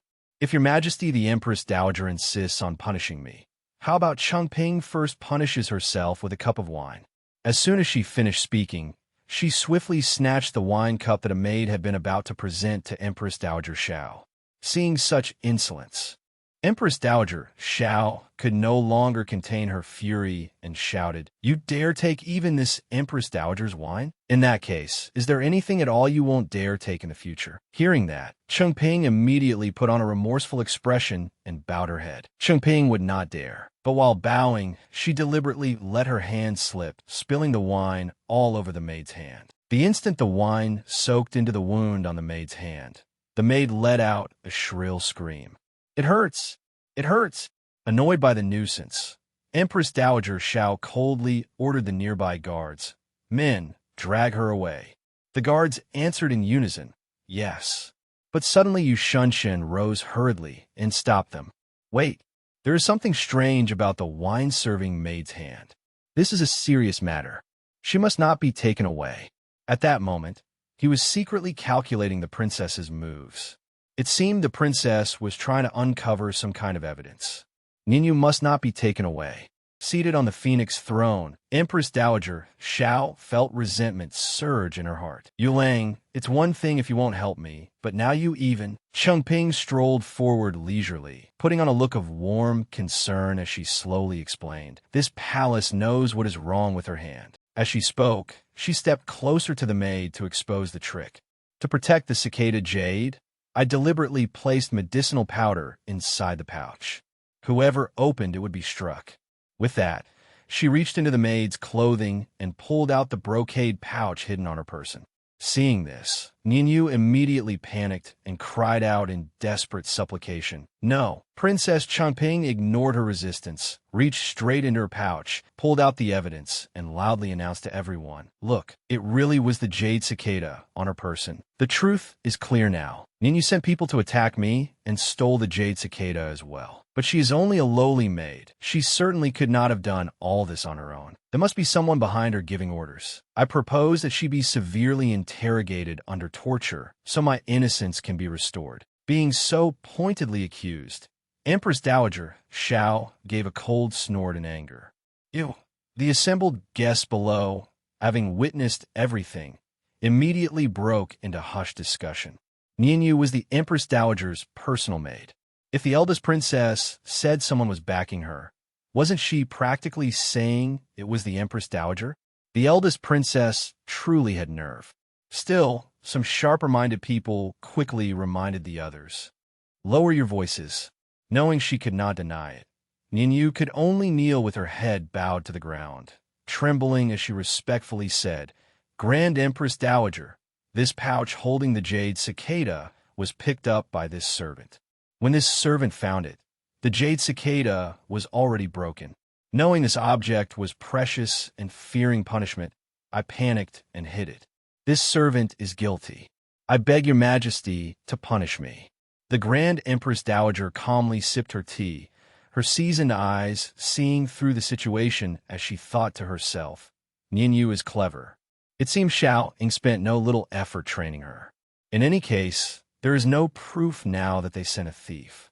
As long as she insists, she merely picked it up and takes all the blame onto herself. A major matter can be reduced to a minor one, and she can seize the chance to escape danger. Empress Dowager Xiao immediately spoke gently to smooth things over. People naturally seek benefit and avoid harm. Though you made a mistake today, you may still be forgiven. Standing right beside her, Princess Changping clapped her hands in exaggerated admiration. Impressive, truly impressive. Your Majesty, the Empress Dowager is indeed broad-minded and lenient toward your own people. She continued calmly, her words full of sarcasm. It seems the safety of the reigning eldest princess is worth less than a maid favored by your Majesty. A moment ago, your Majesty wanted to punish me for breaking the jade cicada, but when it's your own maid, you are suddenly generous enough to forgive her. Hearing her inflammatory words, the young emperor immediately spoke up in defense. If imperial elder sister is dissatisfied, in the boy's immature mind, he secretly calculated, it's such a trivial matter. How could mother still be held by this eldest princess? Thinking this, the young emperor continued, this is simple. As soon as he finished speaking, he suddenly snatched the sword from the guard standing beside him. This impulsive act shocked all the civil and military officials around them. The young emperor gripped the sharp sword and charged forward, aggressively shouting, as long as we kill that lowly maid, imperial elder sister's anger will be appeased, right? Seeing the blade at her neck, Ninyu was so frightened that she kowtowed repeatedly and begged, Your Majesty, spare my life. At that critical moment, a man suddenly rushed out and stood in front of the young emperor, loudly stopping him. Your Majesty, you must not. This case has not yet been fully investigated. Killing someone like this would be inappropriate. Seeing someone dare to block him, the young emperor immediately pointed the tip of his sword at the man and threatened, You dare oppose me? Do you believe I won't cut you down too? Seeing the situation growing tense, Empress Dowager Xiao hurried forward to placate him. Your Majesty, there is no need to make such a scene over this. Men, drag Ninyu away and give her 20 strokes. Dock her stipend for 1 year. Like someone clutching a log in the middle of a river, Ninyu quickly kowtowed and answered, Thank you, Your Majesty. Ninyu accepts the punishment. The young emperor, disappointed, muttered irritably, Boring. Princess Changping took in the child's arrogant manner and thought to herself, This little brat's temper is getting worse and worse. The young emperor returned to the banquet table, pointed at the man standing meekly before him, and said, Yan Aiqing, you just placed first in the imperial examinations. Today I'll give you some face. Hearing this, the young official hurriedly cupped his hands and replied, Your Majesty is wise. But this case is serious. It should be handed to the Court of Judicial Review or the censorate for strict investigation and a proper verdict. Realizing the matter still showed no sign of ending, Empress Dowager Xiao angrily cut in, It is only a small matter. You all, before she could finish, Princess Changping loudly interrupted, It seems Your Majesty the Empress Dowager is too kind-hearted to handle this fairly. Fine, I will not make things difficult for Your Majesty's benevolent heart. With that, Princess Changping turned and walked toward her grandmother, her eyes glistening as she pleaded aggrievedly. Then I can only ask the Grand Empress Dowager to uphold justice for me. After all, grandmother dotes on me the most. Hearing this, the Grand Empress Dowager pondered for a moment before offering. How about this? Since Changping says that jade cicada is worth 1,000,000 taels, why not have both sides take a step back? If the Empress Dowager's maid was at fault and broke the jade cicada, then since the Empress Dowager failed to discipline her properly, let her compensate 500,000 taels. What do you think? After hearing that, Empress Dowager Xiao revealed a dark, calculating smile. 500,000, is it? Speaking of which, Ing Dongjun, if I remember correctly, 10 years ago you still owed the National Treasury 100,000 taels of silver, didn't you? As she spoke, she slowly approached Princess Changping, her tone full of menace. Before anyone pays you 500,000 taels, if the eldest princess cannot first hand over the 100,000 taels she owes the treasury, I'm afraid I cannot simply let the eldest princess off so easily. Faced with that threat, Princess Changping put on an innocent expression and stammered, 100,000 taels? that wasn't this princess. Sensing her granddaughter was about to say something disastrous, the Grand Empress Dowager anxiously tugged at her sleeve in warning. But Princess Qingping seemed to ignore the signal. She pointed straight at her grandmother and loudly exposed the truth. That 100,000 taels wasn't mine. Back then, grandmother took it to buy an official post for Uncle Yang. The moment those words came out, both her grandmother and all the civil and military officials around them were stunned, speechless. Shuang Fu, seated at a nearby table and enjoying the spectacle, thought to himself, hasn't Dongjun gone mad? She actually wants to drag her own grandmother and imperial granduncle into the fire. Only then did Princess Changping pretend to realize she had misspoken, covering her mouth in alarm. Oh no, grandmother told me not to say it. Hearing this, the Grand Empress Dowager ground her teeth, cursing inwardly. Seizing on her opponent's weakness, Empress Dowager Xiao sneered and said, "So there was such a matter? Then it really must be thoroughly investigated." Driven into a corner, the Grand Empress Dowager angrily slammed the table and shouted furiously in an attempt to cover it up. Nonsense! Qingping was just babbling a few words in jest. And now the Empress Dowager wants to take the chance to bully this old woman? Do you still have this Grand Empress Dowager in your eyes or not? Ignoring her rage, Empress Dowager Xiao calmly replied, "Mother, as Empress Dowager, I naturally must distinguish clearly between public and private matters."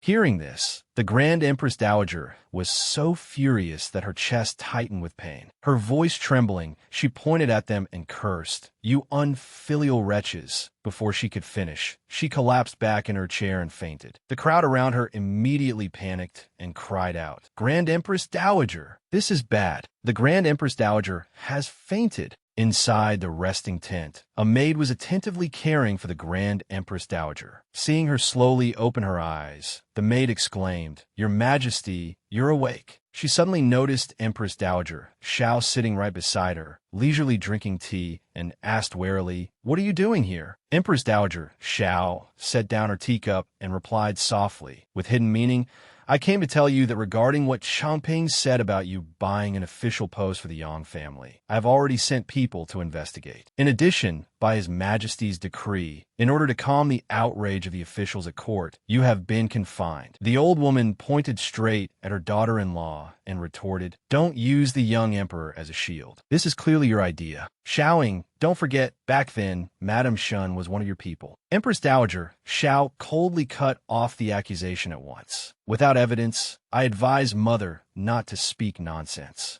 And besides, in what happened to Empress Shen that year, Mother, you were hardly blameless." After saying that, she cast the old woman a sinister look. She continued pressing at the other's mind. "I wonder what Princess Qingping would do if she learned the truth. Or perhaps she has long known already and simply waited until today to take revenge on you. How laughable. In the end, you were bitten in the chest by the very granddaughter you raised with your own hands." Hearing those knife-sharp words, the Grand Empress Dowager began coughing violently in anger. The maid beside her hurriedly patted her back and reminded her, "Your Majesty, be careful of your health." Empress Dowager Xiao, meanwhile, rose and left with great swagger, her smug laughter echoing through the space.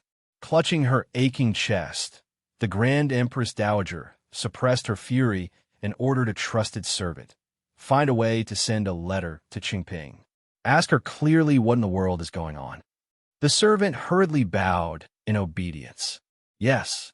The scene then shifted to the spacious imperial garden, where Princess Changping was leisurely strolling with Yu Shanshin, while behind them came the noisy play-fighting of Tang Yuan and Chang'an. "Take this, my 18 dragon-subduing palms, and this, my 9 white bone claw." After walking some distance, Yu Shanshin glanced at the profile of the person beside him and broke the silence. After the Grand Empress Dowager was taken away, "Your Highness seems to be in an excellent mood." Princess Changping lazily stretched and answered offhandedly, "Not at all." The very next moment, however, she changed her expression, putting on a pitiful look as she lamented, "This time, such a huge trap has been exposed. Empress Dowager Xiao will definitely bite down on the Yang family and never let go. The Yang family is finished, and I don't even know whether grandmother is safe now." Of course I'm worried.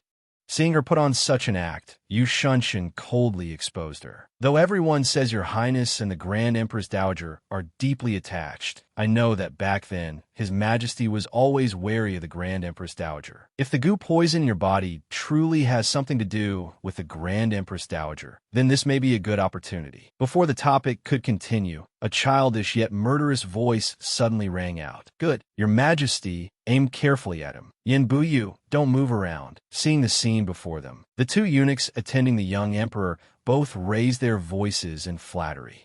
Your Majesty is born divinely martial.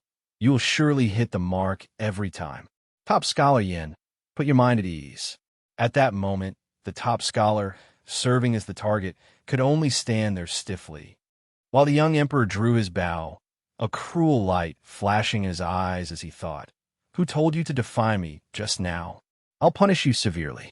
Just as the arrow was about to leave the string, Princess Changping suddenly placed a hand on the young emperor, snatched the bow away, and said, "Your Majesty, what's fun about this?" Taking advantage of that moment, Yu Shunshin quickly moved the man away from behind them. Having his game interrupted, the young emperor ignored the fact that the victim had escaped and resentfully asked, "Then you tell me, what is fun?" Princess Changping decisively snapped the wooden bow in half and threw it to the ground. "If we're going to play, let's play big." Once they reached a broad grassy field, she pointed at the rabbits hopping before them and explained, "The rules are simple. Your Majesty and I will each choose one person to shoot rabbits. Whoever hits more wins." The young emperor frowned and asked unhappily, "What's interesting about that?" She shrugged calmly. "How we play isn't important. What matters is that gambling makes it exciting. Let your Majesty and I wager this. The loser must obey and carry out one order from the winner. What do you say?" Hearing that, the young emperor pulled Gu Fengqi closer and said in a scheming tone, "Fine, I choose Gu Fengqi. If elder sister loses, you must kneel at Chao Tian Gate for 3 days and 3 nights, and you must also serve as my maid for 1 month." Princess Changping calmly nodded. "Fine. If your Majesty loses, then grant me the Qishao sword." Well, hearing her request, the young emperor was puzzled. The Qishao sword? Inwardly, he wondered, isn't that the former dynasty's imperial sword? What does she want it for? Suspicion rising, the young emperor leaned close to Gu Fengqi's ear and whispered, "If I grant the Qishao sword to imperial elder sister, then one day if I find her displeasing, can that sword stop me from killing her?" Gu Fengqi quickly answered with respectful deference, "It cannot. The Son of Heaven's authority is supreme. It is not something a rusty old sword can obstruct." The young emperor was somewhat reassured. Then fine. After settling it, he turned and smugly said to Princess Changping, "As you wish." General Gu is the commander of the Flying Cavalry Guard and one of the finest archers in all Great Shang. I refuse to believe there is anyone here who can beat him. Hearing this, Gu Fengqi's face darkened as he thought to himself, His Majesty's bloodthirst is growing worse and worse. He even wants to kill his own flesh and blood. In his eyes, the lives of people like us are even less than grass. Princess Changping ignored all that arrogance and turned to the crowd. "Then I'll have to think about whom to choose. Is there anyone here skilled at archery? As long as someone is willing to step forward, I will reward them. Even if they lose, I absolutely will not blame them." At that moment, a scholarly-looking man stepped forward and respectfully said, "Eldest princess, perhaps this subject may try? I usually enjoy hunting in the woods. I am fairly practiced with a bow." Seeing this, Yu Shunshin felt displeased inside. Being so eager for no reason. If not a thief, then up to no good. He turned to Princess Changping and quietly said, "I'm afraid young Master Fan's archery is no match for General Gu's." She merely smiled and replied, "It's fine." After saying that, she walked over to Fan Bing and leaned close to whisper, "That rabbit over there." Hearing her words, young Master Fan immediately replied, "Yes. Fan Bing will obey the princess's command." Seeing his opponent, Gu Fengqi said with some displeasure. Young Master Fan, I am a martial man, while you are only a scholar. If I compete against you like this, even if I win, it will not be much of a glory. The young emperor, seated in his chair, heard this and loudly said in irritation, Imperial elder sister already agreed. Why are you talking so much? I say compete, then you compete. Do you dare disobey my command? Standing beside him, Princess Chengping also gave a faint smile and added, Since His Majesty has spoken, then compete. From what I can see, some of these rabbits run very fast, and some run very slowly. Young Master Fan only needs to chase the slower, foolish ones. She continued, smiling meaningfully. But if General Gu is truly willing, I'm afraid even the slow ones would be snatched away and killed by him before anyone else could reach them. Provoked by her words, Gu Fengqi thumped his chest and declared, Eldest Princess, I am a military general. I would never bully a scholar. Inwardly, he calculated arrogantly, I'll choose the fast runners. Otherwise, if word gets out that a great general like me bullied some scholar, how will I command people in the future? At that moment, both Fan Bing and Gu Fengqi stood at the starting position, bows in hand, ready. The young emperor excitedly stood up and shouted, Ready, begin! As soon as he finished, both men loosed their arrows decisively, shooting one rabbit after another with perfect accuracy, so swiftly that the rabbits had no time even to flee. Seeing this, Princess Chengping praised, Young Master Fan is a scholar, yet he can contend evenly with Gu Fengqi. Truly rare. Inwardly, she also silently thanked the success of her little scheme. Of course, she also had Gu Fengqi's arrogance to thank, since he would only pursue the rabbits that ran fast. The rabbits before them had now all fallen beneath the arrows that had been shot. Fan Bing and Gu Fengqi stared at each other so fiercely it was as if sparks flew between them. In both their minds was the same tense calculation. It is 6-6. Only one last rabbit remains. I must win. Thinking this, both men simultaneously fired toward the field, but one arrow had already flown ahead, piercing the rabbit before them. Fan Bing cried out, I won. Seeing that, the young emperor clapped and cheered. Wonderful, wonderful. 7-6. I won. When the match ended, Fan Bing turned and greeted Gu Fengqi. General Gu truly lives up to his reputation. Fan Bing has learned much. Gu Fengqi also politely replied, Young Master Fan is accomplished in both letters and arms. This general admires you. Inwardly, he felt relieved. Fortunately, I still won. Otherwise, once His Majesty grew displeased. The young emperor pointed at Princess Chengping and said, You lost. You said it yourself. You have to kneel for 3 days and 3 nights, and you have to be my maid. She smiled mysteriously, pointed at the rabbit lying on the ground, and ordered the servant beside her. Who won and who lost is not yet clear. Men, cut open that rabbit for me. The servant bowed his head. Yes. After doing so, the servant reported, Replying to Your Majesty and the eldest princess, inside the rabbit's belly are 4 unborn kits. The young emperor let out a stunned, Huh. Furious, he jumped up, clawed at his own hair, and shouted, I don't care. I don't care. A win is a win. Yu Shunshen stepped forward and explained coolly, Your Majesty, according to the rules set beforehand, in terms of total number, the eldest princess has indeed won. The ruler of all under heaven cannot go back on his word. One must be willing to accept the result of a wager. The young emperor angrily turned to leave, but not before looking back and saying resentfully, Since Minister Yu has said so, if I keep dragging this out, wouldn't that mean I'm breaking my word? It's only a broken old sword anyway. I'll reward you with it. Yu Shunshin and Princess Chongping both bowed respectfully in reply. Your Majesty is wise.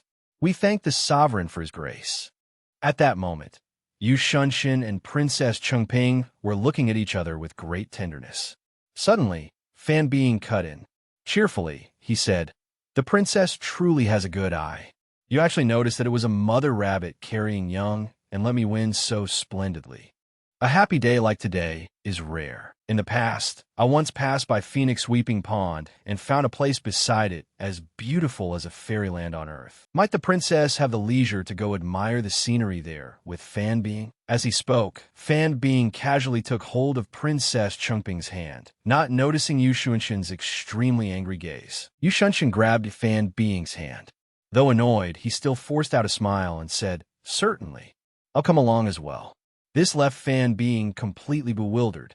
At this moment, inside Yu Xunshin's tent, Chang'an swiftly helped his master straighten his robes while trying to reassure him. "My lord, there's nothing to be afraid of," the young man went on, still brimming with fervor.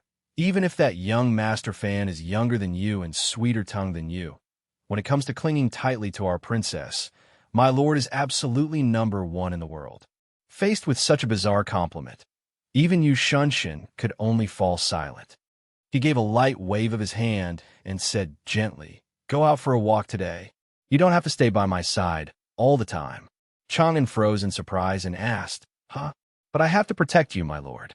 Yu Xunshin patiently explained so the boy would feel at ease. "Security is extremely tight during the royal hunt, and I'll be with the other young masters and ladies.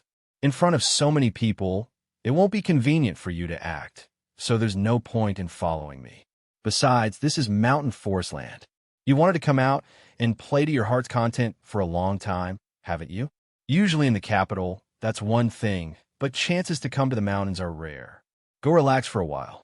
Seeing the bright excitement in the youth's eyes, he thought to himself that Chang'an had grown up in the mountains, and yet for all this time he had been confined to a cramped place like the capital. He really had suffered for it. Hearing this, Chang'an was so moved his eyes turned red. Forgetting all concerns of rank, he threw himself at Yu Xunshin and hugged him tightly, crying out, "Thank you, my lord. You're the best." Yu Xunshin lightly tapped Chang'an on the forehead and instructed him with concern, "All right, remember this well." Chang'an immediately patted his chest and replied confidently, "I'm not allowed to reveal my martial arts to outsiders." "You said it 10,000 times, my lord." "I remember." Yu Xunshin fell silent as he recalled the past, then said, "It's good that you remember.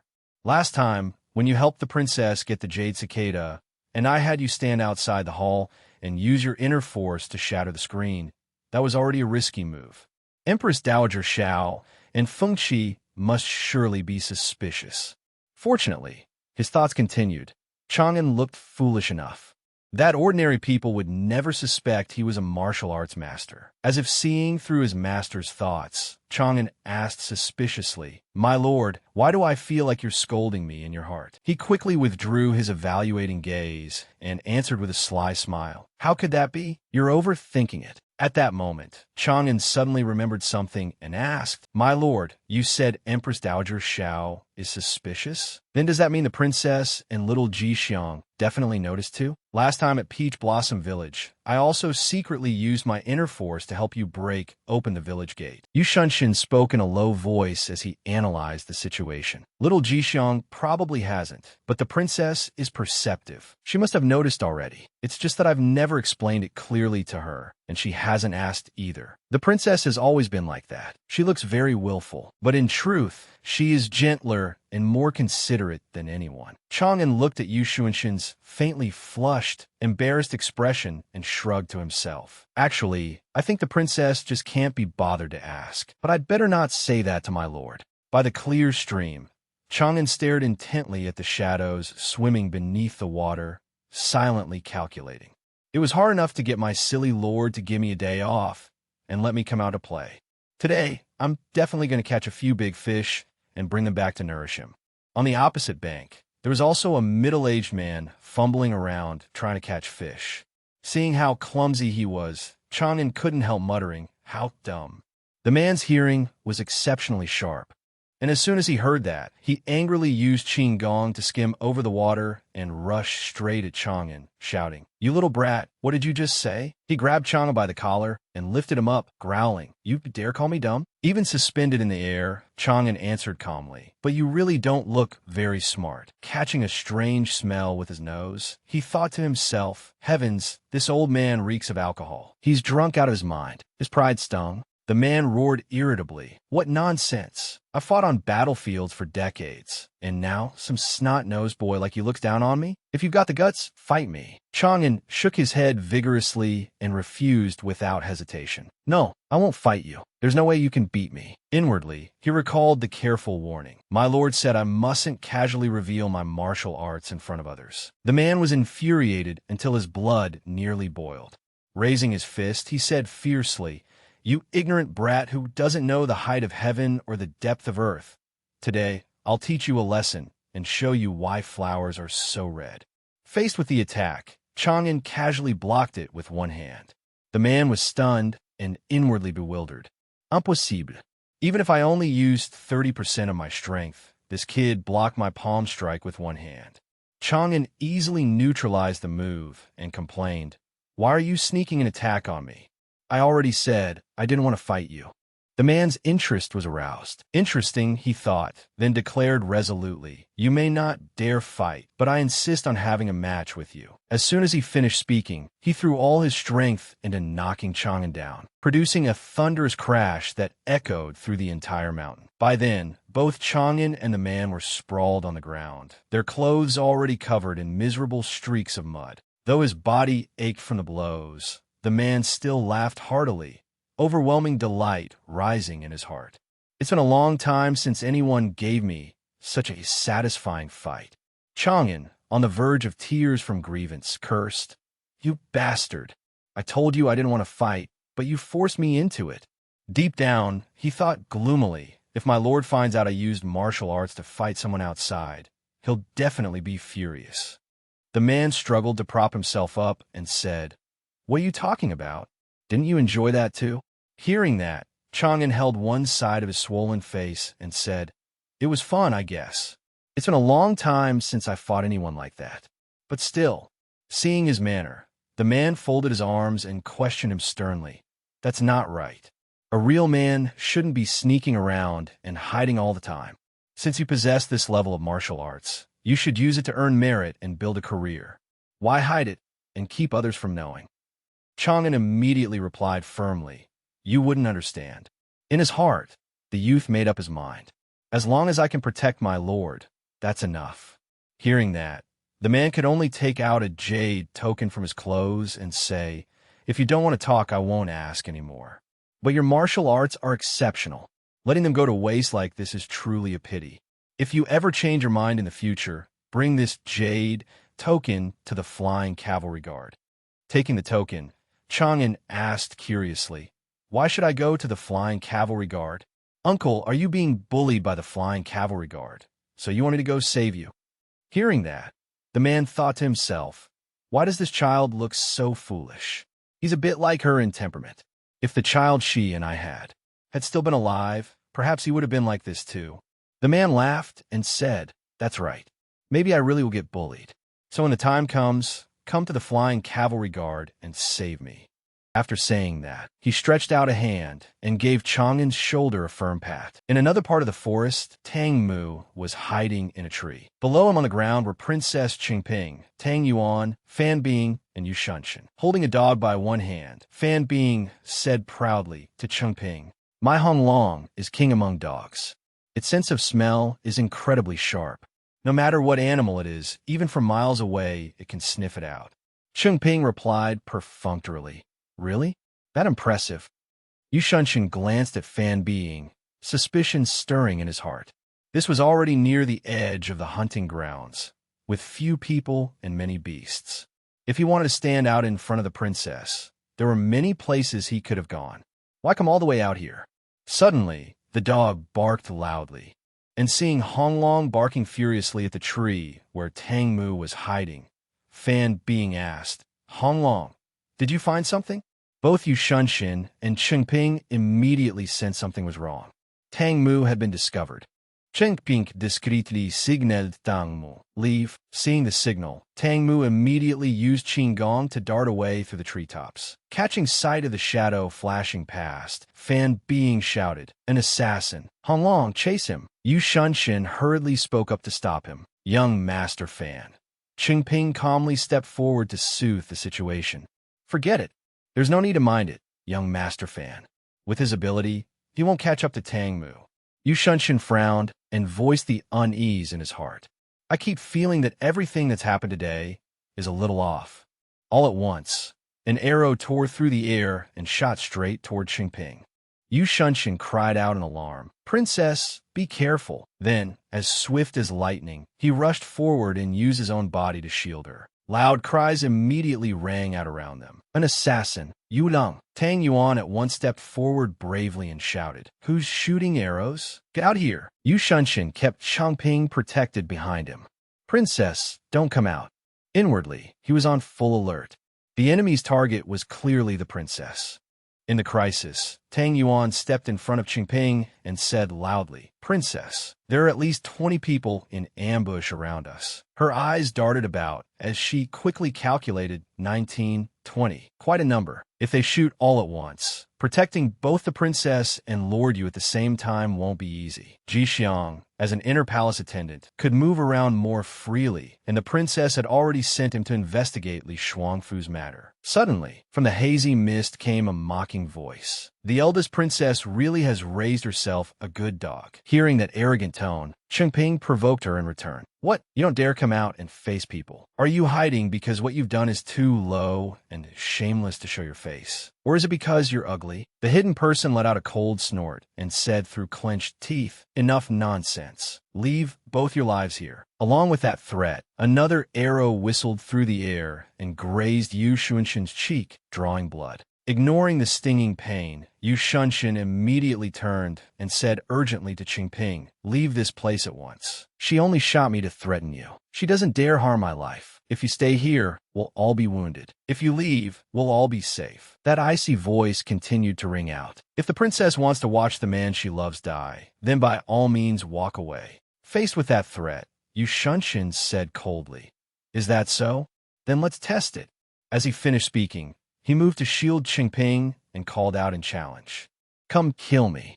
Enraged, the owner of the voice finally emerged gradually from behind the trees. "You think I don't dare?"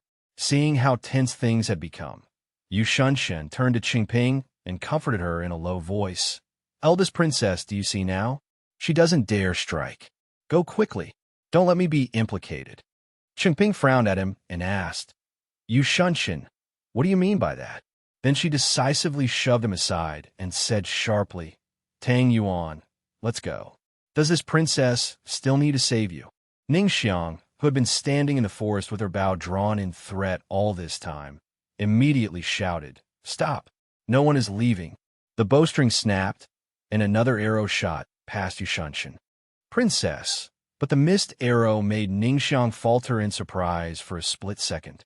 Seizing the chance, Yu Shunshin immediately raised his bow and shot back. The arrow flew out with a sharp hiss and pierced straight into the girl's shoulder. The people concealed around them, who had remained hidden until now, were thrown into panic and cried out in unison, "County Princess!" Seeing the enemy thrown into confusion, Qingping knew it was the perfect chance. Supporting Yu Shunshin, she said, "Go. We can't stay here long." Clutching her wound in pain, Ningxiang saw Qingping leaving and immediately screamed madly, "Kill them at once." As soon as she gave the order, a rain of arrows shot toward Qingping, but Tang Yuan bravely stepped forward and blocked the entire attack. Seeing that, Ningxiang ground her teeth and cursed furiously, "Dongjun camp, you bitch." Breaking out of the encirclement, Qingping, Yu Shunshin, and Tang Yuan continued running desperately. Noticing that the man beside her looked unwell, Qingping told him to stop. But Yu Shunshin acted as though he hadn't heard her and kept staggering forward, until Qingping halted and barked in a low voice, "I said stop, Yu Shunshin. Are you deaf?" Not waiting for his reaction, she pressed him down to inspect the wound from earlier, saying with concern, "Let this princess take a look." Tang Yuan, witnessing the ambiguous scene right in front of her, could not help blushing furiously and hurriedly turned away. The princess is way too bold. Yu Shunshin carefully studied the expression on Qingping's beautiful face and softly asked, "Is the princess angry with me?" With one hand gently checking his wound and the other holding his shoulder in place, Qingping frowned and reproached him, You also knew Ningxiang was targeting me, didn't you?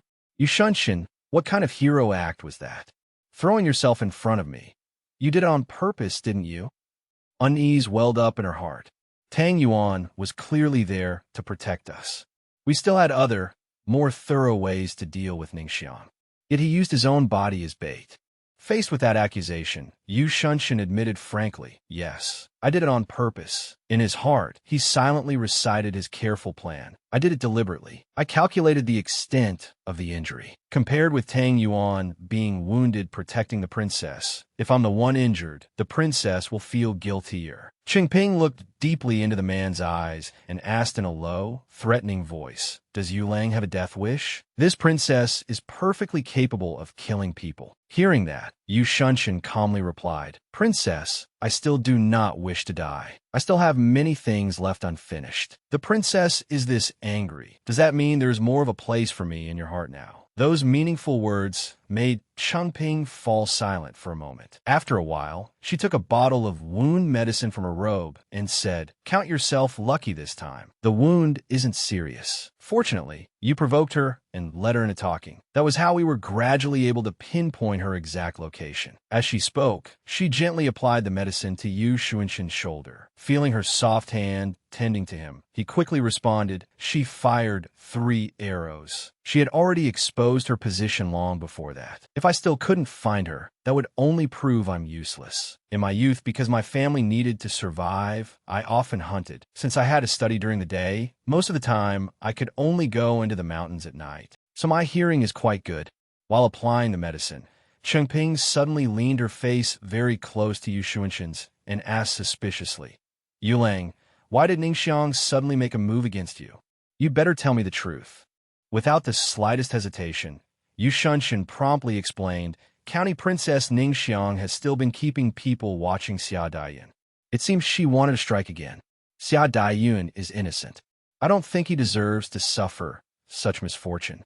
But as the princess guessed, I deliberately guided her into learning about the matter between the princess and me. I do not want anyone to misunderstand a relationship between the princess and me ever again. At that moment, his resolve was unwavering. That is why I made it clear to Empress Dowager Xiao. I want everyone to know that my heart belongs to the princess. The only person who can stand beside the princess is me.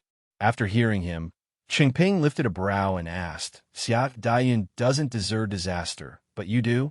Yu Shunshin merely smiled lightly and said gently, does the princess think I deserve it? Standing nearby and watching the exchange between the two, Tang Yuan inwardly marveled. Heavens, Lord Yu is really bold. Just to pursue the princess and declare his claim over her. He even dares provoke that mad dog Ningxiang. Qingping gave a soft huff and turned away. Fine, if Yulang wants to suffer, then suffer. Seeing that she was about to leave, Yu Shunshin hurriedly caught her hand and pleaded, Princess, I do not want to endure her malice. I only want to solve the problem. Even if Ningxiang was seriously wounded this time, she still won't dare announce it publicly. If she did, she would have to admit that she first intended to assassinate the eldest princess. I had thought everything through before acting. Princess, please don't be angry anymore. Qingping turned to him and enunciated each word sternly. This princess hopes that from now on, before Yulang acts, you will think very carefully. In anything involving me, you must follow my rules. Otherwise, not only will this princess not be grateful, I will punish Yulang mercilessly. Though he had just been scolded, Yu Shunshin only blushed and said shyly, I understand. Then could the princess stay a little farther away from Fan Being? Fan Being is not simple.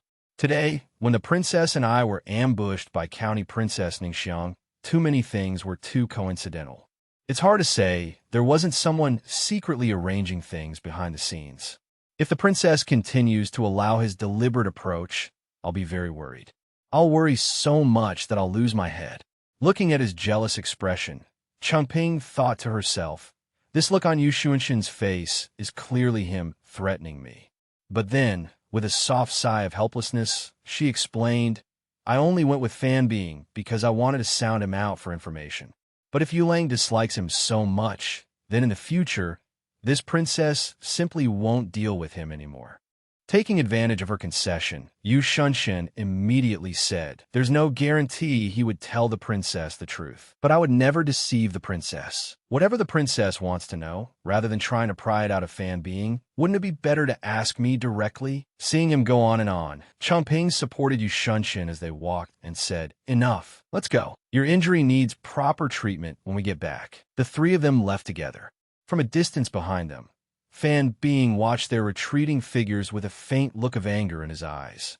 At that moment, the maid carefully treated the wound while softly advising, "Commandery Princess, please bear with it a little longer. It was far too dangerous. If it had gone even half an inch deeper, it would have injured your internal organs. Fortunately, the arrow missed by half an inch, so your highness's life is not in danger." Lying on the bed, Ningxiang clenched her teeth against the pain and thought bitterly, "Yu Shunshin, I never expected a mere scholar like you to have such ability. I will make you pay for this." Just then, someone lifted the curtain and entered, asking with concern, "Commandery Princess, are you all right?" Ningxiang glanced at the person before her and coldly told the maid, "You've finished dressing the wound. Leave." The maid hurriedly withdrew with a quick yes. Once only the two of them remained in the tent, Ningxiang sneered and asked, "Who are you?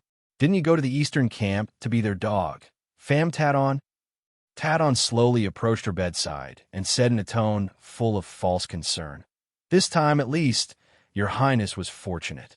Rest and recuperate for a few months, and the wound will heal."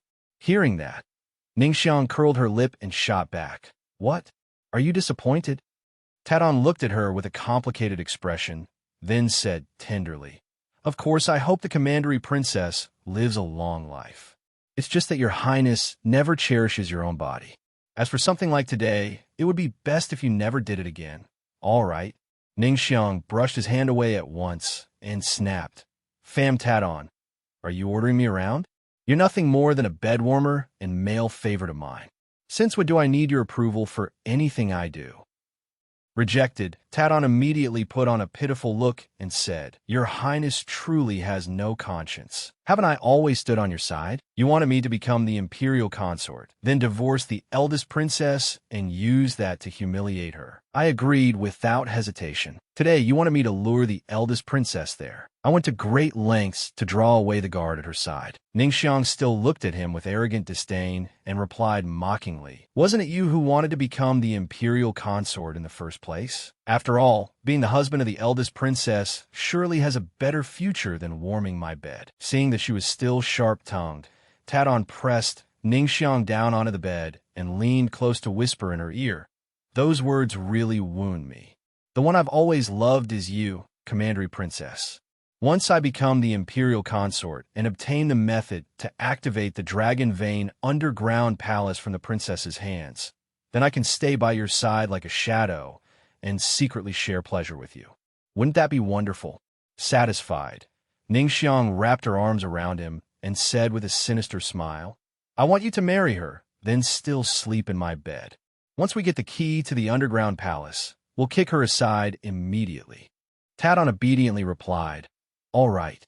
Outside Princess Chengping's tent, suddenly ambiguous sounds came from within. "Princess, no, don't take it off for me." Standing outside and eavesdropping, Chang'an blushed furiously and whispered, "Didn't they say Lord Yu is injured? Why doesn't that sound like an injury?" Tang Yuan, standing beside him, flicked him on the head and scolded, "Idiot, learn something, or no one will ever marry a fool like you." Inside the tent, seeing that Princess Chingping had nearly stripped off all his clothes, Shunshin panicked and said, "No, I only injured one shoulder. There's no need to take everything off." Quiet, ignoring his weak resistance, she said calmly, "This princess has already seen all of Yulang's body. What is there to be shy about now?" Hearing that, Shunshin flushed red with embarrassment. Then, while carefully bandaging his wound, she suddenly paused and softly said, "Still, no matter what, I must thank you this time, Yulang." Then she wearily rested her head against his shoulder. Since Father Emperor passed away, it seemed it had been a very long time since she had leaned on anyone at all. Feeling the weight on his shoulder, Shunshin looked at her with firm protectiveness in his eyes and said, "Princess, you may rely on me forever." A trace of warmth rose in Princess Chingping's heart. So, even Yu Shunshin, the frail scholar from before, has now become someone who can protect me?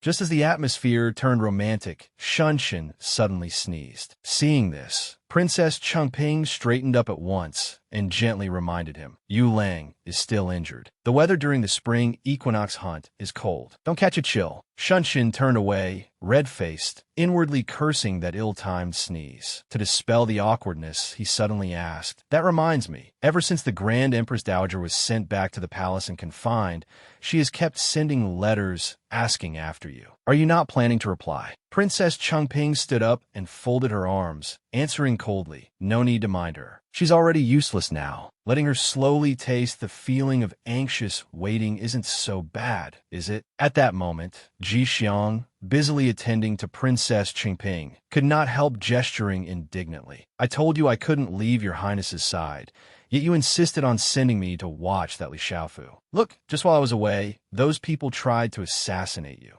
Princess Changping rubbed her temples tiredly and said, The Li family security is tight. Under normal circumstances, you can't even get within half a step of them. Opportunities like this imperial hunt are rare, so naturally we couldn't miss it. I keep feeling that Li Xiaofu is hiding something. You followed him all day today. Did you find anything? Hearing that, Ji Xiang immediately reported seriously.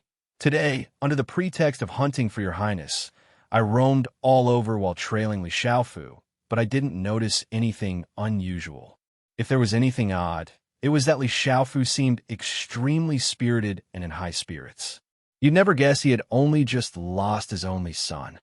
If you say he's hiding his grief because Li Zicai was his illegitimate son and he doesn't dare show sorrow in public, then his acting is simply too convincing. After hearing that, Princess Changping let out a quiet sigh, deep in thought. Exactly. That's why I feel something is off. Suddenly, a eunuch's shrill voice sounded from outside the tent. His Majesty has arrived. Immediately after, the young emperor hurried into Princess Changping's tent, clutching something tightly to his chest. Seeing this, she at once rose to straighten her robes and prepared to greet him. Greetings, but the young emperor quickly waved her off. No need for formalities. Eldest sister, come here a moment. I have something to say to you. Inside, he nervously thought, who knows what might break if she bows this time. I don't want that bad luck. The young emperor hurriedly shoved the sword into Princess Changping's hands and said in a rush, Here, the Qishao sword you wanted. Take it quickly. Now I don't owe you anymore. Holding the sword, Princess Changping narrowed her eyes slightly and asked, Why did your Majesty sneak over carrying the sword yourself? Don't tell me you brought it behind the Empress Dowager's back. Having his secret exposed, the young emperor's face darkened and he stammered, I am the ruler of a nation. Why would I be afraid of delivering a sword? I can't be bothered talking to you. In any case, I've brought it, so I'm leaving. Don't go saying nonsense outside. With that, he quickly turned and left as if fleeing. Ji Xiang looked curiously at the old sword in Princess Changping's hand and asked, This is the Qishao sword? What can a rusty sword even do? Why did your highness bother going to such lengths to get back? She gently stroked the body of the sword and replied, Just because it's useless now doesn't mean it will be useless in the future. Recalling the young emperor's furtive expression just now, Ji Xiang was puzzled too. But looking at his majesty like that, did he really sneak the sword here behind the Empress Dowager's back? If the Empress Dowager finds out, won't she be furious? Princess Changping curled her lips and said indifferently, If he hadn't hidden it from her, do you think this sword could ever have reached my hands? Xiao Ying is suspicious by nature. Seeing that I wanted the Qishao sword, she would definitely think it was useful. If not for Gu Fengqi drawing her attention away, I'm afraid the young emperor wouldn't have one so easily. As for whether Xiao Ying will be angry, wouldn't that be perfect? That mother and son are rather interesting. Let them have a world-shaking quarrel. Just then, Tang Yuan lifted the curtain and entered, loudly reporting, Princess, Tongmu has urgent news. You ordered him to temporarily keep watch on Commandery Princess Ningxiang. And sure enough, he saw Pham Tat on entering her tent. On hearing that, Ji Xiang ground his teeth and cursed. That damned Pham Tat on. So he really is in league with Ningxiang. I'm gonna cut him down right now. Princess Changping remained perfectly calm and said leisurely, What's the rush? Since that adulterous pair is in such a hurry to meet in secret, let's go enjoy the spectacle. Night fell. The two soldiers guarding the front of Ningxiang's tent were suddenly struck hard in the neck by someone and collapsed unconscious. It was Tang Yuan. She dusted off her hands and thought, infiltration successful. Hiding nearby, Princess Changping lowered her voice in praise. Well done, little Tang Yuan. At that moment, tense voices suddenly came from inside Ningxiang's tent. You mean it was deliberate back then?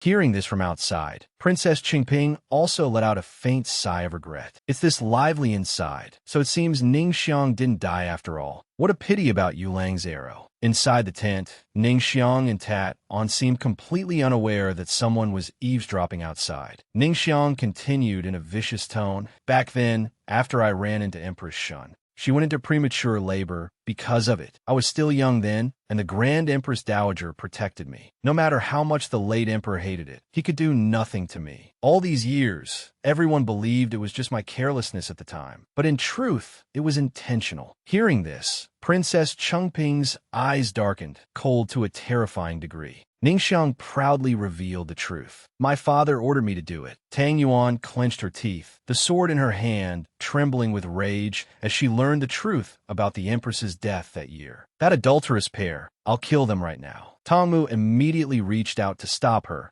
calm and rational. Tang Yuan turned back, not understanding why he would do that. Why are you stopping me? I have to avenge the princess and Empress Shun in the underworld. Tongmu only reminded her. The princess is enduring this for now. He explained the bigger picture and the princess's deeper plan.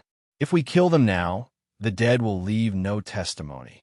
And even if they don't die, it will only alert the enemy and affect the princess's future plans. Even so, Tung Yuan's whole body trembled violently, hating that she could not butcher the pair on the spot. Ningxiang still had not finished. She went on, back then, the late emperor doted solely on the Shun woman, and even said that whether the child was male or female, he would pass the throne to that unborn child. How could the great Shun dynasty allow the Shun woman to rule? Not to mention, she was only a common-born woman with no family backing at all. The conversation between Ningxiang and Tat On laid bare the heartlessness of those who serve power. But now it's Empress Dowager Xiao who holds power. So many years have already passed. What benefit has our Prince Huai's estate gained from it? Hearing that, Ningxiang mocked him with a laugh. What do you mean, our Prince Huai's estate? You're not one of ours. What benefits our family has gained? Why should I tell you? Or is it that if the reward isn't great enough, Pham Tat On, you won't climb into my bed? The man surnamed Pham immediately tried to soothe her with flatteries. How could that be? He moved closer, already sinking in a lust. The one I love is you. I don't care about those things. Standing in the darkness, Princess Qingping gave her attendants their orders to set the trap in motion. Tang Yuan, light the incense Jixiang gave you. Do it discreetly. Don't leave any trace for others to discover. Then she assigned Tongmu the task of luring the targets. Tongmu, go invite the young emperor and Empress Dowager Xiao over here. Mind your own safety. Since they like doing wicked things so much, let them do them thoroughly. Inside the tent, Ningxiang and Tat On began to sink into the haze of the drug. Why do you want me? When have I ever not wanted your highness? It's just a pity the commandery princess is injured. The two of them failed to notice that outside, Tang Yuan had already acted, blowing a faint wisp of barely visible smoke into the tent. While the pair were preparing to tangle together, Ningxiang purred with enjoyment. Even if I'm injured, there are still plenty of other amusements. Isn't serving me your specialty? Tat On threw caution to the wind as well. The commandery princess is right. Then let me serve your highness until you're truly satisfied. And so the two of them wound themselves around each other in pleasure. In the main hall, Xiaoying flew into a rage upon hearing about the emperor's gift to Princess Qingping. What? You bestowed the Qishao sword on Changping. She scolded her son for his recklessness. Did I not tell you before not to provoke the Eastern army? Why does your majesty refuse to listen? The young emperor retorted, his face full of wounded pride and resentment toward his mother's control. I am the ruler of a nation. Why should I fear a princess like my elder sister? Besides, the Grand Tutor said so too. I have to keep my promise. If I said I'd give it to my sister, then I give it to my sister. A ruler's word is no joke. If I break my promise, what face will I have left? Inside, he seethed. In front of so many people, Mother won't even leave me a shred of dignity. All you do is scold me. Xiao Ying froze, her hand half raised to slap him. Ew. At that moment, she realized Yu Xunshin's influence over the emperor was only growing. Yu Xunshin again. Must he help Chengping's scheme against Aijia again and again? The young emperor was not afraid in the least and reminded her of his status. I'm the son of heaven. Mother, do you dare strike me? After those words, her hand slowly dropped. Xiao Ying regained her imposing air and coldly forced the emperor into obedience. This is the last time. I hope your majesty will be cautious in both word and deed and not disappoint Aijia again. The young emperor lowered his head, but his eyes flashed with silent resistance. I know my own limits. If mother has nothing else, I'm going hunting. Empress Dowager Xiao watched him go, feeling the widening crack in their mother-son relationship. The imperial child is becoming less and less obedient. Since when did he begin wanting to use the title of emperor against Aijia as well? At that moment, the young emperor raised his bow to shoot, but at his age, missing the mark was hardly strange. On the hunting grounds, he grew irritated after missing his prey. Why can't I hit it? Suddenly, he heard movement in the nearby bushes. Then a deer burst out, drawing all his attention. A deer. This time, I must catch it no matter what. Seeing this, Xiao Ying simply ordered the guards behind him, follow his majesty. They all acknowledged at once, yes. Not far off in the woods, someone was secretly making a move, tossing a stone toward the deer. As if everything had been calculated in advance, Tomu silently manipulated things from afar, driving the party toward Ningxiang's tent. Just like that, by constantly adjusting the deer's path, he guided it all the way toward Ningxiang's camp tent. Exactly as he had planned, the young emperor and the empress dowager arrived at Ningxiang's tent and stopped there. Everyone heard the strange sounds coming from within. The boy asked innocently, "Mother, what is that sound?" Any adult who understood such matters knew exactly what was happening. She immediately soothed him. It's nothing. The tent guard hurried out in alarm. Greetings, your majesty. Greetings, Empress Dowager. He wanted to raise the alarm, but it was already too late. We're finished. Why have his majesty and the Empress Dowager suddenly come here? I only hope the commandery princess hears my voice and notices what's happening outside. But contrary to his hopes, only more lewd words came from inside. Faster, furious, Empress Dowager Xiao ordered the tent searched because of such debauchery in a sacred place. This is the women's tent area. The imperial hunt is a grand ancestral rite. Who dares commit indecency here? Man, seeing everything unfold according to plan, Tang Yuan hurried off to hide. When the curtain was thrown open, the filthy scene of commandery princess Ningxiang and Tat On was laid bare. Xiao Ying froze, unable to contain her fury. Ningxiang. The next day, gossip erupted everywhere. The reputation of Prince Huai's estate collapsed overnight. Heavens, was what happened to commandery princess Ningxiang last night true? Of course it was true. I heard many guards saw it with their own eyes. Commandery princess Ningxiang was even injured, yet she still went mad in the tent with Pham Tat On and didn't even notice when his majesty arrived. The noble ladies and young misses covered their mouths as they laughed at her shamelessness. I'd heard before that commandery princess Ningxiang kept quite a few male favorites, but this is too disgraceful. Her reputation is ruined now. What young master would dare marry her in the future? Forget marriage for now. The imperial hunt was established to honor the ancestors, so men and women stay in separate tents. Even close siblings are not allowed to lodge together. Yet commandery princess Ningxiang secretly met a man and committed such licentious acts. That is a grave act of disrespect toward the ancestors. Inside the tent, Empress Dowager Xiao stood before the two trembling offenders. The murmurs outside had not ceased. This time, the Empress Dowager would probably punish Ningxiang and Tat On severely.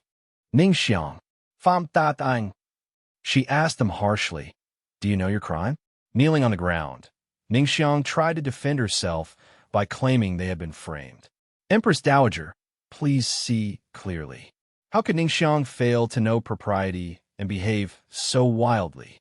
Yesterday, I was injured while hunting, and young Master Pham came to visit me. She began to cry. I don't know why I suddenly lost all reason. Someone must have secretly plotted against us and drugged us. I had already begun to suspect something. Yesterday, the guards signaled outside several times, yet I heard nothing. The state that Pham Tadon and I were in at the time was clearly not normal. Xiaoying narrowed her eyes suspiciously. You mean someone deliberately set you up? Shunshin stepped forward and coldly dismantled her baseless excuse. Commandery Princess Ningxiang, your words are without evidence. Do you have proof? If you cannot prove your innocence, then the Empress Dowager should punish you according to the law. Furiously, Ningxiang pointed at him. You Shunshin, you're clearly using public office to avenge a private grudge. His calm rebuttal left her speechless. The princess sure does speak strangely. What personal grudge could this official possibly have with your highness? Or rather, what exactly has your highness done to make others hate you so much? She was struck dumb. The man beside her cut in. The Empress Dowager had intended to deal with this leniently by placing them under house arrest to calm public opinion. What Lord Yu says also makes sense. If someone really framed the princess, there would surely be traces left behind. But the tent was destroyed by strong winds, and nothing suspicious was found inside. Seeing that both sides had their arguments, she temporarily set the matter aside. Enough. There are indeed suspicious points in this case. I shall send people to continue the investigation. Until then, Ning Xiang and Fan Bing are both confined to their residences and are not permitted to leave. He was clearly dissatisfied with such blatant partiality. Disrespect toward the ancestors is a grave offense that cannot be lightly pardoned. Is your majesty not being unfair in handling it this way? A flash of hatred glinted in his eyes. Mia confined. After some time passed and the storm died down, this matter would likely be forgotten as though it had never happened. Empress Dowager Xiao brushed it aside and turned to the important military selection event. Does Grand Preceptor you mean that before the truth is uncovered, I should disregard right and wrong and assign guilt by default? Is this how Grand Preceptor Yu conducts investigations as head of the Court of Judicial Review? He quickly replied, still trying to salvage the situation. That is not what I mean. It is only that this matter is serious, and I fear it may affect your majesty's reputation. She waved the matter away. There is no need for Grand Preceptor Yu to trouble himself over it. It is settled. Next is the selection for the Sky Eagle Guard. You are all dismissed. Go make your preparations. He stood there, watching the cracks within the court widen, and sighed. The Empress Dowager's attitude toward Yu Shunshin had become this bad. Li Shuangfu and Empress Dowager Xiao were now estranged, and even Yu Shunshin was no longer favored by her. Since when had the balance within the court been broken? It seemed that even someone like him, who had only sat and watched the tide shift, would not be able to continue doing so for much longer. Qingping and Sheng Yuan discussed the collusion between the Empress Dowager and Prince Huai's estate. Such obvious favoritism doesn't seem like Xiao Ying's usual style. Her reputation is no longer what it once was. Ever since Li Zicai's case, the people have grown dissatisfied with her. Logically speaking, she should be acting with even greater caution. Sheng Yuan continued. But the news Lord Yu sent back is indeed like this. There are already many people outside secretly discussing it, saying Empress Dowager Xiao has accepted benefits from Prince Huai's estate. She explained to Sheng Yuan, benefits? Of course there are benefits, and I'm afraid they've existed for a very long time. I've also guessed something else. Grandmother always believed Prince Huai's estate stood on my imperial father's side and hers. But judging from today, Prince Huai's estate secretly colluded with Xiao Ying as early as 10 years ago. That is why they moved against my mother. Only my foolish grandmother still knows nothing of it even now. She rose and headed toward the arena. Come on. Today is the day of the Sky Eagle Guard selection. I want to see what other tricks Xiao Ying still has up her sleeve. The drums sounded, and everyone had assembled. The little emperor shouted, "Beat the drums. Form ranks." Sheng Yuan walked over and asked her curiously, "Princess, this selection process is very complicated, isn't it?" Qingping explained the calculating selection procedure for the Imperial Guards. Not really. There are only 2 rounds. Looking into the distance, she continued. The first round is a chaotic mounted archery melee. Each person is assigned a horse and a bow, then enters the designated field to compete. Anyone shot in a vital spot or driven outside the marked circular boundary is eliminated. More than half will be removed in this round. The second round is actual one-on-one combat. She pointed out the true strength of the different military wings. But although it is called a selection, the Xunhui army will absolutely not fight with full strength. The men they send are all low-ranking officers who have seen real battle. In the end, they are loyal to Lu Guang. Xiao Ying understands this very well, so she would never want too many of Lu Guang's men mixed in her Sky Eagle Guard. The ones truly competing are the Flying Cavalry Guard and the Golden Armor Guard. Sheng Yuan gradually understood the issue. But the Flying Cavalry Guard is the Imperial Palace Guard, while the Golden Armor Guard is only the city patrol force. Even without competing, everyone would know there are bound to be more capable men in the Flying Cavalry Guard led by Gu Fengqi. She nodded. Yes, everyone would think so. But look, the result of the first round shocked everyone as the Golden Armor Guard surged ahead. The first round has ended. Xunhui Army, 48 winners. Flying Cavalry Guard, 94 winners. Golden Armor Guard, 167 winners. Xiao Ying sprang to her feet, unable to remain calm. Impossible. Empress Dowager Xiao slammed the table in fury when she saw the Flying Cavalry Guard lose to the Golden Armor Guard. Useless trash. When the world is wrong with the Flying Cavalry Guard, she berated the weakness of the Palace Guards. The Xunhui Army is one thing. They have always been troops hardened by the battlefield. But to lose, even to the Golden Armor Guard, you are the Palace Guard. Your pay is 3 times that of the Golden Armor Guard. Whose face are you throwing away? Gu Fengqi explained the Golden Armor Guard's quiet reforms under Yu Shanshan. The Flying Cavalry Guard's training has never been lax. It's that the Golden Armor Guard has grown stronger. A few years ago, it was still the loosest branch of the Imperial Guard. Ever since Yu Shanshan, with the late Emperor's support, reorganized the Golden Armor Guard, it has gradually changed beyond recognition. It's just that we had never competed against them before, so only today did I realize the extent of that change. Hearing Xunshin's name, the Empress Dowager ground her teeth and decided to resort to a despicable method. Yu Shanshin again. Why must he insist on opposing me? She gave the order. No matter what, in the second round this afternoon, the Flying Cavalry Guard must not lose to the Golden Armor Guard. She produced a mysterious bottle of medicine. This is Qingkuan pills, refined at Qingfeng Temple. Take them and have the Flying Cavalry Guard members competing this afternoon swallow them. They can keep a person full of vigor for 1 to 2 shurchen and help them win this afternoon's matches. Fengqi objected to such blatant cheating. Your Majesty, even without the Qingkuan pills, the Flying Cavalry Guard will still win. I cannot do this. This is cheating. Empress Dowager Xiao coldly threatened him and forced him to obey. What if you lose? Gu Fengqi, I am helping you. Don't be ungrateful. Can you bear the responsibility for defeat? He clenched his teeth and looked at her, but in the end he had no choice. This subject obeys your Majesty's command. Over at the arena, the fighting was still underway, with both sides locked in fierce combat. The afternoon round unfolded with the Flying Cavalry Guard unexpectedly dominating. Match 37. Flying Cavalry Guard's Chen Yong wins.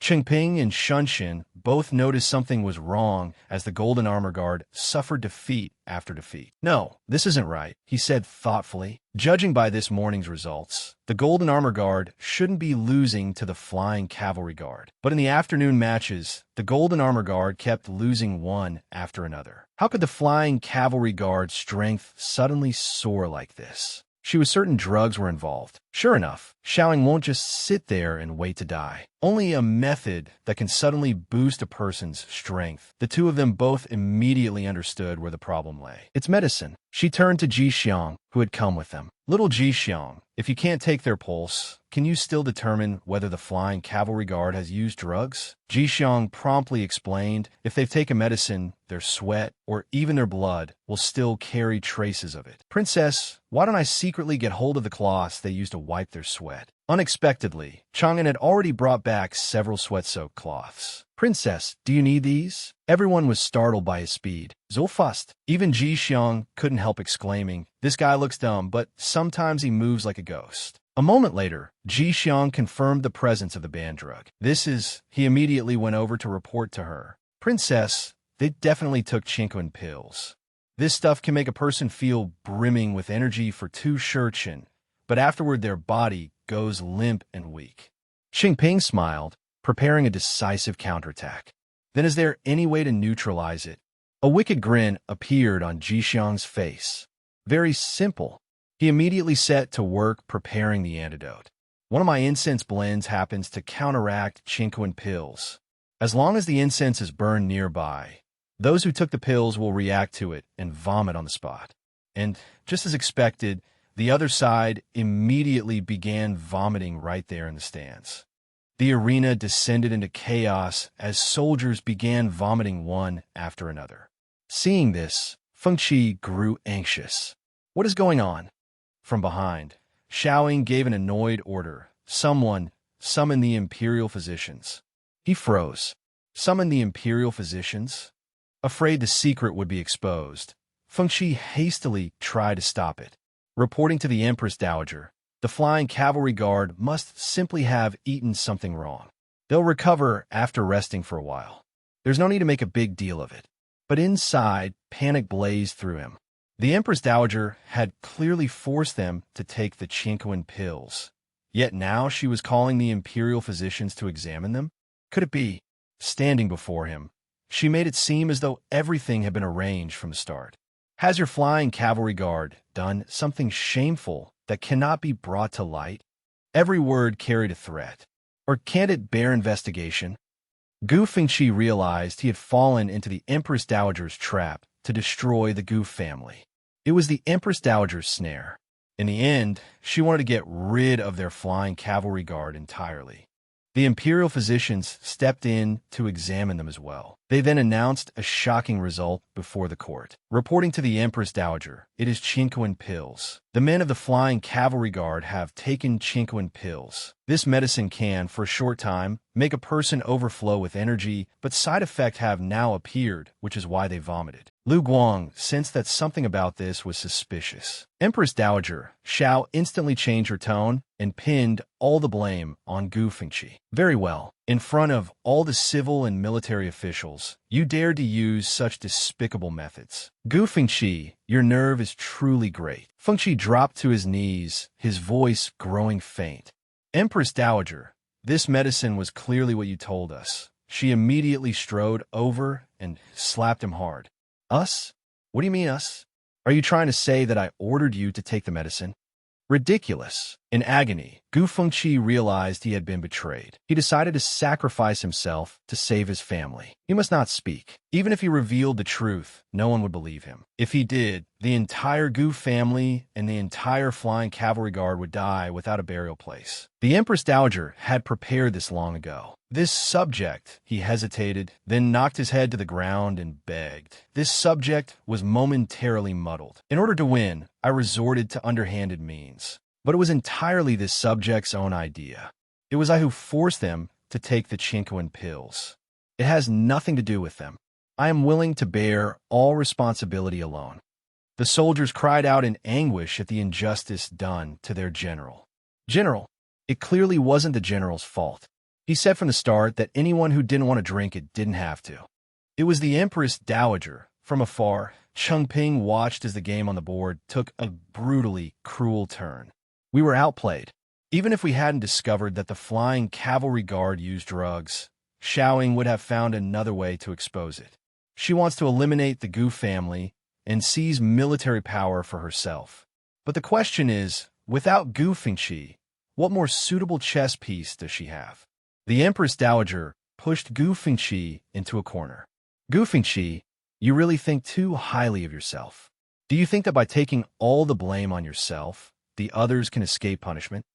The little emperor stepped forward and, with an expressionless face, made a chilling proposal. "This is simple.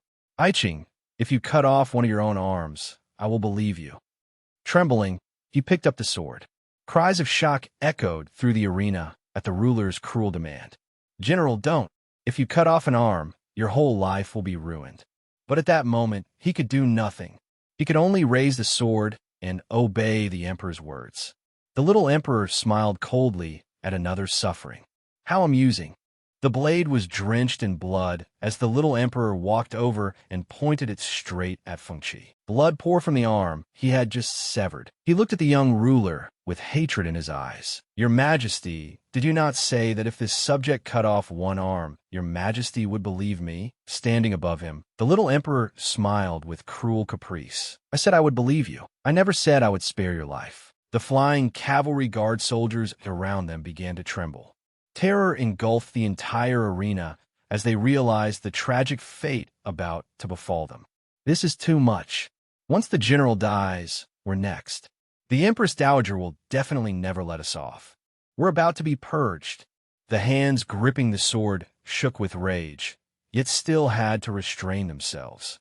Shunshin stepped forward to stop them, his face openly furious at the ruler's tyranny. "Your Majesty, Gu Fengqi was momentarily confused and committed wrongdoing in pursuit of victory, but his crime does not warrant death. If your Majesty kills a loyal subject on a whim, in the end it will only shake the hearts of soldiers across the realm." The little emperor pointed at Shunshin's face, resentment in his eyes from being remonstrated with. "Grand Preceptor, you again. Every single time it's you. You just love defying me, don't you?" Suddenly, Chang'an interrupted and pointed ahead. "Your Majesty, Empress Dowager, the old drunkard." Everyone turned their eyes in that direction. They all recognized him. General Gu, the cavalry general, had arrived. Gu Jingxian, the old general of the Gu family, stepped forward, looking grief-stricken yet still imposing. He begged for a path to survival for his only son. "My Gu family has served the court with loyalty for 100 years. Generation after generation, we have joined the army. And out of every 10, 7 or 8 have died on the battlefield, dying to defend the imperial city. The Gu family has only one last seed left. Fengqi, leave us this descendant to carry on our line." Shunshin was stunned when he saw Chang'an's strange reaction upon meeting the old general. "Chang'an, do you know General Gu?" He felt uneasy as things were unfolding beyond his expectations. "I never let Chang'an meet Gu Jingxian. So how could it?" Chang'an explained their chance encounter. "A few days ago, I met him in the woods, and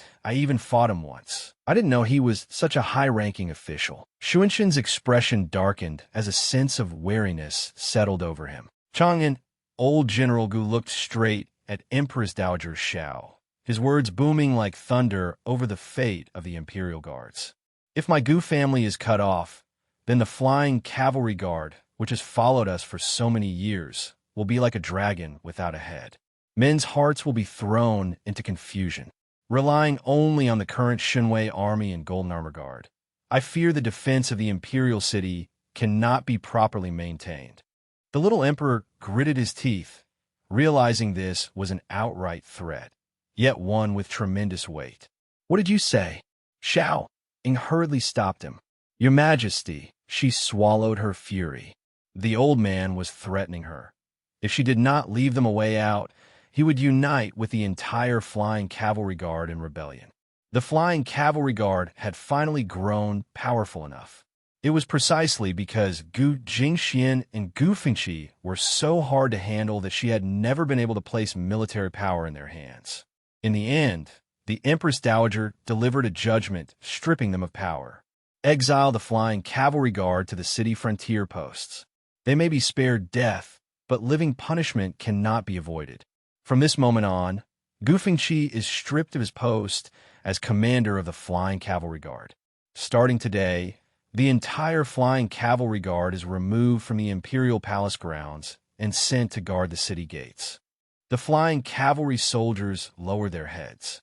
Their hearts were full of grievance at being treated like the lowest gatekeepers. "What? This is far too unfair to General Gu. Our Flying Cavalry Guard has risked life and limb for years, and now we're being sent to guard city gates." Fengqi hurriedly stopped them. "Do not be insolent." Suppressing his pain, Fengqi bitterly gave thanks for imperial mercy. This subject thanks your majesty for your grace. Gu Jingxian walked over to support him. Son, let's go. He fixed the people who had driven him into this desperate corner with a look of deep hatred. Their group gradually withdrew. Shun Shun noticed Chang'an quietly shedding tears for no clear reason. Chang'an, why are you crying? He did not know either. I don't know why, but my heart hurts so much. The man looked at the sword and guessed that the course of events might already have changed. Even if he did not know the underlying reason, it was very clear that the Empress Dowager had removed the Gu family, which meant she definitely had a better ally now. Only then would she make such a decision. Could it be that she intended to raise up a new noble clan? Empress Dowager Xiao announced the replacement, officially bringing Prince Huai's estate into the center of power. Gu Fengqi committed wrongdoing and has been punished, but His Majesty cannot be left without guards by his side. From today onward, the Sky Eagle Guard will replace the Flying Cavalry Guard in guarding the palace, and the commander of the Sky Eagle Guard will be the heir of Prince Huai's estate. At those words, everyone was shocked as a man stepped forward. Ning Junwu shall assume the post. That man was Ning Junwu, heir to Prince Huai's estate, and also Ning Xiang's father. Chengping stood frozen, piecing together the Empress Dowager faction's conspiracy that had stretched on for decades. So now I finally understand. Why did Xiaoan go to such lengths to drive the Gu family away? Why did Ning Xiang deliberately crash in my mother more than 10 years ago? So that's how it was. Looking at that group, she could not help thinking the Xiao family and Prince Huai's estate have been colluding for over a decade already. In the court, the neutral officials began speaking out against this blatantly partisan appointment. Yan Buyu was the first to step forward. This cannot be allowed. I beg the Empress Dowager and Your Majesty to think it over carefully. He knelt and laid out his reasoning. First, there are too many suspicious points surrounding the Chinkoan pills. To convict so hastily is far too arbitrary. Second, Erning has no merit and no achievements. It will be difficult for him to shoulder the position of commander of the Sky Eagle Guard. He wanted desperately to stop this. This was clearly factional favoritism. They cannot be allowed to continue doing whatever they pleased. Ning Junwu revealed an arrogant expression and, sword in hand, walked over to Yan Buyu. You say this prince lacks virtue and does not deserve the position? Then that also means the Empress Dowager's choice is wrong. He still stood firm, continuing to argue for justice on behalf of those with merit. That is not what I mean. But the commander of the Flying Cavalry Guard ought to be someone with greater military achievements and prestige. Relying on the heir's contributions alone, I fear it will be difficult to win over the people. The young emperor suddenly rushed over and snapped. What nonsense are you babbling? His face twisted with frenzied rage as he viciously snatched up a sword. Just kill him and be done with it. This petty top scholar opposes me every single time. I've long since had enough of him. The blade slashed down, and fresh blood sprayed across the faces of those standing nearby. Let's see who still dares oppose me now. Hurried footsteps rushed over as someone shouted, Imperial Physician. He crouched down and tried to administer first aid. Imperial Physician, there's too much blood. Silence answered him. No one replied, but it was already too late for an innocent life. Xiaoing stepped forward to smooth things over. Grand Tutor Yu, Minister Yin has already stopped breathing. Your Majesty only acted rashly in the heat of the moment. This was also unavoidable. Inwardly, she cursed her son's temperament. Had the second prince gone mad? He had actually killed an innocent minister in front of everyone. Yu Shunshin looked at Yan Buyu's corpse, his heart aching for a talent just beginning to bloom, now snuffed out. No longer breathing, he recalled that only yesterday the man had still been here. Yesterday, Yan Buyu had been discussing matters with me. He studied bitterly for 10 years for the sake of one day, building a great legacy and changing Great Shang. He had placed so much hope in the dynasty's future, yet because of just a few words of advice, he met this end. He forced his anger down. Torrential rain poured from the sky like heaven, and earth weeping for a dynasty slowly fading away. Only then did Qingping speak. A heavy storm is coming.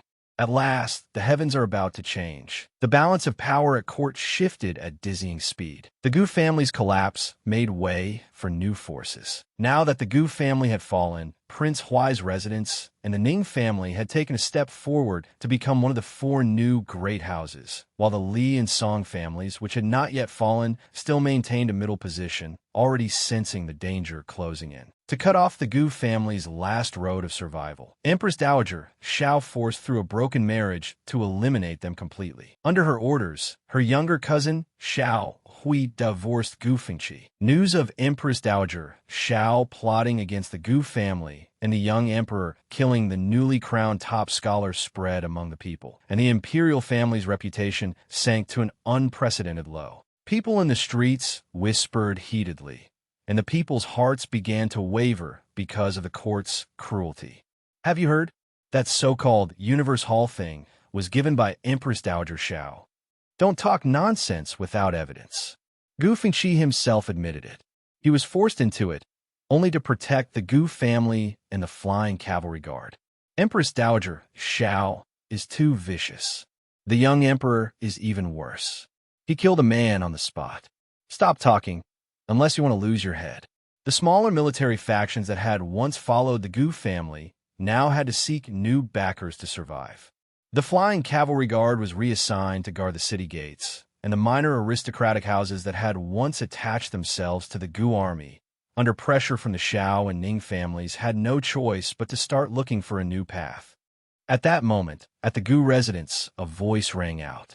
Well, there are still high officials willing to visit our down-and-out Gu family. He turned and looked at the man behind him.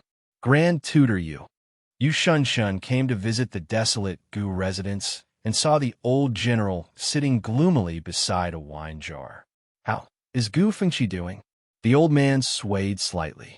The more you ask, the sadder it gets. How could he be well? He lost an arm, and Xiao Hui divorced him. These past few days, he's been recuperating in his room. Compared to the wound on his body, I'm afraid this stubborn son of mine hurts even more inside. I always taught him loyalty to sovereign and country.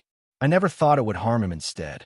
Yu Shun encouraged the old general with a resolute look, one directed toward a future wise ruler. No, General Gu taught him nothing wrong.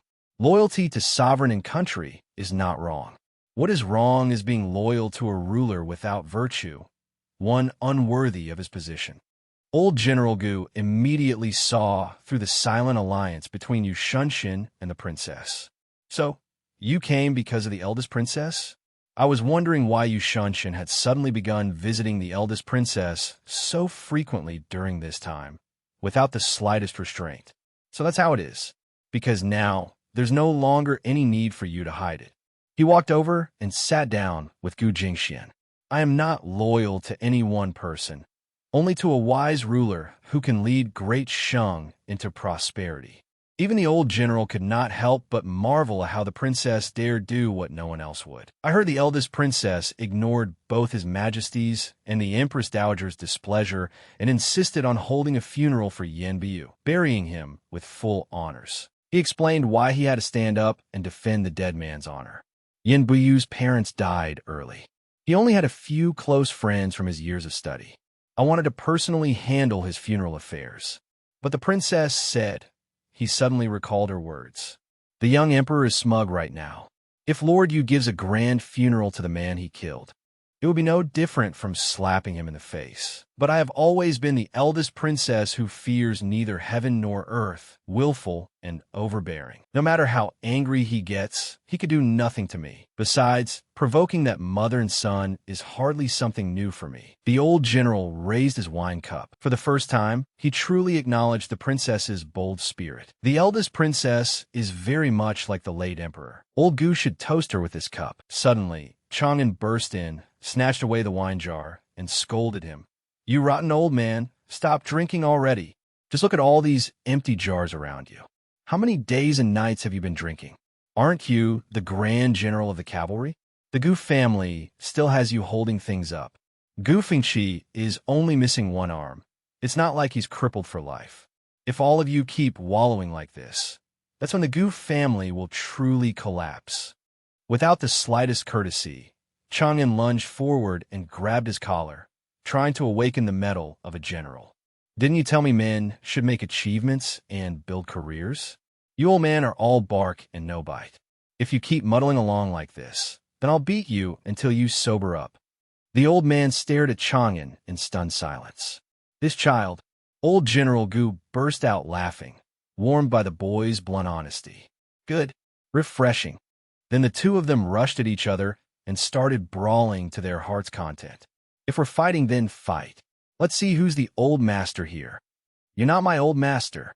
Thanks to the lively commotion, a figure was watching from afar. Feng Qi stood there silently, watching, his heart burdened with countless thoughts. In the palace, Xiao Ying slapped the young emperor for his reckless murder. Yet the boy still craned his neck and argued back. "Mother, you hit me again." She scolded her son for ruining the larger plan and stirring up public resentment. "If no one restrains your majesty, who knows what else you'll do? Last time, without discussing it with anyone, you wanted to kill Renyu, and now you killed Yin Biyu before the public. Do you know how many people you've angered? Right now, the eldest princess is only handling Yin Biyu's funeral, and you still want to issue an edict to punish her. Do you think things aren't chaotic enough already?" The young emperor remained stubborn, treating himself as the son of heaven with full power over life and death. "She's my elder sister, yet she keeps opposing me, always trying to slap me in the face. I am the son of heaven. If I don't punish her, how will I command the masses in the future?" The Empress Dowager sighed, realizing that her son's immaturity and cruelty would lead to disaster. "If your majesty keeps indulging in these delusions, I fear not a single person will submit to you. You are the son of heaven. You must learn to endure. Even if you want someone dead, if the time has not yet come, then all you can do is endure. If a ruler can only use tears to gain sympathy, then what kind of son of heaven is that?" Furious, she turned and left, not forgetting to warn him. The throne of a nation's ruler is not as simple as you think. Stay in your room and reflect on yourself. Come out only after you understand. Looking at the young emperor, she felt a trace of sadness. His majesty is still far too young. When will he ever mature a little and understand the hardship I bear? Chengping entered Shaotian Palace, and before she even stepped inside, a familiar voice came drifting out. Facing the Grand Empress Dowager, the grandmother who had been left in the cold, she heard, "I was wondering who would still come to the palace of this old woman no longer favored. So it's my good granddaughter. What is it? Haven't you long treated this old woman as dead? And now you suddenly want to visit me?" The princess looked at her coldly and calmly took a seat nearby. "I just had something I want to clarify, so I came personally." The Grand Empress Dowager angrily accused Chengping of ingratitude. "You unfilial wretch. So that day really was deliberate. I treated you with such love, and this is how you repay kindness with grievance." Chengping caught the blow before it landed. "Love me." Chengping had barely sat down before rising to list out, one by one, the wrongs and exploitation the old woman had inflicted on her over the years. "You loved me, so from childhood to adulthood, you made me bear all kinds of blame for your family. It was you who took 100,000 taels of silver from the state treasury. The second imperial brother lived a life of debauchery, committing every evil outside the palace and stirring up trouble everywhere, and in the end, all of it was pinned on me. You loved me, so anything of mine that could be taken, you took, my fief, all my money. You left nothing untouched. If this is the love you speak of, then I cannot bear such love." The mama beside her hurried over to support her. "Grand Empress Dowager." The old woman tried to use filial piety to force Chengping back to her side. "You are my own flesh and blood granddaughter. If I were not helpless, why would I ever have let you suffer such humiliation and injustice? I had my own difficulties. I only hoped you could help me. Yet you hold such a grudge. Chengping, is there still any filial piety left in your heart?" Chengping then struck with a decisive question about her mother's death. "Then was helping others add fuel to the fire and poison my mother also something you did out of helplessness?" The Grand Empress Dowager panicked and blurted out, shifting the blame onto Xiaoying. "That wasn't done by me. It was that vile woman Xiaoying." Then she froze, realizing she had misspoken. "This is bad. I shouldn't have said that." Chengping narrowed her eyes, realizing the old woman had indeed been an accomplice in the assassination years ago. "So you really were involved. For all these years, I always suspected it.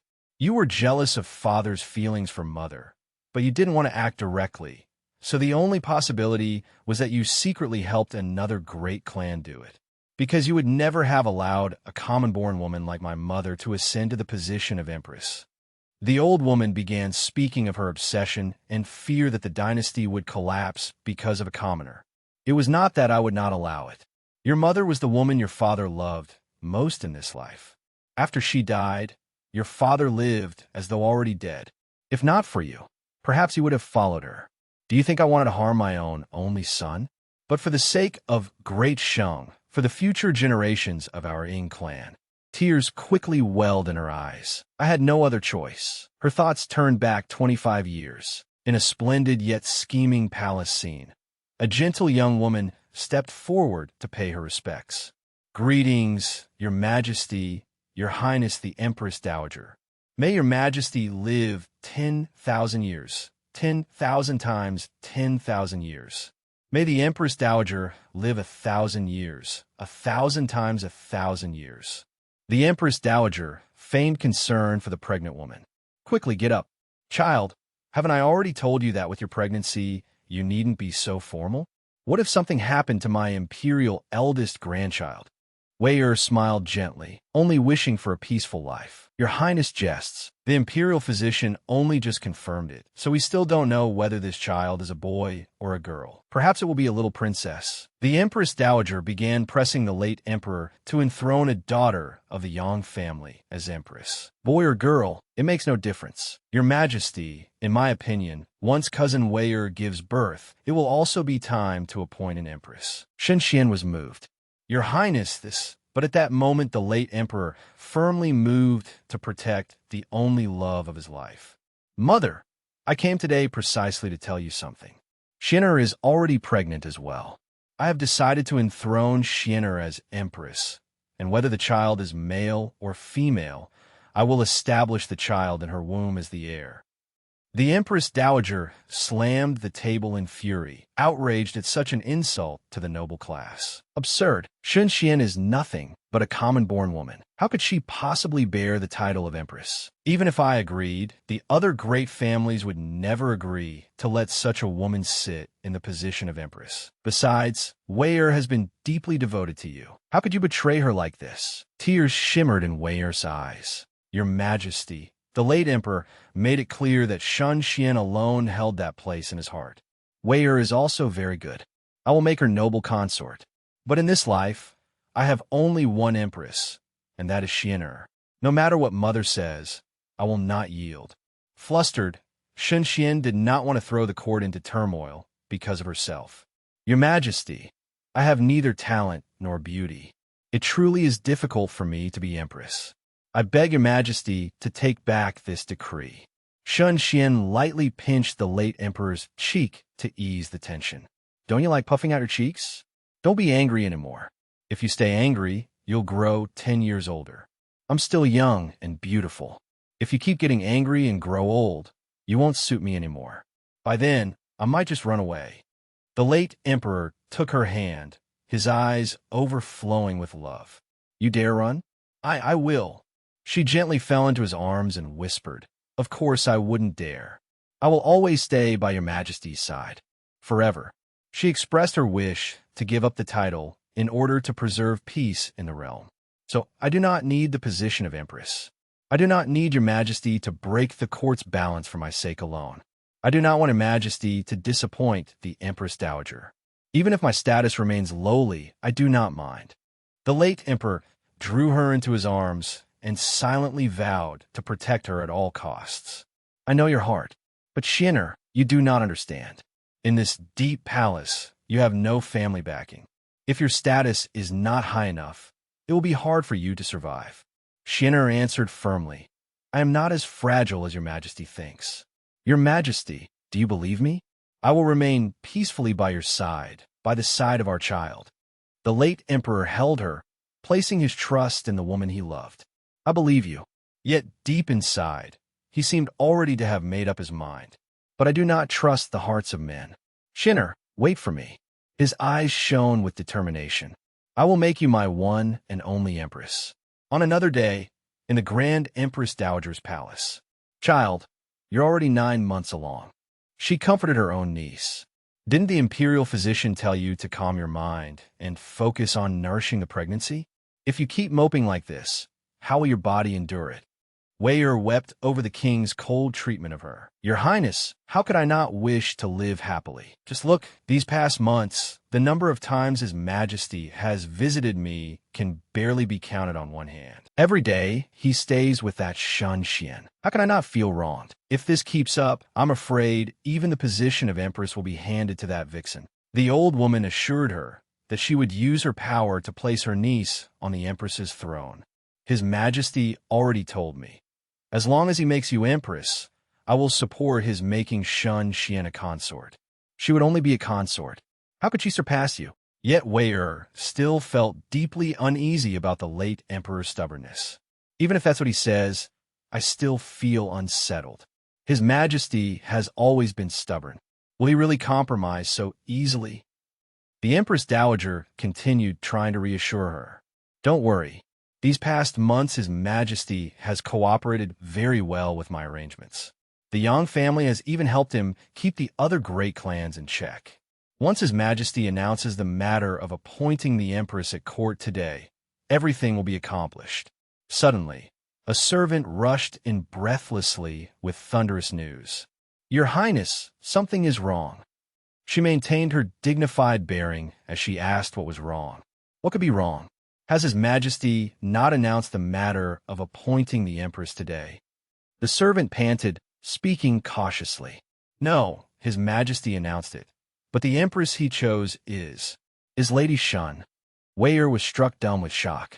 She completely fell apart at the late Emperor's choice, and the Empress Dowager hurried over to support her. Vaya. That night, the two sat by the bed. A servant whispered, Your Highness, just as you expected, noble consort Xiao has made her move. It seems the Xiao family intends to strike at Empress Shun.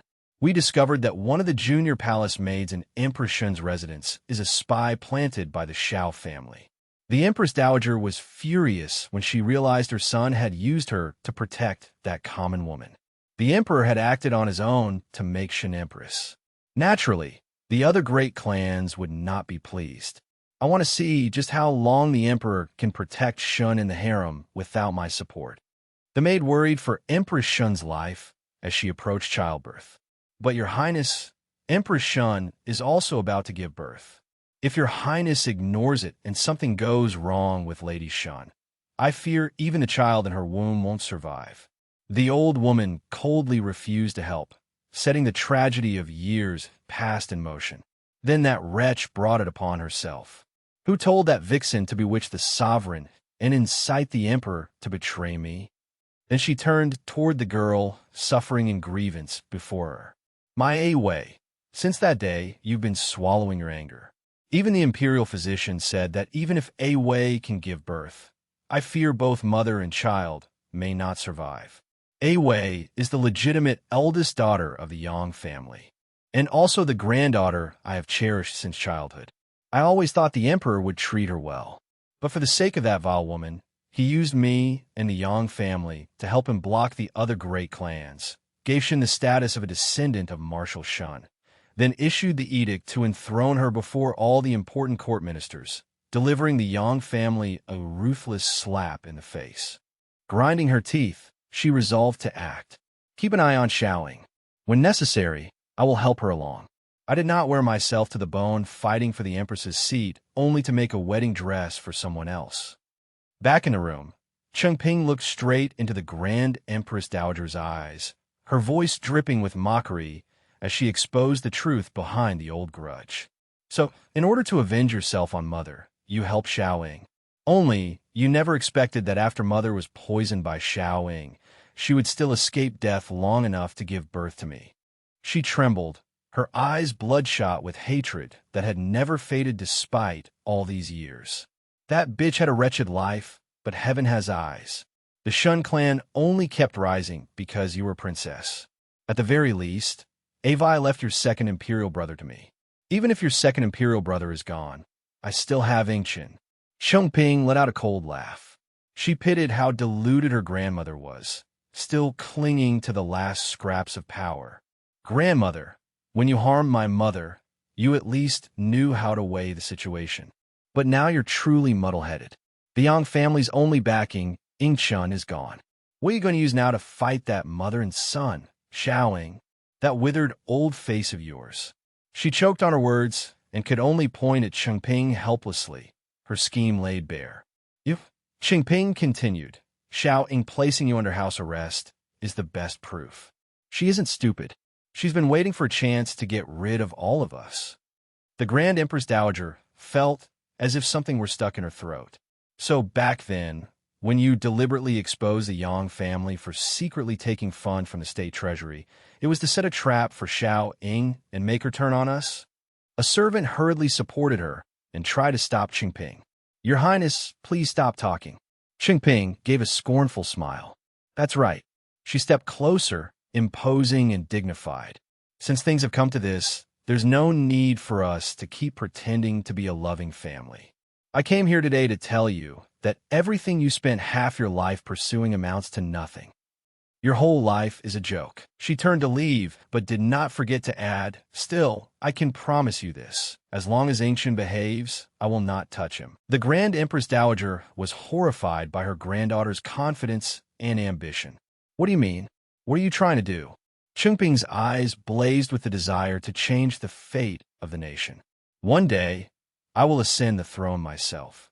I will carry on the wishes of Father Emperor and Mother Empress and bring peace to the realm, so that all the people may live in warmth and plenty. The old woman screamed in shock at such a heaven-defying idea. You want to proclaim yourself emperor? Absurd. Since ancient times, where has there ever been a female emperor? You are defying heaven and your ancestors. Chengping turned her back on her. My dear grandmother, you truly are foolish to the bitter end. Take that decaying body of yours down to the Yellow Springs and beg forgiveness from my mother. As soon as she finished speaking, the old woman collapsed. The servants rushed over, shouting, Grand Empress Dowager. The chamber instantly descended into chaos. Imperial physician, summon the imperial physician at once. Having achieved her purpose, Chengping walked out calmly. Elsewhere, a man set down his teacup and called out, General Gu.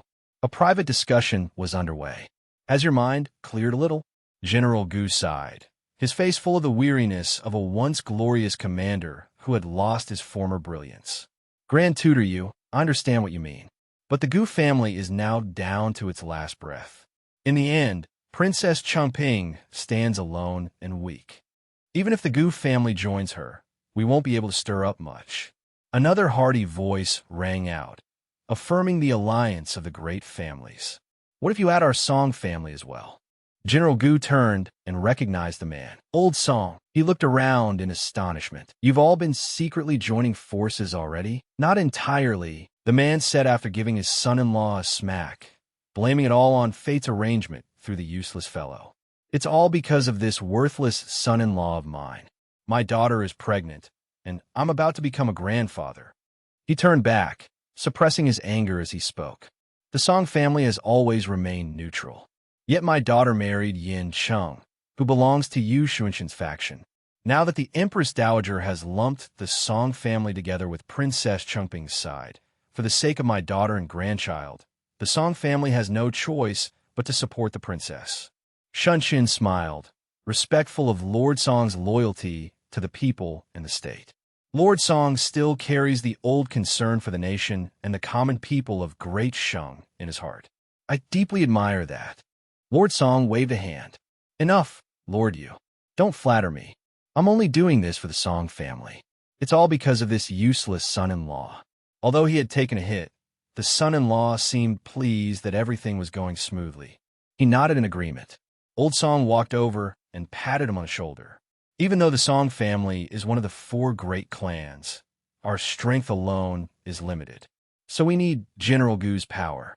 General Gu looked at the 2 officials before him, still full of hesitation over his choice. Then he turned to Xuanxin and said, For my own protection, I have agreed to join you for now. But why hasn't Lord Yu left yet? Xuanxin replied, I still have one more great gift to present to you.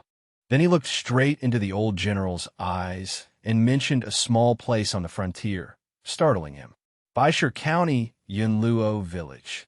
Does that name sound familiar to you, General Gu? General Gu's face changed at once. The most painful memory of his life had suddenly been ripped open. Yunluo village, that little remote village on the border. How do you know of it? Shunshin began recounting what he had personally experienced 10 years earlier, when the princess was still in a coma. 10 years ago, during the first year of the princess's coma, I had just passed the examinations and was assigned to Baishur County as magistrate. Not long after I arrived, bandits appeared in Yunluo village, and I led the constables there to suppress them. But unexpectedly, by the time we reached the village, the bandits had already been wiped out. He paused, his gaze full of admiration as he spoke of the young hero from back then. The one who annihilated those bandits was a child. At the time, he truly was just a child, a 6-year-old child. He went on to describe the loneliness and cruelty that child had endured after his parents vanished. The villagers said that a few years before, the child had lived in the village too. Then his father disappeared, and his mother was gone as well. He was left alone, drifting through the mountains with no one to look after him. Even when he was starving to death, the villagers ignored him. And because he didn't know how to interact with other people, he couldn't speak to anyone. Shunshin recalled the first time that child had opened his mouth and uttered the 3 fateful words. At the time, I tried talking to him and discovered he only knew how to say 3 words. Both men said them at the same time. Gu Jingxian. General Gu began to tremble. Tears, years too late, finally started to fall as he faced the truth of that secret love from long ago. Impossible.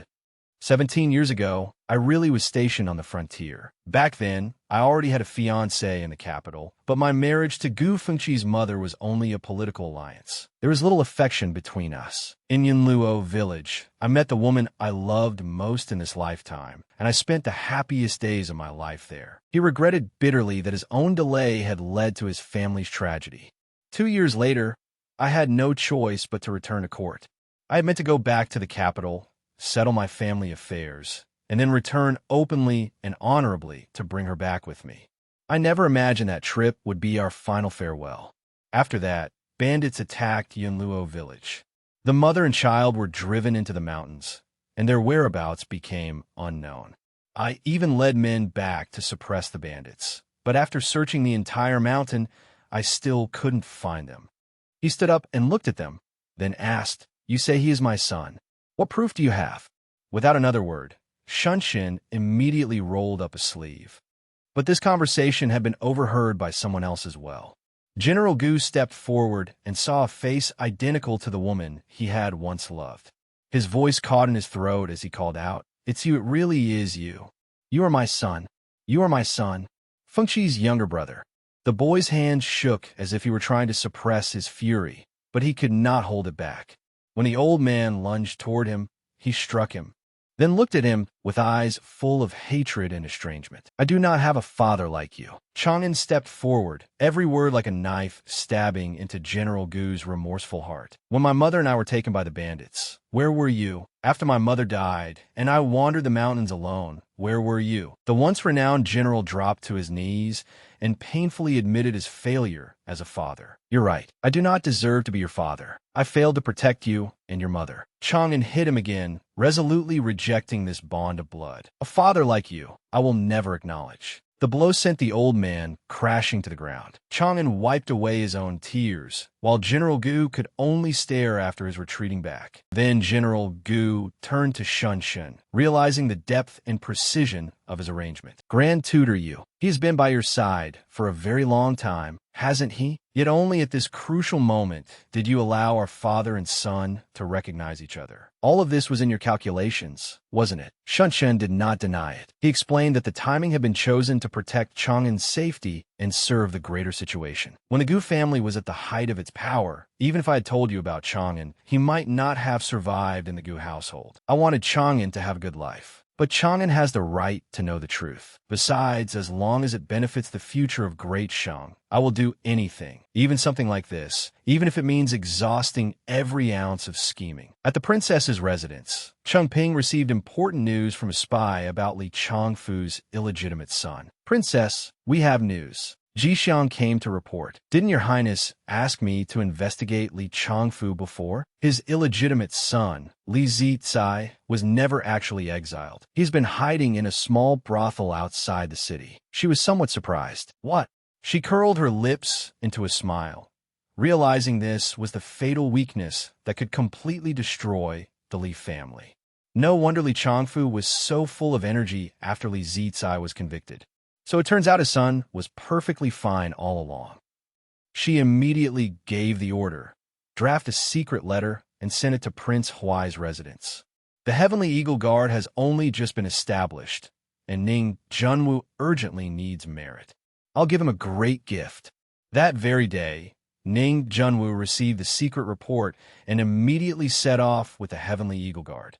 Sure enough, at the place indicated in the report, they captured Li Zicai, who was supposedly in exile on the frontier. The truth that someone else had been made to take his punishment in his place was exposed, and public outrage surged. Before Li Zicai's exile, Li Changfu had found a man of similar appearance to serve as his son's substitute. At the time, the censorate had also used many of its connections. An Empress Dowager, Xiao, seized the chance to execute him publicly, both to win popular support and purge a political faction. She deliberately arranged for Li Zicai to be paraded through the streets, and the scandal broke open. The Li family's contempt for the law enraged people across the realm. Li Zicai was publicly beheaded, slightly easing the people's fury. The Li family officially collapsed, and the authority within the censorate was taken over by the Empress Dowager's men.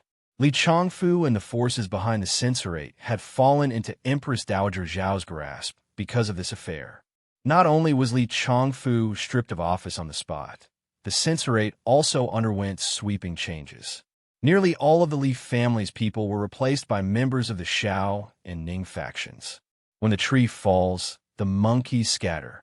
The Li family was utterly ruined. Li Changfu lay bedridden, looking in despair at his family's destruction. After this incident, chest pains struck him, and he could no longer rise from bed. Feeling that death was not far off, he looked at the person standing by the door. The Li family is finished. No power, no influence, no wealth. Everyone has left. And you still haven't gone? Asi. His servant, AC, expressed loyalty that moved him deeply in this moment of utter ruin. Master took me in when I was young. Without Master, there would be no AC. I will stay by your side always and look after you in your old age. Hearing this, Li Changfu was so touched that he nearly cried. AC, you really are the best one. Master, suddenly an unfamiliar voice rang out, carrying a dark proposal. At a time like this, you still have such deep feelings between master and servant. A woman walked in from outside. How touching. Li Changfu narrowed his eyes at the stranger who had intruded into his room. Who are you? The other party introduced herself. The Moon Worship Sect, the greatest hidden rebel force in Great Shang. What business does someone like you have, coming in the middle of the night to find an old man like me who has neither power nor influence? She played upon his hatred for Empress Dowager, Xiao, to invite him to cooperate. The Li family has been cut off, your house has declined. Everything was caused by the Xiao family. We share a common enemy. Of course, cooperation will benefit us both. Hidden in the darkness, a watcher recorded the entire exchange as it happened. AC realized that something major was about to happen. He quietly slipped outside to report back to Qingping. I have to inform the princess at once. The negotiation proceeded quickly, full of promises of future power. Then it's settled. If this plan succeeds, Lord Li will become chancellor in the future. Li Changfu remained wary. He no longer wanted power. He only wanted revenge. Today, this old man already has one foot in the grave. I'm afraid I won't live to enjoy the future you speak of. But if I can vent my hatred, then cooperating with you is fine. The other party turned to leave, secretly vowing to make him regret it. You Shunshin, you ignore me before. One day, I, Jianyun, will make you regret it too late. The next morning, at the princess's residence, Chengping received AC's message, while Jixiang listened at the side. The Moon Worship Sect? She read the letter, her mind already calculating. It seems things have drifted a little off course. Li Changfu oppressed the people, and seize their land. AC's parents were driven to death by him. That foolish boy was then brought back by Li Chongfu to serve as a servant. After I thoroughly investigated the matter, I told AC the truth. AC agreed to become our eyes and ears. She believed fortune was on her side now that she had gotten hold of the plan to attack the imperial palace. The Li residence used to be crowded and tightly guarded, so AC never had a chance to be useful. Who would have thought that now the Li family has no one left worth using? Yet this time he managed to overhear such important news. Even heaven is helping me. She asked about the key agents who had already infiltrated the palace. Jin Nanting and Yu Shizenlang both entered the palace smoothly, didn't they? Ji Xiang reported on the success of their carefully prepared covers. After the royal hunt ended, I used some connections to get Jin Nanting into the palace. No one knows he is one of ours. I believe it won't be long before he gets a chance to approach Empress Dowager Xiao. As for Shizenlang, we forged a household registration for him and concealed his connection to Lord Yu. Through civilian recruitment, he has also successfully joined the Heavenly Eagle Guard. She praised this efficiency and then ordered, "Good. Pass this news to them and tell them to wait for the right moment to act." Ji Xiang accepted the order. Chengping looked toward the imperial palace, her hatred for Xiao Ying rising higher. "Xiao Ying, even 10,000 deaths would not be enough for your crimes. But your life, I still have to keep it for now." 10 days later, in the stillness of a sleepless night, the patrols were extremely strict. Suddenly, a group of people approached and stopped in front of them. The guards shouted when they spotted the suspicious figures beneath the palace wall. "Hey, this is beneath the palace wall, forbidden ground of the imperial family. Dressed like that, what do you think you're doing?" Both sides slowly drew their swords. In the middle of the clash, the soldiers recognized them. The Moon Worship Sect. A bloody massacre in the night began. It's the Moon Worship Sect. When the moon rises and the sun sets, kill. Blood stained the ground red. Buffon was thrilled. The Moon Worship Sect really came. Alarm bells echoed throughout the imperial palace, and the Heavenly Eagle Guard immediately formed up to meet the attack. Enemy assault. Heavenly Eagle Guard. All units prepare for battle. News of the attack at the East Gate forced the troops to split their forces. The Moon Worship Sect is attacking the East Gate. Hurry to the East Gate. The soldiers obeyed the order. Yes. First Squad, remain behind to protect His Majesty and the Empress Dowager. Yes. Empress Dowager Xiao stood there, watching the chaos before her. The young emperor looked outside with dangerously excited curiosity, utterly unaware of how grave the situation was. How exciting. I must go see what sort of bold fool dares launch a sneak attack on the imperial palace. Xiao Ying felt something was off about the scale of the assault. The Moon Worship Sect has always acted in secret. Why have they suddenly launched a direct, large-scale attack this time? Something feels strange. The young emperor gave an order. "Quick, go reinforce the East Gate." Yes. Meanwhile, guided by Li Chongfu, a group of rebel troops had already slipped into the inner palace. Our feint to the east and strike in the west was the right choice. Most of them have gone to the East Gate. No one could have imagined that we had already infiltrated the inner palace. But we must thank you for that. Li Chongfu led the strike team, his eyes bloodshot with hatred. "Lord Li, fortunately we had your plan en route. Otherwise we could never have gotten in."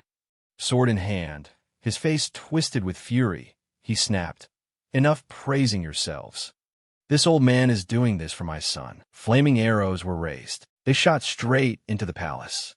Fire met wood, and the flames instantly surged upward. Xiao Ying had never expected things to become this dangerous. Jian Yin stood above, directing the assault. Duc Impao D. Below, the defenses seemed on the verge of collapse. Enemy attack. Protect His Majesty and the Empress Dowager. Outside, Li Chongfu kicked the doors open and charged in. Xiao Ying was horrified to see that the official who had once served her loyally had now become a traitor.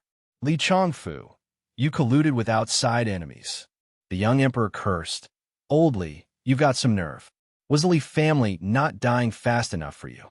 Li Chongfu did not hesitate to kick the young emperor away from him. Xiao Ying rushed over and caught him. "Your Majesty!" Li Chongfu had gone mad. He had come bent solely on revenge. Li Changfu laughed like a lunatic. All of you can die for this old man. Pay with your lives for my son. I wasn't going to live much longer anyway. You might as well be buried with me. Xiao Ying, panicking, dragged the young emperor away while shouting, "Protect the throne." At the same time, she sent someone to the east gate to demand more reinforcements. Yes. In the midst of the chaos, fire spread through the entire palace. She pulled the young emperor and ran as fast as she could. She hurried toward the secret base and pushed the boy into a safe hiding place. "Quick, hide inside." Unable to bear it, he turned back and said, "Mother Empress, you should hide too." She had meant to hide as well, but at that moment Li Xiangfu had already arrived. "Where are you running?" Knowing she could no longer escape, she resigned herself to sacrificing her own life so the little emperor could survive. "No, I've been discovered," she whispered. "Mother Empress will lure him away. You hide in here. Don't make a sound." Li Xiangfu charged over. "Hand over your life." The little boy sat inside, trembling, his mouth calling over and over, "Mother Empress." Xiaoying was running as fast as she could. Suddenly, a hand seized her arm. That person pulled her back, shielding her. When she lifted her face and saw more clearly, she was somewhat startled. In the chaotic palace corridor, hurried footsteps chased after Xiao Ying's shadow. "Xiaoying, you can't escape. Come out obediently and die." She raised her head to look at the person who had saved her. "You are?" Before she could finish, the other party pressed a finger up. In a lowered voice, he reminded her, "Don't make a sound." Xiao Ying looked at the handsome young man, standing extremely close to her. Her heart suddenly skipped a beat from his overwhelming masculinity. But it had been so long since this palace woman had, so very long. She shut her eyes, not wanting to look any longer, afraid she would not be able to control herself. It had been so long since she had been this close to a man. Li Xiangfu burst in, shouting when he spotted his prey. "Found you!" Jian Nanting immediately ran out and stood in front of her. His gaze was firm and fearless. "Your Majesty, the Empress Dowager, run. Leave this lowly one to hold him off." His heroics lasted only a few seconds before the old man beat him down. Li struck decisively, knocking his opponent over. Xiaoying looked at Jian Nanting's back, deeply moved. "You?" He still tried to hold the old man back and said to Xiaoying, "Empress Dowager, hurry and go." Enraged, the other side trampled him. "Let go." Li Xiangfu, irritated by the obstacle underfoot, raised his sword. "Release me, old man." Suddenly, an arrow flew in from nowhere and pierced straight into him. He collapsed to the ground as Xiao Ying stared in shock. Rapid footsteps sounded as the main force of the Sky Eagle Guard rushed in to relieve them. "We were late in protecting your Majesty. Please forgive us, Empress Dowager." One of them stepped forward to report the situation to Xiao Ying. Reporting to the Empress Dowager, His Majesty is safe and sound. The followers of the moon worship sect have all been wiped out by our side. Somewhere in a corner, Jian Yun had been watching the whole time. She gave a cold snort.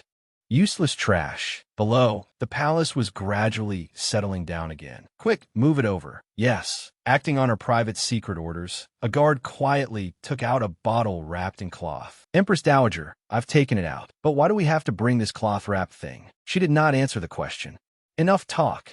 The guard knew he had been prying too much and understood his place, so he dared not ask further. Yes. Don Nanding stood there watching, suspicion in his eyes at the item the Empress Dowager treasured so carefully. Even at a time like this, she still hadn't forgotten to retrieve it. It must be extremely important. But what exactly was it? Suddenly, Xiaoying turned back to look at the young man who had saved her life. "You, what is your name?" He dropped to his knees, pretending to be frightened to conceal his identity as a spy. "This lowly one is called Don Nanding. I used to serve as a study companion to young Master Fan Being. Recently, I've been working in the palace in miscellaneous duties to make a living. I carelessly offended your Majesty. Please forgive me, your Majesty." Pleased by his youth and loyalty, she helped him up. "You saved me. Merit must be rewarded. For now on, stay by my side and serve me." The sound of galloping horses grew closer and closer. The soldiers gradually ran to Xiao Ying's location. Inside the hall, the generals and princes were kneeling to accept punishment. "Your subordinates were late in rescuing your Majesty. Please punish us, your Majesty. Please punish us, your Majesty." Everyone there immediately turned wary. What are you trying to do? We came to protect the throne. Xiao Ying looked at the people before her, unable to conceal her anger. Suddenly, Prince Ning stepped forward to defend himself, while also shifting the blame onto failures in the defense system. What crime has General Liu committed? The Shunwei army is an external army to begin with. Security and defense within the palace are the responsibility of our Sky Eagle Guard. If anyone must ask for punishment, then it is this old official for failing in his duty. A dispute over duties and responsibility immediately erupted among the military factions. By saying that, Prince Ning, are you accusing our Shunwei army of overstepping its role? We were attacked at night, and their majesties' lives were in danger. What crime is there in that? Prince Ning kept criticizing him. Young General Liu, it is not your turn to speak here. Their majesties will naturally decide how this matter should be handled. Don't presume to guess the imperial will. The young man was so angry he could hardly speak. Only now did Xiao Ying finally speak, after having been thoroughly ignored. Her face was solemn and murderous as she announced the punishment. This night attack was the work of the traitor Li Xiangfu colluding with the enemy, the Moon Worship sect. Even if the Sky Eagle Guard made mistakes, they still bear responsibility. I will reward and punish fairly. However, she stared fixedly at General Liu, clearly intending to purge those outside her faction. Without orders from His Majesty and me, General Liu swaggered into the palace with troops like this. What if rebel soldiers had been mixed into your army? What crime should you answer for? At those words, General Liu and Liu Li both froze. Cold sweat poured down General Liu's face as he hurriedly kowtowed to beg forgiveness. This subject was reckless. Please punish me, Your Majesty. She did not want to hear any more and turned to leave. For the sake of your loyal intention to protect your master, I will spare you this once. If there is a next time, your head will fall. General Liu gritted his teeth. Yes, thank you, Your Majesty, for sparing my life. Don Nanding watched Xiao Ying leave, his mind full of thought. It seemed the Empress Dowager no longer trusted the Shunwei army either. The situation in the palace would continue to change. At the princess's residence, she held a letter in her hand, reading the secret reports on the situation in the palace. News from Don Nanding. He had now successfully become Empress Dowager Zhao's personal male favorite. She frowned as she read the achievements and new discoveries reported by her planet agents. There was also news from 13th Lang. Because of his service in the battle to defend the imperial city, he had now been promoted to squad leader. And there was also Don Nanding's report saying that the Empress Dowager had an extremely important bottle, but its contents were unknown, and he was waiting for a chance to investigate. She fell into thought about the mysterious disappearances of everyone connected to that bottle. Read this part too, in 13th Lang's report as well. The Sky Eagle Guard member who carried that mysterious bottle out of the sea of flames and delivered it to Xiao Ying has disappeared. He is suspected to have been silenced by the Empress Dowager. It seems this bottle is very important to her. What'll be inside it? It looks like I'll have to have Don Nanding investigate that bottle thoroughly.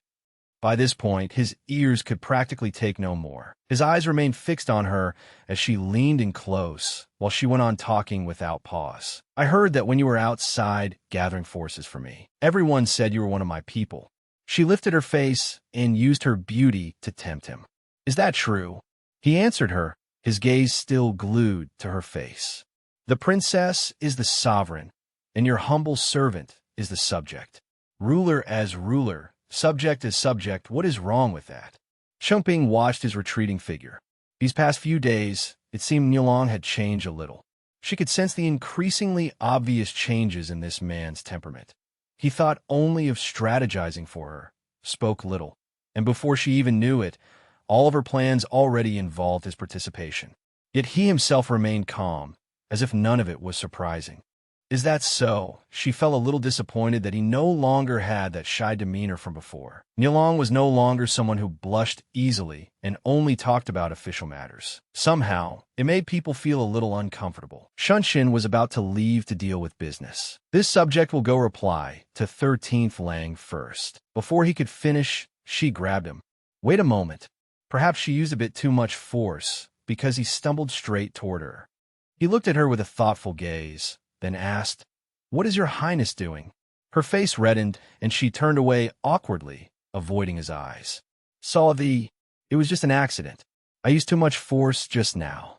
Yu Shunshin turned back around, and the look in his eyes suddenly became heated and urgent. A simple accident won't settle this. This subject is suffering too, you know. Your Highness knows I have always been restraining myself. Chengping paused slightly, indescribable feelings surging up in her heart. Restraining himself? Her mind filled with questions. During all this time by my side, he says he's been restraining himself? He moved closer and confessed the secret thoughts of his painful, unrequited love. There are too many burdens in your Highness's heart. You do not spare attention for romantic feelings between man and woman. You do not pay attention to this subject's admiration. This subject never expected that your Highness would respond to my feelings today. However, he paused, then reached out and continued to bare his heart. I am only an ordinary man as well. I have desires too. I suffer for love too. I do not wish to, and yet I must keep it all suppressed. Chengping looked deeply into his eyes and softly answered, full of suggestion, you don't have to endure it. He was visibly startled at this. What did your Highness say? She teased him, slipping her arms around his neck and pulling him closer. I said, if it's Niulong, then you don't need to restrain yourself. Perhaps my feelings toward you are also...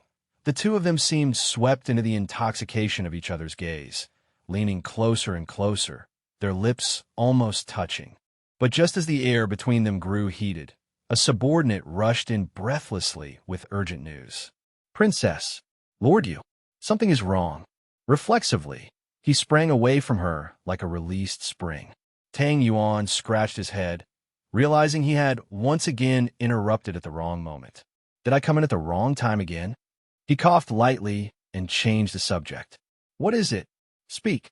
Remembering the mission that had brought him here, Tang Yuan immediately reported, 2 pieces of news have come out of the palace. First, traces of the moon worship sect have been discovered outside the city, and Empress Dowager Xiao is preparing to send the Sky Eagle Guard to suppress them. Second, Ning Junwu will serve as commander-in-chief, and Empress Dowager Xiao has deliberately appointed a military supervisor as well. And that person is... She hesitated a little. Lord Yu. The moment the words left her mouth, both their expressions turned grave. Xingping worried that this was a dangerous move meant to separate her from her most capable right hand. Now, almost everyone knows Niulong is one of my people, yet Xiao Ying is still deliberately assigning him to her army. I'm afraid she has some scheme in mind. Shunshin nodded as well. It truly is unreasonable, but it suits my intentions perfectly. Hearing that, she did not understand. It suits you perfectly? Shunshin remained very calm. He wanted to use this chance to investigate the enemy army. Know yourself and know your enemy, and you will win every battle. I was just looking for an opportunity to infiltrate and understand the Sky Eagle Guard structure, as well as Ning Junwa's methods of warfare. This will be of great use to us later. Qingping still felt uneasy. No, I still think this is inappropriate. It feels like walking straight into a trap. He smiled and reassured her. If you don't enter the tiger's den, how will you catch the tiger cub? Could Xiao Ying and Ning Junwu really swallow me, the Central Secretariat Minister? Besides, I still have Chang'e by my side. No one can beat him. She ordered Tang Mu, you will go with Lord Yu. The other party refused outright. My apologies. The descendants of the Tang clan are responsible only for assisting the Imperial Ying clan. Lord Yu does not fall within the scope of my duty. Tang Yuan rushed forward, though it did little good. Tang Mu, you really are a block of wood. Impossible to carve. But even after being insulted like that, Tang Mu did not waver at all. Say whatever you like. Suddenly, a voice came from outside. I'll go. Chang'en lifted his head and recognized the newcomer. Gu Fengqi. Gu Fengqi took the initiative and proposed leading the Flying Cavalry Guard to follow and support them from a distance. The Flying Cavalry Guard has now been assigned to defend the city gates, and our original duty is to support combat outside the city. I can lead a small squad alongside the Sky Eagle Guard. If Lord Yu encounters danger, we can intervene at any time. He looked at Chang'en with the stern gaze of a military commander. After all, courage without strategy cannot stand against armies. But Chang'en sulked and would not even look at him. Yu Shunshin saluted. Then I will trouble General Gu. Fengqi nodded in return. Your safety and mine are bound together. I am only doing this for her sake. No need to thank me. Qingping watched the departing army, and a feeling of belated regret began to rise in her heart. At that time, I still did not realize it. As she watched his figure, she thought, letting Yolong go out on campaign would become the decision I regretted most in this life.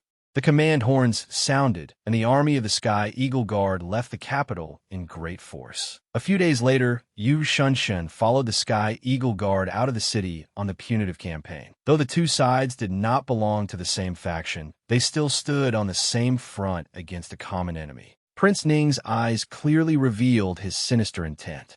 Chang'an walked beside him and saw through the old man's scheme. My lord is only a military supervisor, and he is a civil official at that. Yet Ning Junwood deliberately has you survey the terrain. It's obvious he's trying to make things difficult for you. Shunshin, however, did not care much. Let him. We only need to do our own work well. I'm not some weak scholar either. What does a little hardship like this amount to?